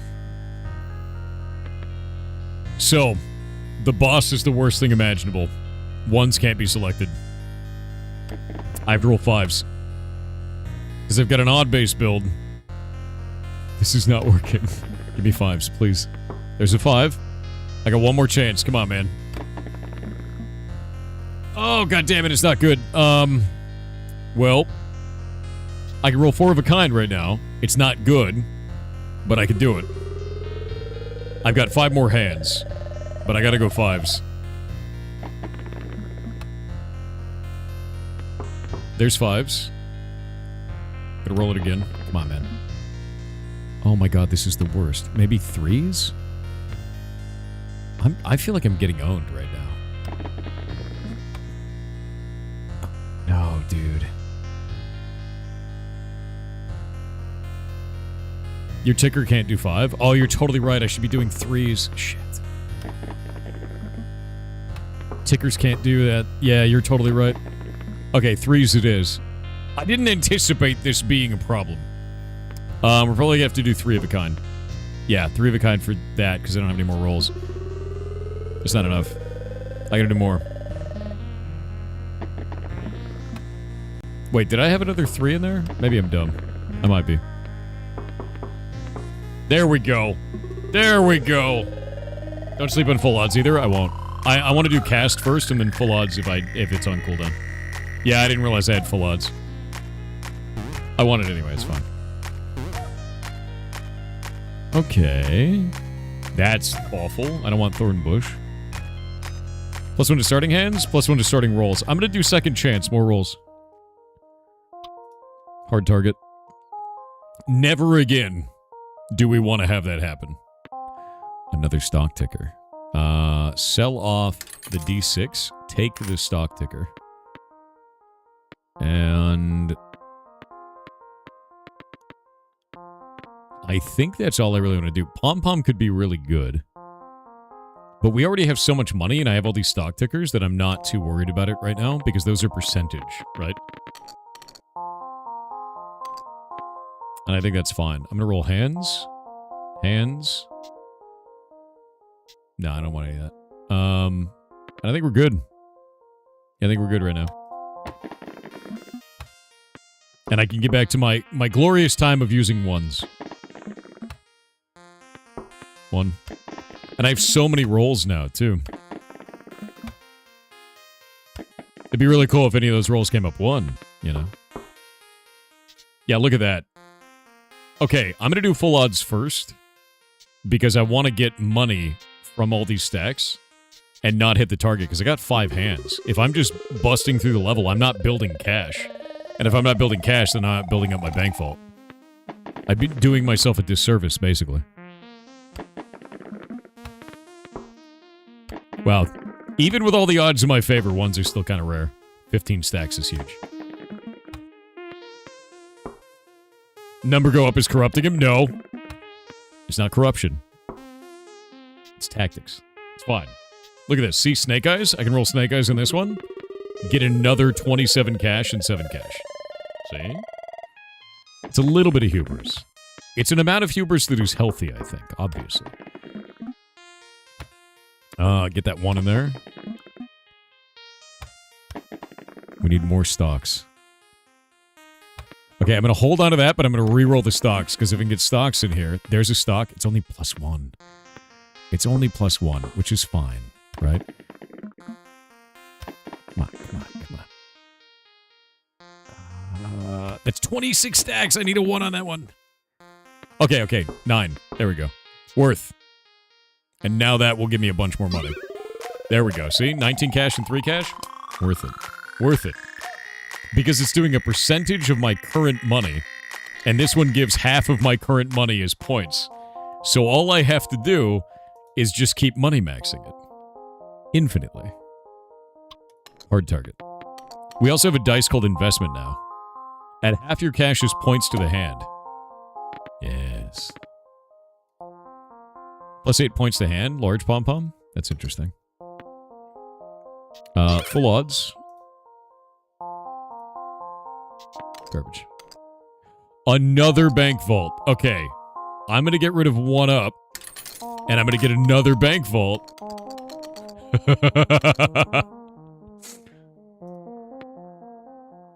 Investment is pretty neat. +1% to interest earned when scored. That seems really good, but it's a 1d6. I guess I could get rid of another one and put investment on it. Right?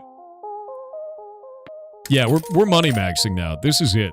This is time to hubris. I'm ready. Wow, that sucks. That's stock tickers at 0. I don't want that. That's trash. Okay. +1 to that there. There we go. 34 stacks on that one. And I'm going to do, I think, Snake Eyes on the starting one for this. Yeah, we'll do Snake Eyes first. +1% interest and 77 cash. Look at the bank vaults. Oh my god, dude. Oh wow, that sucks. Give me better points. 10. This is fun. 36 on that one. And I can keep re-rolling this for a moment.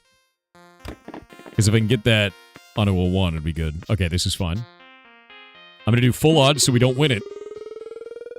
And I get 31 cash, 4 cash, and 122 cash. Look at the bank vaults, dude. They're at 230 now. More. The hubris grows, chat. The hubris grows. Remember, chat, all you need is 1. Never forget this. Ooh, I need... Okay, there's 1, but, like, I need, like, more. All right, this is fun. And we can just bust that out. Actually, wait, does this level up if I do that? It does level up with Snake Eyes. Cast does not level up, but it's also a lot of points, and I find that hilarious. This only goes off when I do Cast Hand. We're going to do Cast. Level it up. Get more XP. His greed is insatiable? Yes. But look at the number. Look how big it is, dude. Look at that big number. Look at my new balance, too. Because I'm getting interest earn increases now, 3s can't be selected. Fine with me. Ooh. Okay, I'm going to get rid of the 1s up because I get so many points from bank vaults. And I'm going to get another Den of Snakes, so we get double mult now. And we get another stock ticker. Stock ticker, I can get rid of another one and pick up the stock ticker. So we have even more stock tickers running. We've got Snake Eyes there. Get another level of cash there. And I think we're good to go on this. Yeah, I'm pretty happy with this. I'm happy with this. I think this is good. It's beautiful, chat. Did you ever think it'd be as beautiful as it is? You know? Do you ever think it would be? I mean, look at all the money it's about to happen. Look, wait for it. Wait for it. I'm struggling to not win. Go full odds there. Look at all the... Oh my god, the cash. 213, 30, and 55. We're going infinite now. It's finally time. All I have to do is not spend all of this glorious money. 1 and 1. That's good. There we go. That's going to get 1 more % on that. Permanently. 31 there, and a 3 there. Is that enough? Do I care about that? Want more of that? I think I might want more of that, actually. Nah, we're gonna win it. Plus 1% permanent interest, 103 cash, 269 cash, 26 cash. Okay, bank vaults are at 618. Going more. Even more. If you spend all your money upgrading your hands, you'll get some crazy mult. But yeah, but then I'll lose everything, right? Plus 2 to starting hands, minus 50 cash. Oh no! Plus 1 pin slot. Pin slot. Pin slot is insane. Okay, let's see.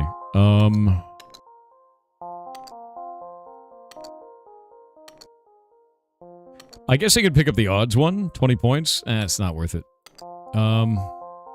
Let's do that for now. Oh, there we go. More mult. Now we got 3 dens of snakes, which is great. Full odds. That's cool. Let's get out of here. There we go. 1% permanent. Look, on a single one, I still beat the level. But that's not enough, is it? We need more.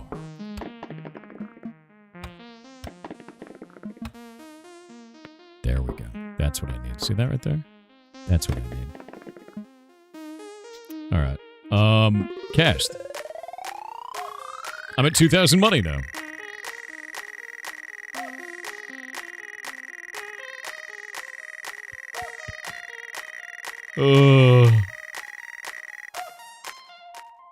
Yeah, number bigger. Even more number. Alright, let's see. What can we do? Oh, dude, another bank vault.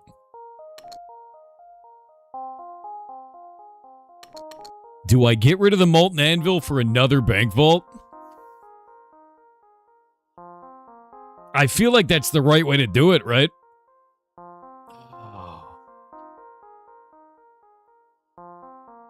Grid is way more valuable? It kind of is. The mult is super valuable, too. Bank vault is infinitely scaling, though, dude. Crit's better right now? Okay, if I drop the mult, but take another vault, we'd get 22 malt still. Crit stacks the malt. It does. It does. I think I should probably leave it the way it is. Probably leave it the way it is. The dev will be on. Yeah, we'll get the dev on.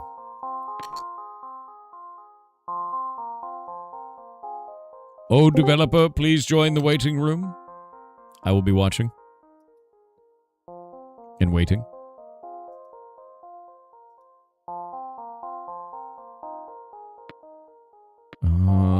Banana grab. What? Devin Chet? Dev, are you there? 500 bank vaults? Pom-poms are fantastic and you love them? Yes. When does this game come out? Because you're getting it? I know, right? Aha! There you are. Hey, what is up? Can you hear me? Hey, can you hear me? Hey, yeah, I can hear you. Let me turn down the music. And then we can Sounds good. Talk. All right, so if you'd like to introduce yourself, tell chat who you are and what you're working on. Yeah, I go by Sofameyer, but my name's Tyler. So I've been working on this game Diecast here for just over 2 years now, and it sounds like a long time, but it's been part-time for most of it, you know, doing a job during the day, and so I pretty much work on it 2 or 3 hours every other night or something like that. So it's been fun. It's fun seeing this run going like it is. I'm really enjoying this. I feel like I feel like I've created the just like money maxing ridiculous build. Like I have all these stock tickers. I've got like an investment going on. I've got all these bank vaults. Mm-hmm. Like it's getting really silly, and I'm very much so enjoying it. You've been lucky with the stock tickers because usually it's just a 50-50 and they just keep going up. So I mean, and usually when they get down to zero, I just sell them off because I don't think they're worth it. But here they are getting like 25% on each one. What I realized was the moment it says that it gets percentage, I was like, oh. Mm-hmm. Like once that was up, I was like, that's it. When I saw the bank vault, I was like, I'm just gonna go for this. Like that's over, Mm-hmm. right? And now I can get 1 million points almost on this one. Oh yeah, and plus the interest on the investment die is awesome. Mm-hmm. Yeah, no, that's crazy actually. And now I've just doubled my cash again. So. Oh yeah. It's gonna keep going. I think we'll see how this boss goes, but I think it'll be fine. I'm pretty sure he's dead. Unless he stops me from having ones. No, he does some other stuff. Lose 1 to max rolls after every hand. Oh, that's gross. Why has it got to be so gross? I actually thought I was dead when I got the boss that was like, you can't do ones. The sloth. Yeah, I was thinking the same thing. I was like, uh-oh. Yeah, I was like, that's the end of that It'll run. work out. But no, honestly, this is really cool. So what do you do to balance this? Because, like, this is just go infinite. Do you even care about balancing at that point? Do you just want people to go crazy with builds, or do you try really hard? I'm fine with going crazy. It's one of those things. I can talk more later about, but I've been doing play tests here for a while in different areas, different ways of doing them through Steam, and had to demo it for a little bit and did some online as well, browser-based when that still worked for it.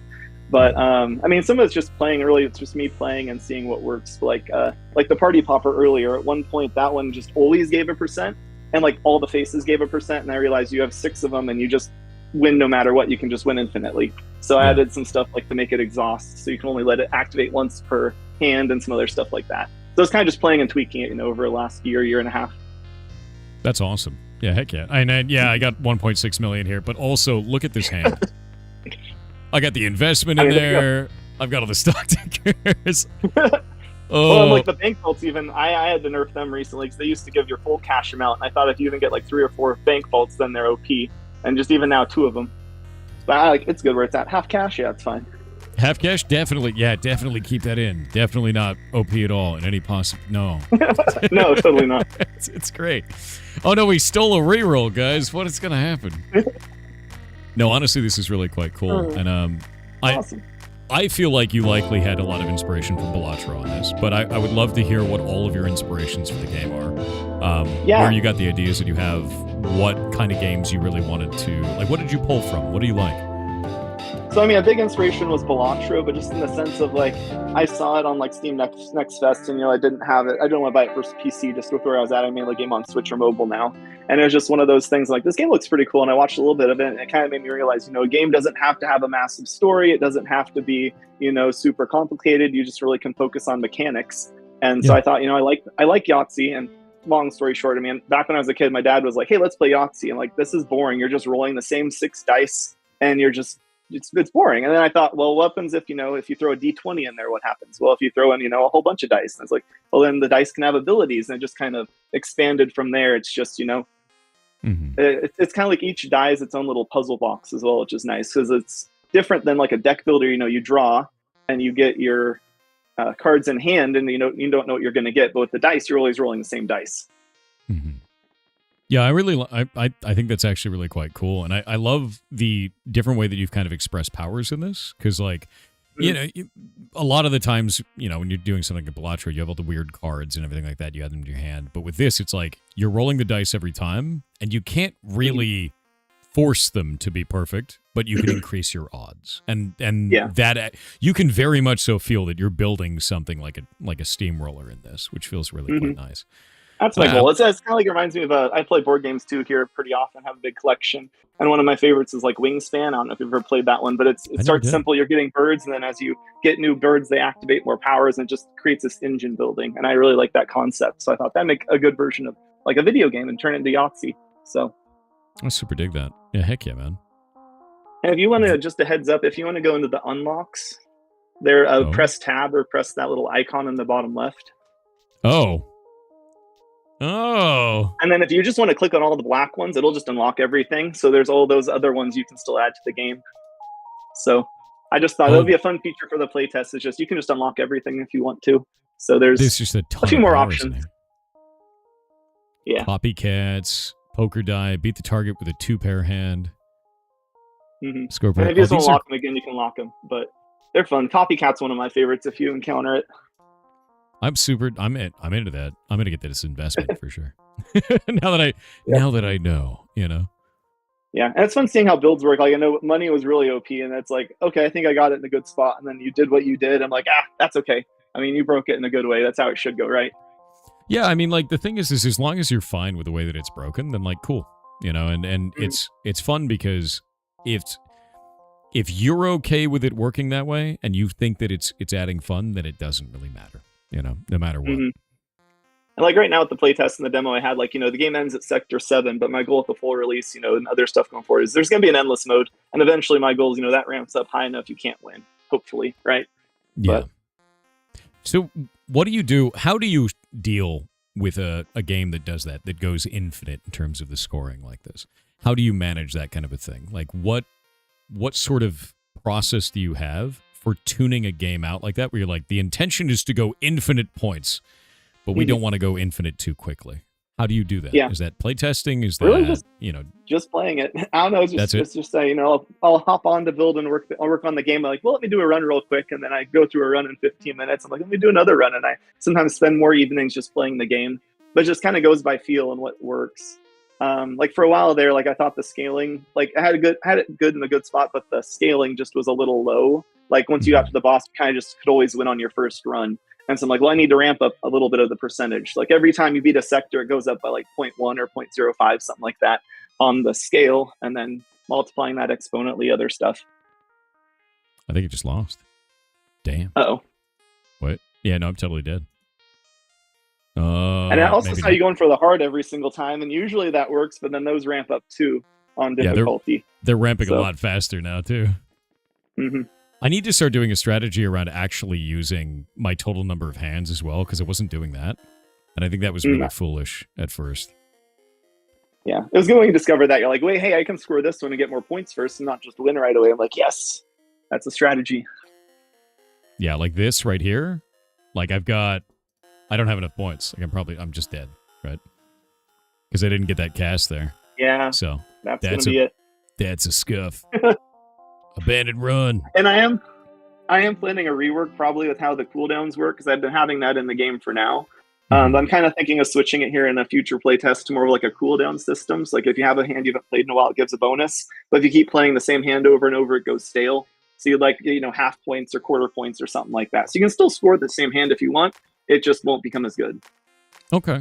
No, that's kind of cool. So, I think it's neat too, because like I need to use those hands, and I need to basically get like a bunch of bonuses onto it, where like level the hands up, keep going that way, and then win on the final hand. And I think like that's you can just that focus on one hand, that's fine. But like, if you just focus one hand and something goes wrong, you're screwed, right? Yeah. So, And I almost ran into that with that one boss where it's like, you can't have ones. So like, oh no, dude. Yeah, like here, I could just pull a pair on this and level that up. And then maybe later it'll be good. I wonder if pairs can actually work really well. I'm not sure. They're all right. They're pretty weak. For a while, their 3 of a kind was extremely OP. I just was one of those I had, and with where I tried the scaling, I thought, yeah, 3 of a kind should be this good, and it was really good. And it just became, everyone sold off their hands and just stuck with 3 of a kind, and they just kept playing 3 of a kind over and over. I'm like, I got to change this a little bit. And it was just too much. Yeah, just part of that play testing, right? Just figuring out what works, what doesn't. I did see that trash was an option for that, so there are trash builds, which is kind of like, dude, what? I mean, there can be. I've never really even tried it, but then like I had some trash that was doing good without even building into it. Not like massive, but, getting me like a quarter of the points. I'm like, hey, that could be a strategy. Could be. No, I think that's actually really cool, though, honestly. Oh, hey, lucky 6. 4 times chance to roll a 6 on that. Now we can do a 6-base build. Hey. I actually really like that. I love that there are kind of weighted dice and things like that as well. What is the difference between a lucky dice and a weighted dice? Is there any mechanical difference there? So I was just trying to think of so I guess my goal with the game is I was thinking of what are some awesome ideas? And I thought, weighted die, it should be 2 times as lucky. And I was like, well, what happens if there's something a little bit more, like a lucky die? I'm like, well, that should be 4 times as lucky. And then that kind of goes into like the perfect dice, right? I think you found like a perfect 3 earlier that gives you 10 times as lucky.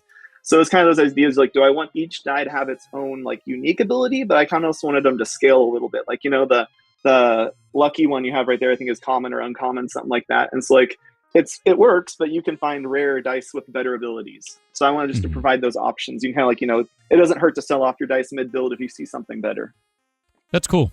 No, I dig that, honestly, because like that's always one of the things where it's like, I don't know like how beneficial is this thing versus this other thing, but no, that's actually an awesome way to do it, where it's like lucky does this value for this and anything like that. Can you make a build around lucky or around weighted? Are there like pins that manipulate only that one kind of modifier?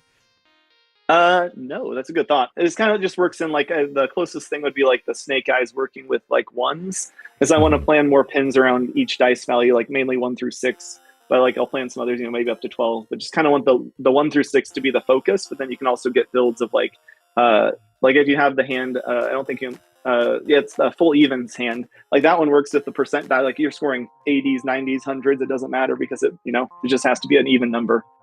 Makes sense. Oh, that's cool. So yeah, it's just kind of at this point, like what I have for the playtest is just what is the game so far. And like I'm at a really good spot with where I'm good on content. It's just I need like features are in place. I've got localization. I have controller support just added like a day or two ago. So it's kind of like, I just need to add more content, and that's the goal for release. For localization, what languages are you targeting right now, actually? I've just done English for myself, obviously. And then I've had some community, I reached out, like, community members. I've had help with French, German, Russian a little bit. So just kind of whatever for it. I've had some people interested, like adding Turkish or something. I'm like, yeah, sure, that works with me. So hardest part of all that, though, is trying to work on like the font system. So like when I was trying to set up localization, I found Silver, which was an awesome font. But then I had a few people reach out and they're like, hey, it doesn't have this character. And it's like, okay, now I've got to figure out, what do I do? What do I do with this? But that is one of the hardest things, honestly, is getting fonts that work with your language, because when you build it the first time, a lot of people don't realize you build it with a certain kind of like visual idea to it, and you're like, yeah, the font fits, and then you're like, wait, now we have to do Russian. Russian is like I've talked about this before during this event. Russian's about 20% wider or longer than English. So if you set up all of your buttons and it's like just barely in the box, right? Well, you're screwed. Well, another one too is German was not horrible. I mean, it's great, but like I looked at it, like, why is this 3 times as long all of a sudden? And it was just how it goes. I think the funniest thing is I was trying to do puns. Like I have a lot of puns in my games, and putting puns in German it's just not a thing, man. Like yeah, someone asked like about really like long. Yeah. Yeah, because like someone's like, well, what's it mean to be like a copycat? Like, well, it's it's someone who copies what someone else does, and then like it doesn't really fit. Like their version was like, I think it was for German, maybe it was like something about like the person who like steps into a car or something is a similar. I'm like, okay, I don't understand, but okay. Yeah, I had this one in English that was the door is jammed, it's not even strawberry. And that doesn't make any sense in Brazilian Portuguese because jam in us, it's fruit preserves, and it's also like the door being stuck. But for theirs, we had to turn it into something about like a a door with 7 locks. And like, for me, it makes no sense in English, right? But for Brazil, they're like, oh, that's really funny. And I'm like, why? And they're like, I can't explain it. It just is, right? Yeah. It just is, yeah. So like, it's just cultural, like that's one of the biggest things with localization is culturally making it, funny or making it appropriate for that language. That's tough. It's not an easy thing to do. Waited for. So yeah, my hope right now is just working with community translators and then seeing where things go from there. But I'd like to try to add as many languages as possible. Nice. Yeah, heck yeah. It's a tough thing, but I always think it's worth it, personally. Mm-hmm. Well, and the hardest part, like working on the end of things, is like when I realized, how does localization work? And I started researching it, and like what I ended up doing is I found one on Itch. It was really good. I can't remember right now, but it's just like, it takes a Google sheet and then you have your languages filled in and it just pulls it every time you build the game. But then I realized I can't just put in, here's the name of the die in the code. I have to now go in and say text. I have to do text strings for every single thing. So that was like a good month or two long rewrite, trying to rewrite everything. Where it's like, hey, here's something in English, and then you got to change it to a text string, and it was a lot. Yeah. Oh, we got ads. We're gonna wait for 2 minutes. Don't worry, they can hear you. I can hear you. It's just chill out. I don't want people to miss stuff, so we just no, I gotcha. It's also good because I stream for 12 hours. So, having like a little 2-minute break every 30 minutes is kind of nice, Yeah. Yeah, it was fun seeing just the different builds as you were going through it. It was cool. So. Yeah, no, I super dig it, man. I've been tuning in. Oh, sorry, go ahead. No, I think there's a lot of skill expression with this. I think it's cool. It's really nice. Thanks. I was also, I was just going to say, I've been tuning in as well as fun watching all the games like X-Arc this morning, I think, right? Mm-hmm. Whatever it was, I've been tuning in all week, so it's fun seeing all the different games. Yeah, I can't wait to get all of them up on the website. I got the sheet set up for Steam, like for the curator list, so I'm starting to go through those today. So I'll have all the games from today and all the games from yesterday getting added to it today.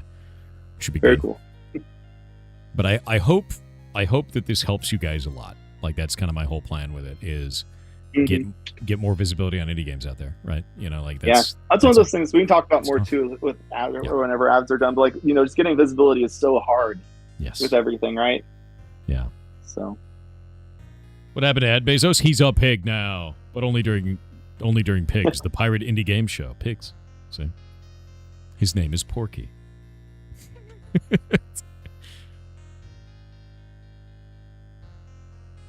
And he's very happy. Shay drew him, and he's hilarious. Maybe we'll make stickers. I don't know yet.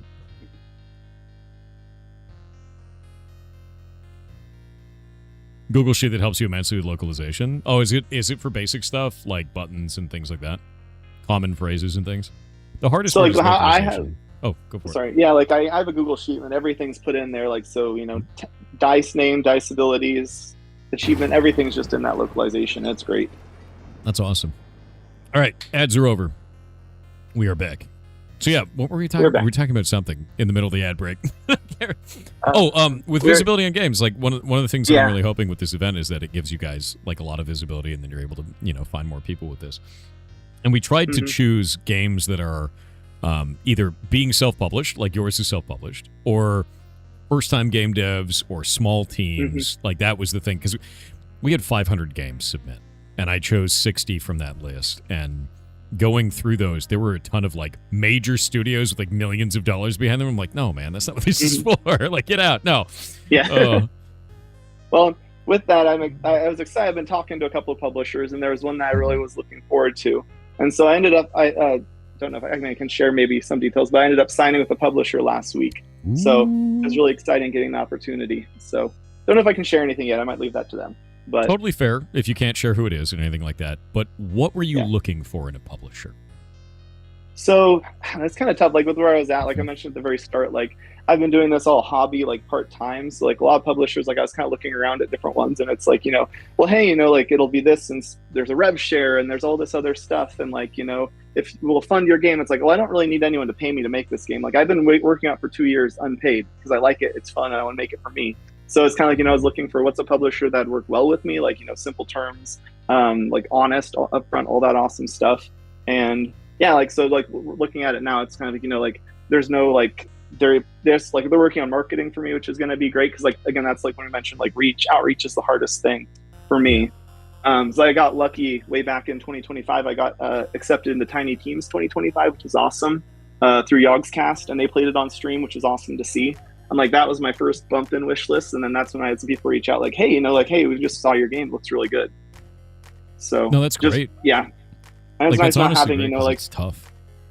Yeah, and like with the publishers, like with where I went, it's like it's just going to be a split. It's not like, hey, we need to make back $1 million or $10,000 or anything. It's just here's what we make, here's what you make. Our goal is to get the game out there and be more visible. That is one of the scariest really things. Is recoup is really scary to me. Like yeah. I've been on both sides of that, of like providing publishing for people and also making my own games. And every time I've talked to a publisher, it's always like walking into a den of sharks. You're like, how are you screwing me? And you don't want to feel that way, man. Like you want to make the cool thing. Yeah, and I really appreciate the publisher I went with. Like there was none of that. Like I had no trepidation, no worries going in and talking with them. It's been awesome. That's really good. That's a good position to be in. It's a good way to feel, honestly, because it's scary out there, dude. Like, cause a lot of people don't realize is when a publisher invests in you, they may invest monetarily. They could do marketing activities. They may even own like a percentage of the business of the game itself. They may require recoup, where after the game comes out, they need to get a percentage of all sales up to a certain amount of money. And then they may get some in perpetuity after that. There's so many different models for that, and it really just comes down to, if you're ever in that position, talk to a lawyer. Oh yeah. Like no matter what, just talk to a lawyer, man, because you don't want to get screwed, and not every business has your best interest in heart. Some of them do, not every one of them does. Yeah, and that's like even when I was talking with them, they're like, hey, get a lawyer. Like, sure, you get a lawyer, look this over. And even though I was comfortable with everything, I read through it, it sounded good. It's like, still get the lawyer, still have them look through it and see what they can find. So the publisher themselves said that to you? Yeah, they recommended. They're like, hey, here's the contract. We really recommend you get a lawyer for it. So they're awesome. It was great. I'm going to tell you right now, that's a keeper, like 100%. Like that's really nice to hear, legitimately. So like that's a lot of publishers are just like, hey, take it or leave it. They try to strong arm. I've seen that a lot. So it sounds like you got a really good one. That's awesome. That's really good. And that's the kind of partnership that you want to have. So hell yeah, congratulations, man. Yeah, thank you. Yeah, and going back kind of with visibility, like, yeah, that is just really tough. Like, Tiny Teams was the biggest thing for me. And then I don't know if, we have some more time, but like I can send you some screenshots or GIFs of like where the game, kind of how the progress has gone. But it's kind of funny looking back. I was trying to work on editing a video together, kind of like, quick 2-second cuts of everything from the original idea to where it's at now.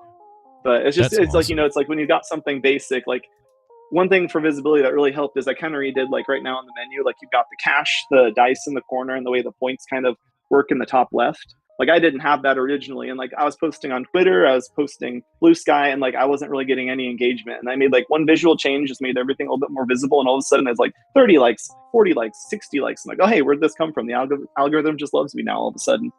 Yep. There you go. I mean, it comes down to if it catches on in some way. That's why I like some of the trends. Like if you're out there making indie games, look for stuff like Screenshot Saturday, anything like that. Just post constantly.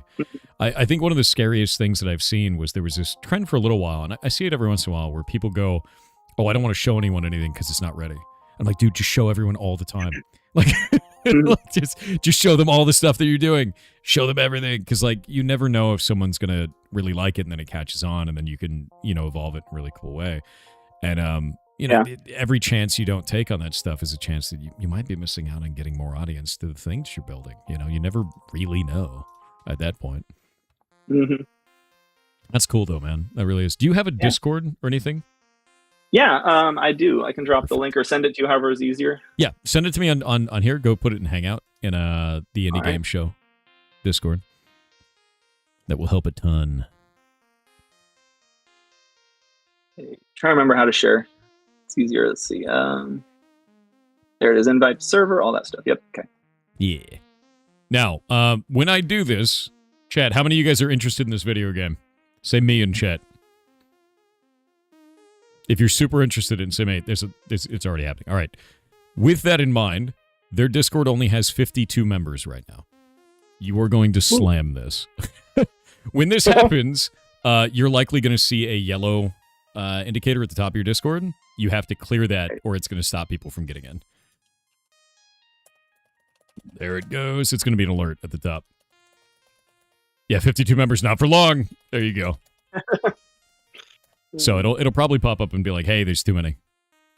And it's alerting you that you're being rated, basically. I need to mute my Discord right now at this rate with all the dings that's going to happen. It's too late. Oh, there you go. Yeah, if you guys on this end, if you're trying to get into it and it says that the invite is invalid, just give it a minute. Try it again. That's their DDoS protection on Discord. There it is. Yep. Review There's alert. the alert. Mark is resolved? Yeah, that's the one. Okay. And then you're good to go. No action needed. Okay, thank you. Yeah, absolutely. I think it's one of those things of like, the whole point of doing this event is to draw attention to what you guys are building. Because there's so many cool things in the indie space every day that no one's ever heard of and no one's seen. And it's like, it's just a huge shame to have all these really amazing indie games that have all this love and passion and they're really goddamn fun. And then they get like 10 reviews for like 2 years. Mm-hmm. And you find out about them long after the dev has moved on and gone to some other job and doesn't care about it anymore, you know, things like that.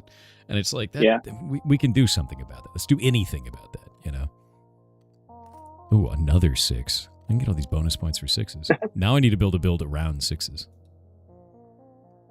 +1 stacks on die. At 4 stacks, +10 points to hand. At 5 stacks, reset stacks and bonuses on die. Weird. I mean, it's a 1 in 4 chance of a 6, though. We get rid of a D6 and get that out. So now we have 6s. Weighted 1. ×2 chance to roll on that. And I think we're good to go. I'm trying to save as much money as possible. Not going to money max this round, though. Trying a new way. There we go. I got a lucky 6, though, so that's kind of nice. So what got you into game development in the first place? What led you down this path? So I started working with GameMaker. Really like it. I mean, I know people... Is this in GameMaker? Good things, bad things, but it is GameMaker, yeah. I work in GameMaker as well. That's awesome. Hell yeah.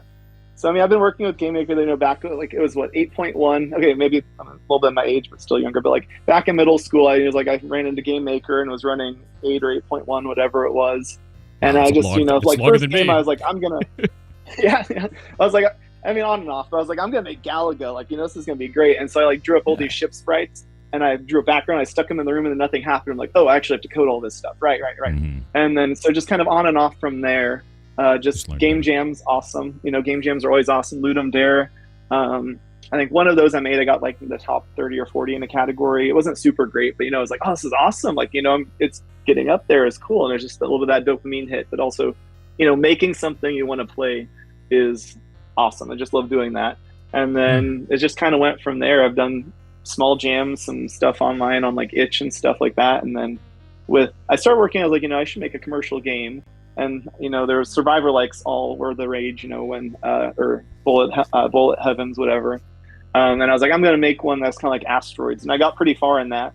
And then I realized that I don't know how to use all these systems in GameMaker. I'm pretty much still an if-else coder for things, or, if-then is a lot of my coding. And so actually I started Diecast as I haven't done any work with arrays. I don't even know what an array is. So I originally started this as kind of like an experiment working with arrays. Which is 1 through 6. So it's you put numbers in and it does stuff with them. All the dice in the game, when they roll, it's really just shuffling an array, and whatever the first value is the dice face. And so I kind of started from there, and everything's expanded out. So I feel like I've learned more in these past 2 years than I did in the 12 years before that. In this case, because you're just doing shuffling, right? Shuffling of the array. Are you using data structure shuffle in GameMaker, or are you using array? Actual arrays? I just use an array. So each awesome. die has an array set, and I just shuffle, and whatever the first value is that array. It was a wonky system. I was talking to another guy who was I could look at your code. He was just curious, if I can give you feedback. And I sent him a picture of what I had. He was like, I don't know how this is working, but good job for you, because I had so many if checks, but it worked. But it worked. Yeah, no, I mean that's the thing is a lot of people don't realize it doesn't really matter at the end of the day. It's more like, what are you doing? I want to learn about it. That's about it. It matters a little bit when you get to efficiency, right? Because I got to the point I can add a die to the game 10 minutes. Some of them are pretty easy. A couple of them I have to add new features, like the stock ticker die. It's now actually it has to have 8 faces instead of 4, so it needs to check whether it's adding money or lowering money and change the face. There's things like that. But otherwise, I forgot where my brain was going there. Hold on. Fine. It'll come back. But no, it's just one of those things. And then Like arrays, like the A and B value. I haven't had any of the copycat dice yet, but like that was a pain to code. And then the coin flips were a pain to code, but there's those, little tweaks you add to it. Oh, that's where I was gonna go. But like right now, like I want to add another 24 scoring hands to the game. But like the way those are currently set up is there's like stuff in my controller object that checks them. There's stuff on the score that checks it, and like I have to bounce around. It's like I really need to simplify this because right now it's all this code is spread out throughout the game, and it takes me like an hour just to add another hand in. Mm-hmm. So it ends up being really tough for that. Yeah. Building. It's like I got to track down all the references. It's like where is a hand getting referenced, and learning to build out controllers and do all that kind of stuff. It's fun though. I mean, like to be honest with you, that's the whole point. Like I remember my first game was in GameMaker was in I think it was 1.4. It's a long time ago. So it was after you though, because you did 8.1 and then they changed over to the 1.0 and I did 1.4, and we made an arcade game. Just a little shooter arcade game called Champions of Breakfast in like 24 days. It was fun. And I was like, I have no idea what this Ninjas does. Let's put 10,000 pieces of bouncing toast on screen. See if it explodes. Right? And it didn't. And I was like, okay, we're using that. The ease of game maker is really nice. It's just it's super good. And I think that was the thing about it is it's easy to pick up, it's highly performant, and it's resilient to you building shitty stuff in it sometimes. Like it doesn't even really matter a lot of the time. But it's a cool engine. It's always nice to see another dev that's working in it as well.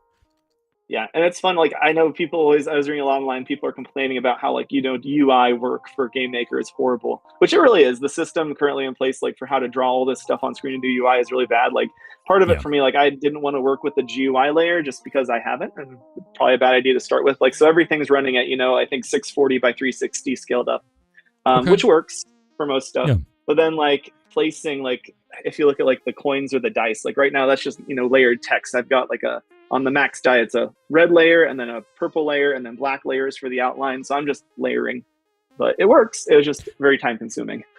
I was going to say that's a really interesting way to do that, and I would have thought of doing it that way. Maybe how do you get your background graphics to work? Is that like that only for the dice, or is that like that for all graphics in the game? So it's like the dice are just one layer themselves, a sprite. But like, so like any of the icon, like the cache or whatever, that's like 5 or 6 layers there. But like the background is just kind of, I have 3 layers for that. So like there's the back, like with the yellow and the blue and the stars is kind of one layer. And then I have the circles there, which are like floating up and down, a little bit offset. I have a top and a bottom background layer. And then on top of that, I have the objects that you're mentioning, those kind of like pixel realistic ones. So like the bird and the coin are each their own background as well. And they just kind of bump up and down. So they're really not, I guess they're not backgrounds. They're just objects drawing. You know what I just realized, actually? I realized what your UI, like your style of graphics reminds me of. If you look at like the wiggling sphere like this, it reminds me of Katamari Damacy. With the way that it's kind of like space and like weird wiggly kind of, popping colors and everything like that. That's actually, I didn't even realize it. I was like, this is so familiar, and I didn't know what it was, and now it's that. and with that too, like that was just a thing I ran across an extension. I'll have to figure out the name for it for Ace Sprite. But like you put in something and it adds the wave effect. So that's really just a repeating sprite. Like it's just looping through a sprite. I'm not doing any special effects on it. And you're not doing a draw call for it at all. You're actually, that's just a sprite. It's just a sprite. It stretches a little bit. It stretches, and I'm just going easy. Like I'm just like, I can do all this complicated code, but I could just also make it be a 32 frame sprite, and it works. So that's wild, actually. I mean, the thing is it works, it's performant, and it doesn't really matter at the end of the day. But like, I think that's fascinating because like the way that I would approach that was do it like a draw call with like just a wave, But that's really interesting. That's again where like when I coded, like I need to be a little bit better about spreading out because it's like I've coded certain ways and I just work around these. It's like a loop. I don't really know what that is. I'm just going to do it a different way. And I've learned over the last couple of years more of the stuff, but it's just kind of, I was a little stuck in my ways of like, I just want to work with the code I know. I don't want to learn new stuff. Dude, honestly, good. Like, the way that I always feel about this, I think there's kind of like a lot of elitism in that kind of stuff. And like, it doesn't really matter, especially in games. Does your game run? Can you add more stuff to it? Is it fun for you? Who gives a shit? Right? Like that's great. Fantastic, man. Hell yeah. Oh yeah, and there's some hacks with like if you want to, like you can into the settings. There's a 2x speed. All I'm doing is doubling the frame rate. I mean, so you tied game state to frame rate. Yeah, It was one of those two I looked into Delta time, but I already been far enough along I didn't have that set up. So I'm just, for this game, leaving it where it is. It's like, at 1 time runs fast enough, 2 time runs fast enough. I had a 4 times fast enough for a while there, but it was kind of having a hard time keeping up at 240 FPS all the time on like a lower end laptop. It's like, okay, well, I don't really need 4 times speed on there. So, yeah, I think the only time you run into issues with that is like really low end machines. Like, and our Windows laptop, it has a power saving mode. So when it's not plugged in, it limits the game to 60 FPS for whatever reason. So it's like, that's not even a thing I can work around with Game Maker. To require probably a little bit of a rewrite. But what is your baseline frame rate for game speed in this? Is it 120 or is it 60? It runs at 60, and then if you switch it to the 2 times speed, it goes 120. Okay. Yeah, no, that's cool. I mean, like, that's nothing wrong with that at all. Delta time is like a way to get around that, but like, if you don't do it, it doesn't really matter unless you're really caring about that. Unless you're caring about like potato support, right? Yeah, or making it too complicated, but like it works for the most part. My brother has a Microsoft Surface from like 2015, and he said it lags on that. I'm like, well, I think we'll be okay. Yeah, yeah, that's true. I can understand that completely. 5 dice of even values. Ooh, an even Steven. Ooh. And that's when the wooden block has the copy ability. That one and copycats do, which are fun to play around with too.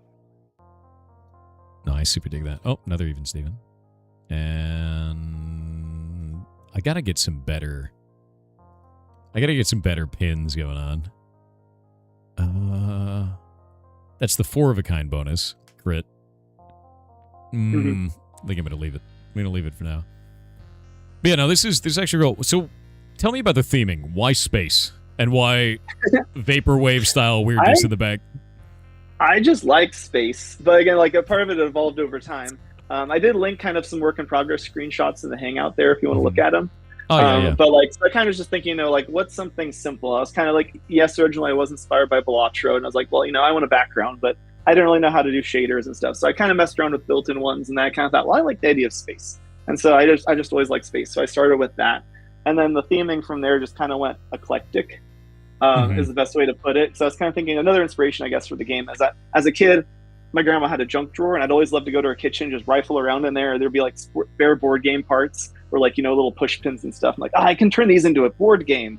And I never really did, never made one that made sense. But that's kind of my idea going to this too. I'm like, I was thinking, roll a D20, roll a D10. I was like, why not flip a coin? What happens if you flip a coin? What happens if you throw some little pom-poms in there? And from there, it just kind of, in chat says Midwest junk drawer. Yeah, that's kind of the idea. So it's kind of just, eclectic is the theme. That's cool. And then I thought with space, I went, Greek, Roman gods. And I thought, well, that can be in the background. So those kind of tie in a little bit with roughly kind of like the planets. And just kind of went from there, just evolved over time. Just throw a bunch of stuff in there. I think it's cool. Yeah. Honestly, I think it's got a unique style to it, and it's just very interesting. For chat, these are the in-progress shots from like early days on this. And you can see like how the UI has evolved here over time with this. And how the backgrounds have evolved and how like the look of everything has evolved. That's quite cool. I think it's really awesome, man. I love that kind of stuff, too. There's a lot of rewrites. Like, I used to have the ability to just be at the bottom there. Like, you'd right-click a die, and it would show everything at the bottom. And then I had people like trying to figure, like, that was confusing. I was like, well, it should be your right click, your info goes over the die. And then trying to recode all that was another 2-3 months of work because it was a full UI rewrite of, well, if the die is in this position, draw it over here. If it's over here, you need to draw it to the right. And it's just a lot. But no, it makes sense. I mean, like, that's every one of those rewrites, though. I bet you learned something, anything. Oh yeah, no matter what it was. I think that's cool as hell. And your game is turning out quite nice. I think it's very, very fun this way. So what do you got next? What are you working on this right now? Like, what do you have to do? So I got the playtest out on Steam, which you should all be going and playing. It's great. I mean, I really just am looking for feedback. Like, I want to see, is the game balanced? Is there anything that's overpowered? Is there any bugs you find? Those types of things.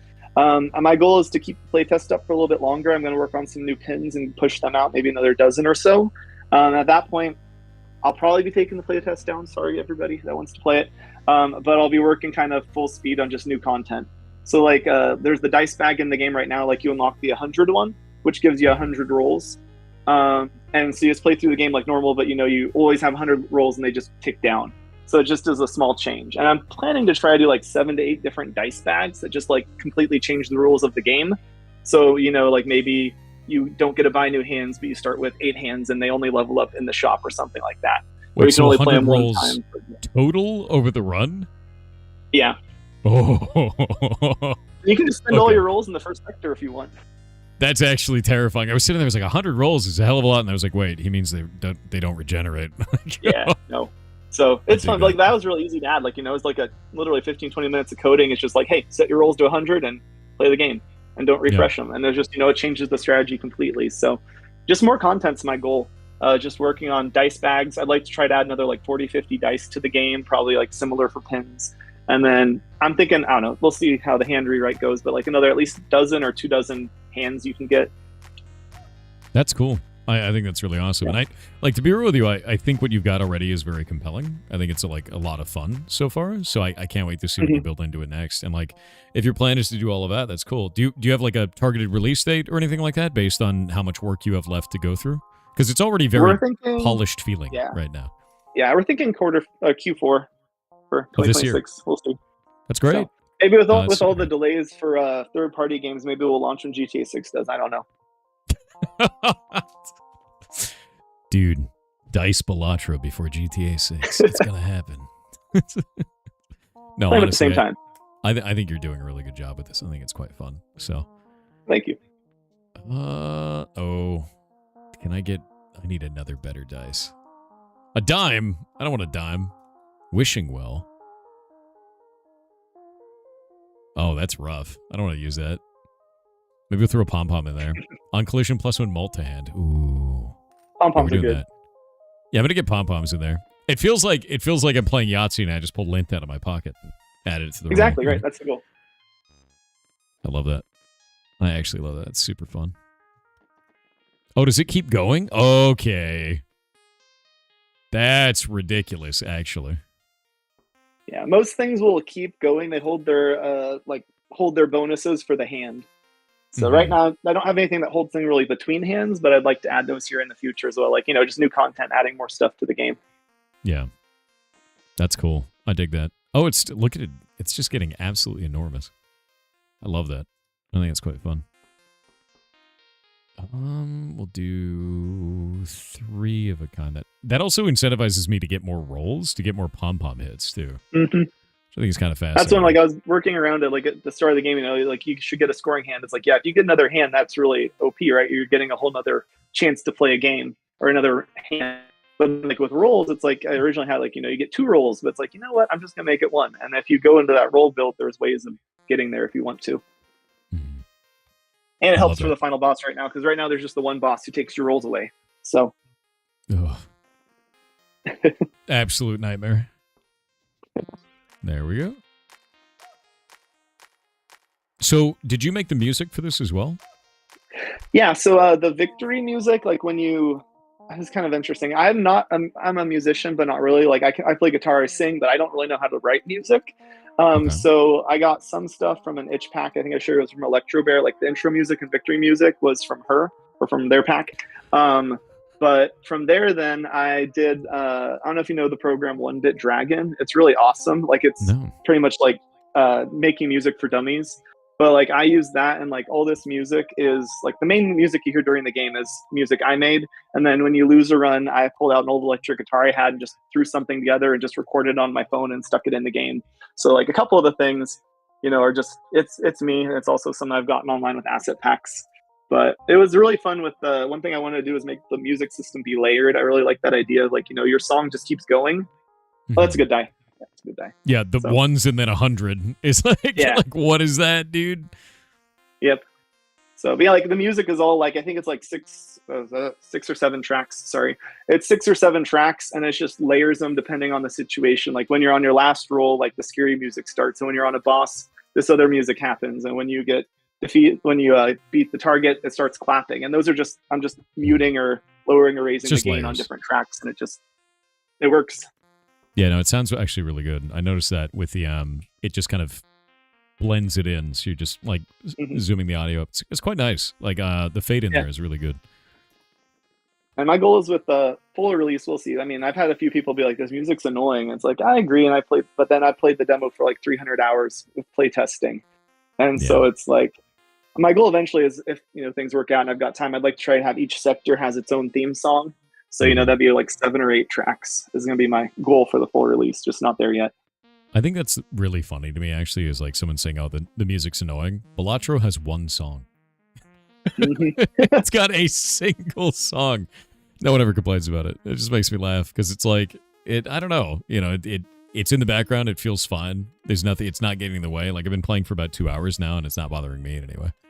I think it's always going to be subjective. You never know what someone's going to like. Oh yeah.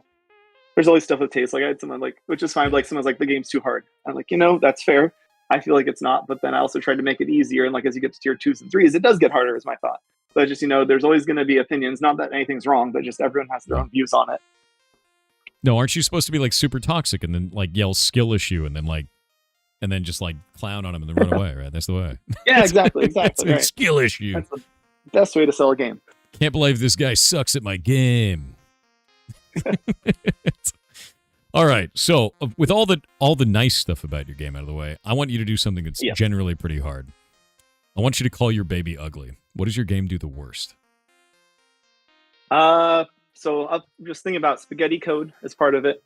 Sure. So what I do to it, I guess, the behind the scenes, and then other issue I've had a lot of, which is hard to work on. And if you have any ideas or anyone else in chat does, but like just the information overload. I've had some people, it seems very cluttered, which I can see that, but then it's also like, how do I unclutter this? Like the hands on the left, like it says your points and your mult, but it also has to show you the level of it and has to show you, how do you make it and all that stuff. So I'd say just the overall clutteredness is my one concern. Honestly, I don't feel like it's cluttered. Personally, spaghetti code stuff aside, because that's going to be a problem for you, not a problem for the player, right? As long as you can manage it, who gives a shit? Is generally how I feel about that. But for cluttered on this, I don't think it's super cluttered. The only thing I'd be worried about probably is fonts, like being able to fit all that in there, for certain languages. But it looks like you're printing the font right on that. So maybe that was one I had to work around. So like with fonts, like it was like, I had to originally had like, 3 of a kind was on the sprite and I had to rework that. So it's just a text drawn, but finding a font that works was really tough. And like with how I've set, I guess another thing with how I've set the resolution, like if I go with more of a like HD font, I can't actually do that because it's going to look pixelated because it's stuck at a low resolution. What was the resolution that you said you have on that as baseline? 640 by 360, I think. So are you planning on putting this on like Nintendo Switch or anything like that, or just keeping it straight to Steam? If things work out, I'd love to get it on Switch. I don't know if that, if it's doable by release. That was one thing I was like with the playtest, like I didn't have any controller support. And I was like, I don't even know how I'm going to add this in. And I took the last couple of days doing some research and figuring stuff out. And I got a controller support and that works pretty well. It's like, well, hey, I could do console ports. I thought this was going to be hard, but it was pretty easy adding a controller support into everything. So yeah. The one thing that I'd be wondering is, because of your baseline resolution, how do you plan to tackle the transition to 720p, which is baseline for Switch? I think, if I remember right, it scales up correctly. I might be remember, or maybe I'm wrong on my room size. But when I scale it up, you get a 50%, I think, from your resolution to 720. Yeah, so I think it's just going to be, everything's going to be doubled, right? Well, doubled to be from 360p to 720. So if you're doing the middle ground between that, I'm wondering, like, what is your plan to scale it at that point? If you have a plan. If you don't, it should just double. I mean, it goes to 1280 by 720, right? I think. Yeah, no, it should be some 360p to 720p. Up. So if yours is in the middle ground of like, what is it? 540, I think you said it? Yeah, well, it should scale up. I think it goes up. It's 640 by 4, or I forget. Okay. And I'm just wondering, because like, I think it scales. I'm always interested because everybody tackles that in a different way. And I've seen it happen in the past where it's like, they'll put it out on something and then they go, oh no, they have to change it. Yeah, there's one before I started, like I was like looking up like what is a good base resolution, and I forget the video that was on YouTube, but it's like, a good recommendation is this because it can scale to 720, it scales to 1080. I'm like, okay, that's the resolution I'm doing. That's 360. So yeah, that'd be 360. 360. Okay, then I'm at 360. Okay, that makes more sense. That's why I was like, what? Yeah, because I ended up doing 360 because it scales into 720 1 to 2, and then scales into 1080 as 1 to 3. For like, replicating up. That's why I was like, if you're doing a middle ground of that, like, how are you going to do that with pixel art, right? Yeah, I'm glad I didn't go that route. If I'd done an irregular resolution, it's like, okay, got to rewrite everything now. And then my UI has to change because everything's going to be messed up on the position. So for chat to understand, if you go from that route and then you try to scale it up, you might get pixel tearing where it looks really weird on like one part of it where it tries to reorganize. or you increase the size of your camera and then reorganize all of the UI from there, and it becomes a nightmare. Mm-hmm. There are different ways to do this, and none of them are clean. They're usually kind of weird in some way. Yeah, 360. Yeah, if it's 640 by 360, then it's totally fine. That's why I was confused. Yeah, that's what it is. Like, yeah, no, that's right. Thanks. That's the right one. Yeah, no worries. No worries at all. Yeah, cool though. I mean, like that just makes complete sense. I got my 4 of the kind again. Yeah, see, now I'm trying to play like a little bit more cleanly this time because I'm not giga scaling all of my money infinitely. Oh, yeah. Hands must be made with 3 dice or less. If you get a 20s build, those can be good, but that's going to be pretty hard to get. Like, again, I want there to be broken builds, but some of it's, on the whims of the shop and how, if things spawn or not. Mm-hmm. So, like, if you get the D20, whenever it lands on 20, it gives, I think, 1.5 crit every time it lands on 20, which, only happens 1 out of 20 times usually. And if you roll a 1, you lose all your crit. But then there's a pin that lets you, that D20s are always going to roll a 20. But your chances of finding that's rare. Still cool though. Like if you get the combo, you get the combo, right? Mm-hmm. It's like it's gonna be broken, but yeah, it's like you got the luck, you got the combo, go for it. No, that's sick. I think that's awesome. Can I get dice that don't suck? Super Steven.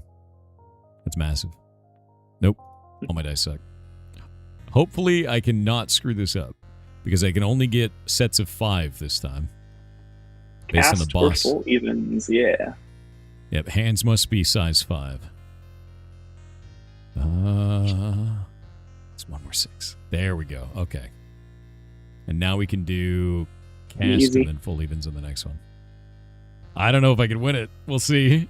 Hopefully. With the cooldowns, that's where it's like with the cooldowns too. It's like I can rework those a little bit. I mean, I like them in place in theory, but I'm going to get owned by the cooldown here, I think. I think I actually might lose.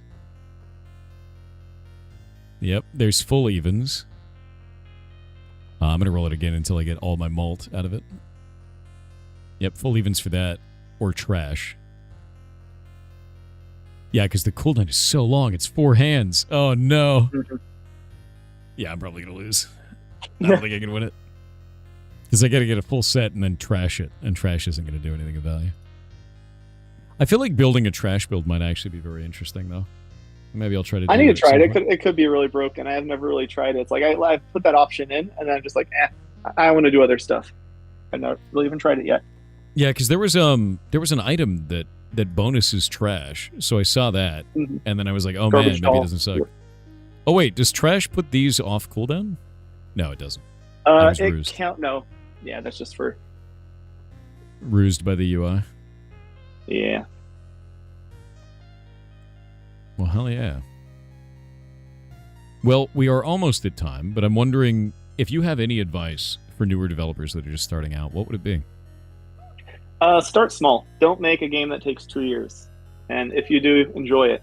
But it's just one of those, like, I've enjoyed this game. It's like a game I want to make for myself first, but then it's also like I'm going on 2 years, and I thought, my original plan was like, February of 2026, yeah, a game will be out by then. If not June, June will be out for sure in June. And it's just one of those, I'm pretty sure I can get this finished now in the end of the year, but it's always like, it's going to take you a lot longer than you think.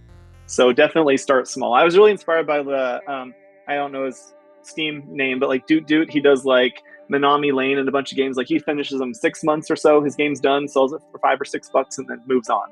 I'm like, it's not a bad idea. Start small.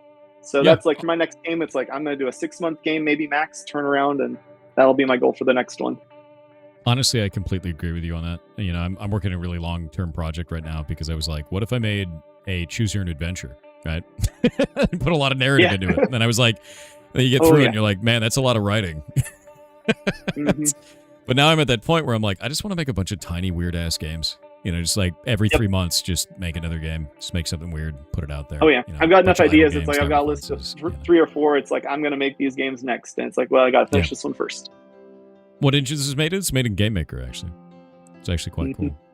Yeah, I dig all the weird special effects you've done on this, man. I think it's cool. And I think this has a lot of potential to do some really cool, get a lot of community around it and make it really awesome. And you've got so many levers to pull to just make like you could just be like, here's another dice. Enjoy. And it changes the whole meta, So I dig Each one's kind of like its own puzzle box in a way. And if you want to join the Discord, again, that great Discord join, then you can just send me ideas like, hey, I think this would be a cool dice idea, or this would be a cool whatever. Just send me those ideas. I'd be happy, if they work and I can add them in. Definitely Yeah, no, want absolutely. Yeah, absolutely. Definitely join that. Here's the Discord again, guys. You can have that. If you want to go join up, you could talk to the dev about it. One piece of feedback you have on what you've seen today, try and fail to do. Let you reorder the pins around so they look neat. Oh, you know, honestly, I have tried to do that a couple of times. I tried to move the pins around, and I was like, I can't reorder my pins. Yep.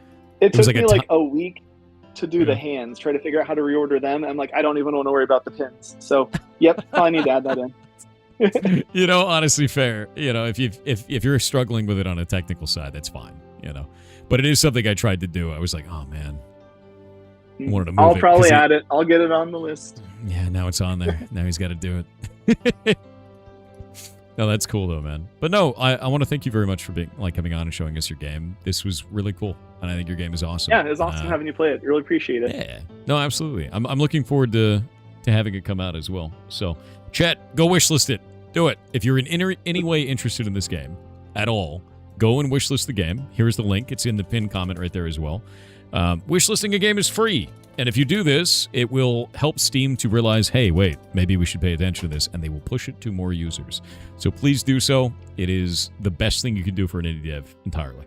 Absolutely the best thing you can do. It's the same as upvoting on YouTube or upvoting on Twitter or anything like that. It tells the algorithm to spread it further. And there you go. Well, it's been great having you on, and I will talk to you later, man. Thank you very much. Yeah, it was a lot of fun. Thank you for letting me join. Yeah, anytime. See you around, dude. See ya. Bye.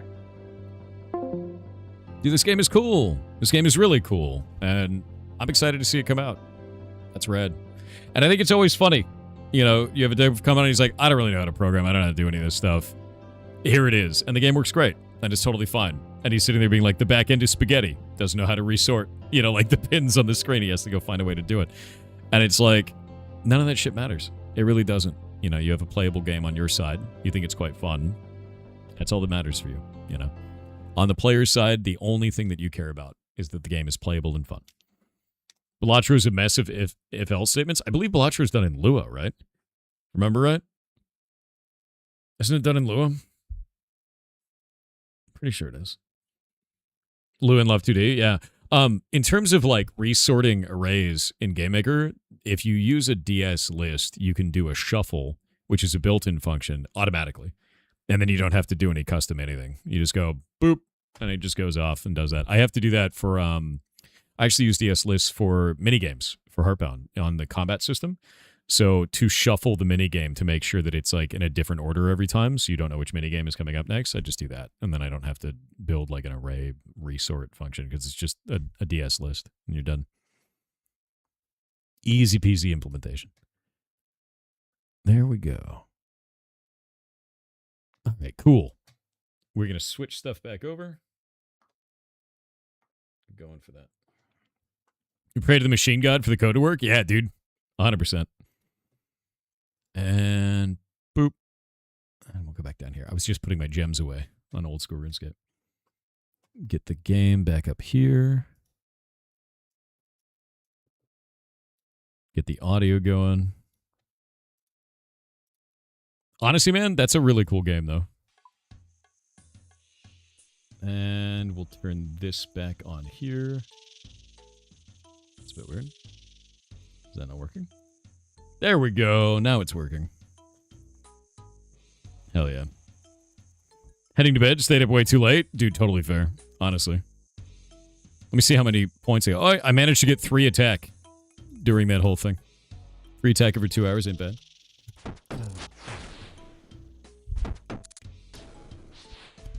Yeah, recite the litany, dude.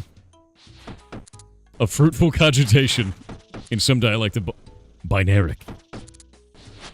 That's quite funny, actually. New God of War game got announced yesterday? Really? No shit. Do some TTS real quick, by the way. Amorous Ilford on Twitch said the core is your reactor to use the chest on. Oh. I need to go do Elemental Workshop. The core? Oh! Oh, you're talking about the last game. I was so confused. Golomance's art on Twitch with 300 bits said I have been convinced by a friend to put in for a promotion to another department, cause I'm apparently too smart to be stuck where I currently am forever. Okay. Cross your fingers for me and I'll let you know how it goes. I'm crossing my fingers for you. Crossing my fingers for you. Plays a woman in the new guild God of War. Wait, what character is she? Who is she in mythology? Is she someone from mythology? Or is it just totally new character? That'll be the first time for that. Freya? Okay, that's kind of cool. Wait, is Kratos' wife Freya? It's the dead wife? Are we going... Are we going back in time? Not Freya. Okay. Wait, we're going into the future. Alright, I'm into it. I'm into it.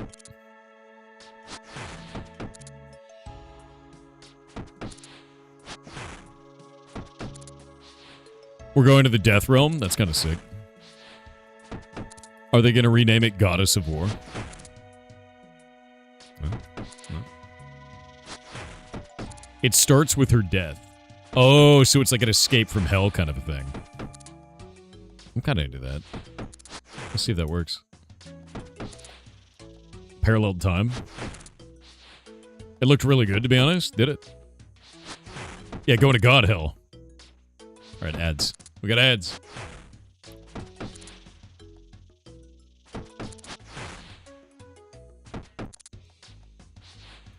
Oh, you know what?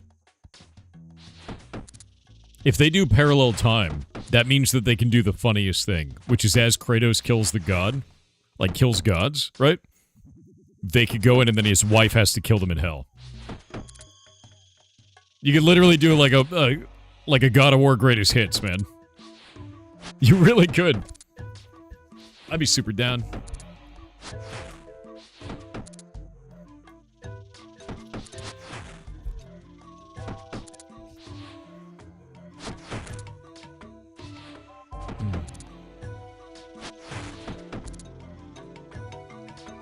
Back-to-back boss fights? Yeah.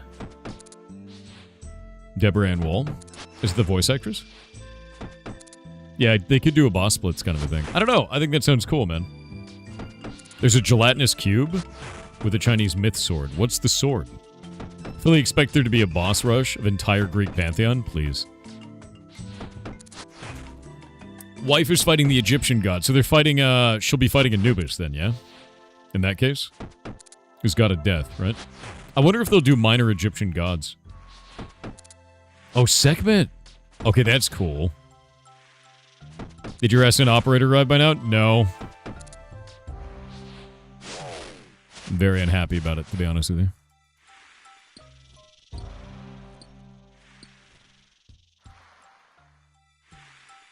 Smorgasbord of many gods, not just Egypt. Yeah, but I like Egyptian mythology. I like a lot, so... Big fan of it. Yeah, to be honest with you, it's getting to the point where I'm like, what is even going on with the SN operator? Because it's June now. It was originally supposed to ship in April. And then they said it would ship by the end of May. And now it's June and it still hasn't shipped. So I'm like, what's going on, man? Like, what's going on there? You know? Have you seen there's now protests happening at Marshall's Farms? Yes. Yes, I have. And I support them entirely on a personal basis.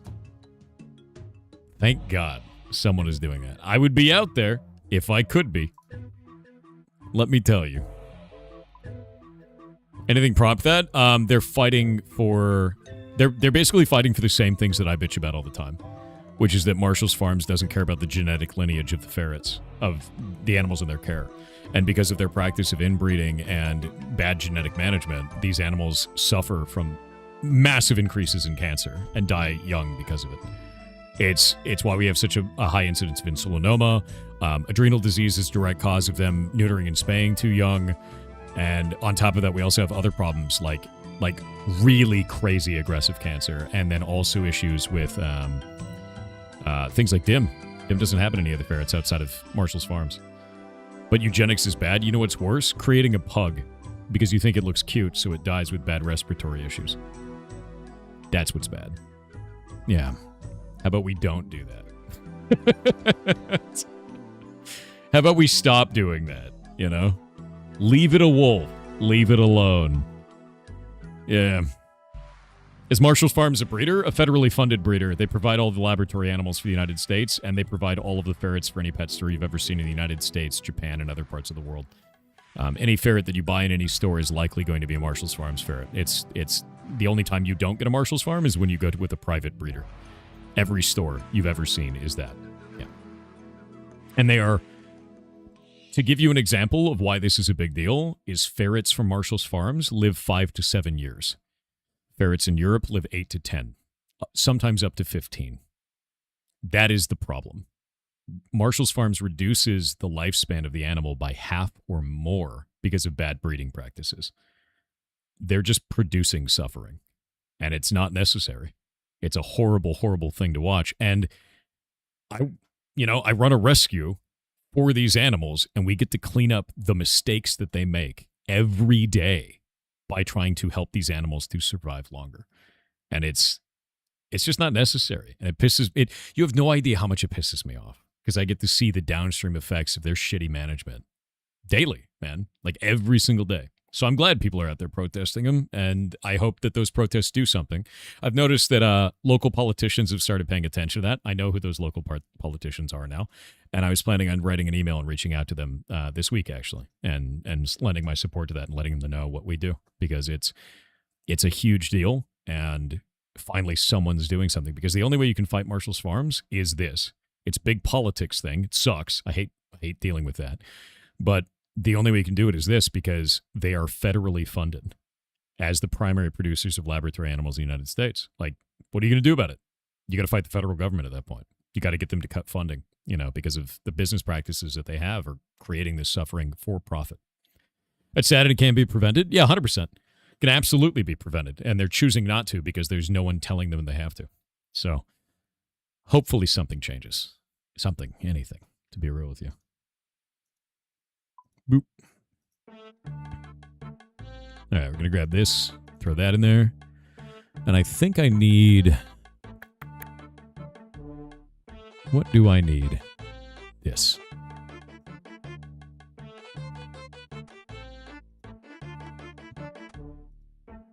Pop this back over there.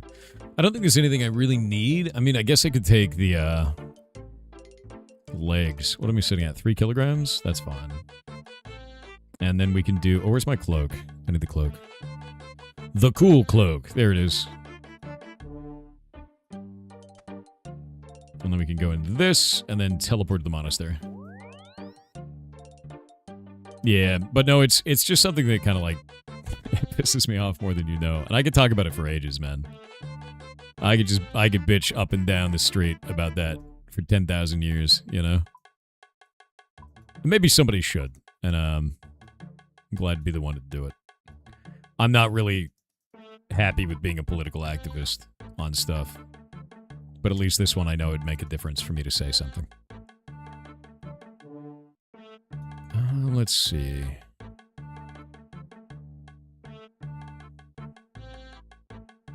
What do I do with this? I need to go to Sears Village. There's Tree Gnome Village. Where's Sears?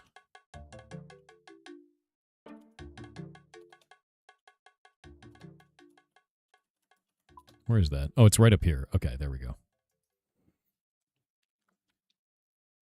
Can't wait for Pirates Ever to have to go testify before Congress about this. I don't think I'd have to. Like, to be honest with you, I just want to lend my support to those local areas and then give them the information they need. Like, to be real, that is not something I ever want to do. I told you before, I'm not a big fan of the government.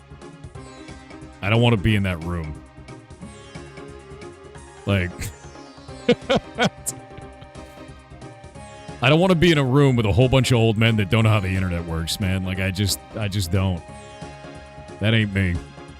Yeah, a little bit of 30 on 30, man. I would crash out immediately.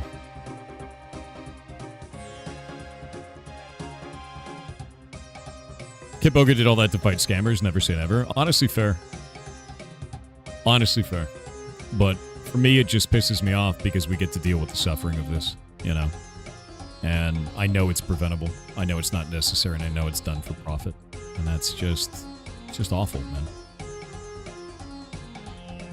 Happy birthday. It's not my birthday, you goblin. Swear to God.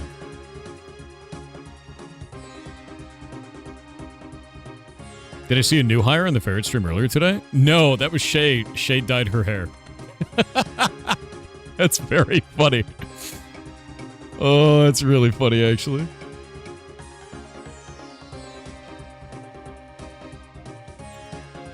It's acknowledge and power. Wait, what did I just say? I say acknowledge and power. I say acknowledge and power. Knowledge comes from experience. Power comes from battle axes. You know, honestly, fair. True and real. Ah, here we go. Battered book. Elemental Workshop. Within the pages of this book, you will find the secret to working the very elements themselves. Early in the 5th Age, a new ore was discovered. This ore was a unique property of absorbing, transforming, or focusing elemental energy. They're talking about essence. A workshop was erected close by to work with this new material. The workshop was set up for artisans and inventors to be able to come and create devices made from the unique ore, found only in the village of Sears. Oh, maybe it's not that. Maybe it's something else. After some time of successful industry, the true power of this ore became apparent, as greater and more powerful weapons were created. Realizing the threat this posed, the Magi of the time closed down the workshop and bound it under lock and key, also trying to destroy all knowledge of manufacturing processes. Yet this book remains, and you may still find a way to enter the workshop within this leather-bound volume. Oh? Oh? Where is this workshop, and how do I get in? What? I mean, it's inside of Sears Village, right? Inside the tome. Also, thank you very much over on YouTube for gifting those 5 memberships. Oddly enough, that's incredibly nice of you, man. It's actually your birthday today. Happy birthday, bro. Hope you're having a wonderful day.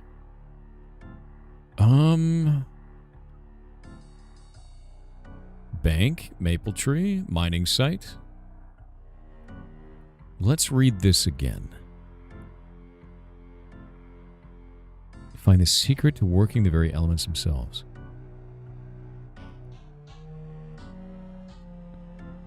Fifth Age, the ore was discovered. What age are we in old school RuneScape? Because I know that there's tools of the 3rd Age. Those are very old. And they're saying the 5th Age. So we're in the 5th. So in the beginning of the 5th Age, they found this. Did the finding of this ore prompt the 5th Age? Are ages determined by time or by material advancement? Transforming or focusing elemental energy. They're based on time. Okay. RuneScape 3 is the 6th Age, when the gods came back. Okay. Was there ever a RuneScape 2? Did that exist? Industry, the true power of this became apparent. Greater and more powerful weapons were created. Realizing the threat this posed, the Magi at the time closed down the workshop and bound under lock and key. Tried to destroy the knowledge of the manufacturing process. Okay, so I'm going to pickpocket you, because it's funny. I'm going to talk to this man. I'm in search of a quest. Can't help you. F. So if that bookcase did something, maybe there's another bookcase. Anything in this? Mr. Seer. Seek knowledge and power. Okay, that's not it. That's climbing up the wall. The pole booth. Maybe there's something upstairs. There's a lot of chests up here, you know? So that's not it. Read the book again properly this time. Yeah, unique ore found only in the village of the Seers.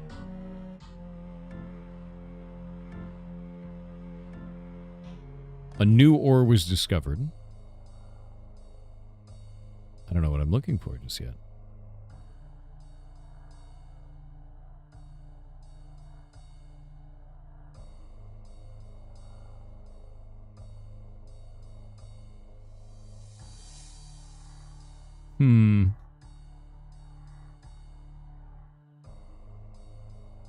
I'm trying to see if there's anything in there of, like, maybe the capital letters, where it's like W-E-T-A.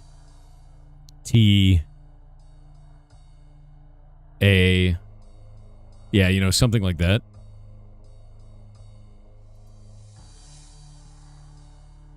I don't know if there's anything in there. Maybe it's trying to say wet. Wet! Let's go to the wet. We're going to the water. I'm going to the wet world. We've lost him, chat. That's probably fine. I'm going to the wet world. They can't stop me now, chat.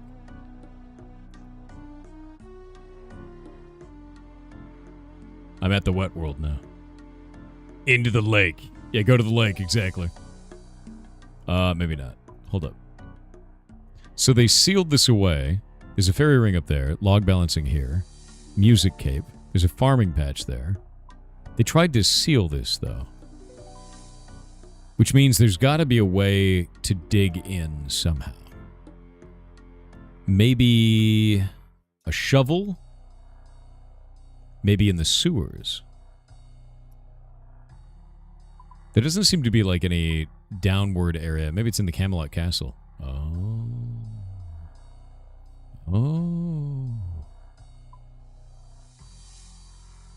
Okay, so let's think about this. Found only in the village of Sears. So it's in this village. Find a way to enter the workshop within this leather-bound volume. Book of the Elemental Shield. Is there an area about elemental shields anywhere? We have Camelot Castle. Is there a shield shop? Maybe at the anvil? Maybe at the blacksmith? Let's go look. Could be a blacksmith thing. Thinking caps. Is there a workshop? There's a blacksmith, so that might be it. It also said within this book, so maybe we use the book as a portal or as a key. Oh, hey. An odd-looking wall.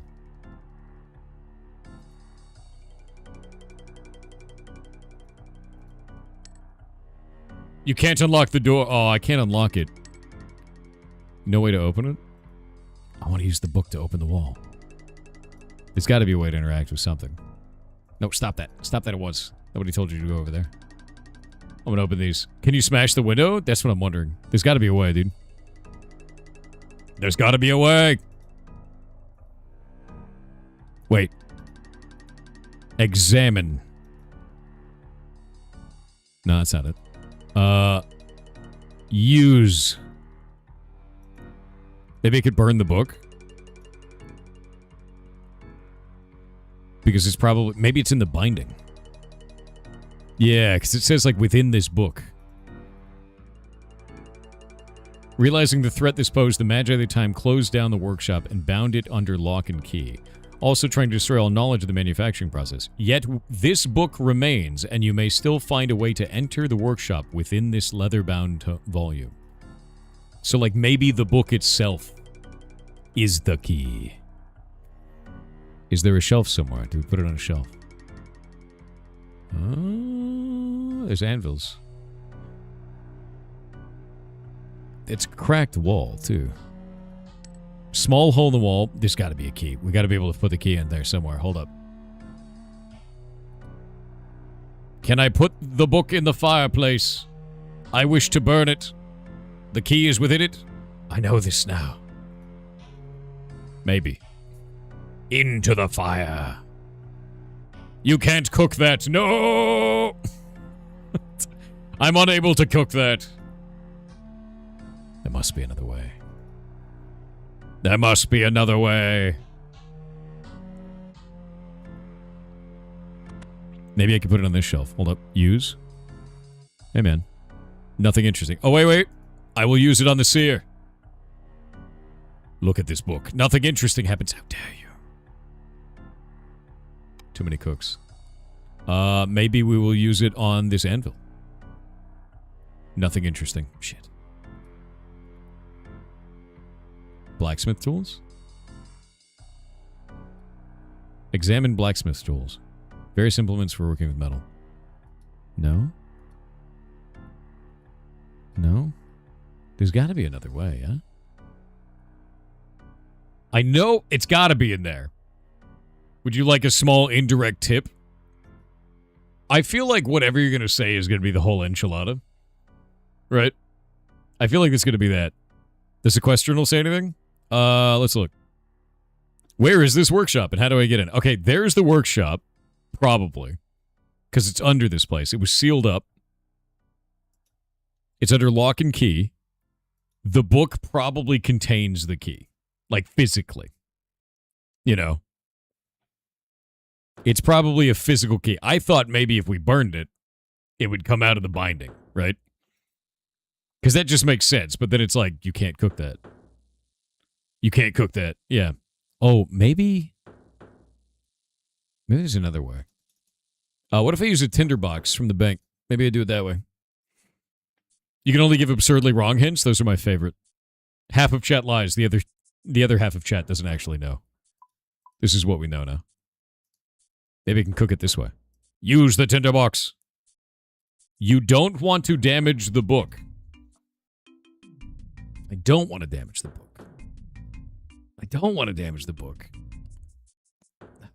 Shit. Maybe the book itself is the key.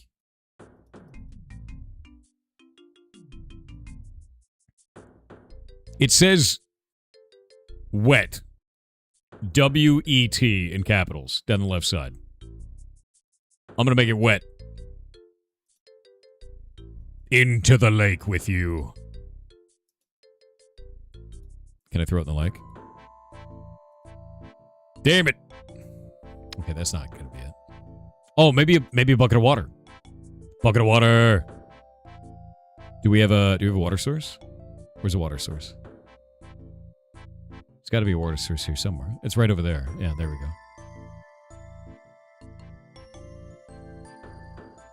Oh, this guy's name is Farsight. He probably knows. Use. Nothing interesting happens. God damn it. Hello. Many greetings. I seek knowledge and power. No. No. You. What is this place? Organization of mystically gifted people with the power of foresight. We see things that have yet to come to pass. Do you have any quests? Unfortunately, no. Damn it. What about this, dude? Can you do something about this? No, nothing interesting happens. There's gotta be a better way. Oh, it's that horrible sincere. They're horrifying. It's actually horrifying. What if you cut the book? Maybe. I could try cutting it. Here, I'll use a bunch of tools on it. We use like shears and scissors and all kinds of shit.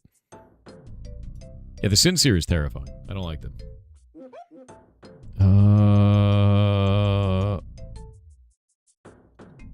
Withdraw. I'm gonna chisel it. You don't want to damage the book. So we don't want to damage the book. But the book is the key. And the door requires an actual key. I think this is a lie. I think the game is lying to me.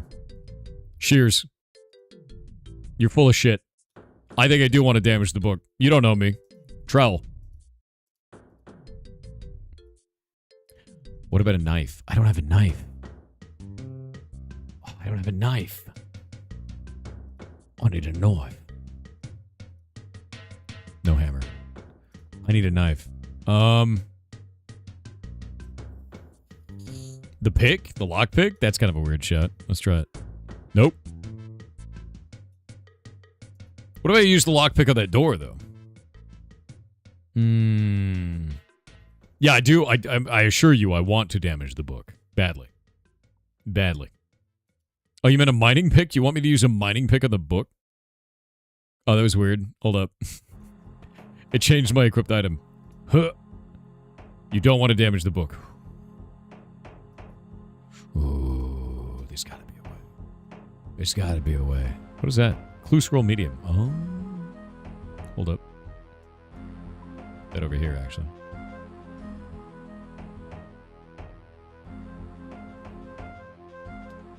Alright. I'm gonna try something weird. Wait.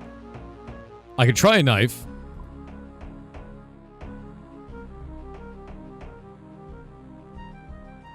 What about a sword like this? What about a magic sword? Oh! You lied to me, game.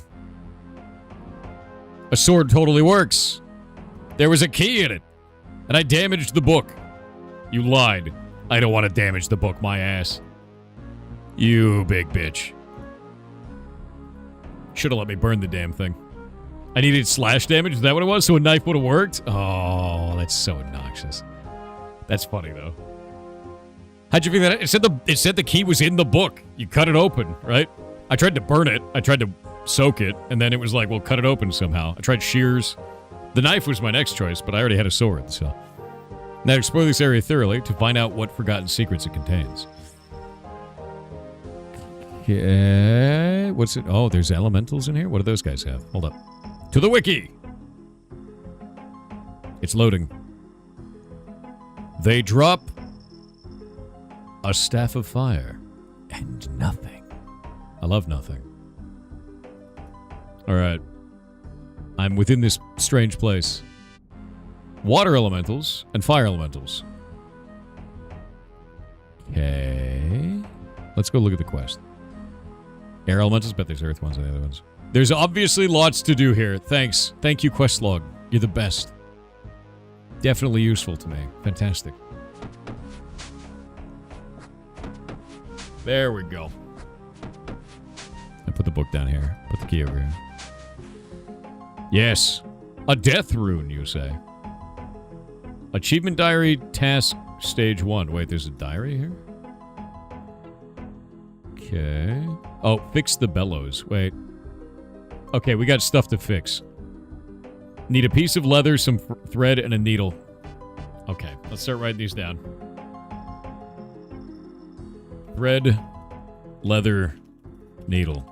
I wonder if I could use a costume needle and get rid of the thread. Maybe not. We'll find out.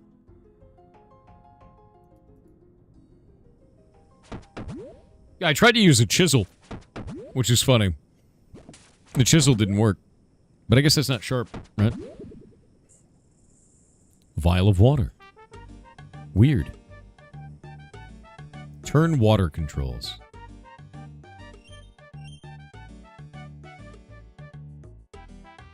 You know, that's probably fun.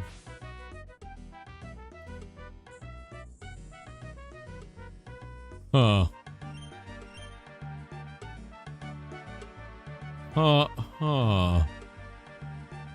Alright, so we have a water system.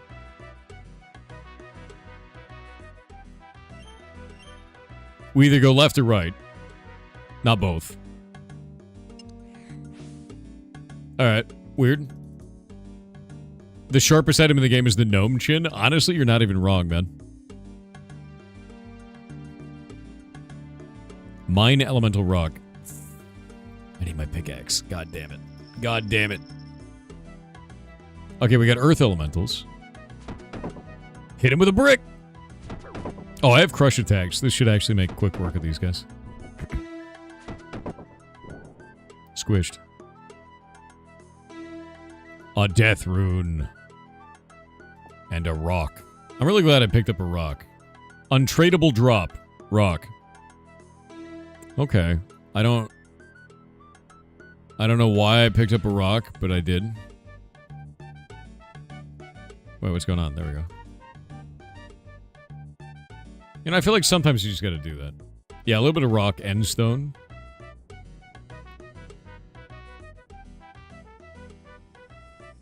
I got a vial of water. I got a rock. Blazquix, what's up, dude? How's it going, man? I found ashes. They probably had... Wait.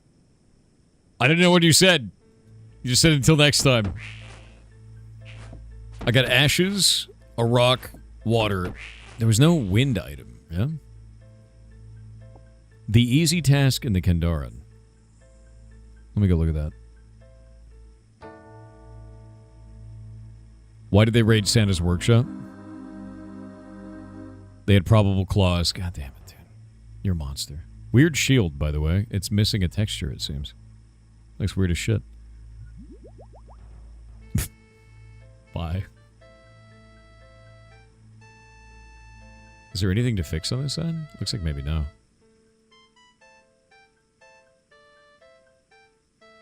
Okay, nothing in these crates.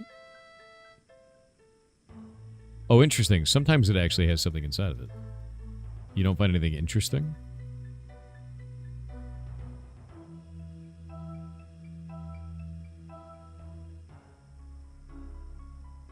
Are you okay over there, bud? Are you weird? Let me see this guy. You've said 5 messages ever. You have said 5 messages ever. You've been following for 2 months, and it's always been the exact same message. Are you okay? At least you're consistent, right? That's a weird one. Yeah, I guess you finally got the attention you wanted. How you doing, bud? You doing okay? Eating enough fiber? You know, is that... You alright? Worry about you. Yeah, your name does check out. That's true. His name is Poo Missile, by the way. Kick Bros. Not consistent enough considering their message? True. True.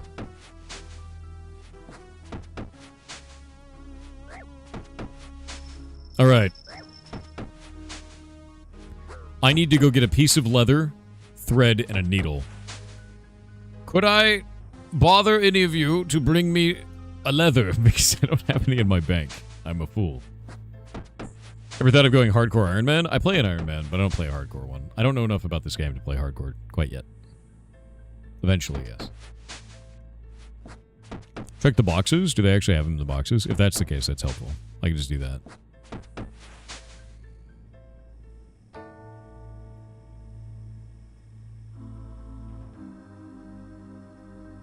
I haven't found a single item in these boxes yet. So, like...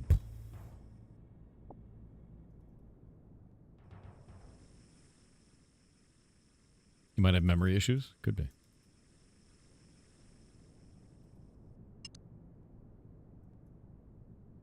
That doesn't work. Yeah, I can't get anything out of these boxes right now, it seems. Unless I have to just sit there and spam it, right? Just gonna run it. It says you don't find anything interesting. Yeah, nothing. Boxes in the main room? Are those somehow slightly different? They are not. Smith workbench. I do need to get a mining pick. So I'm gonna go back upstairs, and I'm gonna go get my mining pick.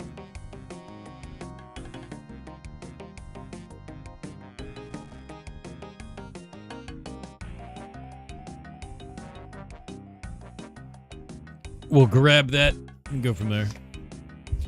Yeah, 1 piece of leather is all I need, because I got a needle. Actually, I may need a piece of thread because I've got a costume needle, and I don't know if that counts. It may not actually work, because I don't keep thread anymore because of that. So, like... Do I have leather? I have bear fur. I don't have leather. F. Well... That is unfortunate.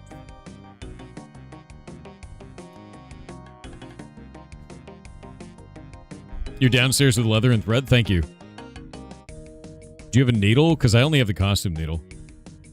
And I don't know if that's going to count.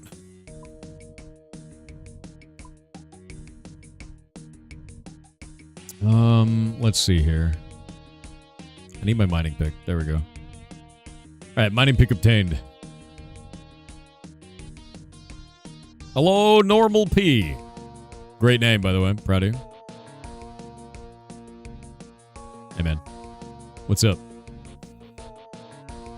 Oh!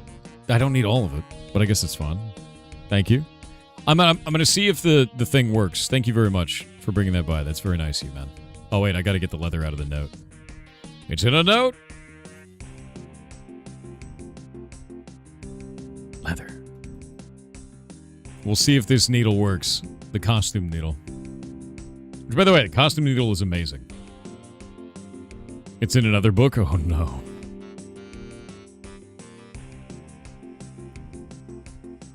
Silverheart_grin on Twitch said hello and good morning, Thor. Hello. Continuing from the other day, I had some thoughts regarding magic and technology, and had an idea about how magic items work.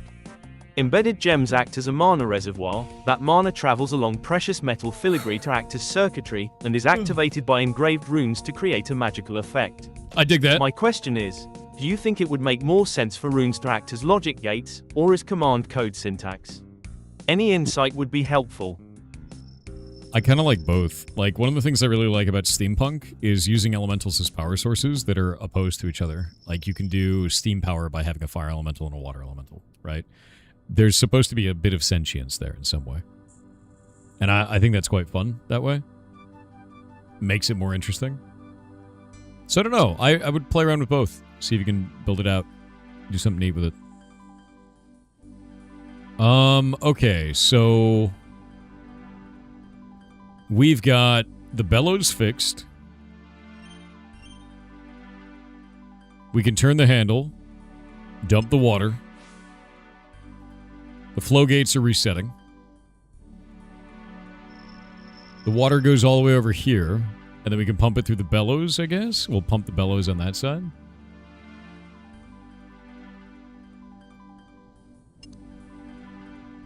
Nothing happens, the lever reset itself. Okay, we're going to have to figure out which direction this all goes. The water pipe goes out to there for some reason. Let's go off this way.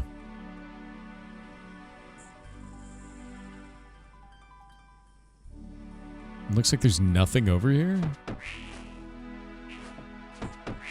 Maybe there's some more shit I haven't seen over this way, because I haven't been on that side.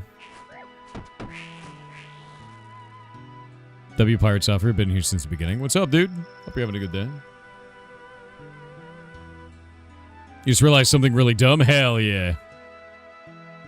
That's the way, dude. Alright, let's see. What? Wait. That's just a dude. That's not a mining node at all. I was rused. Elemental ore. Oh. It's a dude. But then we can turn it into elemental ore. Oh. You can mine the dude. Not now. We're mining dudes.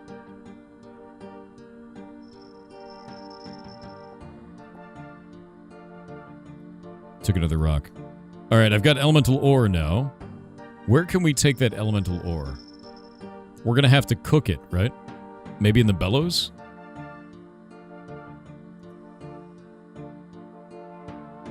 A lava trough, I see.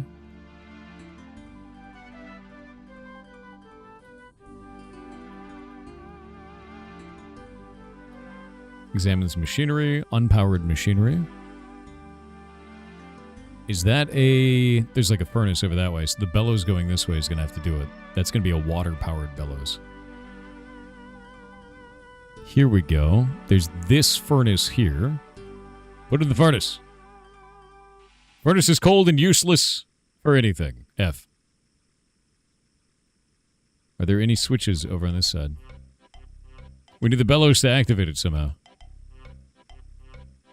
Small trough full of lava. Maybe we put this in the lava trough. Nothing interesting happens. F. Aha, crate. It's full of nothing. Okay, so we know that there's a furnace over here. A bellows going into the furnace. The bellows doesn't do anything on its own. We have a water system over here. And we have ore over on this side. This place is called Elemental Workshop. So we have to build something out of the elements. Something. Using this ore. Also, mining the elemental rock pisses it off. Makes it match. Yeah.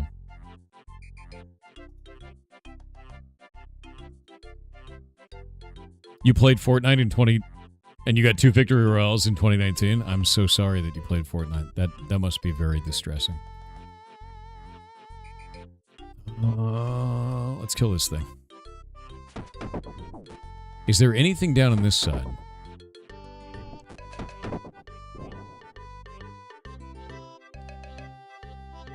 Another elemental ore. Okay. Let me read the book. Unique property of absorbing, transforming, or focusing elemental energy. Wait. What if we use it on the elementals? Nothing interesting happens. What if I use it on the fire elemental? Sir, go around him. Jesus. The pathing really does not like these enemies that are not enemies. I'm going to try to use it on the water guy.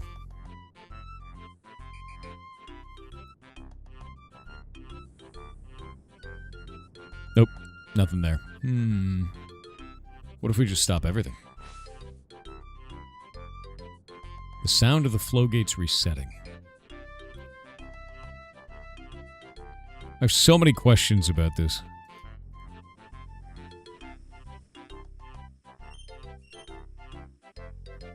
Flow gate controls. We can only flow gate one or the other.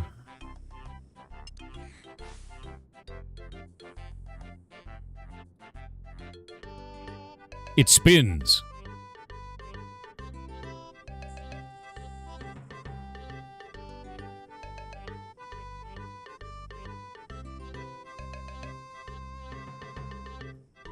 We need this one to be up. So the water goes this way. And then we need this one, I guess, to be down. Can we turn it anyway? I don't know if we can.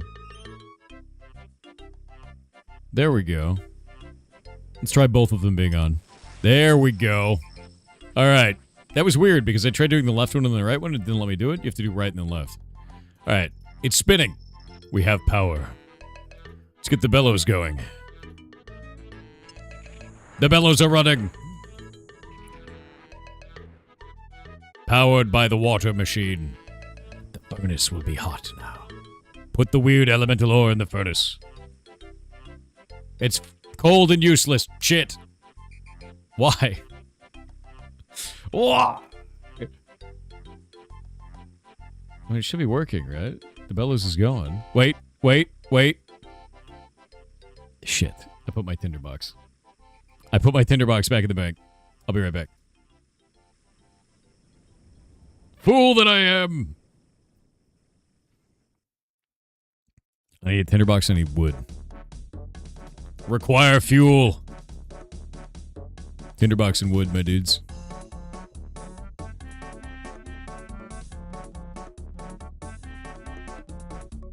Wonder how much wood it requires, right?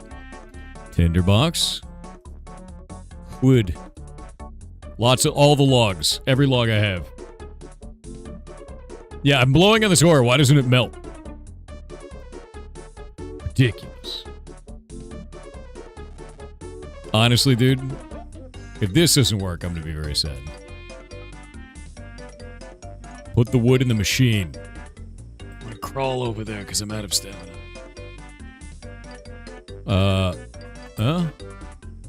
Tinderbox, can I make a spark large enough to light this?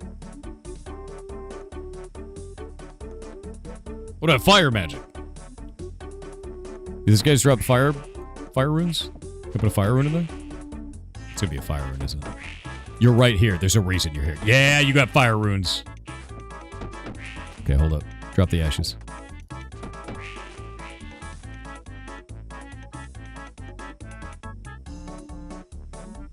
Furnace is called useless.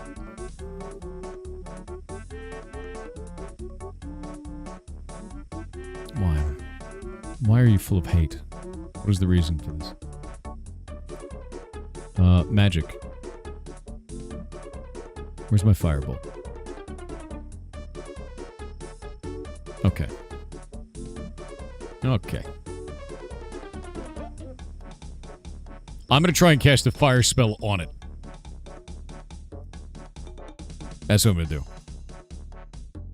I'm gonna do this. Oh my god, let me out. What are you questioning humans for? I don't know, man. So we can't do a spark big enough with the tinderbox, so we know it has to be a larger spark. I'm gonna try and shoot it with fireball. Bring your best for safety, always. Okay. Where is... I need a mind rune. Need a mind rune. One. I need... How many air runes? I need one air rune. How do I need for this shit? I need 2 air runes. Okay. Now we got this. Engage safety squints. Yeah, just don't put goggles on. It's fine. They don't do anything anyway. Down we go.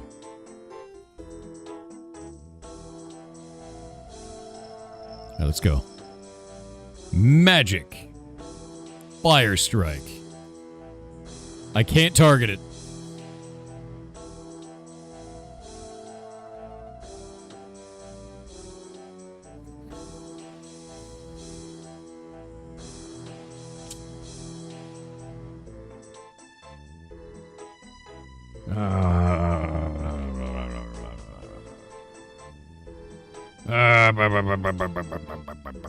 There's got to be a way, dude. So I can't target it with Fire Strike. I can't use Tinder. Can I have a torch? Hello, Normal P. Do you have a torch? Coal? I guess coal could work. I think I have coal. Let me go see. I might have coal. No one should be using Tinder. I mean, I've got a Tinder box right here. That's what it's for. Crawl my way to the bank. I do not have coal. I have copper and sadness.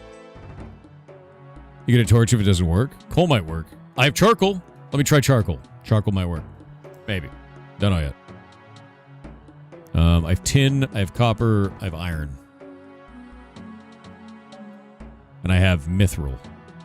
For whatever reason. What can we do with this? Wood didn't work.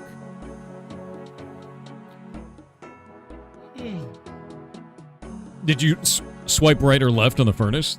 A good choice. Mr. Blaskowitz, do you have coal? I believe people were saying that you are offering me the coal. Because I think I do need that. Coal makes sense. We can shove it into the machine and then cry deeply. I don't know if that's enough. Maybe. Maybe coal be enough. Wood didn't seem to do it. I've got charcoal. I'm going to try charcoal. If charcoal doesn't work, I'll use coal. It's laying in front of the oven? You just, like, place it in front of it? All right, let's go.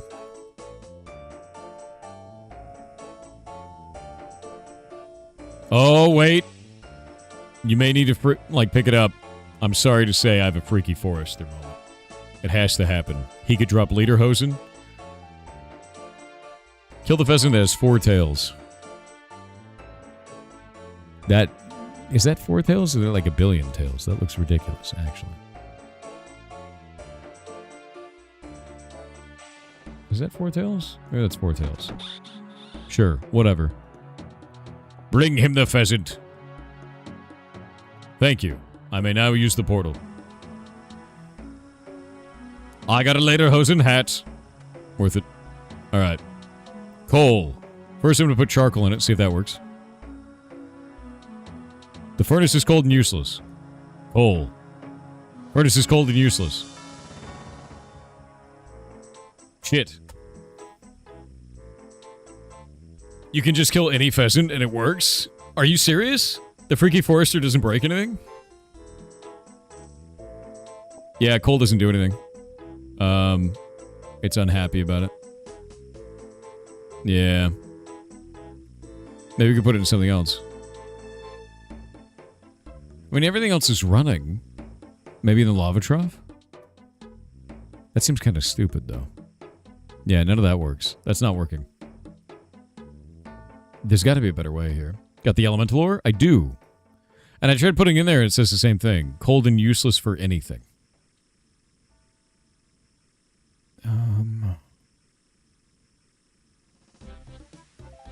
Maybe there's a better way.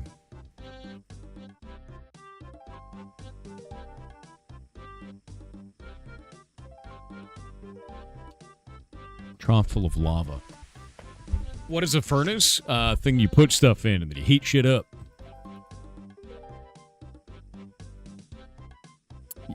The one hint that we have is when I use the tinderbox cannot make a spark big enough to light this. Are there torches? I don't know if there's a torch in this game. Legitimately. I don't remember there being a torch. Is there a general store nearby? There is not.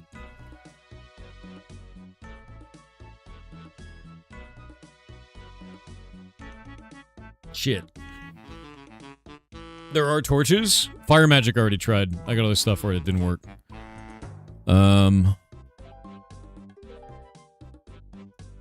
Yeah, there's nothing out here for this. Damn it! Trying to think of what we could use.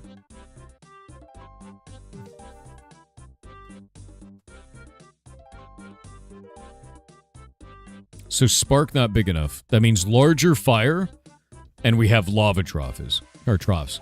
Check boxes in there? I tried checking the boxes and none of them had any items in them. Maybe they've changed now, because we've moved forward. Let me try it now. Yeah, the boxes haven't done shit, man. Yeah, look at this. There's nothing in it. Just says crate but find nothing. Crate but find nothing. A piece of leather. I'm mad. I'm actually mad.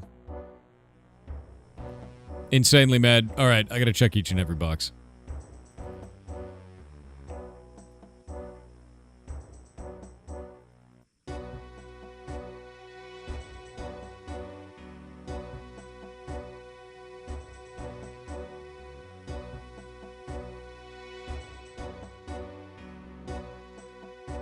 Nothing.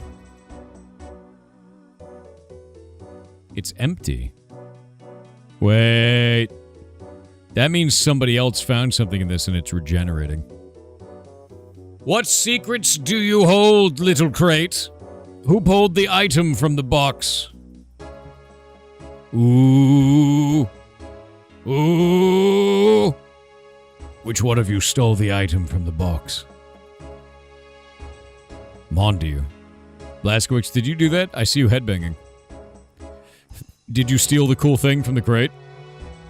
Did you make me suffer in this way? I have an idea. We have a way to fix this.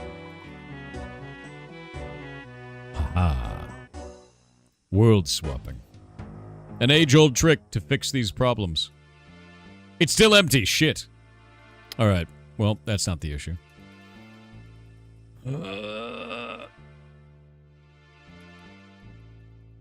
Why is that box empty?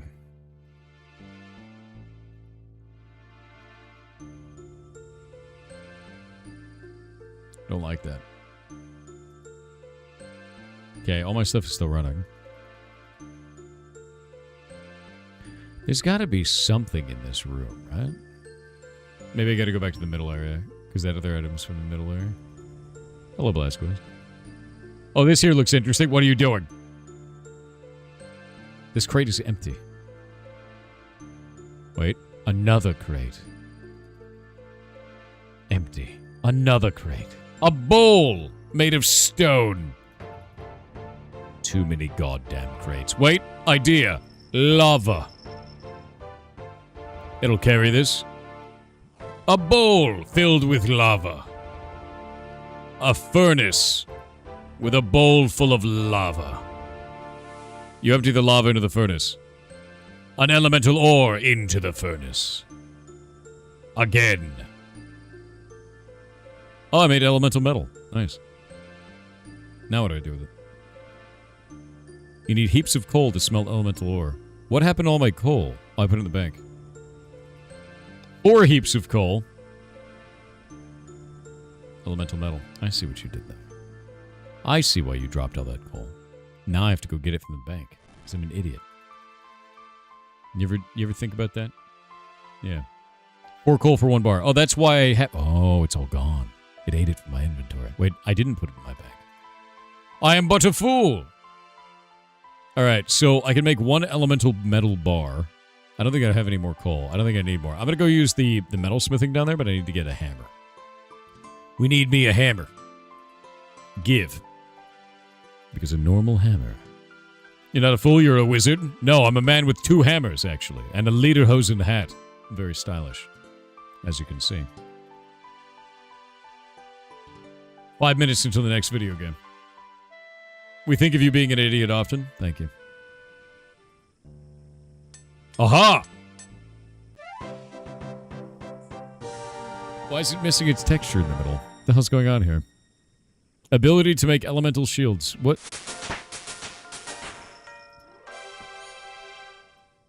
What? Okay, so that's why you were wearing that. Why is it invisible in the center? I thought it was missing a texture. It's magic?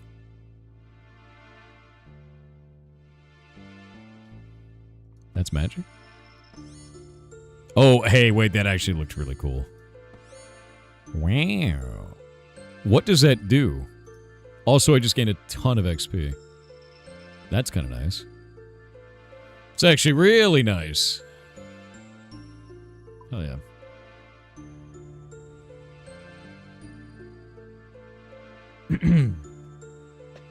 Okay. Let me look it up on the wiki now that I have this item. An elemental shield can be used for partial protection against the breath of skeletal wyverns and wyverns. When worn, it reduces the maximum damage of a wyvern's icy breath attack to 10. Really? Alright. Okay. And you can turn it into an ancient wyvern shield. Alright. Yeah, it's an anti-dragon shield for wyverns. That's cool. Shield provides both dragon fire protection and greater protection against icy breath. Okay, so if I can combine this with a wyvern face and go from there. It's also a bonus of plus 15 magic. So it's a magic shield. That's a really useful item. Wyvern Visage is an item obtained as a very rare drop from Fossil Island wyverns. Found in wyvern caves, skeletal wyverns do not drop the Visage. They drop the demonic or draconic Visage instead. So Fossil Island wyverns. We go look at this. There we go. Fossil Island. Fossil Island wyverns. Elemental or mind shield. What's a mind shield? Is it like a mind goblin? I bet it's a mind goblin. Use the anvil again for recipes. This workshop. It says you don't find any suitable metals for this workbench. Did I not get the recipes from doing this?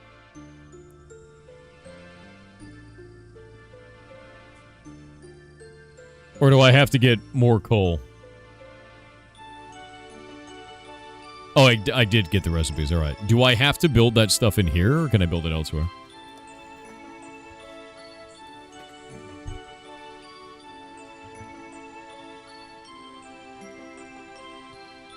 In here? Okay. You know, there's a hatch here. Which means it goes deeper. It goes deeper. Whatever it is. Alright, we're gonna leave. These are the only facilities that can do it. That's cool. I dig it. I think that's really neat. That was a fun quest. I thought it was really interesting. Dug that. The Squeakquel, yes. Okay, I'm going to put this over here. And then I'm going to go to here. I'm going to put this in there. And then dump all this stuff. Dump that. Guam leaf is going to go where it belongs. I'll put this in here. I don't even know what a stone bowl is for. Outside of normal weirdness. Rocks. Water vial. Vial of water is going to go for this. Because we use it for potions anyway. That stuff goes through, that goes through. A key, huh? Key in a book? Do I have to use a key every time I go in there, by the way?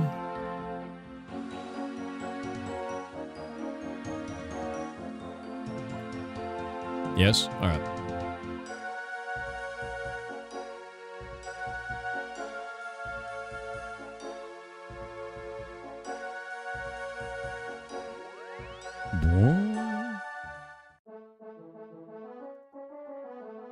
Alright, we got the next game in just a moment. You guys ready? going to do this. Going to do that. Let me start getting it set up. 1 sec. And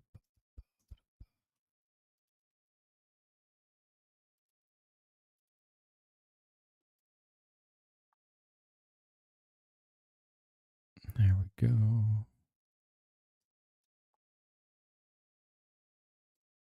Cool. All right, this should be good to go. Let me get this actually running. Games, yes. The last one today is actually really interesting, and we get to draw something together in it, which should be fun. What the? Okay. Get this set up. Google Calendar. I'm going to grab this. Uh-oh. It's grabbing my mouse. Doing weird shit.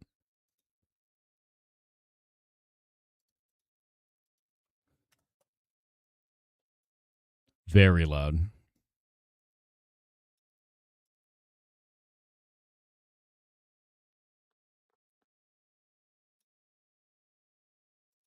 Streamer safe music is an option. Thank you. Grab this.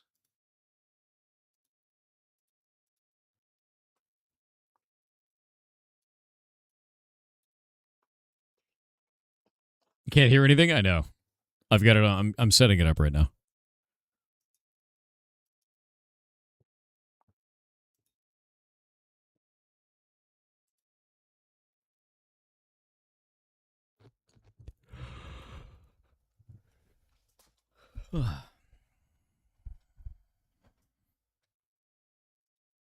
Okay.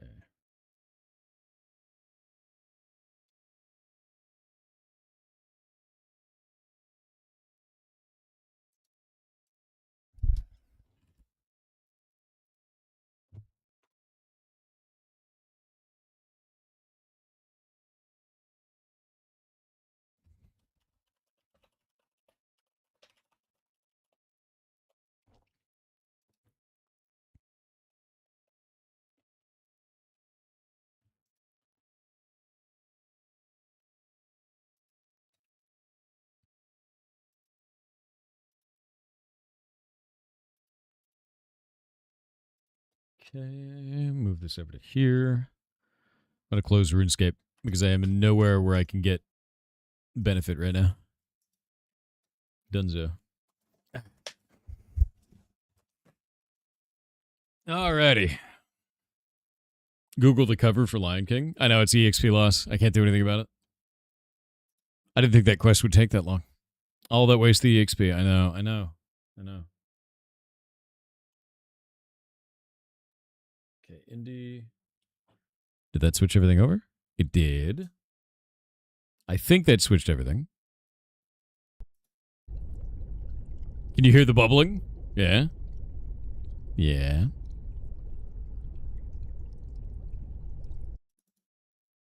Now the bubbling is gone. One moment.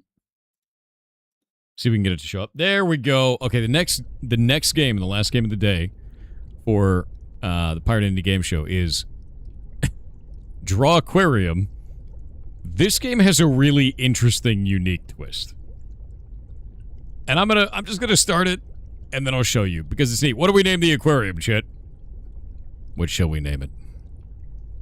Please don't let this hit my thalassophobia. Mine either. It won't. The Goblin Pool. Gob Tank. The Pit. The Pit. Goblin Tank. Goblin Tank. Alright, we're gonna make a Goblin Tank. Done. Now here's the fun part. We need to add a thing. Huh.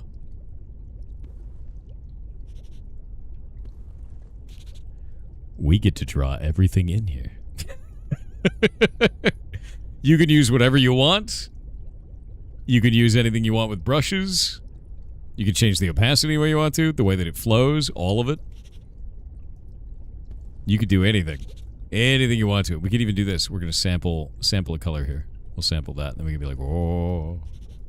Oh, we're not gonna... It's TTP the game a little bit. It's a little bit of TTP the game. That's true. What do we want to play around with it? We do that. Oh, look at the wigglies. Look at that. It's kind of gross, right? What's the flow like on this? Okay, so high flow. We'll go to low flow. It barely goes through now. So we could take something like this and go like that. I wonder if we can get it to line smooth. No, that's not what we want. What if we can get it to brush out at the end? Oh, there's a bunch of layers and stuff, too, in the demo. Vertical symmetry. Horizontal symmetry. That's interesting, actually. So we can actually make it like fully symmetric if we want to. Fantastic! It's a beautiful plant. Pin messages diecast. I will fix that. I really love my beautiful plant, though, don't you? Do you love your beautiful plant? Hold up, let me grab this. Let's see. Wish list and play.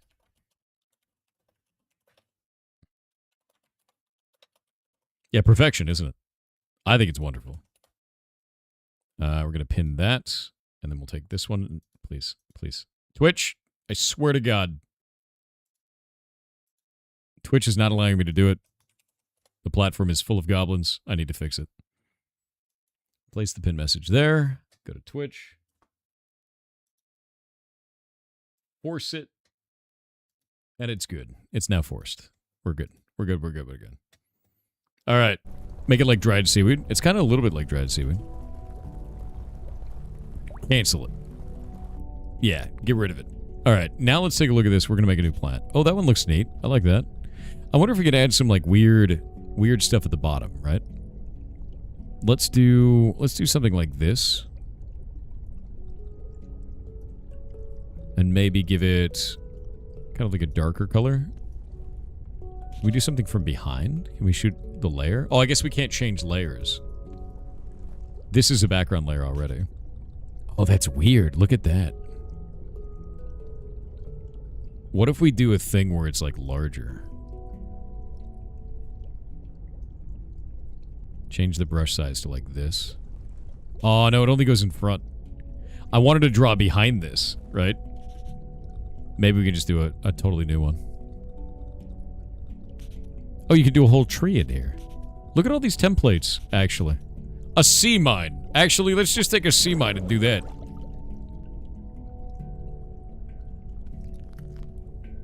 Fantastic. Sea mines for all. I want all these sea mines. I want a really big sea mine, actually. Good. This is fine. You know? Good. This is a really safe aquarium, don't you guys think? Yeah, we got a sea mine garden. We grow them here. They're important. They're part of a thriving ecosystem. You know? Yeah, a little wobbly sea mine, bros. Alright, now we want to add a new thing. Edit the plants. We duplicate. Nice. How big does it go? Alright, that's about as large as we'll get. I like that. What other things can we add? We have to paint 2 unique plants. Is that an antenna? I'm gonna build a desert hut. Fantastic. You can now draw fish. I'm glad that we're building a sea mine garden and a tiny desert hut. Yeah, Anakin will arrive. That's true. Let's make a fish. Mike is a pretty good name. Chat, what do you want to name him? Oh, wait, he's Goblin, isn't he? His name is going to be Goblin. Ooh. Oh, look at this guy. What are we going to name him? Or what are we going to do with him? Wait, look at these different templates. Look at that. What?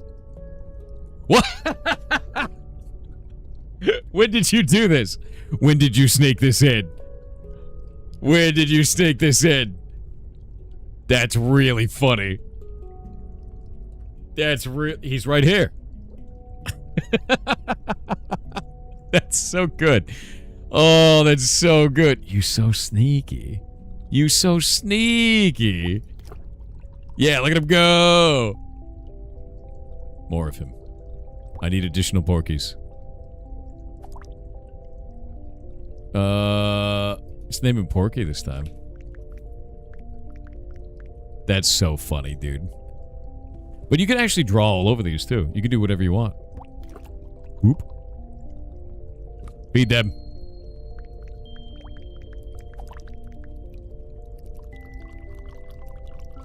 They're totally hungry. Look at those porkies go, dude. They're tiny now, but they're gonna grow. That means we need more of them. We need more porkies. Dolph the Longtooth. Done. How about a different type of fish? How about a different type of fish? Hangs down low like he's hiding something. Constantly flying like a spacecraft. Must be exhausting. More floaty chill fish. You get the vibe. I want to do like a Lobe fish. Eugene is a good name. I like a Eugene name. Let's give him... Yeah, a submarine named Eugene. There he goes. I love that you could just, like, make them whatever you want. We have sea mines, and we have a submarine named Eugene. Yeah, sub Eugene. Look at him go. He's wiggling, dude.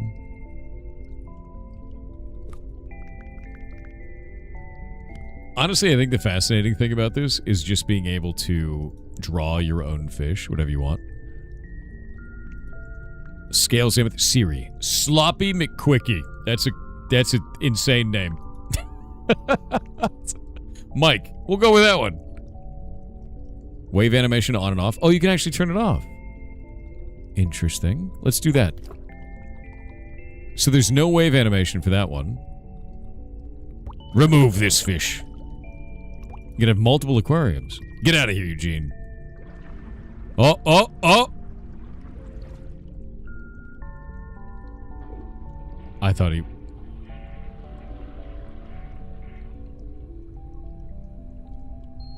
Did you hear that? No, did you hear that? I thought it would just delete him, but it caught him and then flushed him. What did you do? I didn't mean it. I didn't mean it. I thought he would just you know, but no. There are no more hungry fish.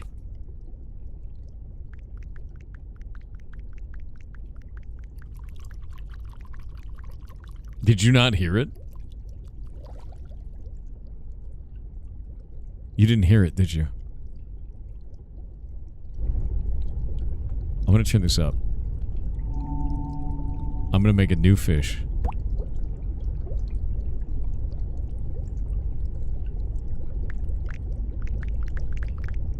I'm gonna name him I'm Sorry. He knows what he did. Then we're gonna take him and... listen.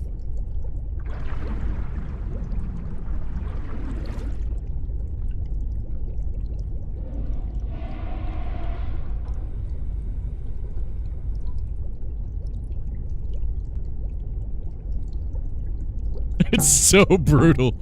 Oh, you can right-click on it. Oh, they get afraid of it. This game is making me a monster now.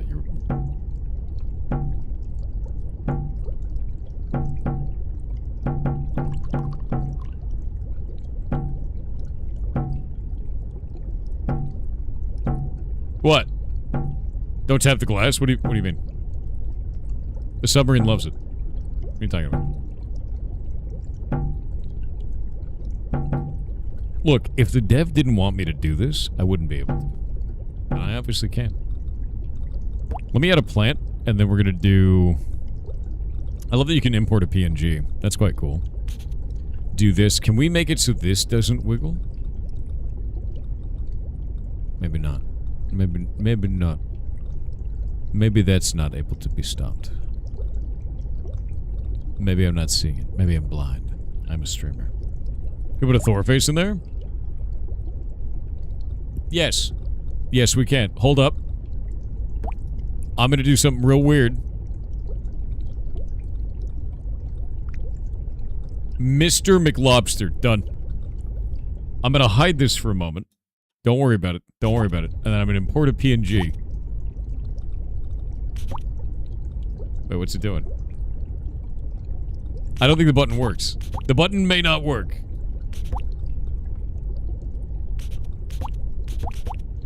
The button may not work. I pressed it, nothing happened. That's fine. It may be because it's demo. I don't know.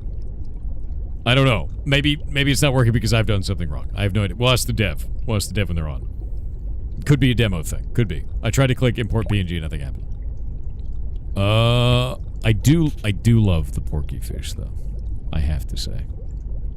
That is fantastic. It would have been glorious. It would have been. We're going to put Mr. McLobster in there. There he goes. Okay, so now we can have multiple fish tanks.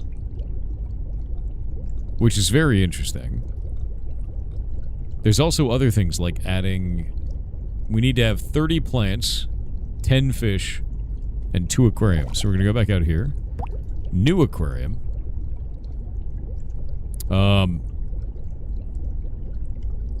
What do we call this one? What shall we name our newest aquarium? Chat soup? I like chat soup. Yeah, so customize your aquarium. Your rules. Edit the aquarium. Edit background. Okay, I'm gonna hide it again just so it doesn't steal from my computer. Let's see. Oh wait, never mind. It's actually just images in the game. He's a pig. It's a pig. It's a pig.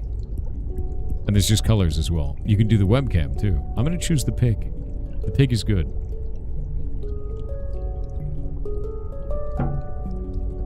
Interesting. Edit lights. In the full version of the game, you'll be able to change the light settings here. Oh, that actually looks quite nice. That's cool. Edit the sand. In the full version of the game, you'll be able to change the aquarium decor here.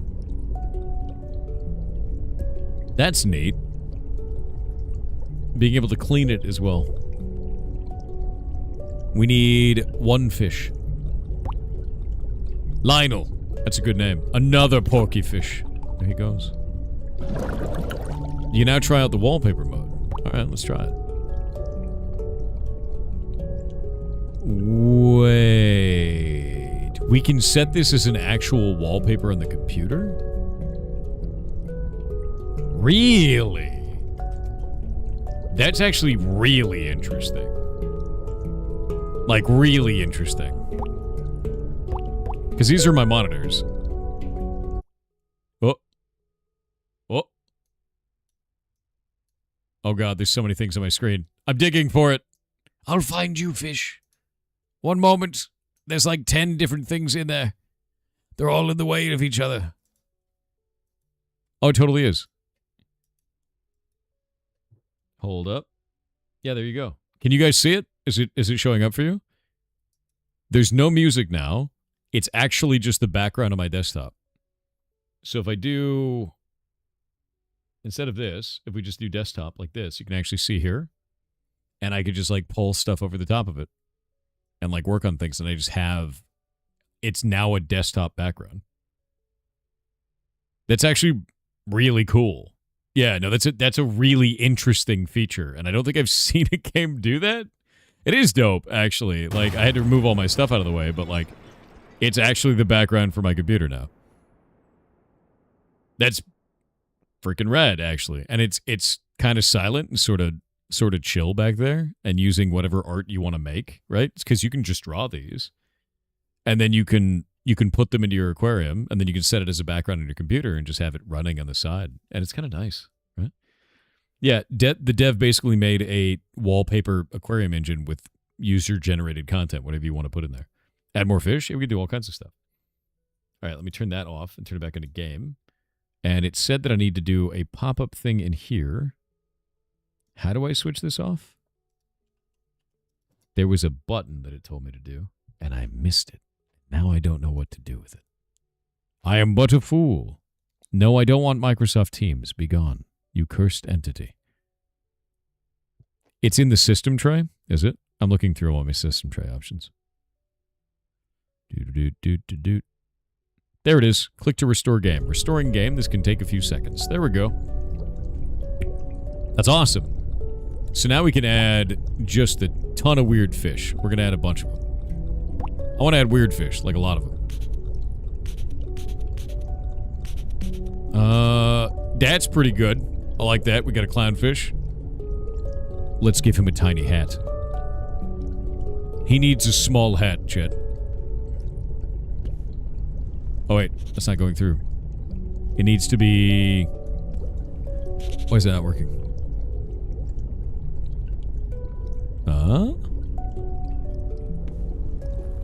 Oh, it's like really... It's like really soft. Hold up. There we go.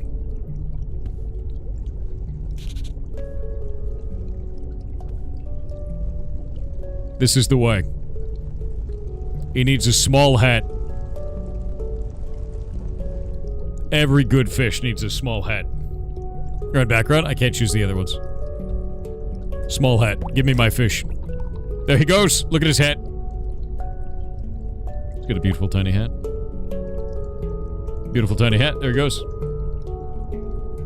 He's going. Fantastic. Another one. Bib. Oh, a skeleton. That's actually kind of amazing. Greta McRonald. Let's do rocketing around. And that's a weird fish. I kind of want one of these. Super fast one all the time. There's top hats in RuneScape, I think? Good. More hats. Let's add a... Do we have to... We can add a plant, right? Actually, wait. Let's switch back to our other aquarium. There we go. We've got all of our dudes going. And now I can change this one. Not what I wanted. I can change this one to background mode. Or I want to change the background itself, actually.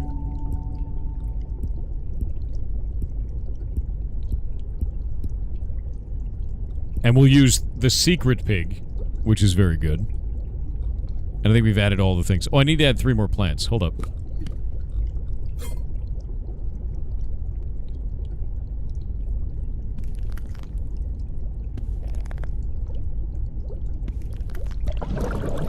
You can now draw a castle. Wishlist me? Yes. Wishlist this game. That is fantastic. Hide all the buttons. Edit the aquarium. I honestly love this, dude. I think it's actually really cool. The idea that you can set it up as your actual desktop background is kind of insane. Oh, we have to feed them. Hold up. I wonder what happens if you don't feed them. Do they die? A very interactive game, but also it's like very unique, right? That's the thing that's very interesting about this, is the idea of being able to modify the aquarium and do whatever you want with it. Is very interesting. Ferret fish, do it. I don't think I have a good picture of a ferret to use. That'd be so wiggly, right? Fish software, yes.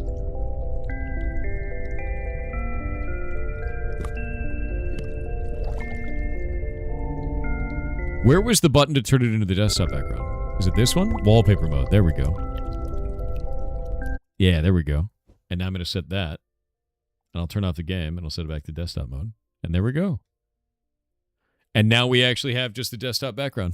Whenever we want, we could go put stuff up like this right there. That's such a cool feature, dude. Like, honestly, that right there is rad as hell. You can create your own interactive, like, aquarium, basically. You still tap the aquarium? Let's see. Nope. Because it's just the desktop. It's actually your desktop. Can I put stuff over the top of it?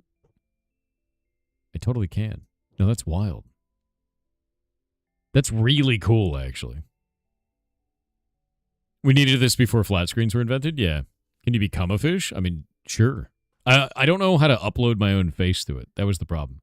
So I was trying to do that, and it wouldn't let me do it. Okay, let me take this off. Boop, boop. I'll have to ask them if we can do that. Salmonella McFinley. Yeah, it won't let me import a PNG. I don't know why. If you need, I have the drive. Whoa. I was just going to put my face on there. Yeah, Salmonella McFinley, dude. There we go. Fantastic. I like this song. I just think it's really neat. I think overall it's just kind of a nice time. It's more of a chill game, right? Chill simulation game where you can set it as your desktop. You can be creative in it. You can make weird stuff. Yeah. Thorfish. I was trying to see if I can upload. I'll have to ask them. Actually, let's get them on. Let's get them on and then I'll ask. Oh, developer. I beseech you. Here you go. Hello. Are you there? I am here, yeah. Nice to meet Can you. you hear me all right? Yeah. If you want to introduce yourself and tell us what you're working on. Talk about your game. My name is Caleb. I'm working on Draquarium, as you just saw. There's still a lot of bugs, as you may have noticed. A couple of things like you can't import stuff, or some people even the drawing is buggy. So is it? That's kind of what's going on for me. That's okay. I mean, like, I'm going to be honest with you. Don't be upset if there's bugs or anything like that. It's not giving a bad showing. What you've done here is really neat. Being able to make it into my desktop background was not expected. And that's a really cool feature, honestly. Well, thanks, yeah. Yeah, the moment I had that idea, I knew I had to do it somehow. Mm-hmm. Right? It's obviously a big source of trouble because all these setups are very different.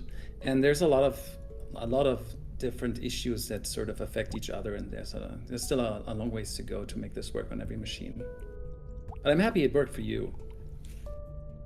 Yeah, no, it did. I was actually worried that it wouldn't. Really? Yeah, no, it worked perfectly, actually. And I had to realize, like, no, it actually is my background. Like, it's actually working perfectly as doing that. Because it stopped being interactive, the sound turned off, and it's working really, really nicely. I even checked the performance on it. It was not ripping performance at all, which is, like, surprising, actually. It's quite good. That's great. I mean, I'm sure there's still things that can be improved in terms of performance. This needs to be, you need to be running this all day long if you want to, right? Even playing other games and stuff, which I tried and it works on my machine, but my machine is quite strong. Yeah, definitely. That makes sense. Yeah. Also, I have to say, this is pretty grim. The flush when that happens, dude. Oh, why have you done that? No, that's very funny. So, I mean, it's the most elegant way to go, you know? Being flushed down the toilet. That's the way. Jesus. So I gotta ask, why this game? What made you want to build this? Well, that's funny because actually I was working on a horror game instead of this, and this is quite the opposite.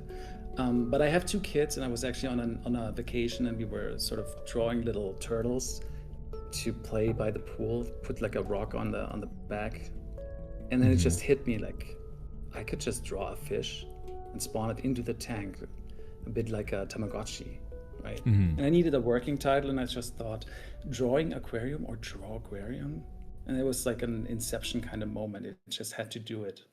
So I actually stopped the other game and instead went to work on this one. How long have you been working on this now, would you say? It's probably almost a year by now. That's great. No, I mean, honestly, like being able to build this out, and it's like a functional, like you can go and play it. You can do this. How long do you think that you are away from your launch then? That's a good question, but planned is something around October. Oh, that's mostly okay. it. Yeah, Oh, I great. mean, I hope so, right? There's so many features that you could do, and there's a lot of people asking for things that are amazing and really great ideas. But the question is, when do you just call it done, right? Because it is never done, really.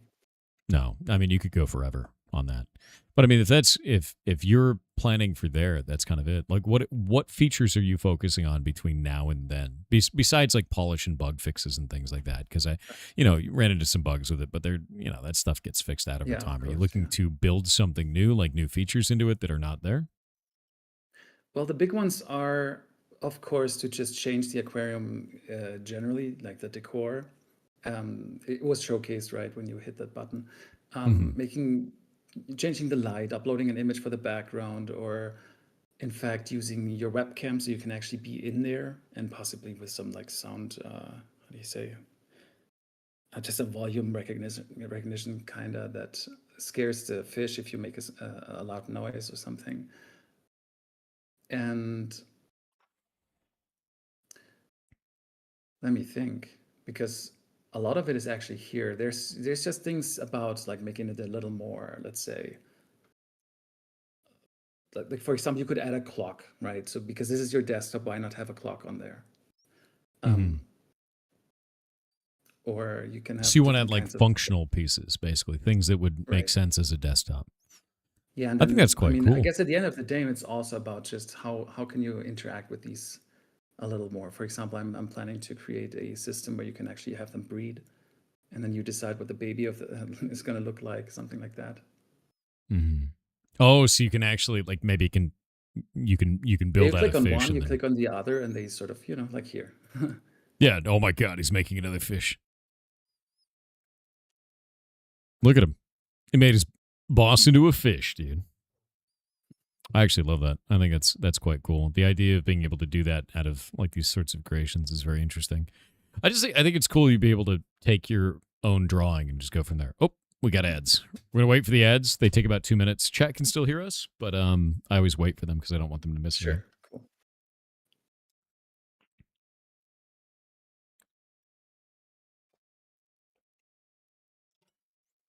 I appreciate you doing this, by the way. No, absolutely. No, like I'm just glad you guys wanted to come on and show your stuff. Your game is quite cool. It's unique. I've never seen anything like that. It's very, very cool. Because I've seen other games that do wallpaper stuff like that, but not like this. Mm-hmm. The funny thing is that, or I can actually wait with this story. Sure. Yeah, we'll wait. Yeah.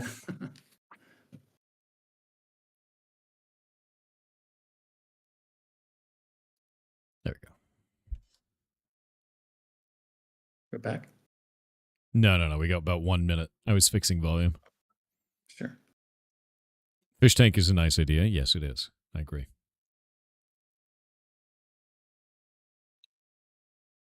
Toss this link to your friends who are fish inclined? Hell yeah.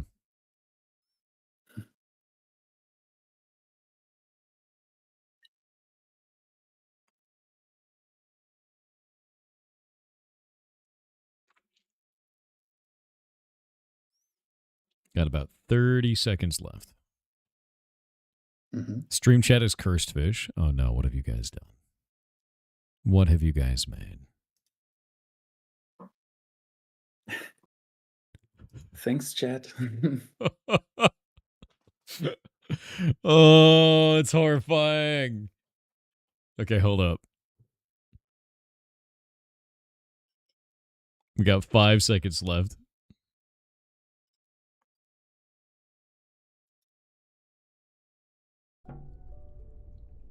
Okay, so we're back from the ads. Chad has done something horrific. I know that you made the porky fish from our glorious mascot. Chad has created this monstrosity. Immediately deeply cursed. That is fantastic. Oh my God. Is that Nemo? That's totally Nemo. Oh my God. Nemo's one of the ferrets at a rescue. He only has 3 legs. One of his front arms was amputated when he was very young. Oh, wow. And they've turned him into a fish. He's the most fitting one to be a fish. You can actually, I mean, at some point, right now, currently, it's kind of broken, but you can totally add this into the tank and make it swim around. That's terrifying. I think that's honestly like really compelling, is being able to make silly stuff like that, and do that. Are there ways to make it so that like these don't wiggle like this? Is there a way to turn off the wiggling for plants and things? Yeah, they're used to. The thing is, I've been changing the layout. So what you could try right now is if you turn it off for the fish, maybe it's off for this one as well. Let me try that. Because it used to be a button, but I moved it to a different window, and then I forgot to do the same for the for the plants. It's just all work in progress, kind of. Oh, it's totally fair. I mean, that's because, it's game dev. Let's see. Okay, that's set up there. Nope, still wiggles, but that's fine. It looks good. Looks like the water is kind of whirling past it. Honestly, this is really cool, though. Like, the idea of being able to build out an aquarium, set up the, you know, the behaviors of the different fish like this, and determine, like, how they're going to interact. Use anything that you want to. You can draw your own stuff directly inside of this. You can go and build out, you know, your whatever you want it to be. I like that a lot, and I think it's kind of a fascinating thing is sort of chill games without any real objective outside of just being a chill game, right? Like having a nice kind of soft experience. And there's very few games that do that right now, so it's nice, you know? Well, thank you. Yeah, it's almost like I'm making a program more so, right? Yeah. Oh, by the way, up there's a masked brush. That's probably the one you want to use That's for what what you're I'm hoping trying. for. Yeah, now I Yeah, gotta there do you go. this. There we go. Something like that. No, that's great, honestly. I think that's actually really, really cool. And it's sort of a rarity of just having a game that's about whimsy, you know? Being able to do something like kind of whimsical like that is interesting as hell to me. So, nice shot on this. There we go. That looks a little bit better. Now we can go like this.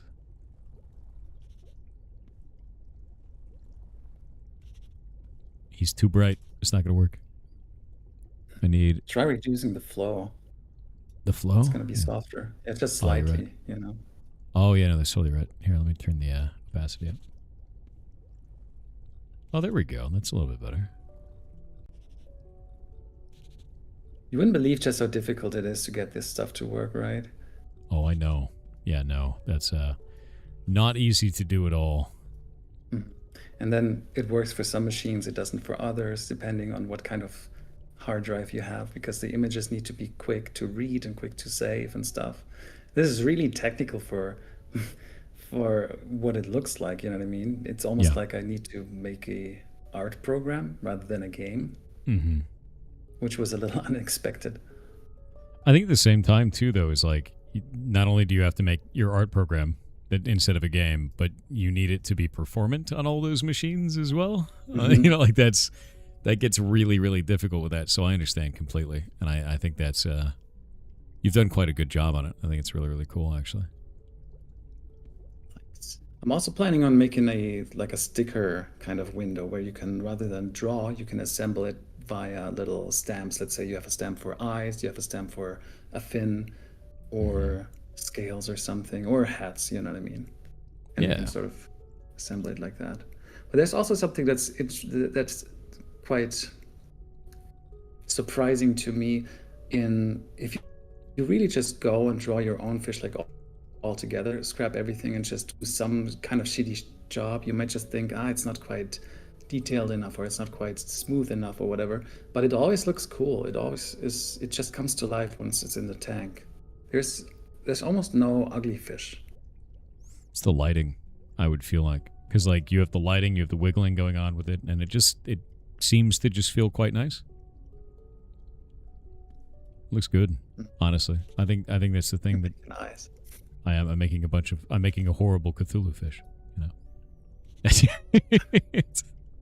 Or I will be once I have all of this set up correctly. Sure. I think that's fun though, like just being able to make something weird like that and have the tooling to do so. It sort of reminds me like when I was younger, you know, we had Flash for absolutely everything. And Flash was just such a nice driver for like go be creative, go be silly. And that there's not like a lot of games that let you do that right now. And being able to do that in this is cool, you know?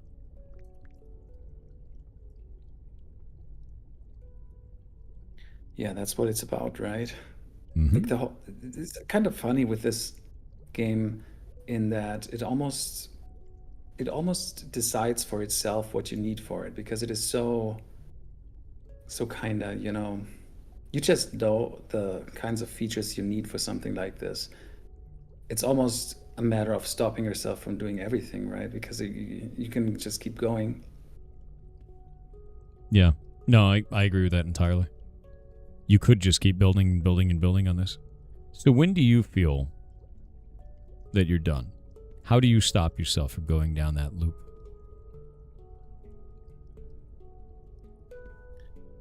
Well, I like to take it from one finished state to the other, right? So right now I'm not really adding a ton of new features until the rest is kind of working and just solidly working. Because if you always have a game that is essentially finished, then you can just decide at some point, okay, this is it now. Yeah. And then you can always have additional content later on if really something ends up being a really great idea. But other than that, I mean, I have a lot of feedback here, and I'm just going through it and seeing what everybody is asking for, if there's something significant missing. But yeah, I mean, I have my set of features that I'm currently working on and that need to be finished before I consider this done. And then we'll just see. It's gonna go from there. That's cool. Like, I think the thing is as long as you're comfortable with the way that it is, and you seem like you're going pretty well with it, you know? You're comfortable with the way that it is, you're comfortable with working on it, and great. And that's all that really matters. I'm just gonna kind of blur this in. Just gonna be lazy about it. See if that even works. That's how I did it too. Yeah, just be like lazy about it and be like, I wonder if that works. Yeah, that's how you go. Yeah, honestly, it makes it more fun. Because you can kind of just dork around with it.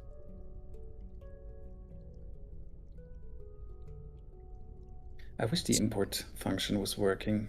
You could just do, like you could, for example, I placed my son's face in there, right? Turned him into a fish. Stuff like that. I mean, that's kind of cool, right? But like, I don't know, you'll get the import function working. Was it like, do you know why it's broken, or was it just kind of like an unknown sort of a thing? Technically, I thought I'd figured it out about like an hour ago, and I actually made an upload and like a new version. But apparently, no, you actually have the new version. It just doesn't work apparently. Oh. It's like sometimes these things change from system to system. It's a bit of a mystery sometimes. For sure. Because it's like a Windows level kind of function, right? It's not so much the game itself. It's asking Windows Explorer to open a window and whatnot. And then sometimes there's just something. It's going to take some figuring out. Yeah, it will. I wouldn't feel too bad about it, though, because this is still, like, really fun and really silly. And I like the amount of tooling that you actually have in here to just be able to sort of do whatever you want, you know? As I'm making this horrible-looking creature. It's fantastic.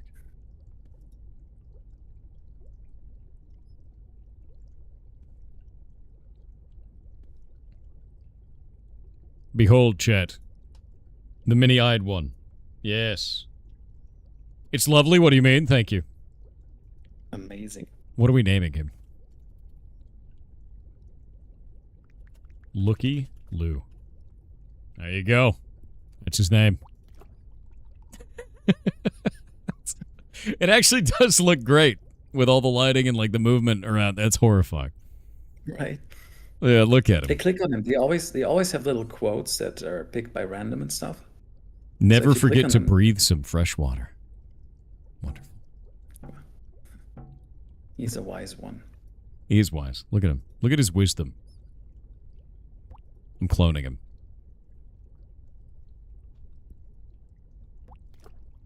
Oh, he's huge now. Look at that.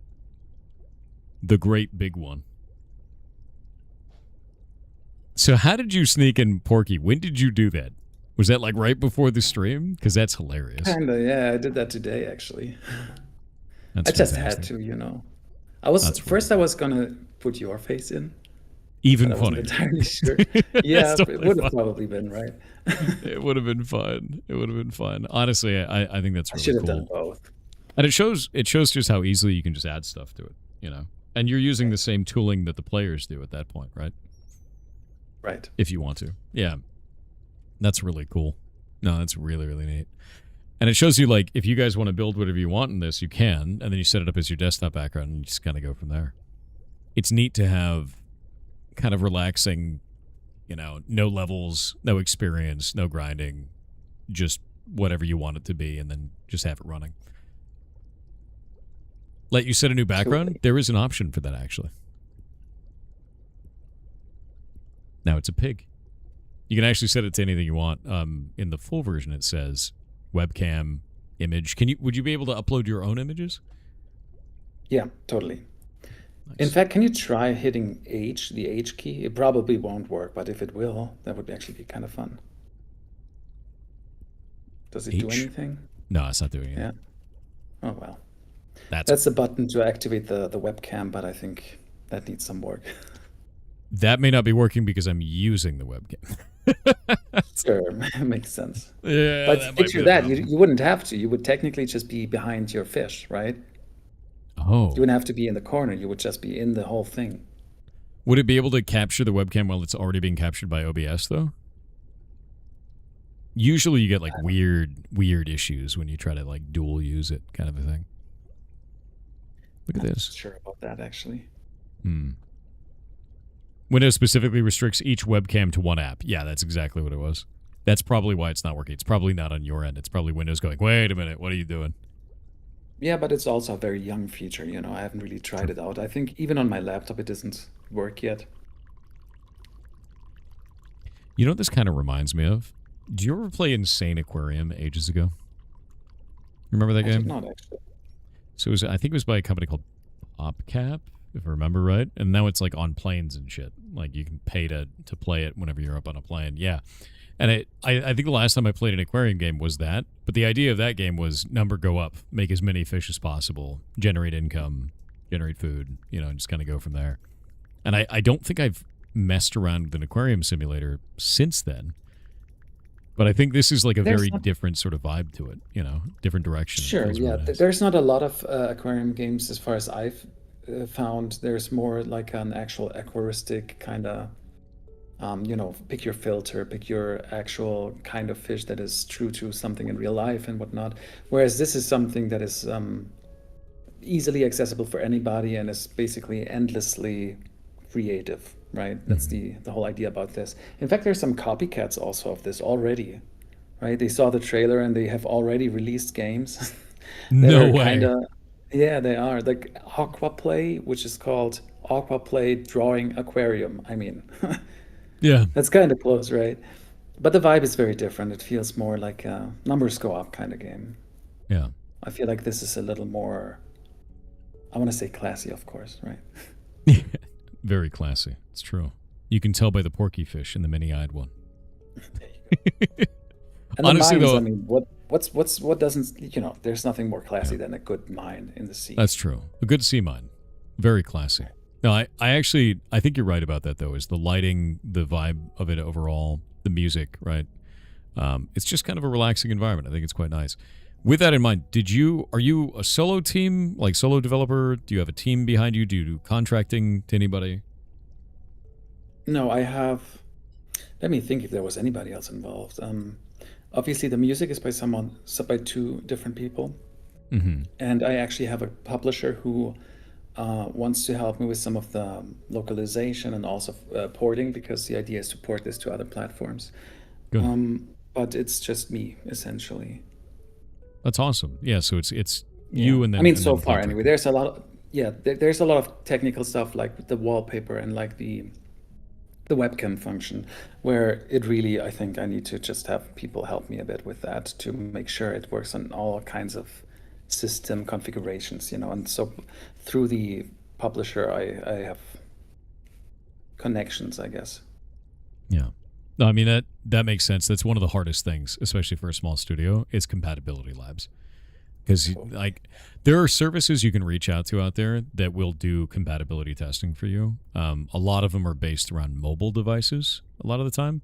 But if you need PC related compatibility testing, I know there are services for that. And you know, that's because it's just there's no other real way to do it as an indie, right? Like you're not going to get like 20 machines. Yeah. It's just not at all. In fact, what I'm mostly doing is I just upload it to Steam, right? And I just wait for the feedback. Everybody going, "Hey, I lost my aquarium." I'm like, "Oh my god, I'm so sorry. I messed with the save games for some reason, right?" And yeah. So recently, there's a big bug where people can't actually draw.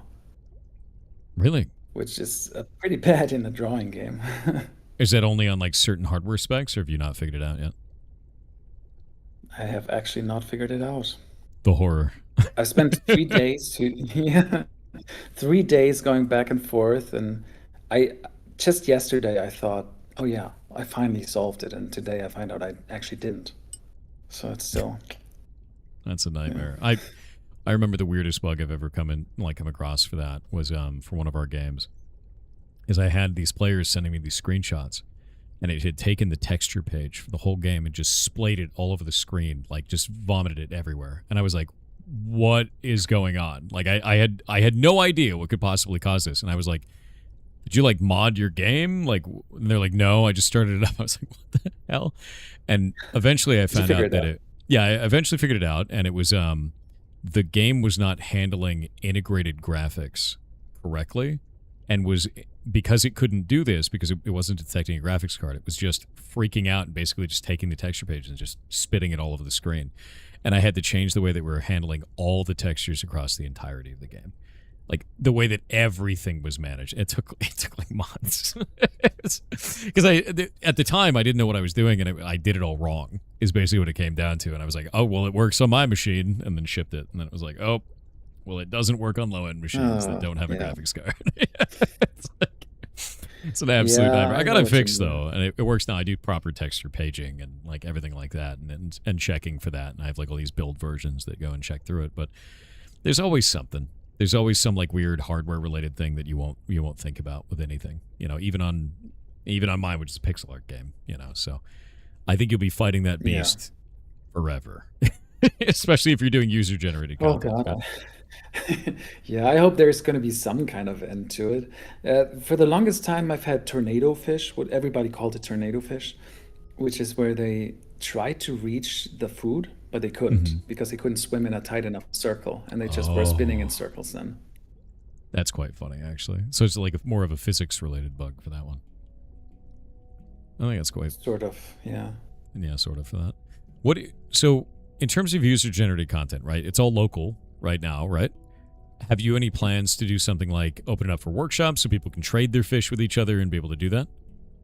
Yeah, I'm thinking mod.io, but I haven't decided yet, and some functionality where you can just export a fish or a plant design, or where you can just showcase the entirety of your aquarium. For example, I'm planning on like a Polaroid function where you can just take screenshots and upload them with a click of either your fish or the whole aquarium or a section of it, something like that. Cool. Because I think this is very much a community thing, and if I don't want to promise too much, but like one of the other great ideas that I think would be really nice, it would be to an extent co-op aquariums. Picture you're in the office and everybody is in the same aquarium. All of a sudden, somebody drew the client as a fish. It pops up for everybody, you know, that kind of stuff. I think that'd be quite cool, actually, and.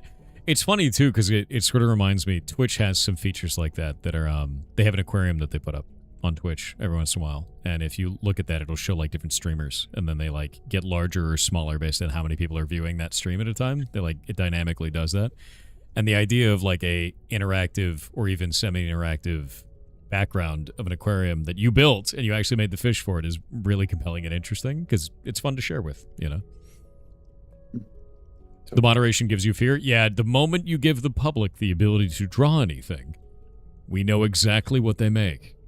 And that's not a rocket ship. That's what happens in Workshop instantly. Like thankfully since it's on Steam Workshop, I think there's a lot of easier moderation tools for handling that kind of stuff. Yeah.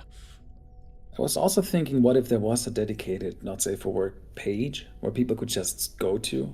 Because then, you know, it's kind of clear, provided that's even possible with, for example, Steam, which probably it isn't, or mod.io. Like a quarantine section of like this, if you want to do it, here's the place to do that. All right. Right. Because I mean, how are you gonna stop anybody, right? Like even my own brother made an aquarium like this. It was the first thing he drew. Because of course. I mean, that's of course. And you learn something about them, right? Because what are they going to draw? They draw what they know, right? Yeah, now you know more about your brother now. Congratulations. Yeah. A mohawk, really? Yeah, that's fantastic. That's so funny, dude. Oh, you can upload anything. You can upload anything. But should you upload anything is the real question. Outrageous, dude. No, honestly, I actually think this is quite cool, though. I think that the idea of this. And you're right. It does look really good once you get it in the tank. Like, even just looking at this, like, I was just kind of ham-fisting those eyeballs, and they look quite nice. It just looks really simple and really good. The lighting actually looked quite nice over it as well. Putting the shading on that looks nice. By the way, that's real-time lighting, so at night the sun is moving across the whole aquarium, basically. At night, really? It will be dark, and you only see the light, the blue light. No way. So you have, like, how long does that take in real time? 24 hours. I mean, it takes the real time, you know. Is it taking my local real time then? It's taking your local time from your computer and calculating where the sun should currently be. Okay. That's actually freaking cool. You went all out on that then. Also, I think the most horrifying thing to me is I just realized that the sun is out because the aquarium game showed me that the sun is out. I have blackout curtains so they don't get interrupted with the broadcast. That's funny. Yeah, no, that's actually a really cool feature. That also is really interesting because if you have it as your desktop, you can see that too. I think that is really cool. So what There's about... even an auto launch option, but that's not currently available in the demo. So you can, once you boot up your computer, it's already your desktop background. That's amazing too. I was going to say, because like I'd probably forget to go and run it at any given time, but you want to put it in auto launch so that it immediately becomes the desktop background as well. Exactly. Do you have any ideas of doing this for larger monitor setups? Because like one of the things I saw is I can only do it on one monitor at a time. What about stretching it across all of them? Yeah, I thought about that. I don't have a solution yet because obviously it's going to be a lot of resolution to render. Yep. Although technically you can, for example, there's a performance mode where you go half res, kind of. But I mean, if you have the machine for it, right, you can just place it across the entirety of the thing. I just haven't figured out the perspective math for it yet. But it's technically totally doable. That's awesome. What any plans to do things like animated features on the fish, or maybe you can upload like a GIF or anything like that? Nothing concrete, because I just haven't looked into it yet. But it sounds like it would be really cool. I wonder how you would actually interact with that, because you'd have an animated GIF that is inside, and then you can paint over it. How does that work? I don't know. Maybe frames? Like you can do it that way, and then set the speed on it. I mean, the way that I think about it is like any other art program. Like if we look at something like, I don't know, Ace Sprite, right? And you have the different layers and you can draw on each one of the layers and then it's an animation going through it. I think it'd be really neat if I could have, like, say Porky there would be winking. Totally weird. Yeah, it would be awesome. It's just one of those. It's like, how do you do it? Right? Yeah. Right. I just need to, I need to figure it out if that's possible. Yeah, no, definitely. Moving dead mobs, there's a codec that allows transparency. Oh, that's true. Oh, are those fish, were they just talking or about to fight? That was interesting. They were like, they stopped at each other for a moment there. Yeah, these kinds of interactions, I want to have more of those. Mm-hmm. Like they chase each other sometimes, or that you can click on them and have them tell a story, let's say, right? Kind of like what just happened, but then everybody gathers around them. You're building Dwarf Fortress for fish. I'm ready. No, I quite like this, man. It's rare to have something that's kind of chill like this, and it's good. I think the world needs more of that. More of just like whimsy game, you know? Thank you. Do you think it's going to clash with the flushing them away? No, I think that's hilarious. I honestly don't think you should remove that at all. I think that's probably... It caught me off guard because you don't expect it, but it's funny, you know? Right. Yeah. Yeah, because like somebody was actually saying that it they felt bad about it. They felt bad. Yeah, but I feel like these are little creatures, right? And I'd rather you feel like they are than they feel like puppets or something like that. For example, they have a bit of character. You know, some of them are a little more timid, some of them are a little more aggressive. And the question was, do I let people decide? Or, which is what I did, do you just have it be like when you have a child in real life, right? You don't know what they're like until you see them. Hear that, chat? You should feel bad when you delete the fish. And I'm fine with that. I think that's great, actually. Right? Teach it's a nice to accept their feelings a bit. Yeah, you'll feel very bad. Good. Honestly, and this is kind of a weird way of looking at art and media, but I've always kind of held this to be true for myself. Is if you have a piece of media that evokes any type of an emotion in me, if I have that, then that's a good thing. Even if that emotion is I'm mad or I'm upset or anything like that, if your piece of media can do that, then great. And that moment where I realized it flushed, that was shocking to me, but not in a bad way. It was more like a, wow, I didn't realize someone would do that. That's actually really cool. I'd never seen anything go for that. It's memorable. Right? Yeah, it's an attention to detail thing. It is memorable and unexpected, which I don't think is a bad thing. Put a random option as well, so for those of us who want to be random. Oh, like a random fish. I think you can already kind of do stuff like that. You can do random names. Random names, yeah. Why does he just have go through it? What is the number? Generate what? It's number again. Bob Amethyst. It wants to be a number, Scales DiCaprio. There we go. Oh, can we? Oh, you can save your templates later, so then you can make little bonuses on top of them. Right. That's kind of neat. I like that. Random names for the aquarium itself would be nice too. That's a nice feature. I think it'd be quite good. Oh, we have ads. Porky has arrived. And he approves. We had a fish named Steve, then Steve too. Hell yeah. Whoop. I'm totally taking notes. There's so many ideas and bugs and stuff. It's always you learn so much, right, with every play. No, 100%. And I always think that the best way to improve anything you're making is just show it to people, Totally. Yeah, 100%. I mean, this is basically what Valve is doing, right? Mm-hmm. I mean, that's probably what anybody is doing who's making great art. That is the whole idea. Or great games, especially, also. Yeah. Oh, they're like a... I had to learn that the hard way on a different game that I was doing before this, like the horror game that I was talking about.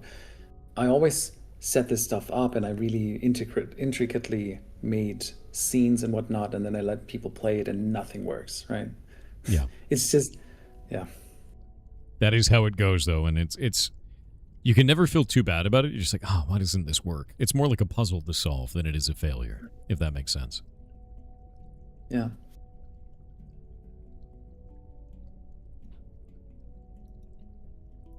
What happens if you don't feed them? Do they die? They could die, but currently they're immortal. It's gonna be an option, right? It's like, I don't think anybody, like, it's basically marketed as a cozy game, and if people all of a sudden need to get into this tank to not have their fish die, I think that's a little mean. Fair. So it's an option for those who want it, but it's not mandatory. It's not required. Yeah. Yeah.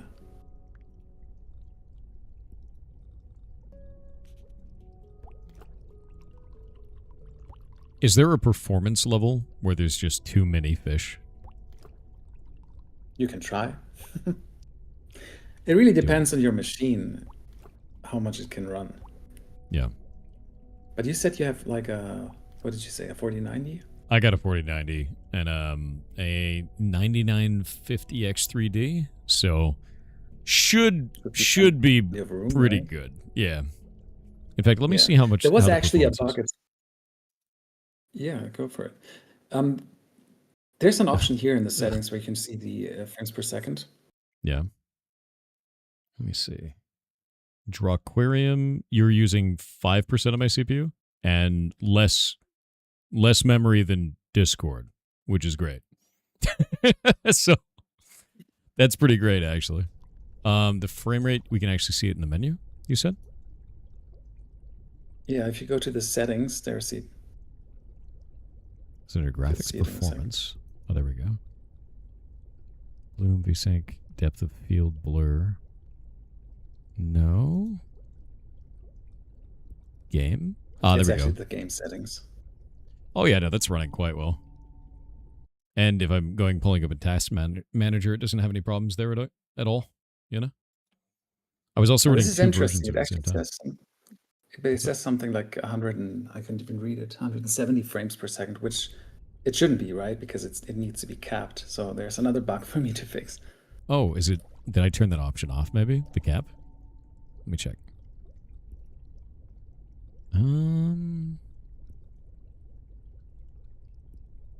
Oh, yeah, no, that's not working. Interesting.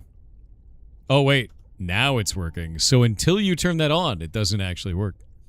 So it looks like default. Default is not applying. Got you a bug. Yeah. And now if we look at this...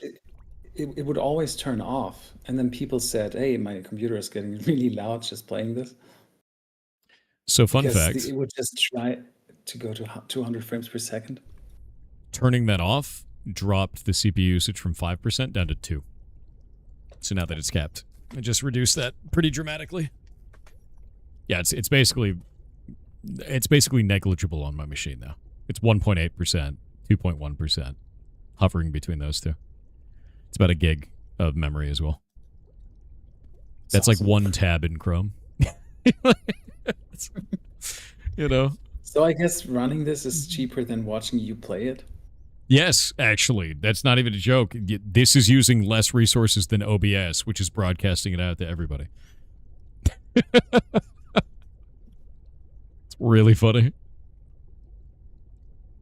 Make the fish follow your mouse sometime. That's actually kind of a cool feature. Like if you move it around. Try it.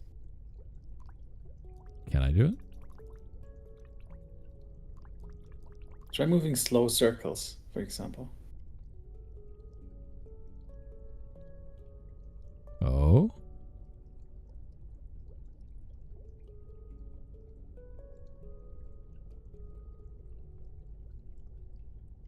I'm not sure if they're actually interacting with it. Maybe it's not slow enough. Or I have to look at the code. Because Maybe. It's supposed to do that, yeah. It could just be that they're not interested because it has to do with curiosity as well. Mm-hmm. And I see we can also like interact with them by poking the glass, right? Yeah. Oh yeah, if you're just showing up now, you can actually see these submarines down here. I was able to set them to be ones that want to stay close to the bottom, right? So you can actually set up a bunch of submarines and then change all their sizes and everything like that. It's actually quite cool.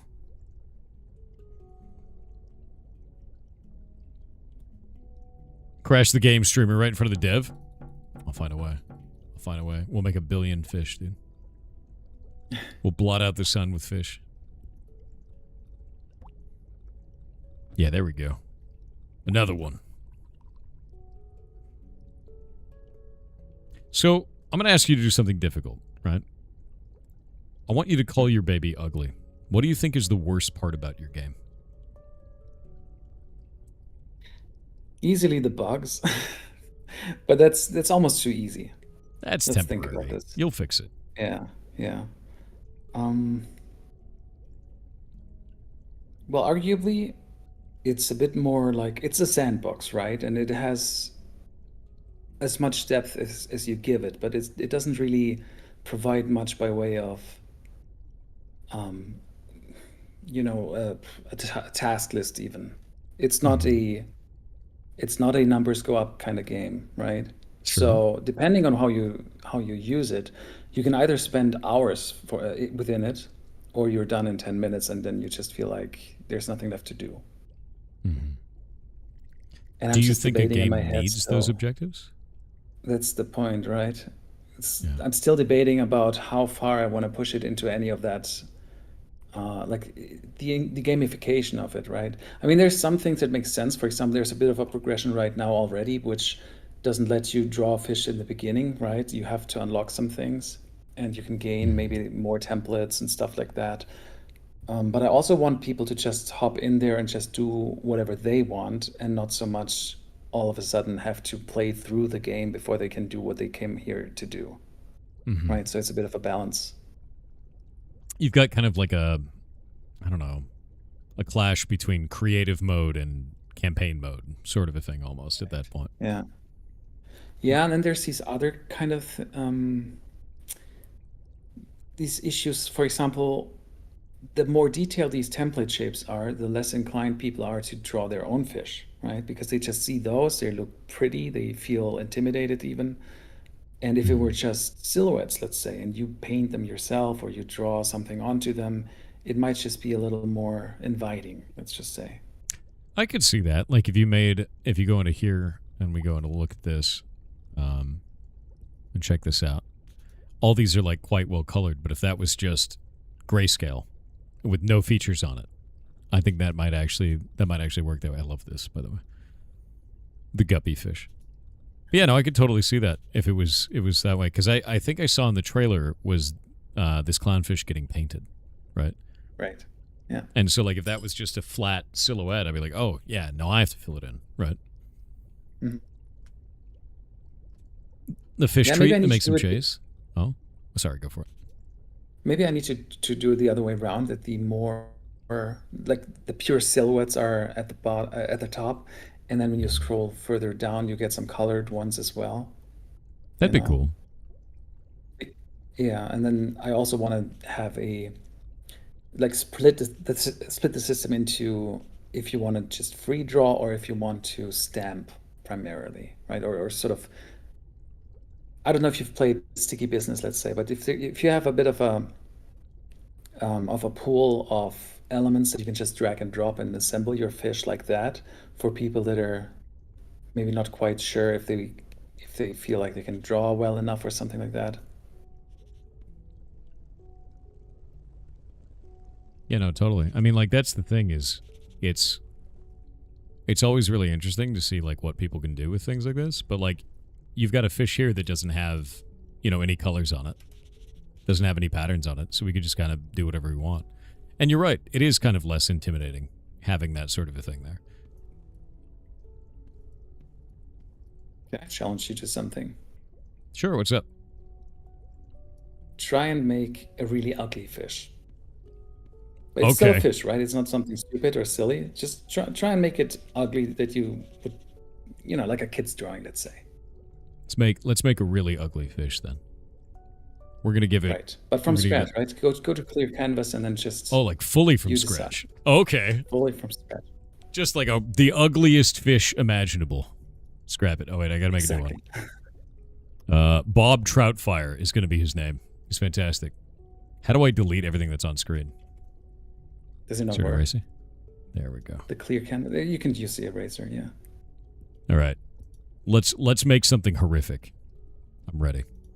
I want to do this, and we're gonna make him have just like a tiny little face, just a little tiny. Oh, we got to start with white to make it easier to see. And then we'll go like this, and then we'll give him a giant, ridiculous arch at his back. Right there we go. And then we'll put like a tail like this. There we go. That's pretty good. And then he's thin. And a pointed nose. It's got to be really ugly. It's got to be really... That's just a rock? You'll see. You'll see how much of a rock he becomes. Oh, weird. What? Oh, the blend is weird in that. Look at it go. Honestly, maybe this makes it even uglier. How is that happening? It looks kind of cool. That actually looks a little bit cool. It looks really weird, but it looks kind of cool. Let's give him... I assume the... Antlers. Sorry, go ahead. No, go for it. What were you saying? I was just going to say, I assume that the other fish, the template, wasn't quite erased all the way, and then the fill bucket still picked it up somehow. Somehow? Yeah, that might be it. There we go. We're giving him a tree growing out of his head. You challenged me to make the ugliest thing I could think of, so we're doing it. Right. There we go. Oh, wait, no. Too much opacity. There, it's got tree on it now. And now, let's grab this brush. We'll get really small. And full opacity. And we're going to give him a gigantic eyeball. And then what every villain fish needs. A big... Oh, wait, that's weird. I think I may have broken it in some way. Look at that. Is it not painting at all anymore? It's not painting until I release. I think it happened after I filled all these in. He got mad. We give him a giant, ridiculous mustache. There we go. There we go. That's, yeah, classic. And a giant nostril. It's the biggest, most horrifying nostril imaginable. There we go. And now maybe an eyeball. See? Isn't he beautiful, Chet? He's beautiful. Give me my fish.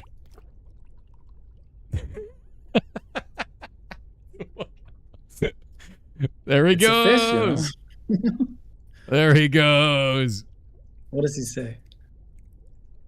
I'm going to click on him. If you click on him, man. Tell me something new. Bob Troutfire. He's a personal quote. Huh? And now we can clone him. Shakira O'Schwartz. What a great name.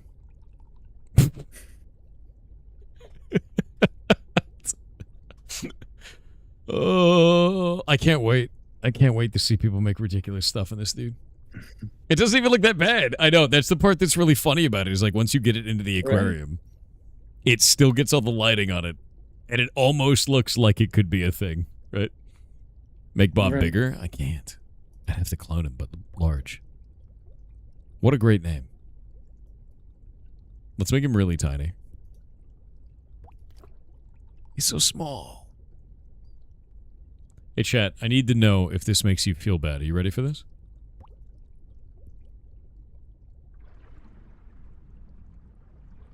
Is the sound still on, though? Oh, it's just me. I don't hear your sound. It was so quiet. Did you feel bad about it? How many of you have no feelings about this? Starts looking like Subnautica. I mean, honestly, stuff like that is quite cool. You know? Being able to put your own tiny little buildings in there could be really interesting. Because it's, you know, these back here already exist. I think it's quite cool. I like how his weird tree just got very strange. Glowing. These are some of the challenges also, right? Because everybody can draw whatever they want, and how do you show a mask, let's say, right? Or in the beginning I was thinking, how can I make gather any information about what they're drawing? For example, is it a small fish? Is it a flat fish? Is it a fat fish, you know? Because it could drive the swim speed, for example. Definitely. Maybe adding different types of materials in there. Like a propeller or something like that you can attach to it. It has a built-in. I don't even know how you would do that. Might be interesting.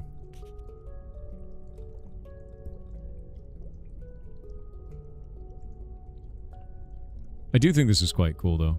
And I think it's really interesting what you've done. Be able to pull this off. Appreciate it. Always got to give them a mustache. That's the way, chat. There you go. There he is. His tiny little mustache. Personal quote is food, food, food, good food. Make it look angry? Oh yeah, no, here, we can clone him. We're gonna clone him, but make it Keanu Reeves McLongtooth. Fantastic. There we go. There you go. Now he's mad.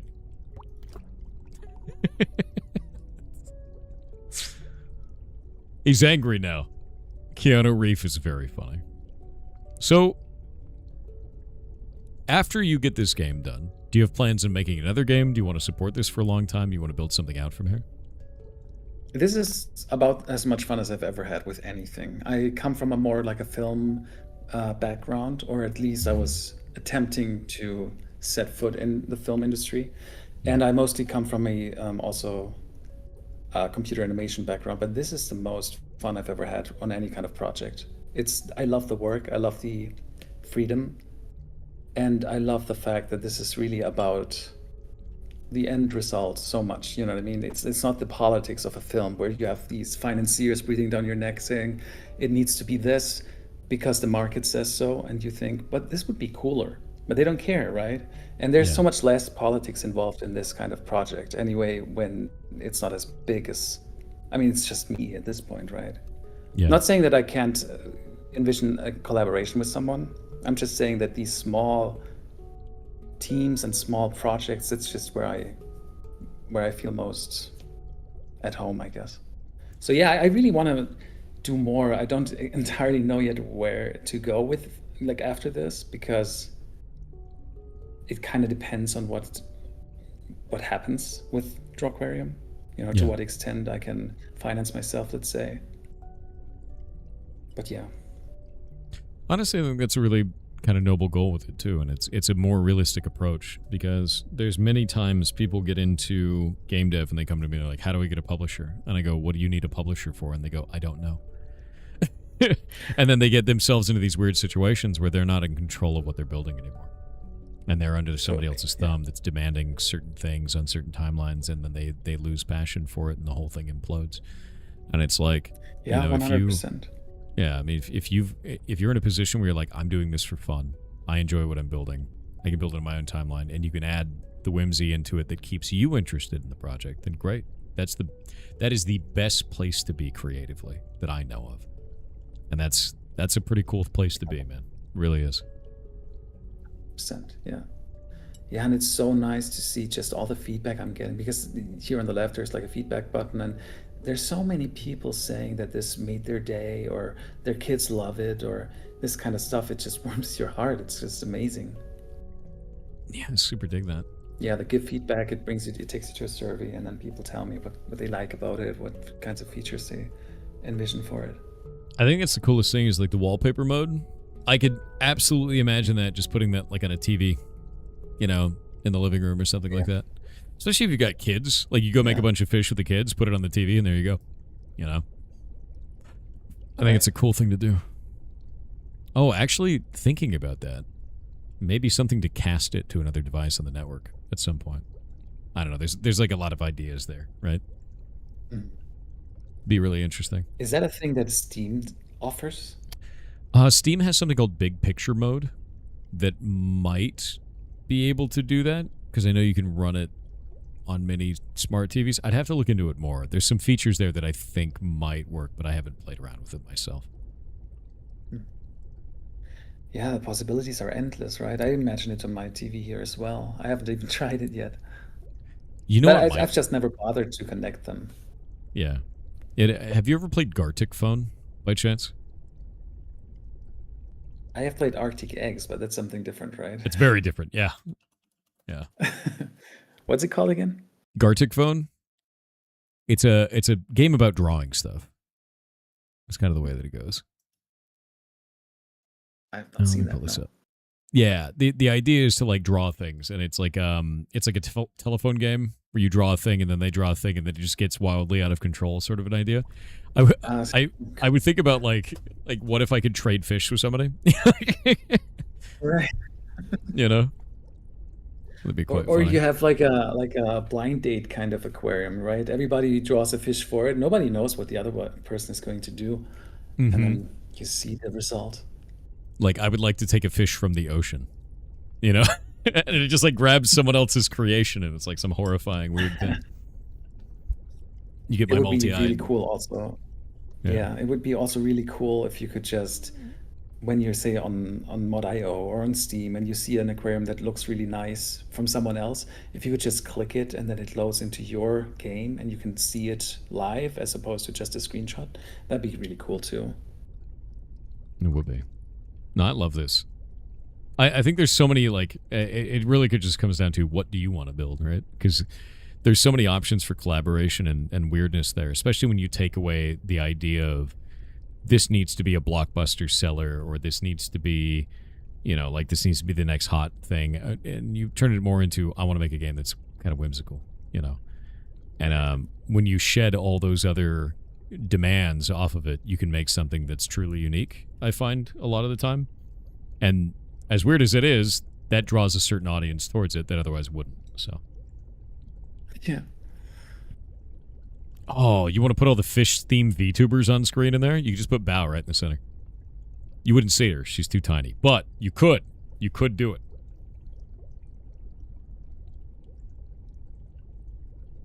You think quintuples its cost, or it's worthless? Shut down the studio. Why you like this? You just wishlisted this? You're going to let your son go play the demo tonight and have a blast? Yeah, I think that's a really cool thing, too, is you let your kid go play with it, right? And make a bunch of fish. I will say I hope that the drawing is working for you because, like I said, there's this weird bug which affects some people. I just hope you're not one of them. Actually, do you have a Discord? I think we linked out the Discord already, did we? Did we? Maybe not. To my game, you mean? Yeah. Do you have a Discord? Well, I don't have my own Discord, but you can link to Rocaplay. Is Rocaplay your publisher? It is. Rocaplay is the publisher who's taking care of localization and is helping me with just like the whole organizational, the marketing, these kinds of things. Are people able to follow your game in there and then like get in touch with you through that Discord or no? Yeah, I'm actually on there. Yeah. Okay. So here, I'll link that out to chat. They're probably going to get a alert that says that they're being raided, and they'll have to resolve that. I would usually say if you are a developer, definitely make your own Discord. Let people know about it because it's the best way to get feedback from people. It is so easy to do that instead of through like Steam forums or, if somebody has a problem, they'll just put in a negative review and walk away, True. Yeah. But no, I think that's a definitely really positive thing. Yeah, the Goblin Hug of Death is happening. But yeah, if you guys have feedback or anything like that, definitely get in touch because I think that's it seems like you're very, very open to that. You want to see as much as how people feel about the game. Yeah. I want people to be completely honest and brutal. Completely honest and brutal. I can't believe you made a game about fish. That's awful. No, honestly, I think you made something that it's really interesting. And the reason it feels so interesting to me is because of the fact that it's just about like kind of a whimsical sort of environment. It doesn't have heavy restrictions on it. You just get to have a true sandbox. I would say the one thing that I wish I had on this is if we go grab this, I wish I could zoom in on this screen. That's it. While you draw. Yeah, while I draw. So I can get fine details on this kind of thing because it's so hard. Yeah, you're not the first to say it. Yeah. No, that's right. I've just not done it yet. There's my angered feedback. I can't believe you don't have a zoom feature. Oh, by the way, there's a different kind of zoom if you just go back to the main screen where you see all your fish, and then you just scroll in with your mouse. Oh, there we go. It's obviously not for the drawing, but it's still kind of cool. It is kind of cool, actually. I love my horrible-looking monster fish. Look at I want to make it so if you click on one, then the camera follows it. Oh, that'd be kind of cool. Yeah, kind of zooms in on it. Yeah. Follows it around. No, that's rad, dude. Well, I'm kind of interested. Do you have any advice for newer developers that may just be starting out now? The easiest one is probably to just try and make a small game. That's what everybody says, but it was particularly true for this one, for example, because I set out to do this I just thought this is the easiest and simplest kind of idea that I could have, right? And turns out 1 year later, I'm still not done. So it really goes to show you need to have an idea that you think is so easy. Besides that, I think actually what was also quite special about this one is that the idea just almost developed itself. It was so apparent to me what kinds of features I needed and what it actually requires to work the way that you would expect this thing to work. And it's easy to communicate, right? And I think it's a difference between a really solid, good idea that just hits differently and an idea that is not necessarily quite there yet. You're fighting an uphill battle if you pick an idea that is just not clicking. You know what I mean? So if you can just be patient and find a really like an idea that you have a clear vision for, I think that makes all the difference. And besides that, I would say whatever gets the job done, I feel like there's no right way to do any of this. I mean, all of this is basically an illusion, right? Nothing here is in any way real. So whatever works for you, whatever gets the job done for you and gets you motivated and excited, I mean, that's how you go through this, right? Yeah. No, most definitely. You know, that's the big thing, is perfect is the enemy of good at all times. You know? Right. That happens quite a lot. As people will sit there and bemoan the perfection of something, and it's like, just try something and move on. And keep going. You'll learn a little bit each time. It gets really frustrating trying to perfect something too, instead of just kind of slapping it together and going on, and then, you know, learning something new somewhere else and then coming back and revisiting it later. Totally, yeah. Yeah, with a bit of distance, right? When you take a break between working on things and you all of a sudden see the seams differently, or you're I guess especially you're emotionally detached to the point where you can actually assess a thing for what it's actually worth, if you really like it, or if it was just great for the time being and then you should do something else, let's say. Yeah. And then of course finish something. Most definitely. I was trying to see if I could knock him out of the tank by scaring him upwards, but you thought about that. Yeah, I did. That said, I mean, there's a couple of bugs, right? Who knows what happens? That's true. Could be anything. Could scare them all off screen like this. What's this? Oh, you can actually just remove the buttons as well. That's really nice. Really good features. Well, we are almost at time. Is there anything you'd like to leave the community out with after looking at your game? I'm more than... wait, I suck. There's ads. Ah. That's the worst timing imaginable. Well then. Oh, let's do that again. Oh. We're gonna wait. Actually, I've got another question too, I just realized. This is now my wallpaper? Hell yeah.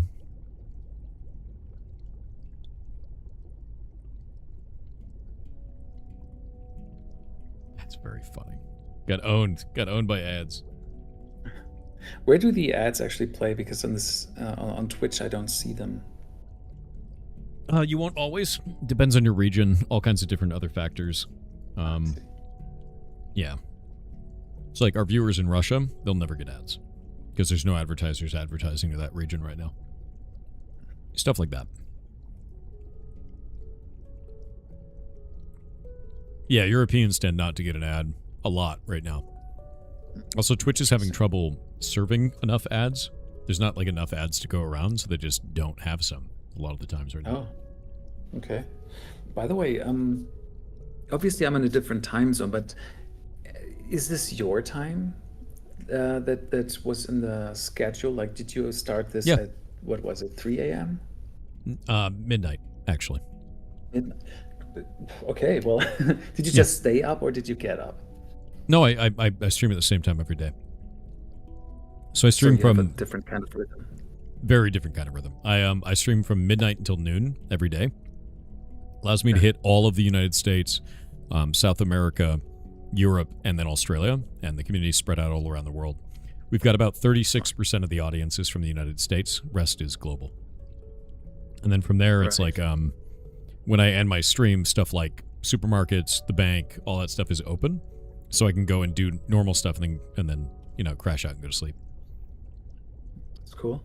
Yeah. Well, then I'm glad I brought a bit of sunlight to you. You did. It's here in the video game. Definitely not here because I put blackout curtains up. Yeah. Anyway, before Bezos like interrupted us so gloriously for the ad break, there are actually 2 questions left. So this one you may not be able to answer, and you do have a publisher now, so it's like, you know, you may want to talk to them. You may want to ask chat. You may have your own ideas about it. How much do you think you're going to sell your game for? I have asked around in the forum, and people are saying generally between, I guess, $12.99 or so would be a nice number, and then obviously the discounts are going to do the rest. That's what it looks like, but it might be a bit early to say that. Any gut reaction to that? People what do you guys say in chat? What do you guys say, chat? With the other features they're going to add too, because he's got a bunch of other ideas for features on this, of adding things like different sand forms, adding things like different different plant forms, like all of that kind of stuff. Say 10, 5 to 10, 10 to 15. 15 to 20. Seems like it's all over the place then. Yeah, right. Please no 99-cent values. That's Steam does that. Developers don't have control there. Steam always does the .99 thing. I mean, at the end of the day, I think there's going to be discounts anyway, and people are going to look for their price. Yeah.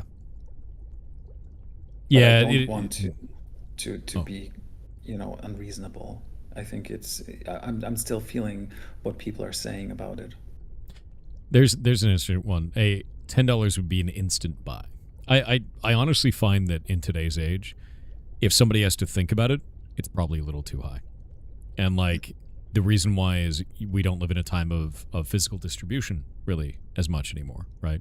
Physical distribution is seen as very luxury now. So when you go to buy a game, you're just downloading. The developer didn't actually pay anything per download. You didn't manufacture a product. You didn't have to ship it anywhere. You don't have to worry about theft. You don't have to worry about damage. They just download it. You have unlimited copies, right? So if somebody doesn't have to think about it, great. Like that's fantastic. That's a good way of thinking about it. $60 with the battle pass. You gotta have premium currency on top of it. You gotta have seasons, right? Where your old fish become obsolete. They're no longer in meta. Yeah, that's the way, dude. It's a nightmare. Aquarium. Yeah, Oh, sorry. That's so good.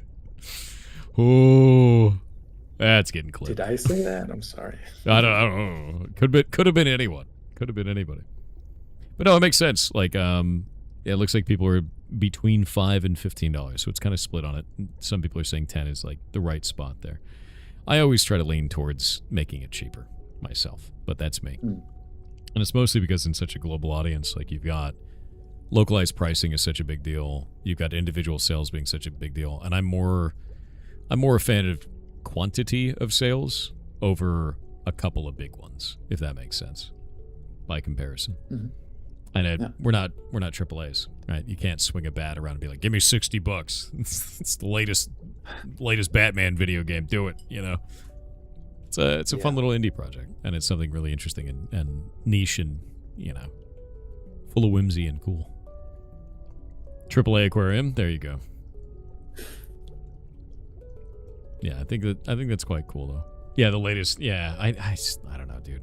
I kind of fell out of love with AAA a while back because I found that there weren't enough risks being taken on new content. And then you see stuff like this, and you're like, this is a really risky project. AAA would never do this, and it wouldn't exist, and that's a shame,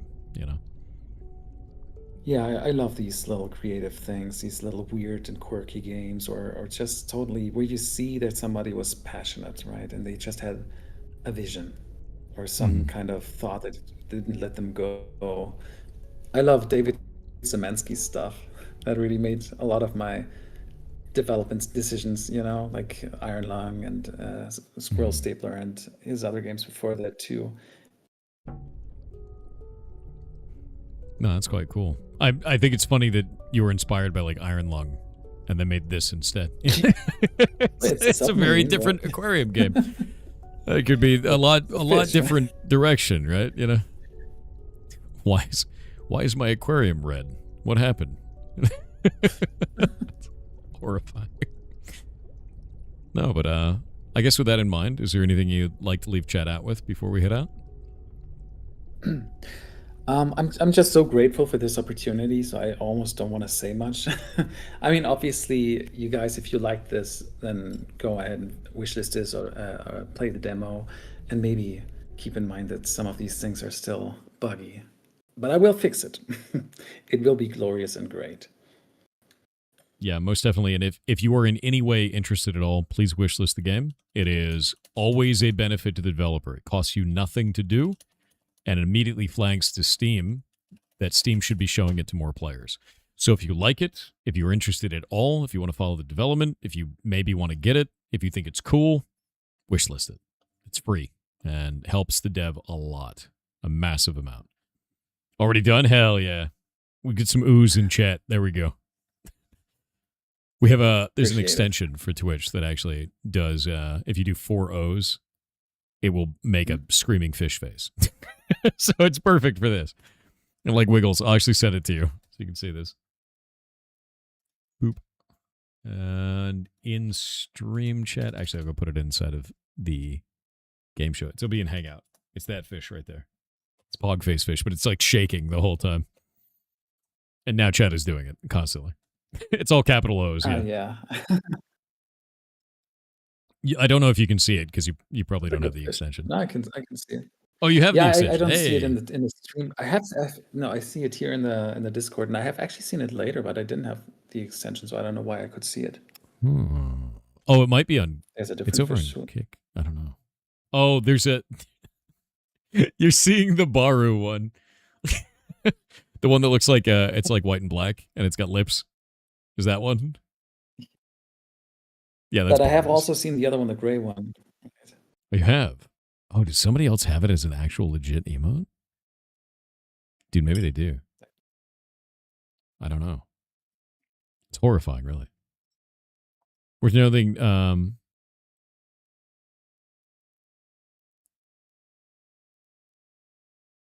yeah. The answer to that is no, though, Zevra. Yeah, I actually think this is fantastic, though. I think it's really quite good. I think you've done a really good job with this, man. Appreciate it. And you should keep it up. Keep making cool things. And I don't know. I really dig it. Well, I want to thank you very much for coming on, and thanks for showing us your game, dude. Of course, this was my pleasure. Thank you so much for doing this. I really appreciate it. All right. Well, thank you very much. And I'll see you around, dude. Good luck, by the way. I hope this does well. Thank you. Thank you. Bye. I'm sure. Bye. Boop. This game is really cool. The feature of being able to create a wallpaper out of it is fantastic. That is really, really interesting. Like, incredibly so. Isn't this the game, that game that's in some aquariums? What? Look at him.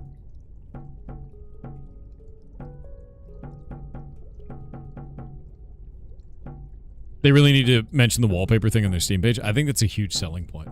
Legitimately so. Looks like it has a nice amount of whimsy. It does. Insane Aquarium? This is not Insane Aquarium, no. It's a very different video game. But we're able to upload our own images and draw our own stuff directly onto this, which I think is fantastic. Very, very cool. Legitimately very, very cool. Seeing the mysterious fish. Fish sif. All right. Boop. Game is over. That is all the games for the indie devs today. I'm going to switch back to doing some other stuff. However, that was cool as hell. I think those games were awesome, man. I really, really do. Let me turn on some music real quick, and I'm going to go use the bathroom, and I'll be right back. There we go.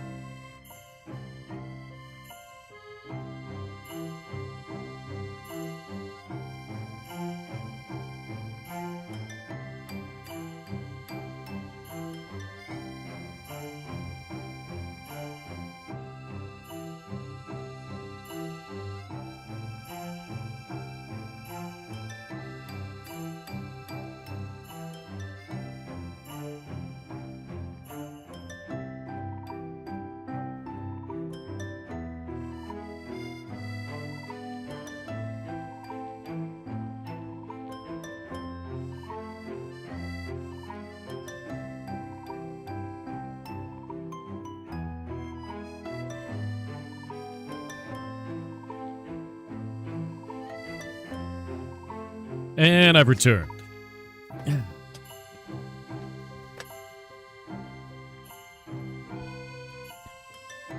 Oh, my leg. Blanabba, man. Everything cool? Yeah. I realized that I forgot to shave this morning, so I had to.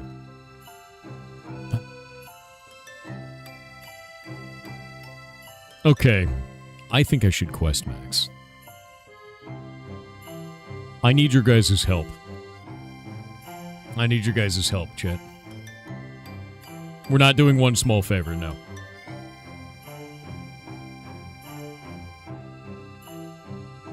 Got 2 pounds of thick vegetable soup. Nice.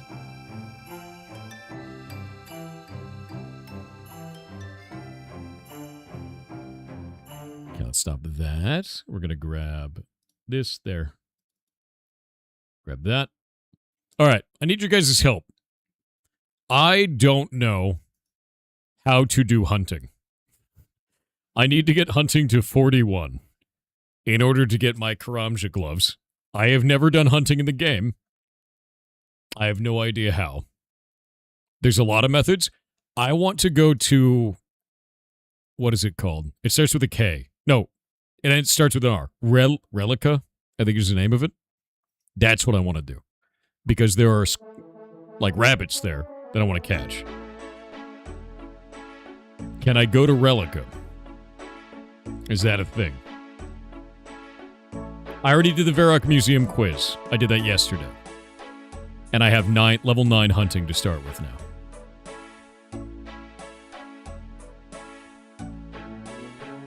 You never played and you're an expert making shit up? Oh, tell me then. It's north of Camelot? Where the hell is Camelot? Camelot. Castle. Oh. Relica's north of Camelot? That's this? Oh, it's right there. Okay. So I need to go to Relica, and I need to go to this spot right here. That's actually the run. The Polar Kebbit is what I'm after. Is there a hunting trainer somewhere, though? Where's the hunting trainer so I can get tools? Yeah, I need to get tools. And I don't know where a hunting trainer is. Let me do tutor. Is it a tutor that I need? Shit, these seem really rare. Oh, wait, he's right there. Is that the hunting shop or no?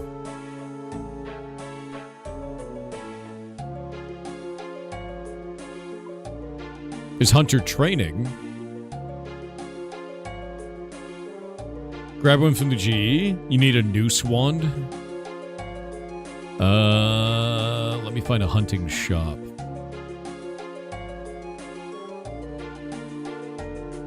Wait, there doesn't seem to be a hunting shop. Buh.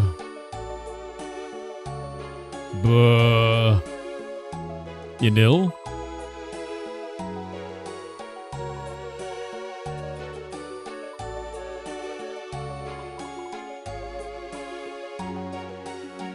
Where in Yanil?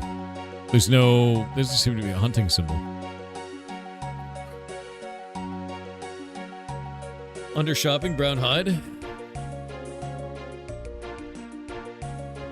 Okay, is that the only place a hunter shop exists?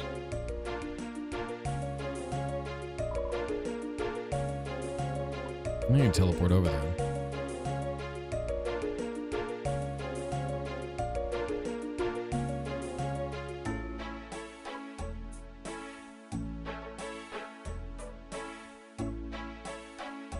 This is one of the Hunter's Guild? Okay, so what I want to do then is I'm going to teleport with my Ardougne cloak. Then I'm going to... Burthorpe Games. And then come over here and go upwards. Yeah? Yeah. Yeah? Yeah. Yeah. I don't have a Camelot telly. I don't know what turns into a Camelot telly. Is there something that does that? I have...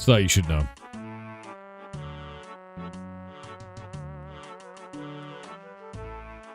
Necco wafers. You like Necco wafers? It's horrible what they do to all those cat girls to make them. You're just cool with that? Jesus, dude.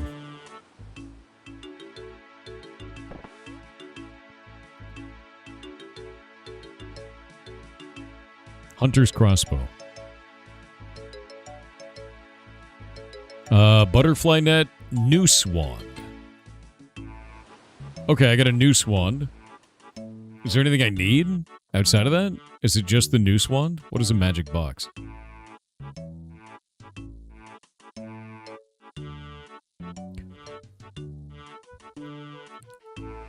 Can the noose wand ever break? Or can I just use it unlimited times? Do I need a rabbit snare? Get 5 of each? Wait, why 5?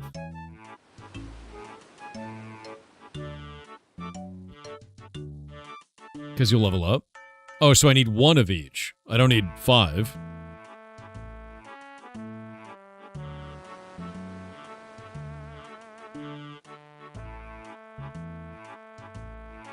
Netjar's noose wand. Wait, why would I want 5 wands? Like 5 noose wands? What is the reasoning for that? If it can't break. You can do multiple at once. Wait. So this is setting a trap? Is that what you're saying? I thought a noose wand was like you held it and like got him. So I want 5 noose wands and I want 5 rabbit snares? Is that what I'm after? I thought noose wand was a wieldable and I don't have to have multiple. Okay, 5 rabbit snares, right? And 1 noose wand. What about box trap? I want 5 of those?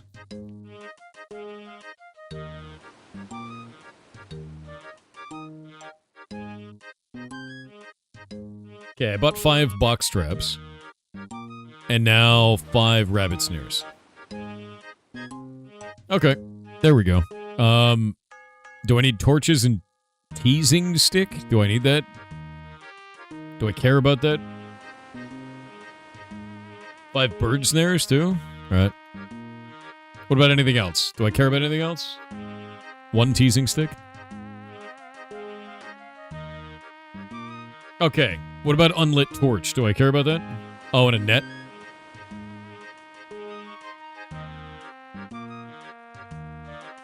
I got all the things. Butterflies are easy XP. A lot of clicking, though. Okay. Got a noose wand. Got the teasing stick. And then I'm going to put all these up top. Alright, are we good to go? Do I have all the things that I need? Am I doing rumors? I have never done hunting before. You kidding yet? Do I need gear? Is this a fighting thing or no?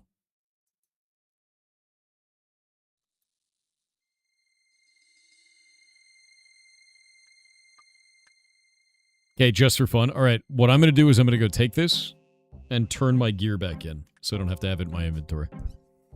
Because it's heavy.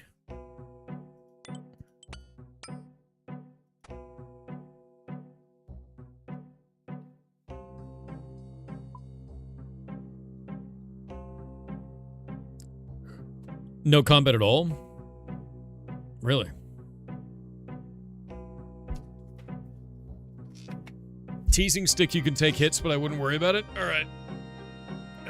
Man. Chinchompas can explode on you? Chinchompas are terrifying. I don't know if I'm catching chinchompas.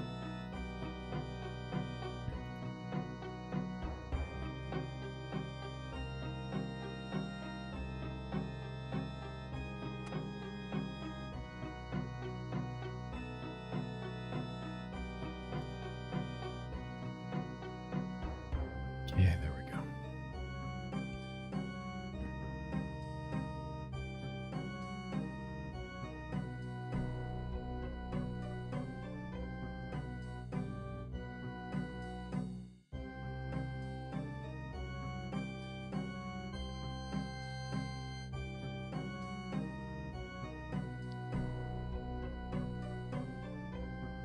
It's a rumor going around you're doing Hunter. Yeah, I'm going to try it. I've never done this before. I don't know how it works.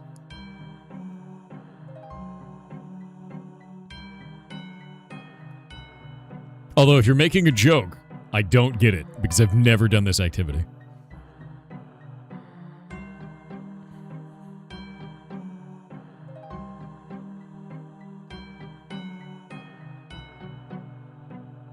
Hunting vessels with a noose wand? Hunting vessels. Oh, weasels. Alright.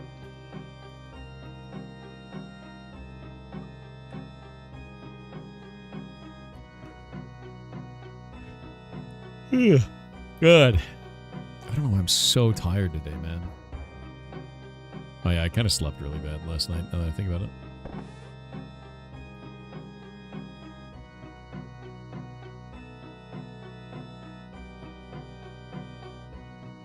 Okay, I have butterfly jars. How many of those should I take? You sleep in the shower again? I'm going to today, I'll tell you that much. Fearless Kenji on Twitch said, do I need to pay for GameMaker to release a game made with it on Steam, or can I do it with the free version? You cannot do it with the free version. You need to pay for it. As many as you want, for fun, but at least 3, you'd say? I'm gonna take 5. Yeah, you need to not have the free version. Actually, I'm gonna take 3 more of these. Because I want to take 8 of them in total. Yeah, the free version will not cut it. Will not allow you to do commercial distribution. I'm gonna teleport over to Camelot. Here we go. All right, now I'm in Camelot. Now I gotta go north. That gets me up to Relica, and I'm gonna take that and go all the way up there. From there, rather. Then we're gonna get up into here. So I gotta go up this way, and then I gotta go over there. And there's the Trollweiss Mountain, which I don't actually know if I'm going the right location. I think I can take this little pass here, maybe?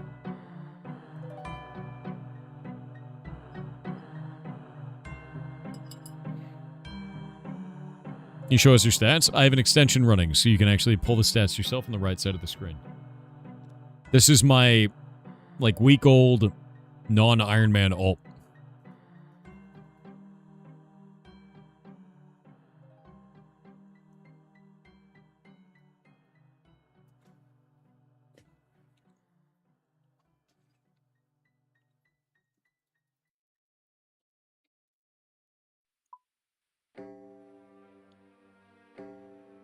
All right, we'll pull it up over here, over this way. Ashes of Steven's lawsuits on Kick said, went exploring the hot tub sections. Figured I could do something funny with my name. But I discovered the greatest stream ever, a 24-hour video of Saxophone Seal. Are you kidding me? That's amazing. The song is great.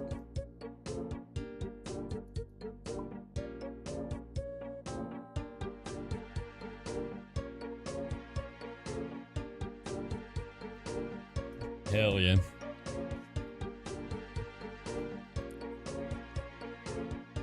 Alright, so this is Fremennik here. Fremennik Province. Wait, what the hell is my character doing? Can I get out up there? Oh, wait. I cannot. Okay. I would need 57 agility to leave that. I need to go around. Really don't like it doing that. Oh, I have to be 62 sailing for this place, too. Jesus.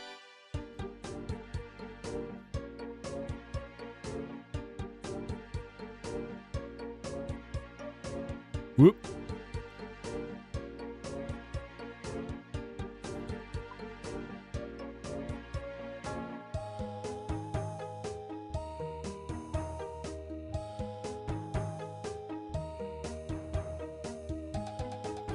So solid black unicorns, huh?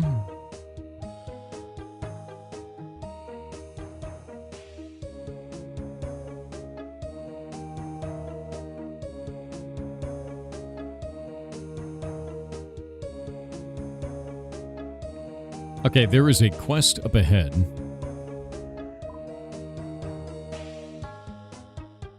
called Olaf's Quest. Just Olaf's Quest. All right.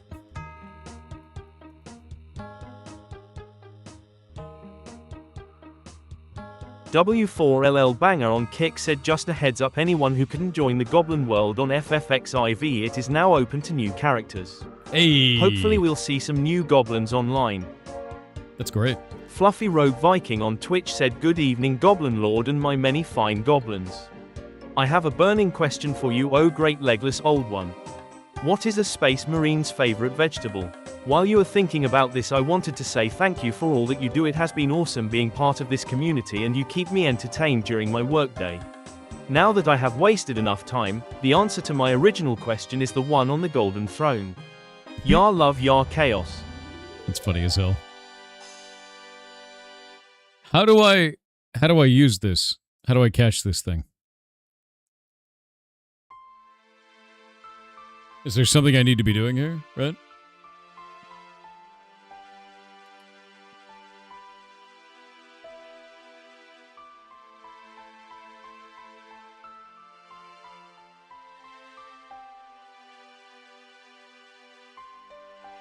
Go farther?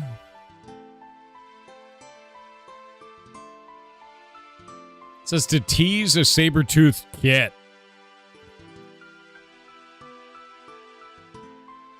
Hunter level of 55.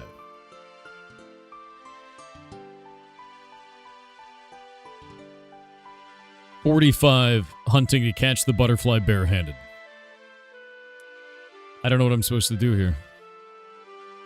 These can't be interacted with.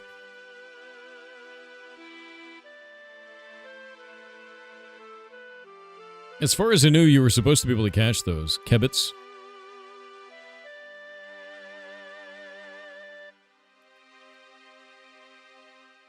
For butterflies, wield the net.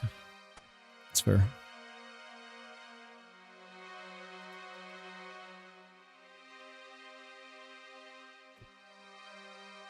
Alright, let's see if I can catch it. I need a level 35 hunting to do this. Keep going north? Alright. I must descend the steps.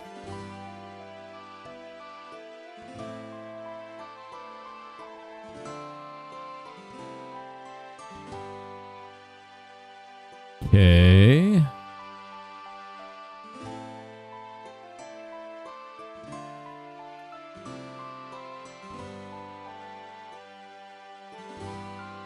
There's a hunting expert there.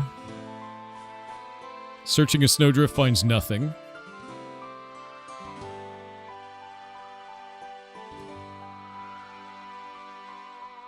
Teach me how to hunt.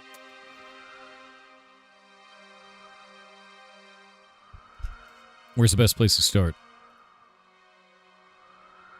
Learn how to follow the creatures you want to capture. Around here, that means practicing on polar kebits. How do I track them down? The easiest way to start is by looking somewhere you can be sure a kebit has been, then working from there. You see the holes around here leading down into the ice? They're kebit burrows. You'll be hard-pressed to catch a polar kebit in its home, but if you search around the entrance to a burrow, then you might be able to find a trail. All right.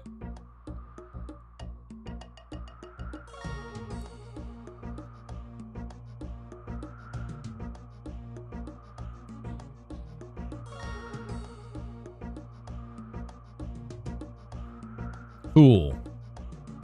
So here's the hole.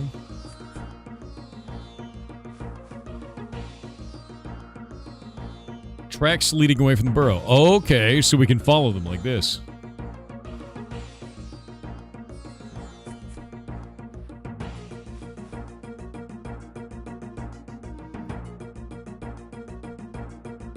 It just goes cold, huh?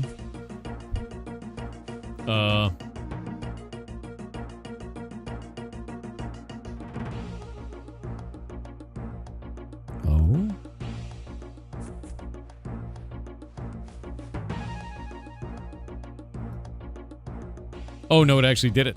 There we go.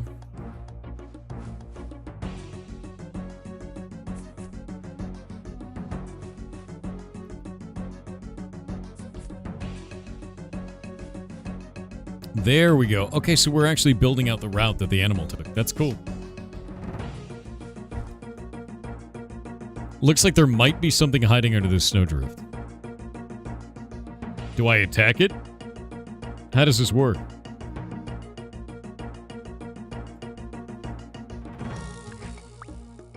Oh! He just immediately converted into fur. Holy shit.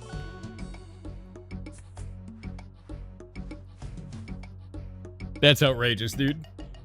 That's insane. Holy crap. I didn't expect it to be, like, instant, right?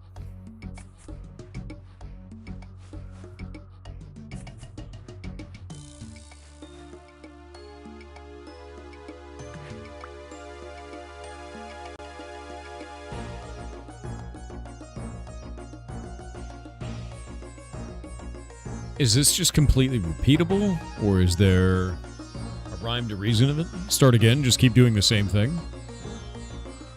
No sign of the burrow's inhabitant. Do I have to keep expanding outwards? Route changes? Oh, I see.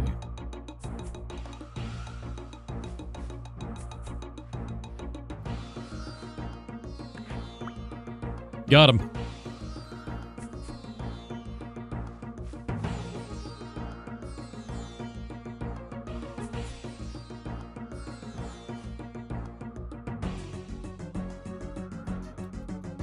Ring of tracking? What is a ring of tracking? Does it pull everything in the area?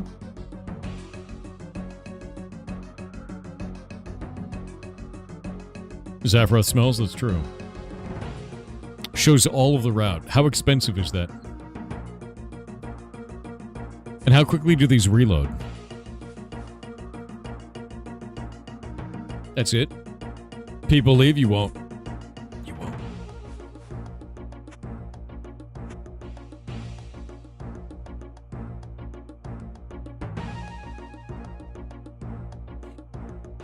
Use the Hunter extension? I don't want to. I want to see what the base. Gadana on Twitch said, say you gained a year in age every time someone told you happy birthday. Oh. Thor would be 4 to the power of 50 years old at this point. Oh. Happy birthday, Thor. God damn it. I need to be right back. I need to grab something to eat real quick. Give me just a minute.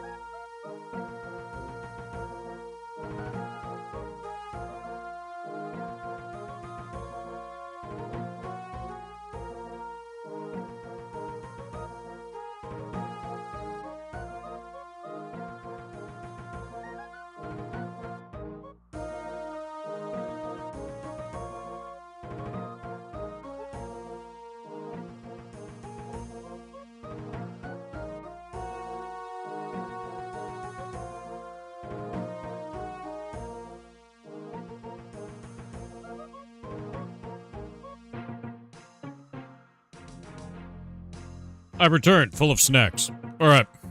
What the hell was that? What is that? How do I catch birds?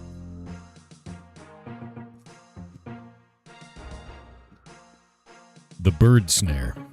I have to be hunter level 11. All right. I have to be hunter level 11 to do it. So the idea is just follow them around and do this for a while, basically.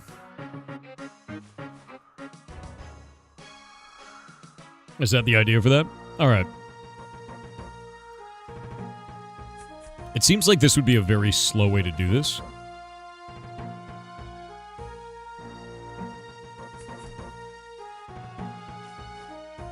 I feel like there's got to be a faster way to do this. Also, the polar kebbit fur. Is there a nearby bank or anything like that?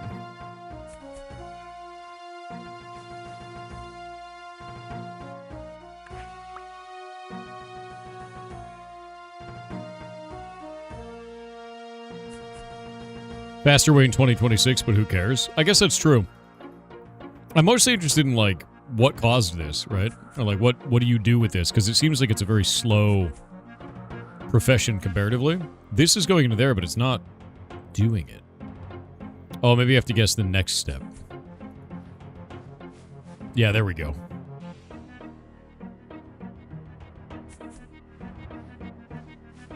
Get it! Alright, so the polar kebbit fur, when I pull this up, the reason why I wanted to do this in the first place, not only do I have to get this to 41, but there is a special item set from this. The polar kebbit fur itself turns into a polar camo top and polar camo legs. The thing that's really interesting about this is this says that it makes, like, hunting better, but it doesn't. What it actually does is it's like a shitty version of agility gear. It gives you -3 kilograms on the shirt and another -2 kilograms on the pants, which is really neat. Especially because I don't have my agility gear yet, so I want these for travel gear. And I just need 4 pieces of polar kebbit. Yep. Makes you fast. So I need it.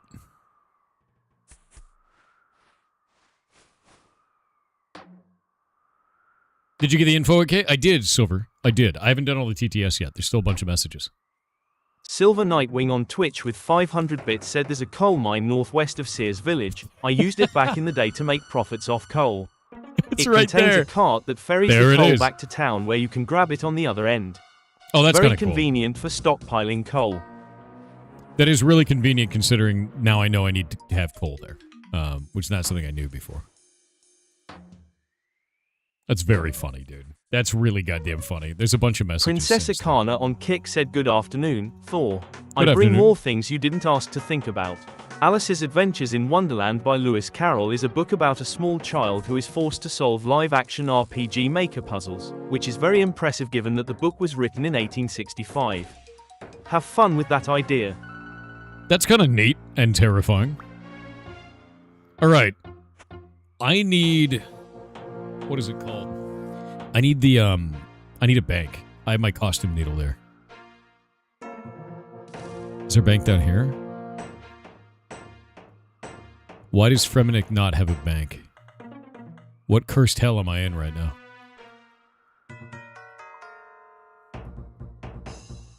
Is there seriously no bank here? Jesus Christ. Stuff out here tends to be quest logged. That is a nightmare. Vikings don't have banks. There's a deposit box. I need a bank. Well, we're going out of Sears Village. Time to go. All right, I have my 4 pieces of kebbit fur. I'm going to go get that on. We're going to come back.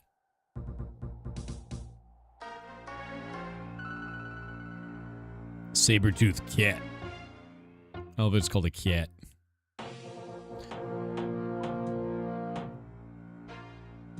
Saber-toothed kebbits can't be caught, then. Filled up as a bank on the south? Well, what I'm going to do is I'm going to start making clothing. And I'm going to do that. Because the clothing is quite cool. And it's very useful for newer players. I think they need a box trap. Okay, I'm going to keep the bird thing on me. And I'm going to keep the noose thing on me that I have here. And the reason why is the bird thing takes level 11. The noose thing is usable right now. So I think that'll be fun. Also, what is raw beast meat used for? Grab that. Try it out. It is used to make skewered beast. Gross.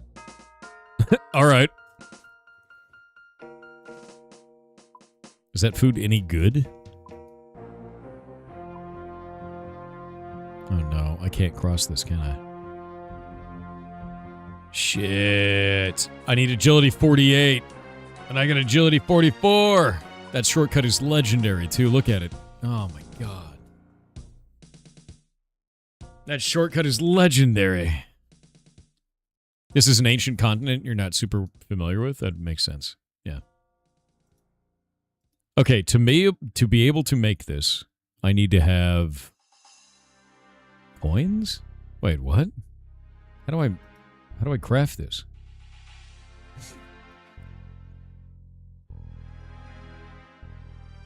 I have to bring... Wait, what? I have to bring polar kebbit fur and 20 coins to the fancy clothing shop in Varrock. So I can't even craft it myself. An expert has to make it for me?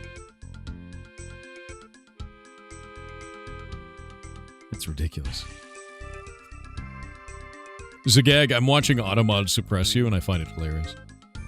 There's nothing I can do to save you, unfortunately. Automod has you now. It's too late for you. Fanyogs on Twitch said on a musket for home defense. Like the founding fathers intended. 4 ruffians break into my house. What the devil? As I grab my powdered wig and Kentucky rifle. Blow a golf ball-sized hole through the first man. He's dead on the spot. Tally-ho. Draw my pistol on the second man. Miss him entirely because it's smoothbore and nails the neighbor's dog.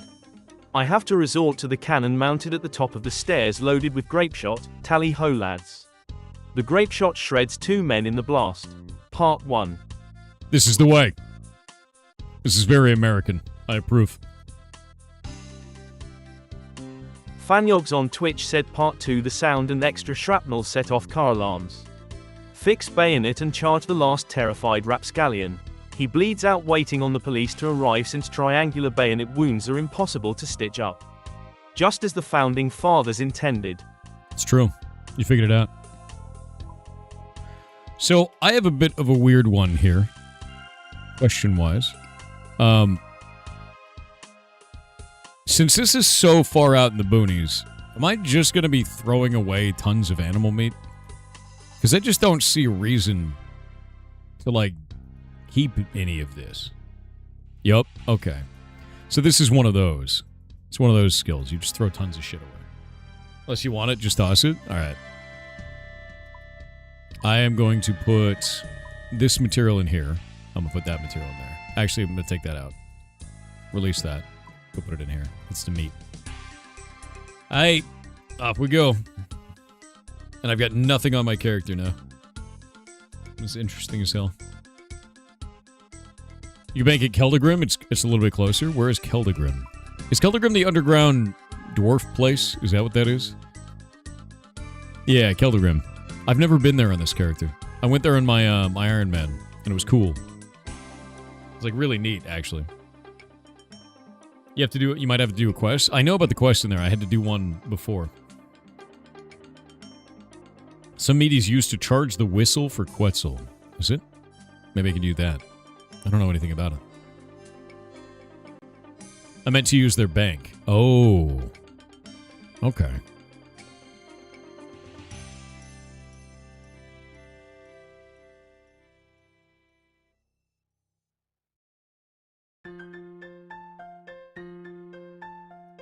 Alright, I'm heading back up there.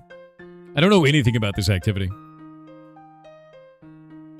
Game is such a good time for how long the grind is. Questing is the best way to start to gaining stats quickly. Oh yeah, no, I've done a bunch.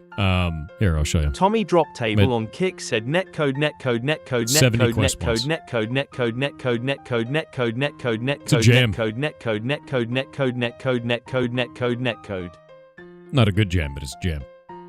Yeah, no, so I played an Iron Man all the way to level 99 agility and got like 80 of all my combat skills, and now I'm playing a non-Iron Man for the first time, and I've got 63, 80, 60 for my combats, and I'm leveling up hunting because I want to get the medium Karamja gloves so I can get 99 agility faster on this character, which I'm excited for. Steel Generation on Kick said salutations Pirate Rune Escape. FF14 just added a new ultimate raid and it has an amazing mechanic.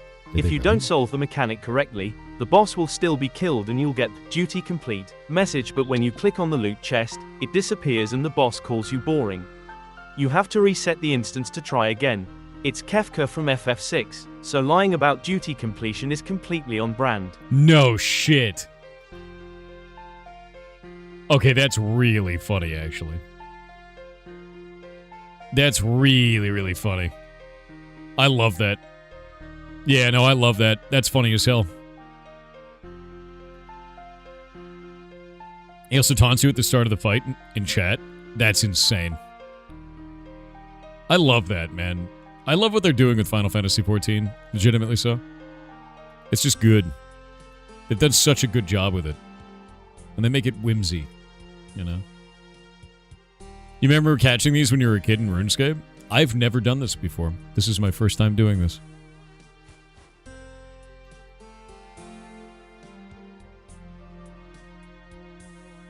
Slowly but surely learning all the different features of the game. No, get out of the way. The butterfly's like right in the way. So can they only start in these snowdrifts, or can they start in like hollow logs and everything?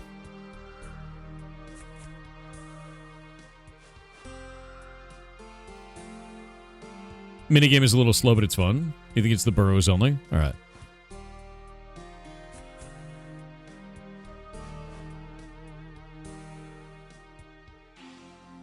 Or the hole. The snowdrift is the end point. The hole is the starting point. I see now. Yeah, check the holes, not the drifts. Attack it!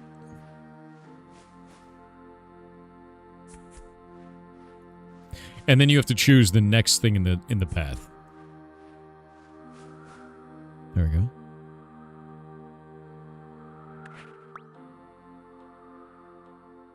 Doesn't appear to be a creature in there. All right.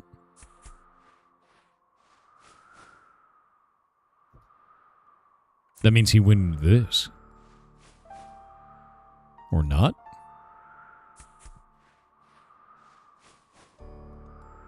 Interesting.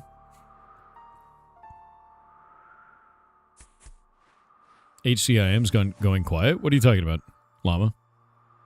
I don't have a hardcore Iron Man. I have an Iron Man. And it's very, very fun. Yeah, the final part is attack. I saw that. We did that earlier. There we go. I thought it was on the last step, so I just did it. Hey, okay, I need one more level, and then I can start using bird snares. Do I just lay the bird snares around? What do you mean, server attacks? Are they getting hit again? Oh, that sucks, dude. It seems like old school RuneScape gets hit quite a lot, you know? Yeah. Which is not, that's not cool. There we go. Bird snares are just a build and patience thing? Really?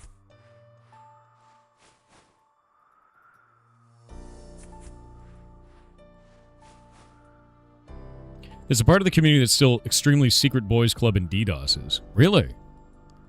Do they just not want anyone to, like, beat their rank on the Iron Man leaderboards or some shit? On Hardcore Iron Man?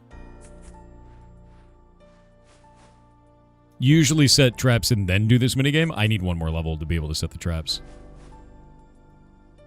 They don't want anyone playing the game, period, except for them. Do they not understand that if you do that, nobody gets to play the game, including them, because then Jagex goes out of business? Do they... Basically, what I'm asking are they morons? Because it sounds a little bit like they're morons. Just maybe a bit. Yeah.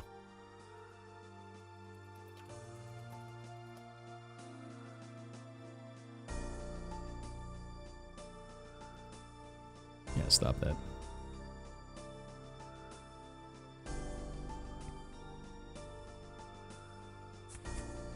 Yeah, that's really weird, dude.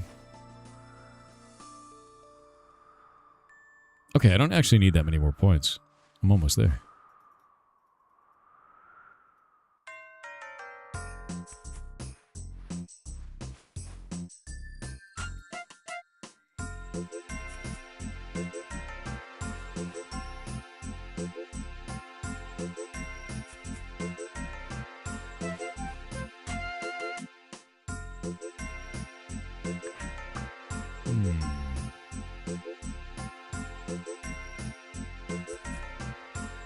I don't think old school RuneScape players are morons. I think people who DDoS services because they want an advantage are morons. It's like small dick energy entirely. Rick Turpentine. They gave me a gem. Thanks, bud.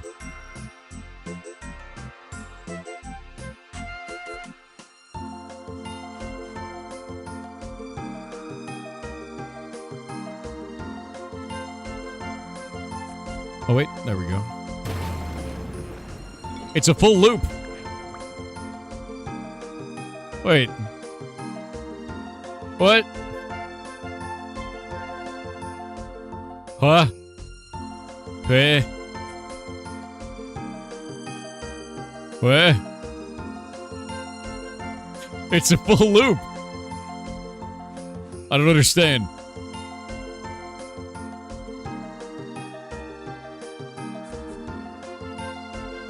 It's supposed to end somewhere.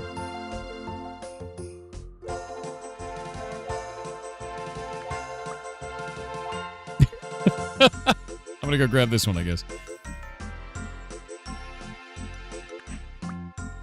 Nope. Dude, where is it? It goes a full circle, man. Bamboozled by a little dude. I really am, actually. Like, what the hell? Where's it supposed to go? I'm gonna go up here. I'm getting debated. I am. I've checked every snowdrift.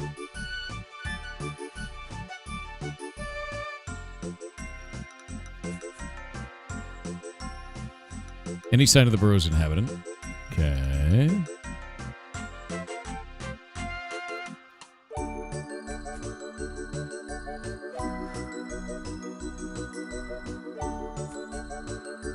This is so confusing, dude. There's no other interactives here, so where the hell is the damn thing? It ran in a full, complete circle.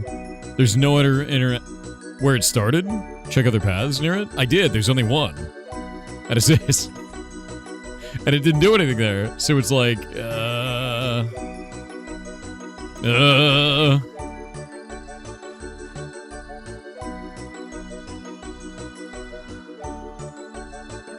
I got nothing, man. I checked the starting location. I'm so confused by this. Or is this easier? Yeah, but this drops the fur that I need to be able to make that clothing. I just don't understand how it could be here, because we've checked every one of these now, right?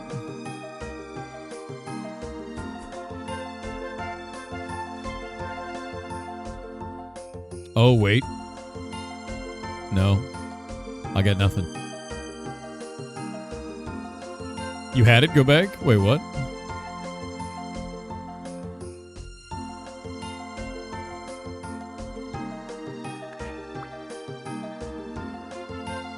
I'm just gonna go do this.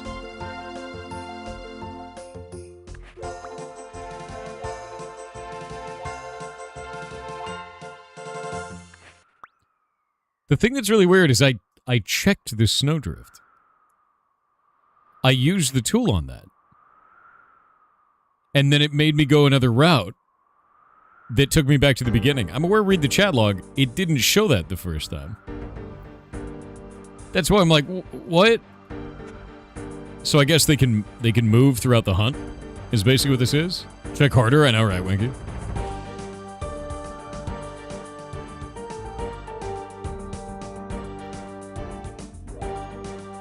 He can walk into it after you searched it. Son of a bitch. I'm getting rused by a little guy. And all I want to do is turn him into meat and fur to eat him. And turn him into a nice coat. He does this to me? Ridiculous.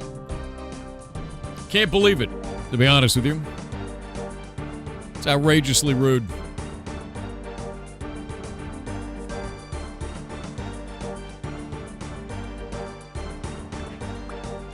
Yeah, give me that. I'm halfway to it. Then I can start laying down bird traps. Do bird traps just go wherever you, like you just place them down and you hope they path into it, basically?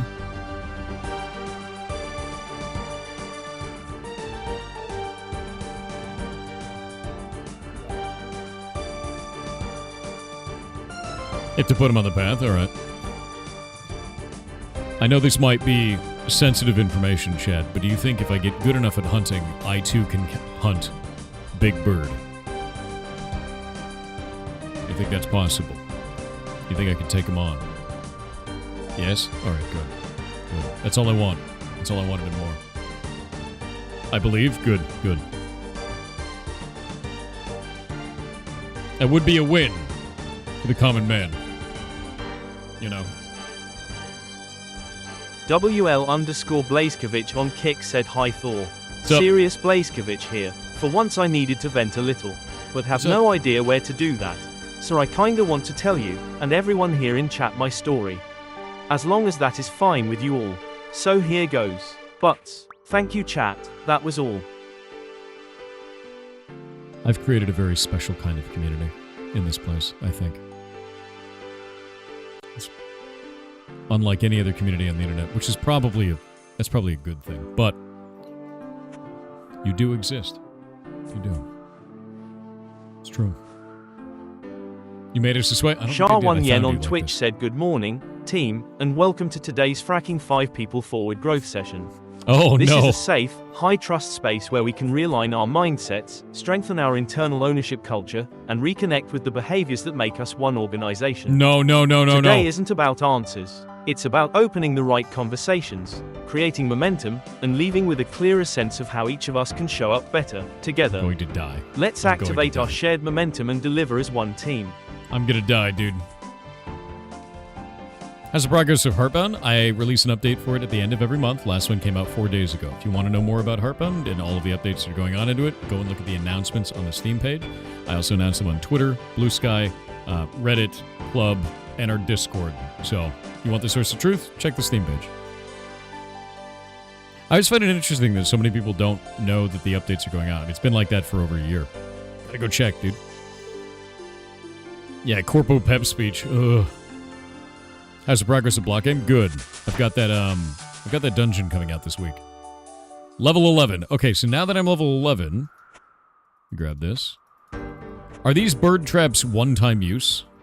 I'm gonna put it right next to this bird. Yeah, get owned. Bird trap.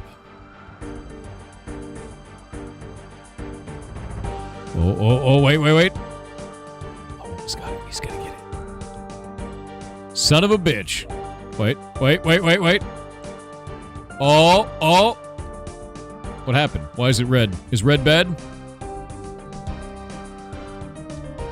I screwed up.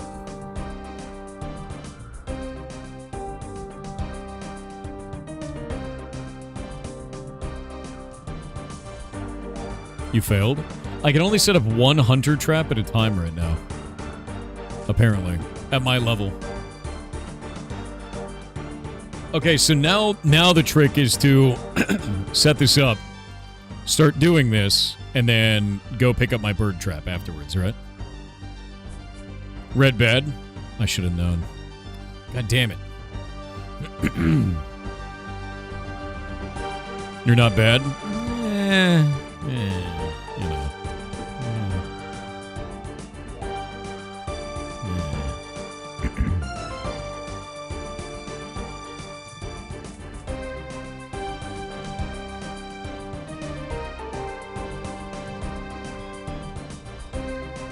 Go forth. Catch the bird.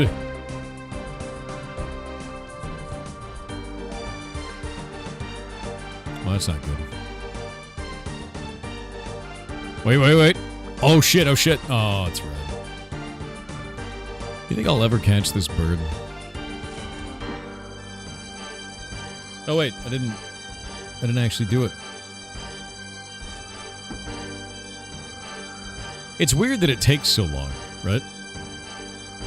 You might need a little more level. You don't say. Sad about it.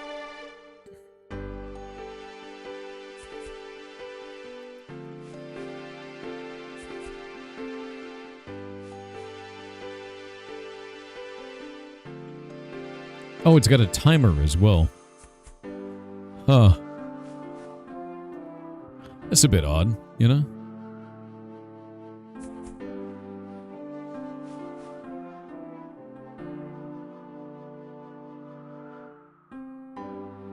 Can you show stats? Look at the right side of your screen and click on the extension. Why is this not working? Let me grab this and move it.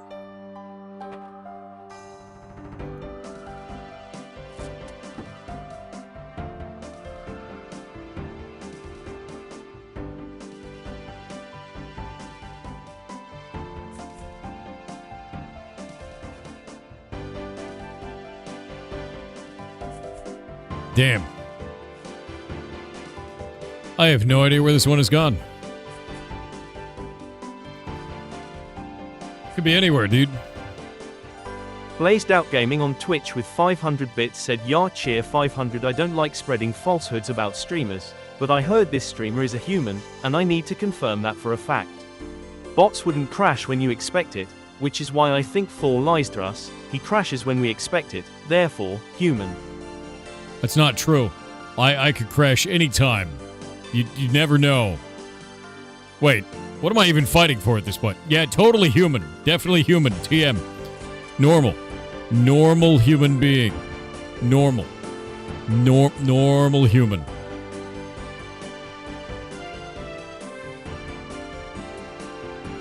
Normal.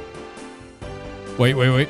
In _Blanky on Kick said, "Gather, brothers and sisters, fish of the light. We humble ourselves before the great gaping abyss. Oh. Praise be to the eternal hunger, the one who never closes its mouth. Oh. Let the chorus rise from the depths. Oh.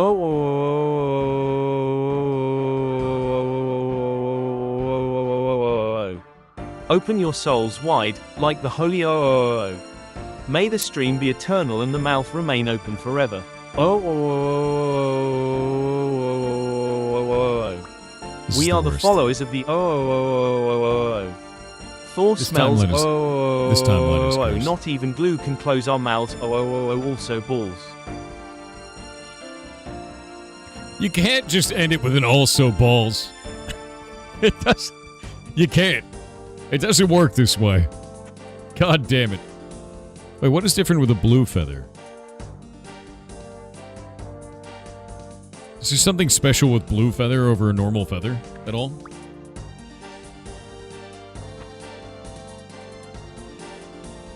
They're pretty, that's about it. Do they make special arrows or anything like that? It's blue, thank you. Thank you, chat. Thanks for letting me know the difference between the two feathers. ZIGAG on Kick said, "Chat is the greatest fishing MMO.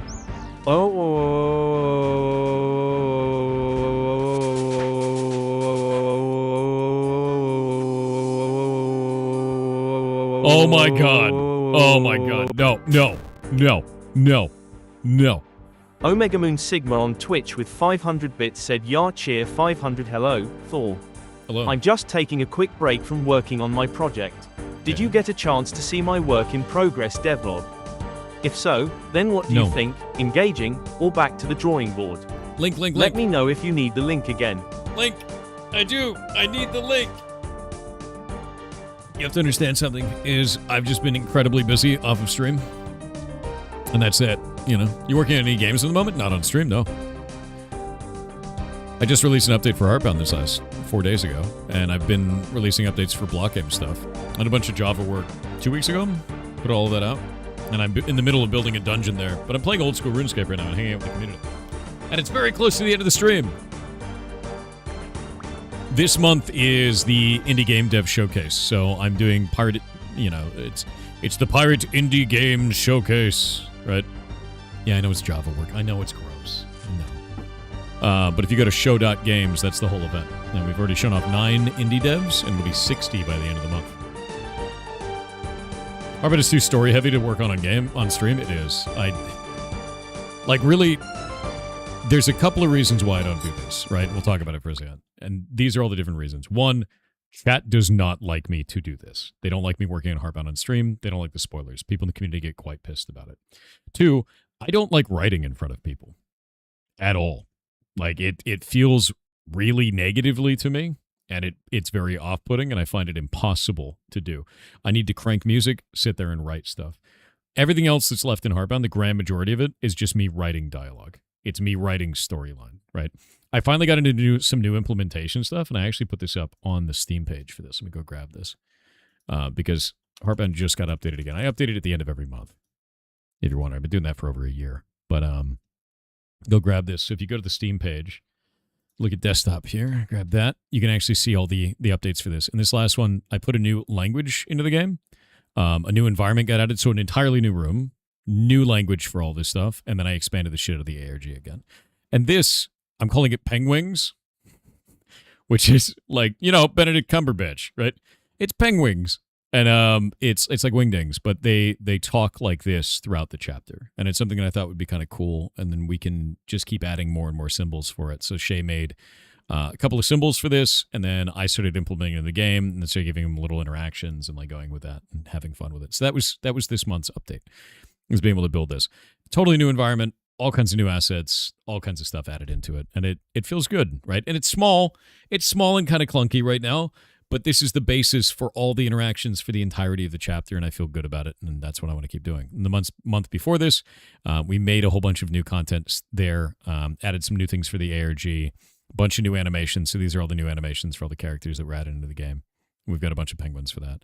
And then the month before that, it was a bunch of environmental stuff to try and make sure that all the machinery and everything in here works. I had to do a pass for all of those because some of them were made back in, 5 years ago, something like that, and they hadn't been touched since. And the engine has gone from version 1.4 all the way back then to now they're over 2.0.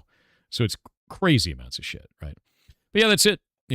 It's just like a bunch of stuff that I have to add all the time. And at the end of every month, like clockwork, you will always get an update. And if invariably people don't see it somehow, but please look at the events and announcements. That's all you have to do. It is always there, and then it gets announced on Twitter, on Reddit, on Blue Sky, on Club, on our Discord. And if you're not finding it at that point, I honestly believe you're just not looking. Like, you can't be at that point, Yeah. All right, back to it. Wait, did it get rid of my trap? It deleted the trap! Oh, no, they do have a timer. Okay. Boop.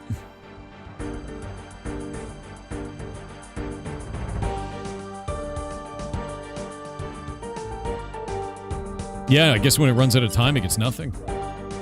That kind of sucks. So that means I do want to just sit here. Hell yeah. That's actually more XP as well. If I have a good spot for the birds.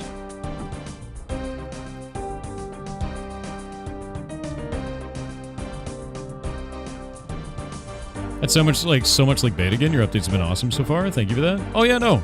I mean, I'm gonna be real with you, dude. If somebody's baiting because they're like upset about Heartbound or whatever, they think it's some kind of gotcha. Like, I have the receipts. I work on it every month. You guys see the updates. That's all I care about, right? It's really not that big a deal to me.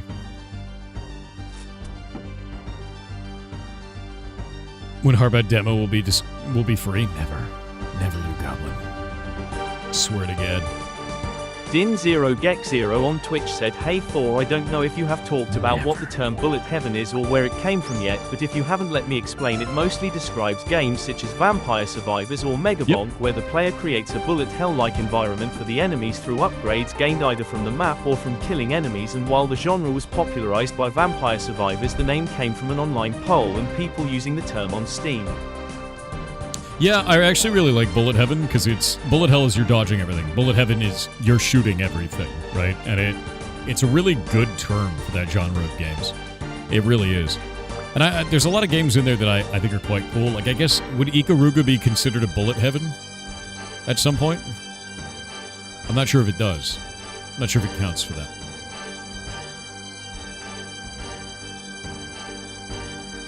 How much is this worth? 51. Yo.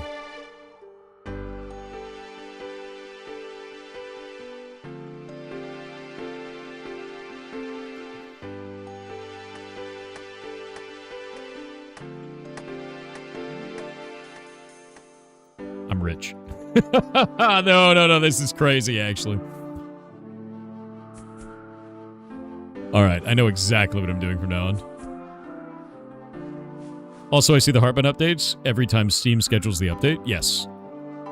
It's very rare that I do an update outside of the cycle, though. So that's a big normal thing for me, is if there's a major critical issue, then I'm going to do that. So I guess a lot of people don't like getting the polar kebbit fur, is my guess here. Is that the case? Like, people don't like coming out here and doing this? Got it. It's a niche item that's annoying to farm. I'm going to be real with you. That's all that I need to want to do this. This is what I'm going to be farming from now on.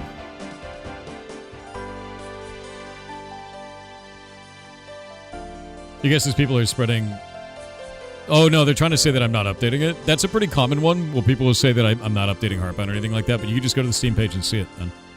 And it's like, I don't know what to do at that point. Like, there's an objective reality here. You can see that it's updating. Like, I update it every month. Last one, we added a whole new language to it, and it's cool, you know? So it's just like, I'm not going to stop doing that. It's like... I've been doing that for over a year, so it's like, whatever, man. Most expensive kebbit fur? What is the reason it's so expensive? Is it just because of the clothing? Oh yeah, I did that. I did that like a year and a half ago, Zav. I dropped the ball on it for like a year because I was dealing with the explosion of all of the community size and all the content, and so I apologized in a video for that, and then started doing monthly updates, and never stopped. And it's like, why is anyone still mad? Low volume of it on the market? That sucks.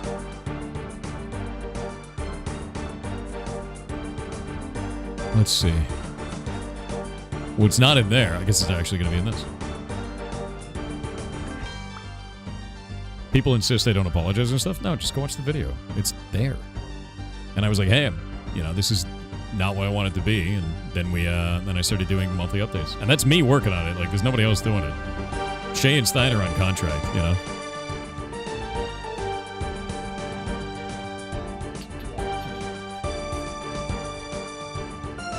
I love this song, dude. Blame AI news searches for constantly referencing all news. No, I don't even think it's that. I think it's just... I feel like a lot of times people just don't give a shit about what's real, right? Because, like, you can take 2 seconds, just look at the Steam page. Like, you can see that it's actually doing something. But then it's like, no one gives a shit about that, right? Yeah, Zap Brother was there for that shit. That's funny. Why is dev slow on it? Takes a long time. It's a choose-your-own-adventure RPG, man. There's a lot of different routes in there. And I'm kind of meticulous about it. I'm going to be honest with you. I bit off more than I could chew when I first started making the game. But I'm not stopping working on it because of that. I'm just going to keep adding shit until it's done. And the chapter that I'm working on right now is technically the last storyline chapter. Everything after that is resolution. Like, if you look at Animus, the last room that I put together... Let me actually pull this up. Yeah, the last room that I put together had... Let me see. It was Emilio. It was... Let's see. Emilio, Fern, Rode, Avocado, Shelly, Sheldon. And with all of those interactions for all those different characters... Each one of them has 2 to 4 routes for every one of the storylines you could have with them. And some of those routes are intertwined with others. So in total, it came out to about 100 different routes that are possible in that timeline, in that room. And I had to make sure that depending on what you did throughout the entirety of the chapter, your story made sense for you. Because it's a choose-your-own-adventure. Takes a long time. So I did each one of those characters one a month, because it's just a lot of shit to make sure. And you may not like that. You may think that it's taking too long, but if so, just refund it, right? Then it's just not for you, and that's fine.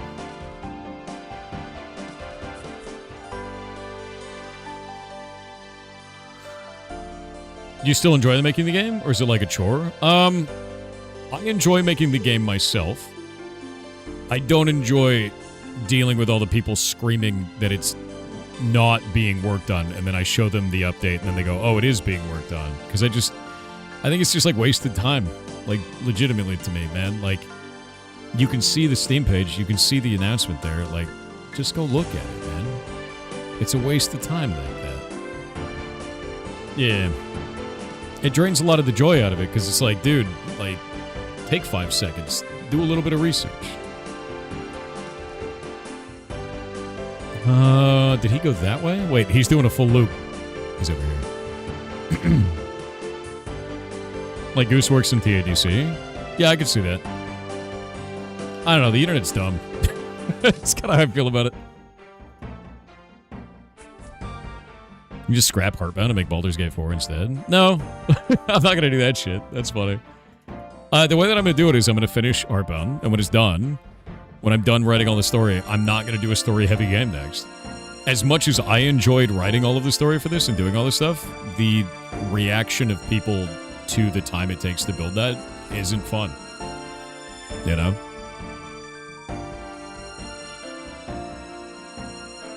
And that's not a fun thing to experience, so I just don't want to do that again. Next one's just going to be mechanics heavy, and I can have fun with it. Or hates Kick Chat? Why you like this, dude? No Kickstarter this time? No, you guys have afforded me the opportunity to never have to do a Kickstarter again in my life. There'd be no reason for me to do that. Yeah, early access is not beta. That is not the case. No. Oh, wait. It's going to be in this one. I'm dumb.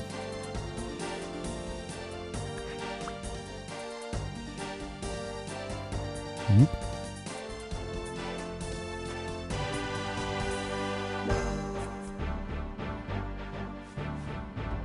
Off we go.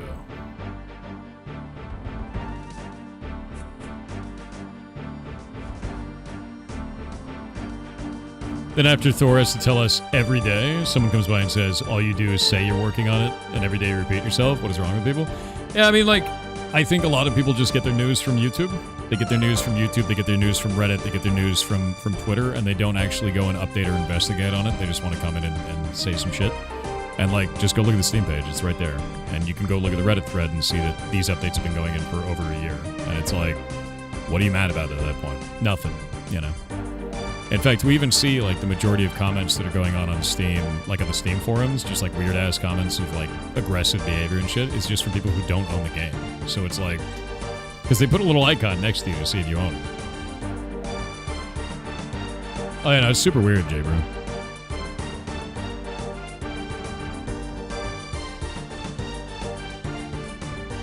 Why are you green? That's red. Red has always been green. That's really the only reason it makes money. Yeah, no, I mean, it does make money, for sure. But I don't know, man. Just look at the Steam page. You don't believe me? I don't really give a shit. The receipts are there. You can just look at them. It's like, you know. Journalism's a joke. I mean, I'm going to be real with you. Random YouTube videos and Reddit threads is not journalism, my man. Although most journalism now is kind of sensationalist shit. I'm not really a fan of it. Especially games journalism. Called gas lamping? True. Getting gas lamp, dude. This is an inventory full of monies. How people watch this dude still? With their eyes. Something you may want to use. I told someone I started watching your RuneScape streams. What is that? Yeah, I know, right? Northern, it's just so weird, man.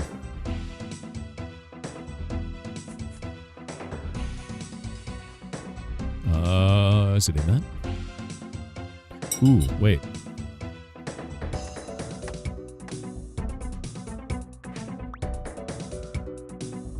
Oh, that's weird. You watch with your third eye? Rockin', dude.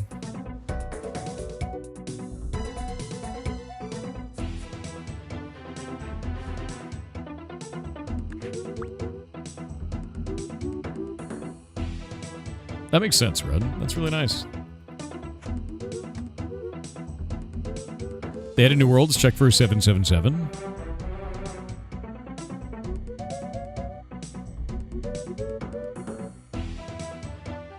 It goes up to 750 now. We're still at 777 though. Oh, that's really funny.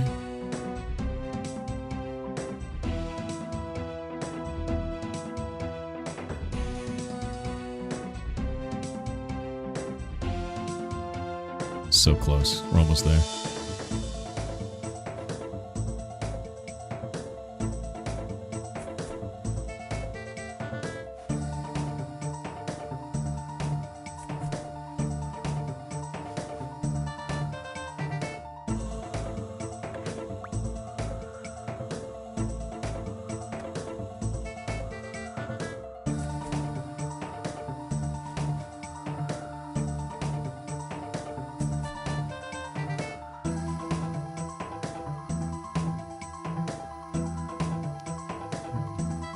Waiting on those ads. There we go.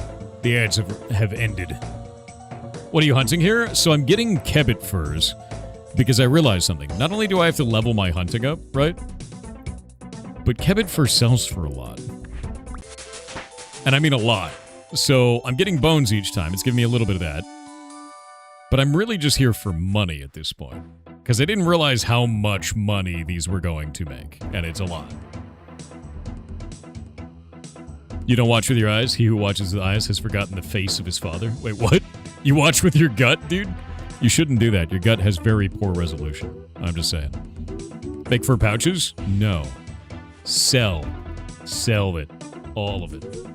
Is that like selling cheaper agility gear? It is. It's like basic bitch agility gear. It's not Kevin fur. We're not killing a guy named Kevin and turning him into fur. That you know of. However, polar kebbit fur is selling for about 3K per. So it's quite a lot.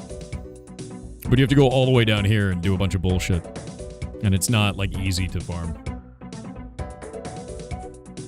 Someone quote Dark Tower? Yes. Let's get that fur. Oh, I guess it goes this way, huh? Bro, I don't even know who that is, DeAndre. Whoop. Shave half a second off each lap. Use polar camo until you get graceful. What? It doesn't make you faster. But I guess you would be lighter. Oh wait, these are kind of heavy, aren't they? Yeah, every one of these furs is half a kilogram. It's quite a lot.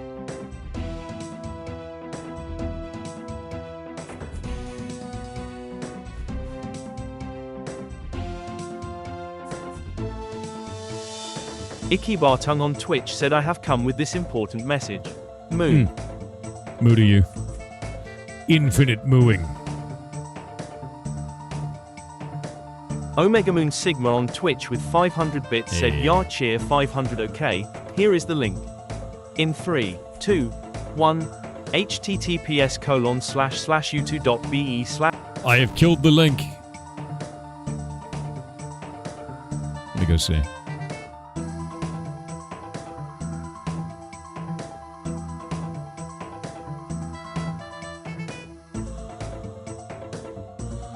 Nice. I've got it open so I can watch it after stream, man. It's an unlisted video. I will check it out then. Thank you very much. Karamak on Kick said the League of IREI are here to do battle with the Legion of OOO. Meet us, the League of IREI, on the field of battle, Legion of OOO. You're a monster. You're a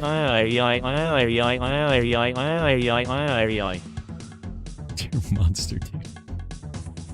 You're welcome. You're 5 welcomes, dude. Vanity Sheaf on YouTube with $2 Canadian said love your videos. Go make games keeps me motivated. Thanks, man. Means a lot to me. Last one just came out. I'm getting the shorts come out every day at noon, but I'm trying a new thing. I'm trying to not put them up as members only before they come out.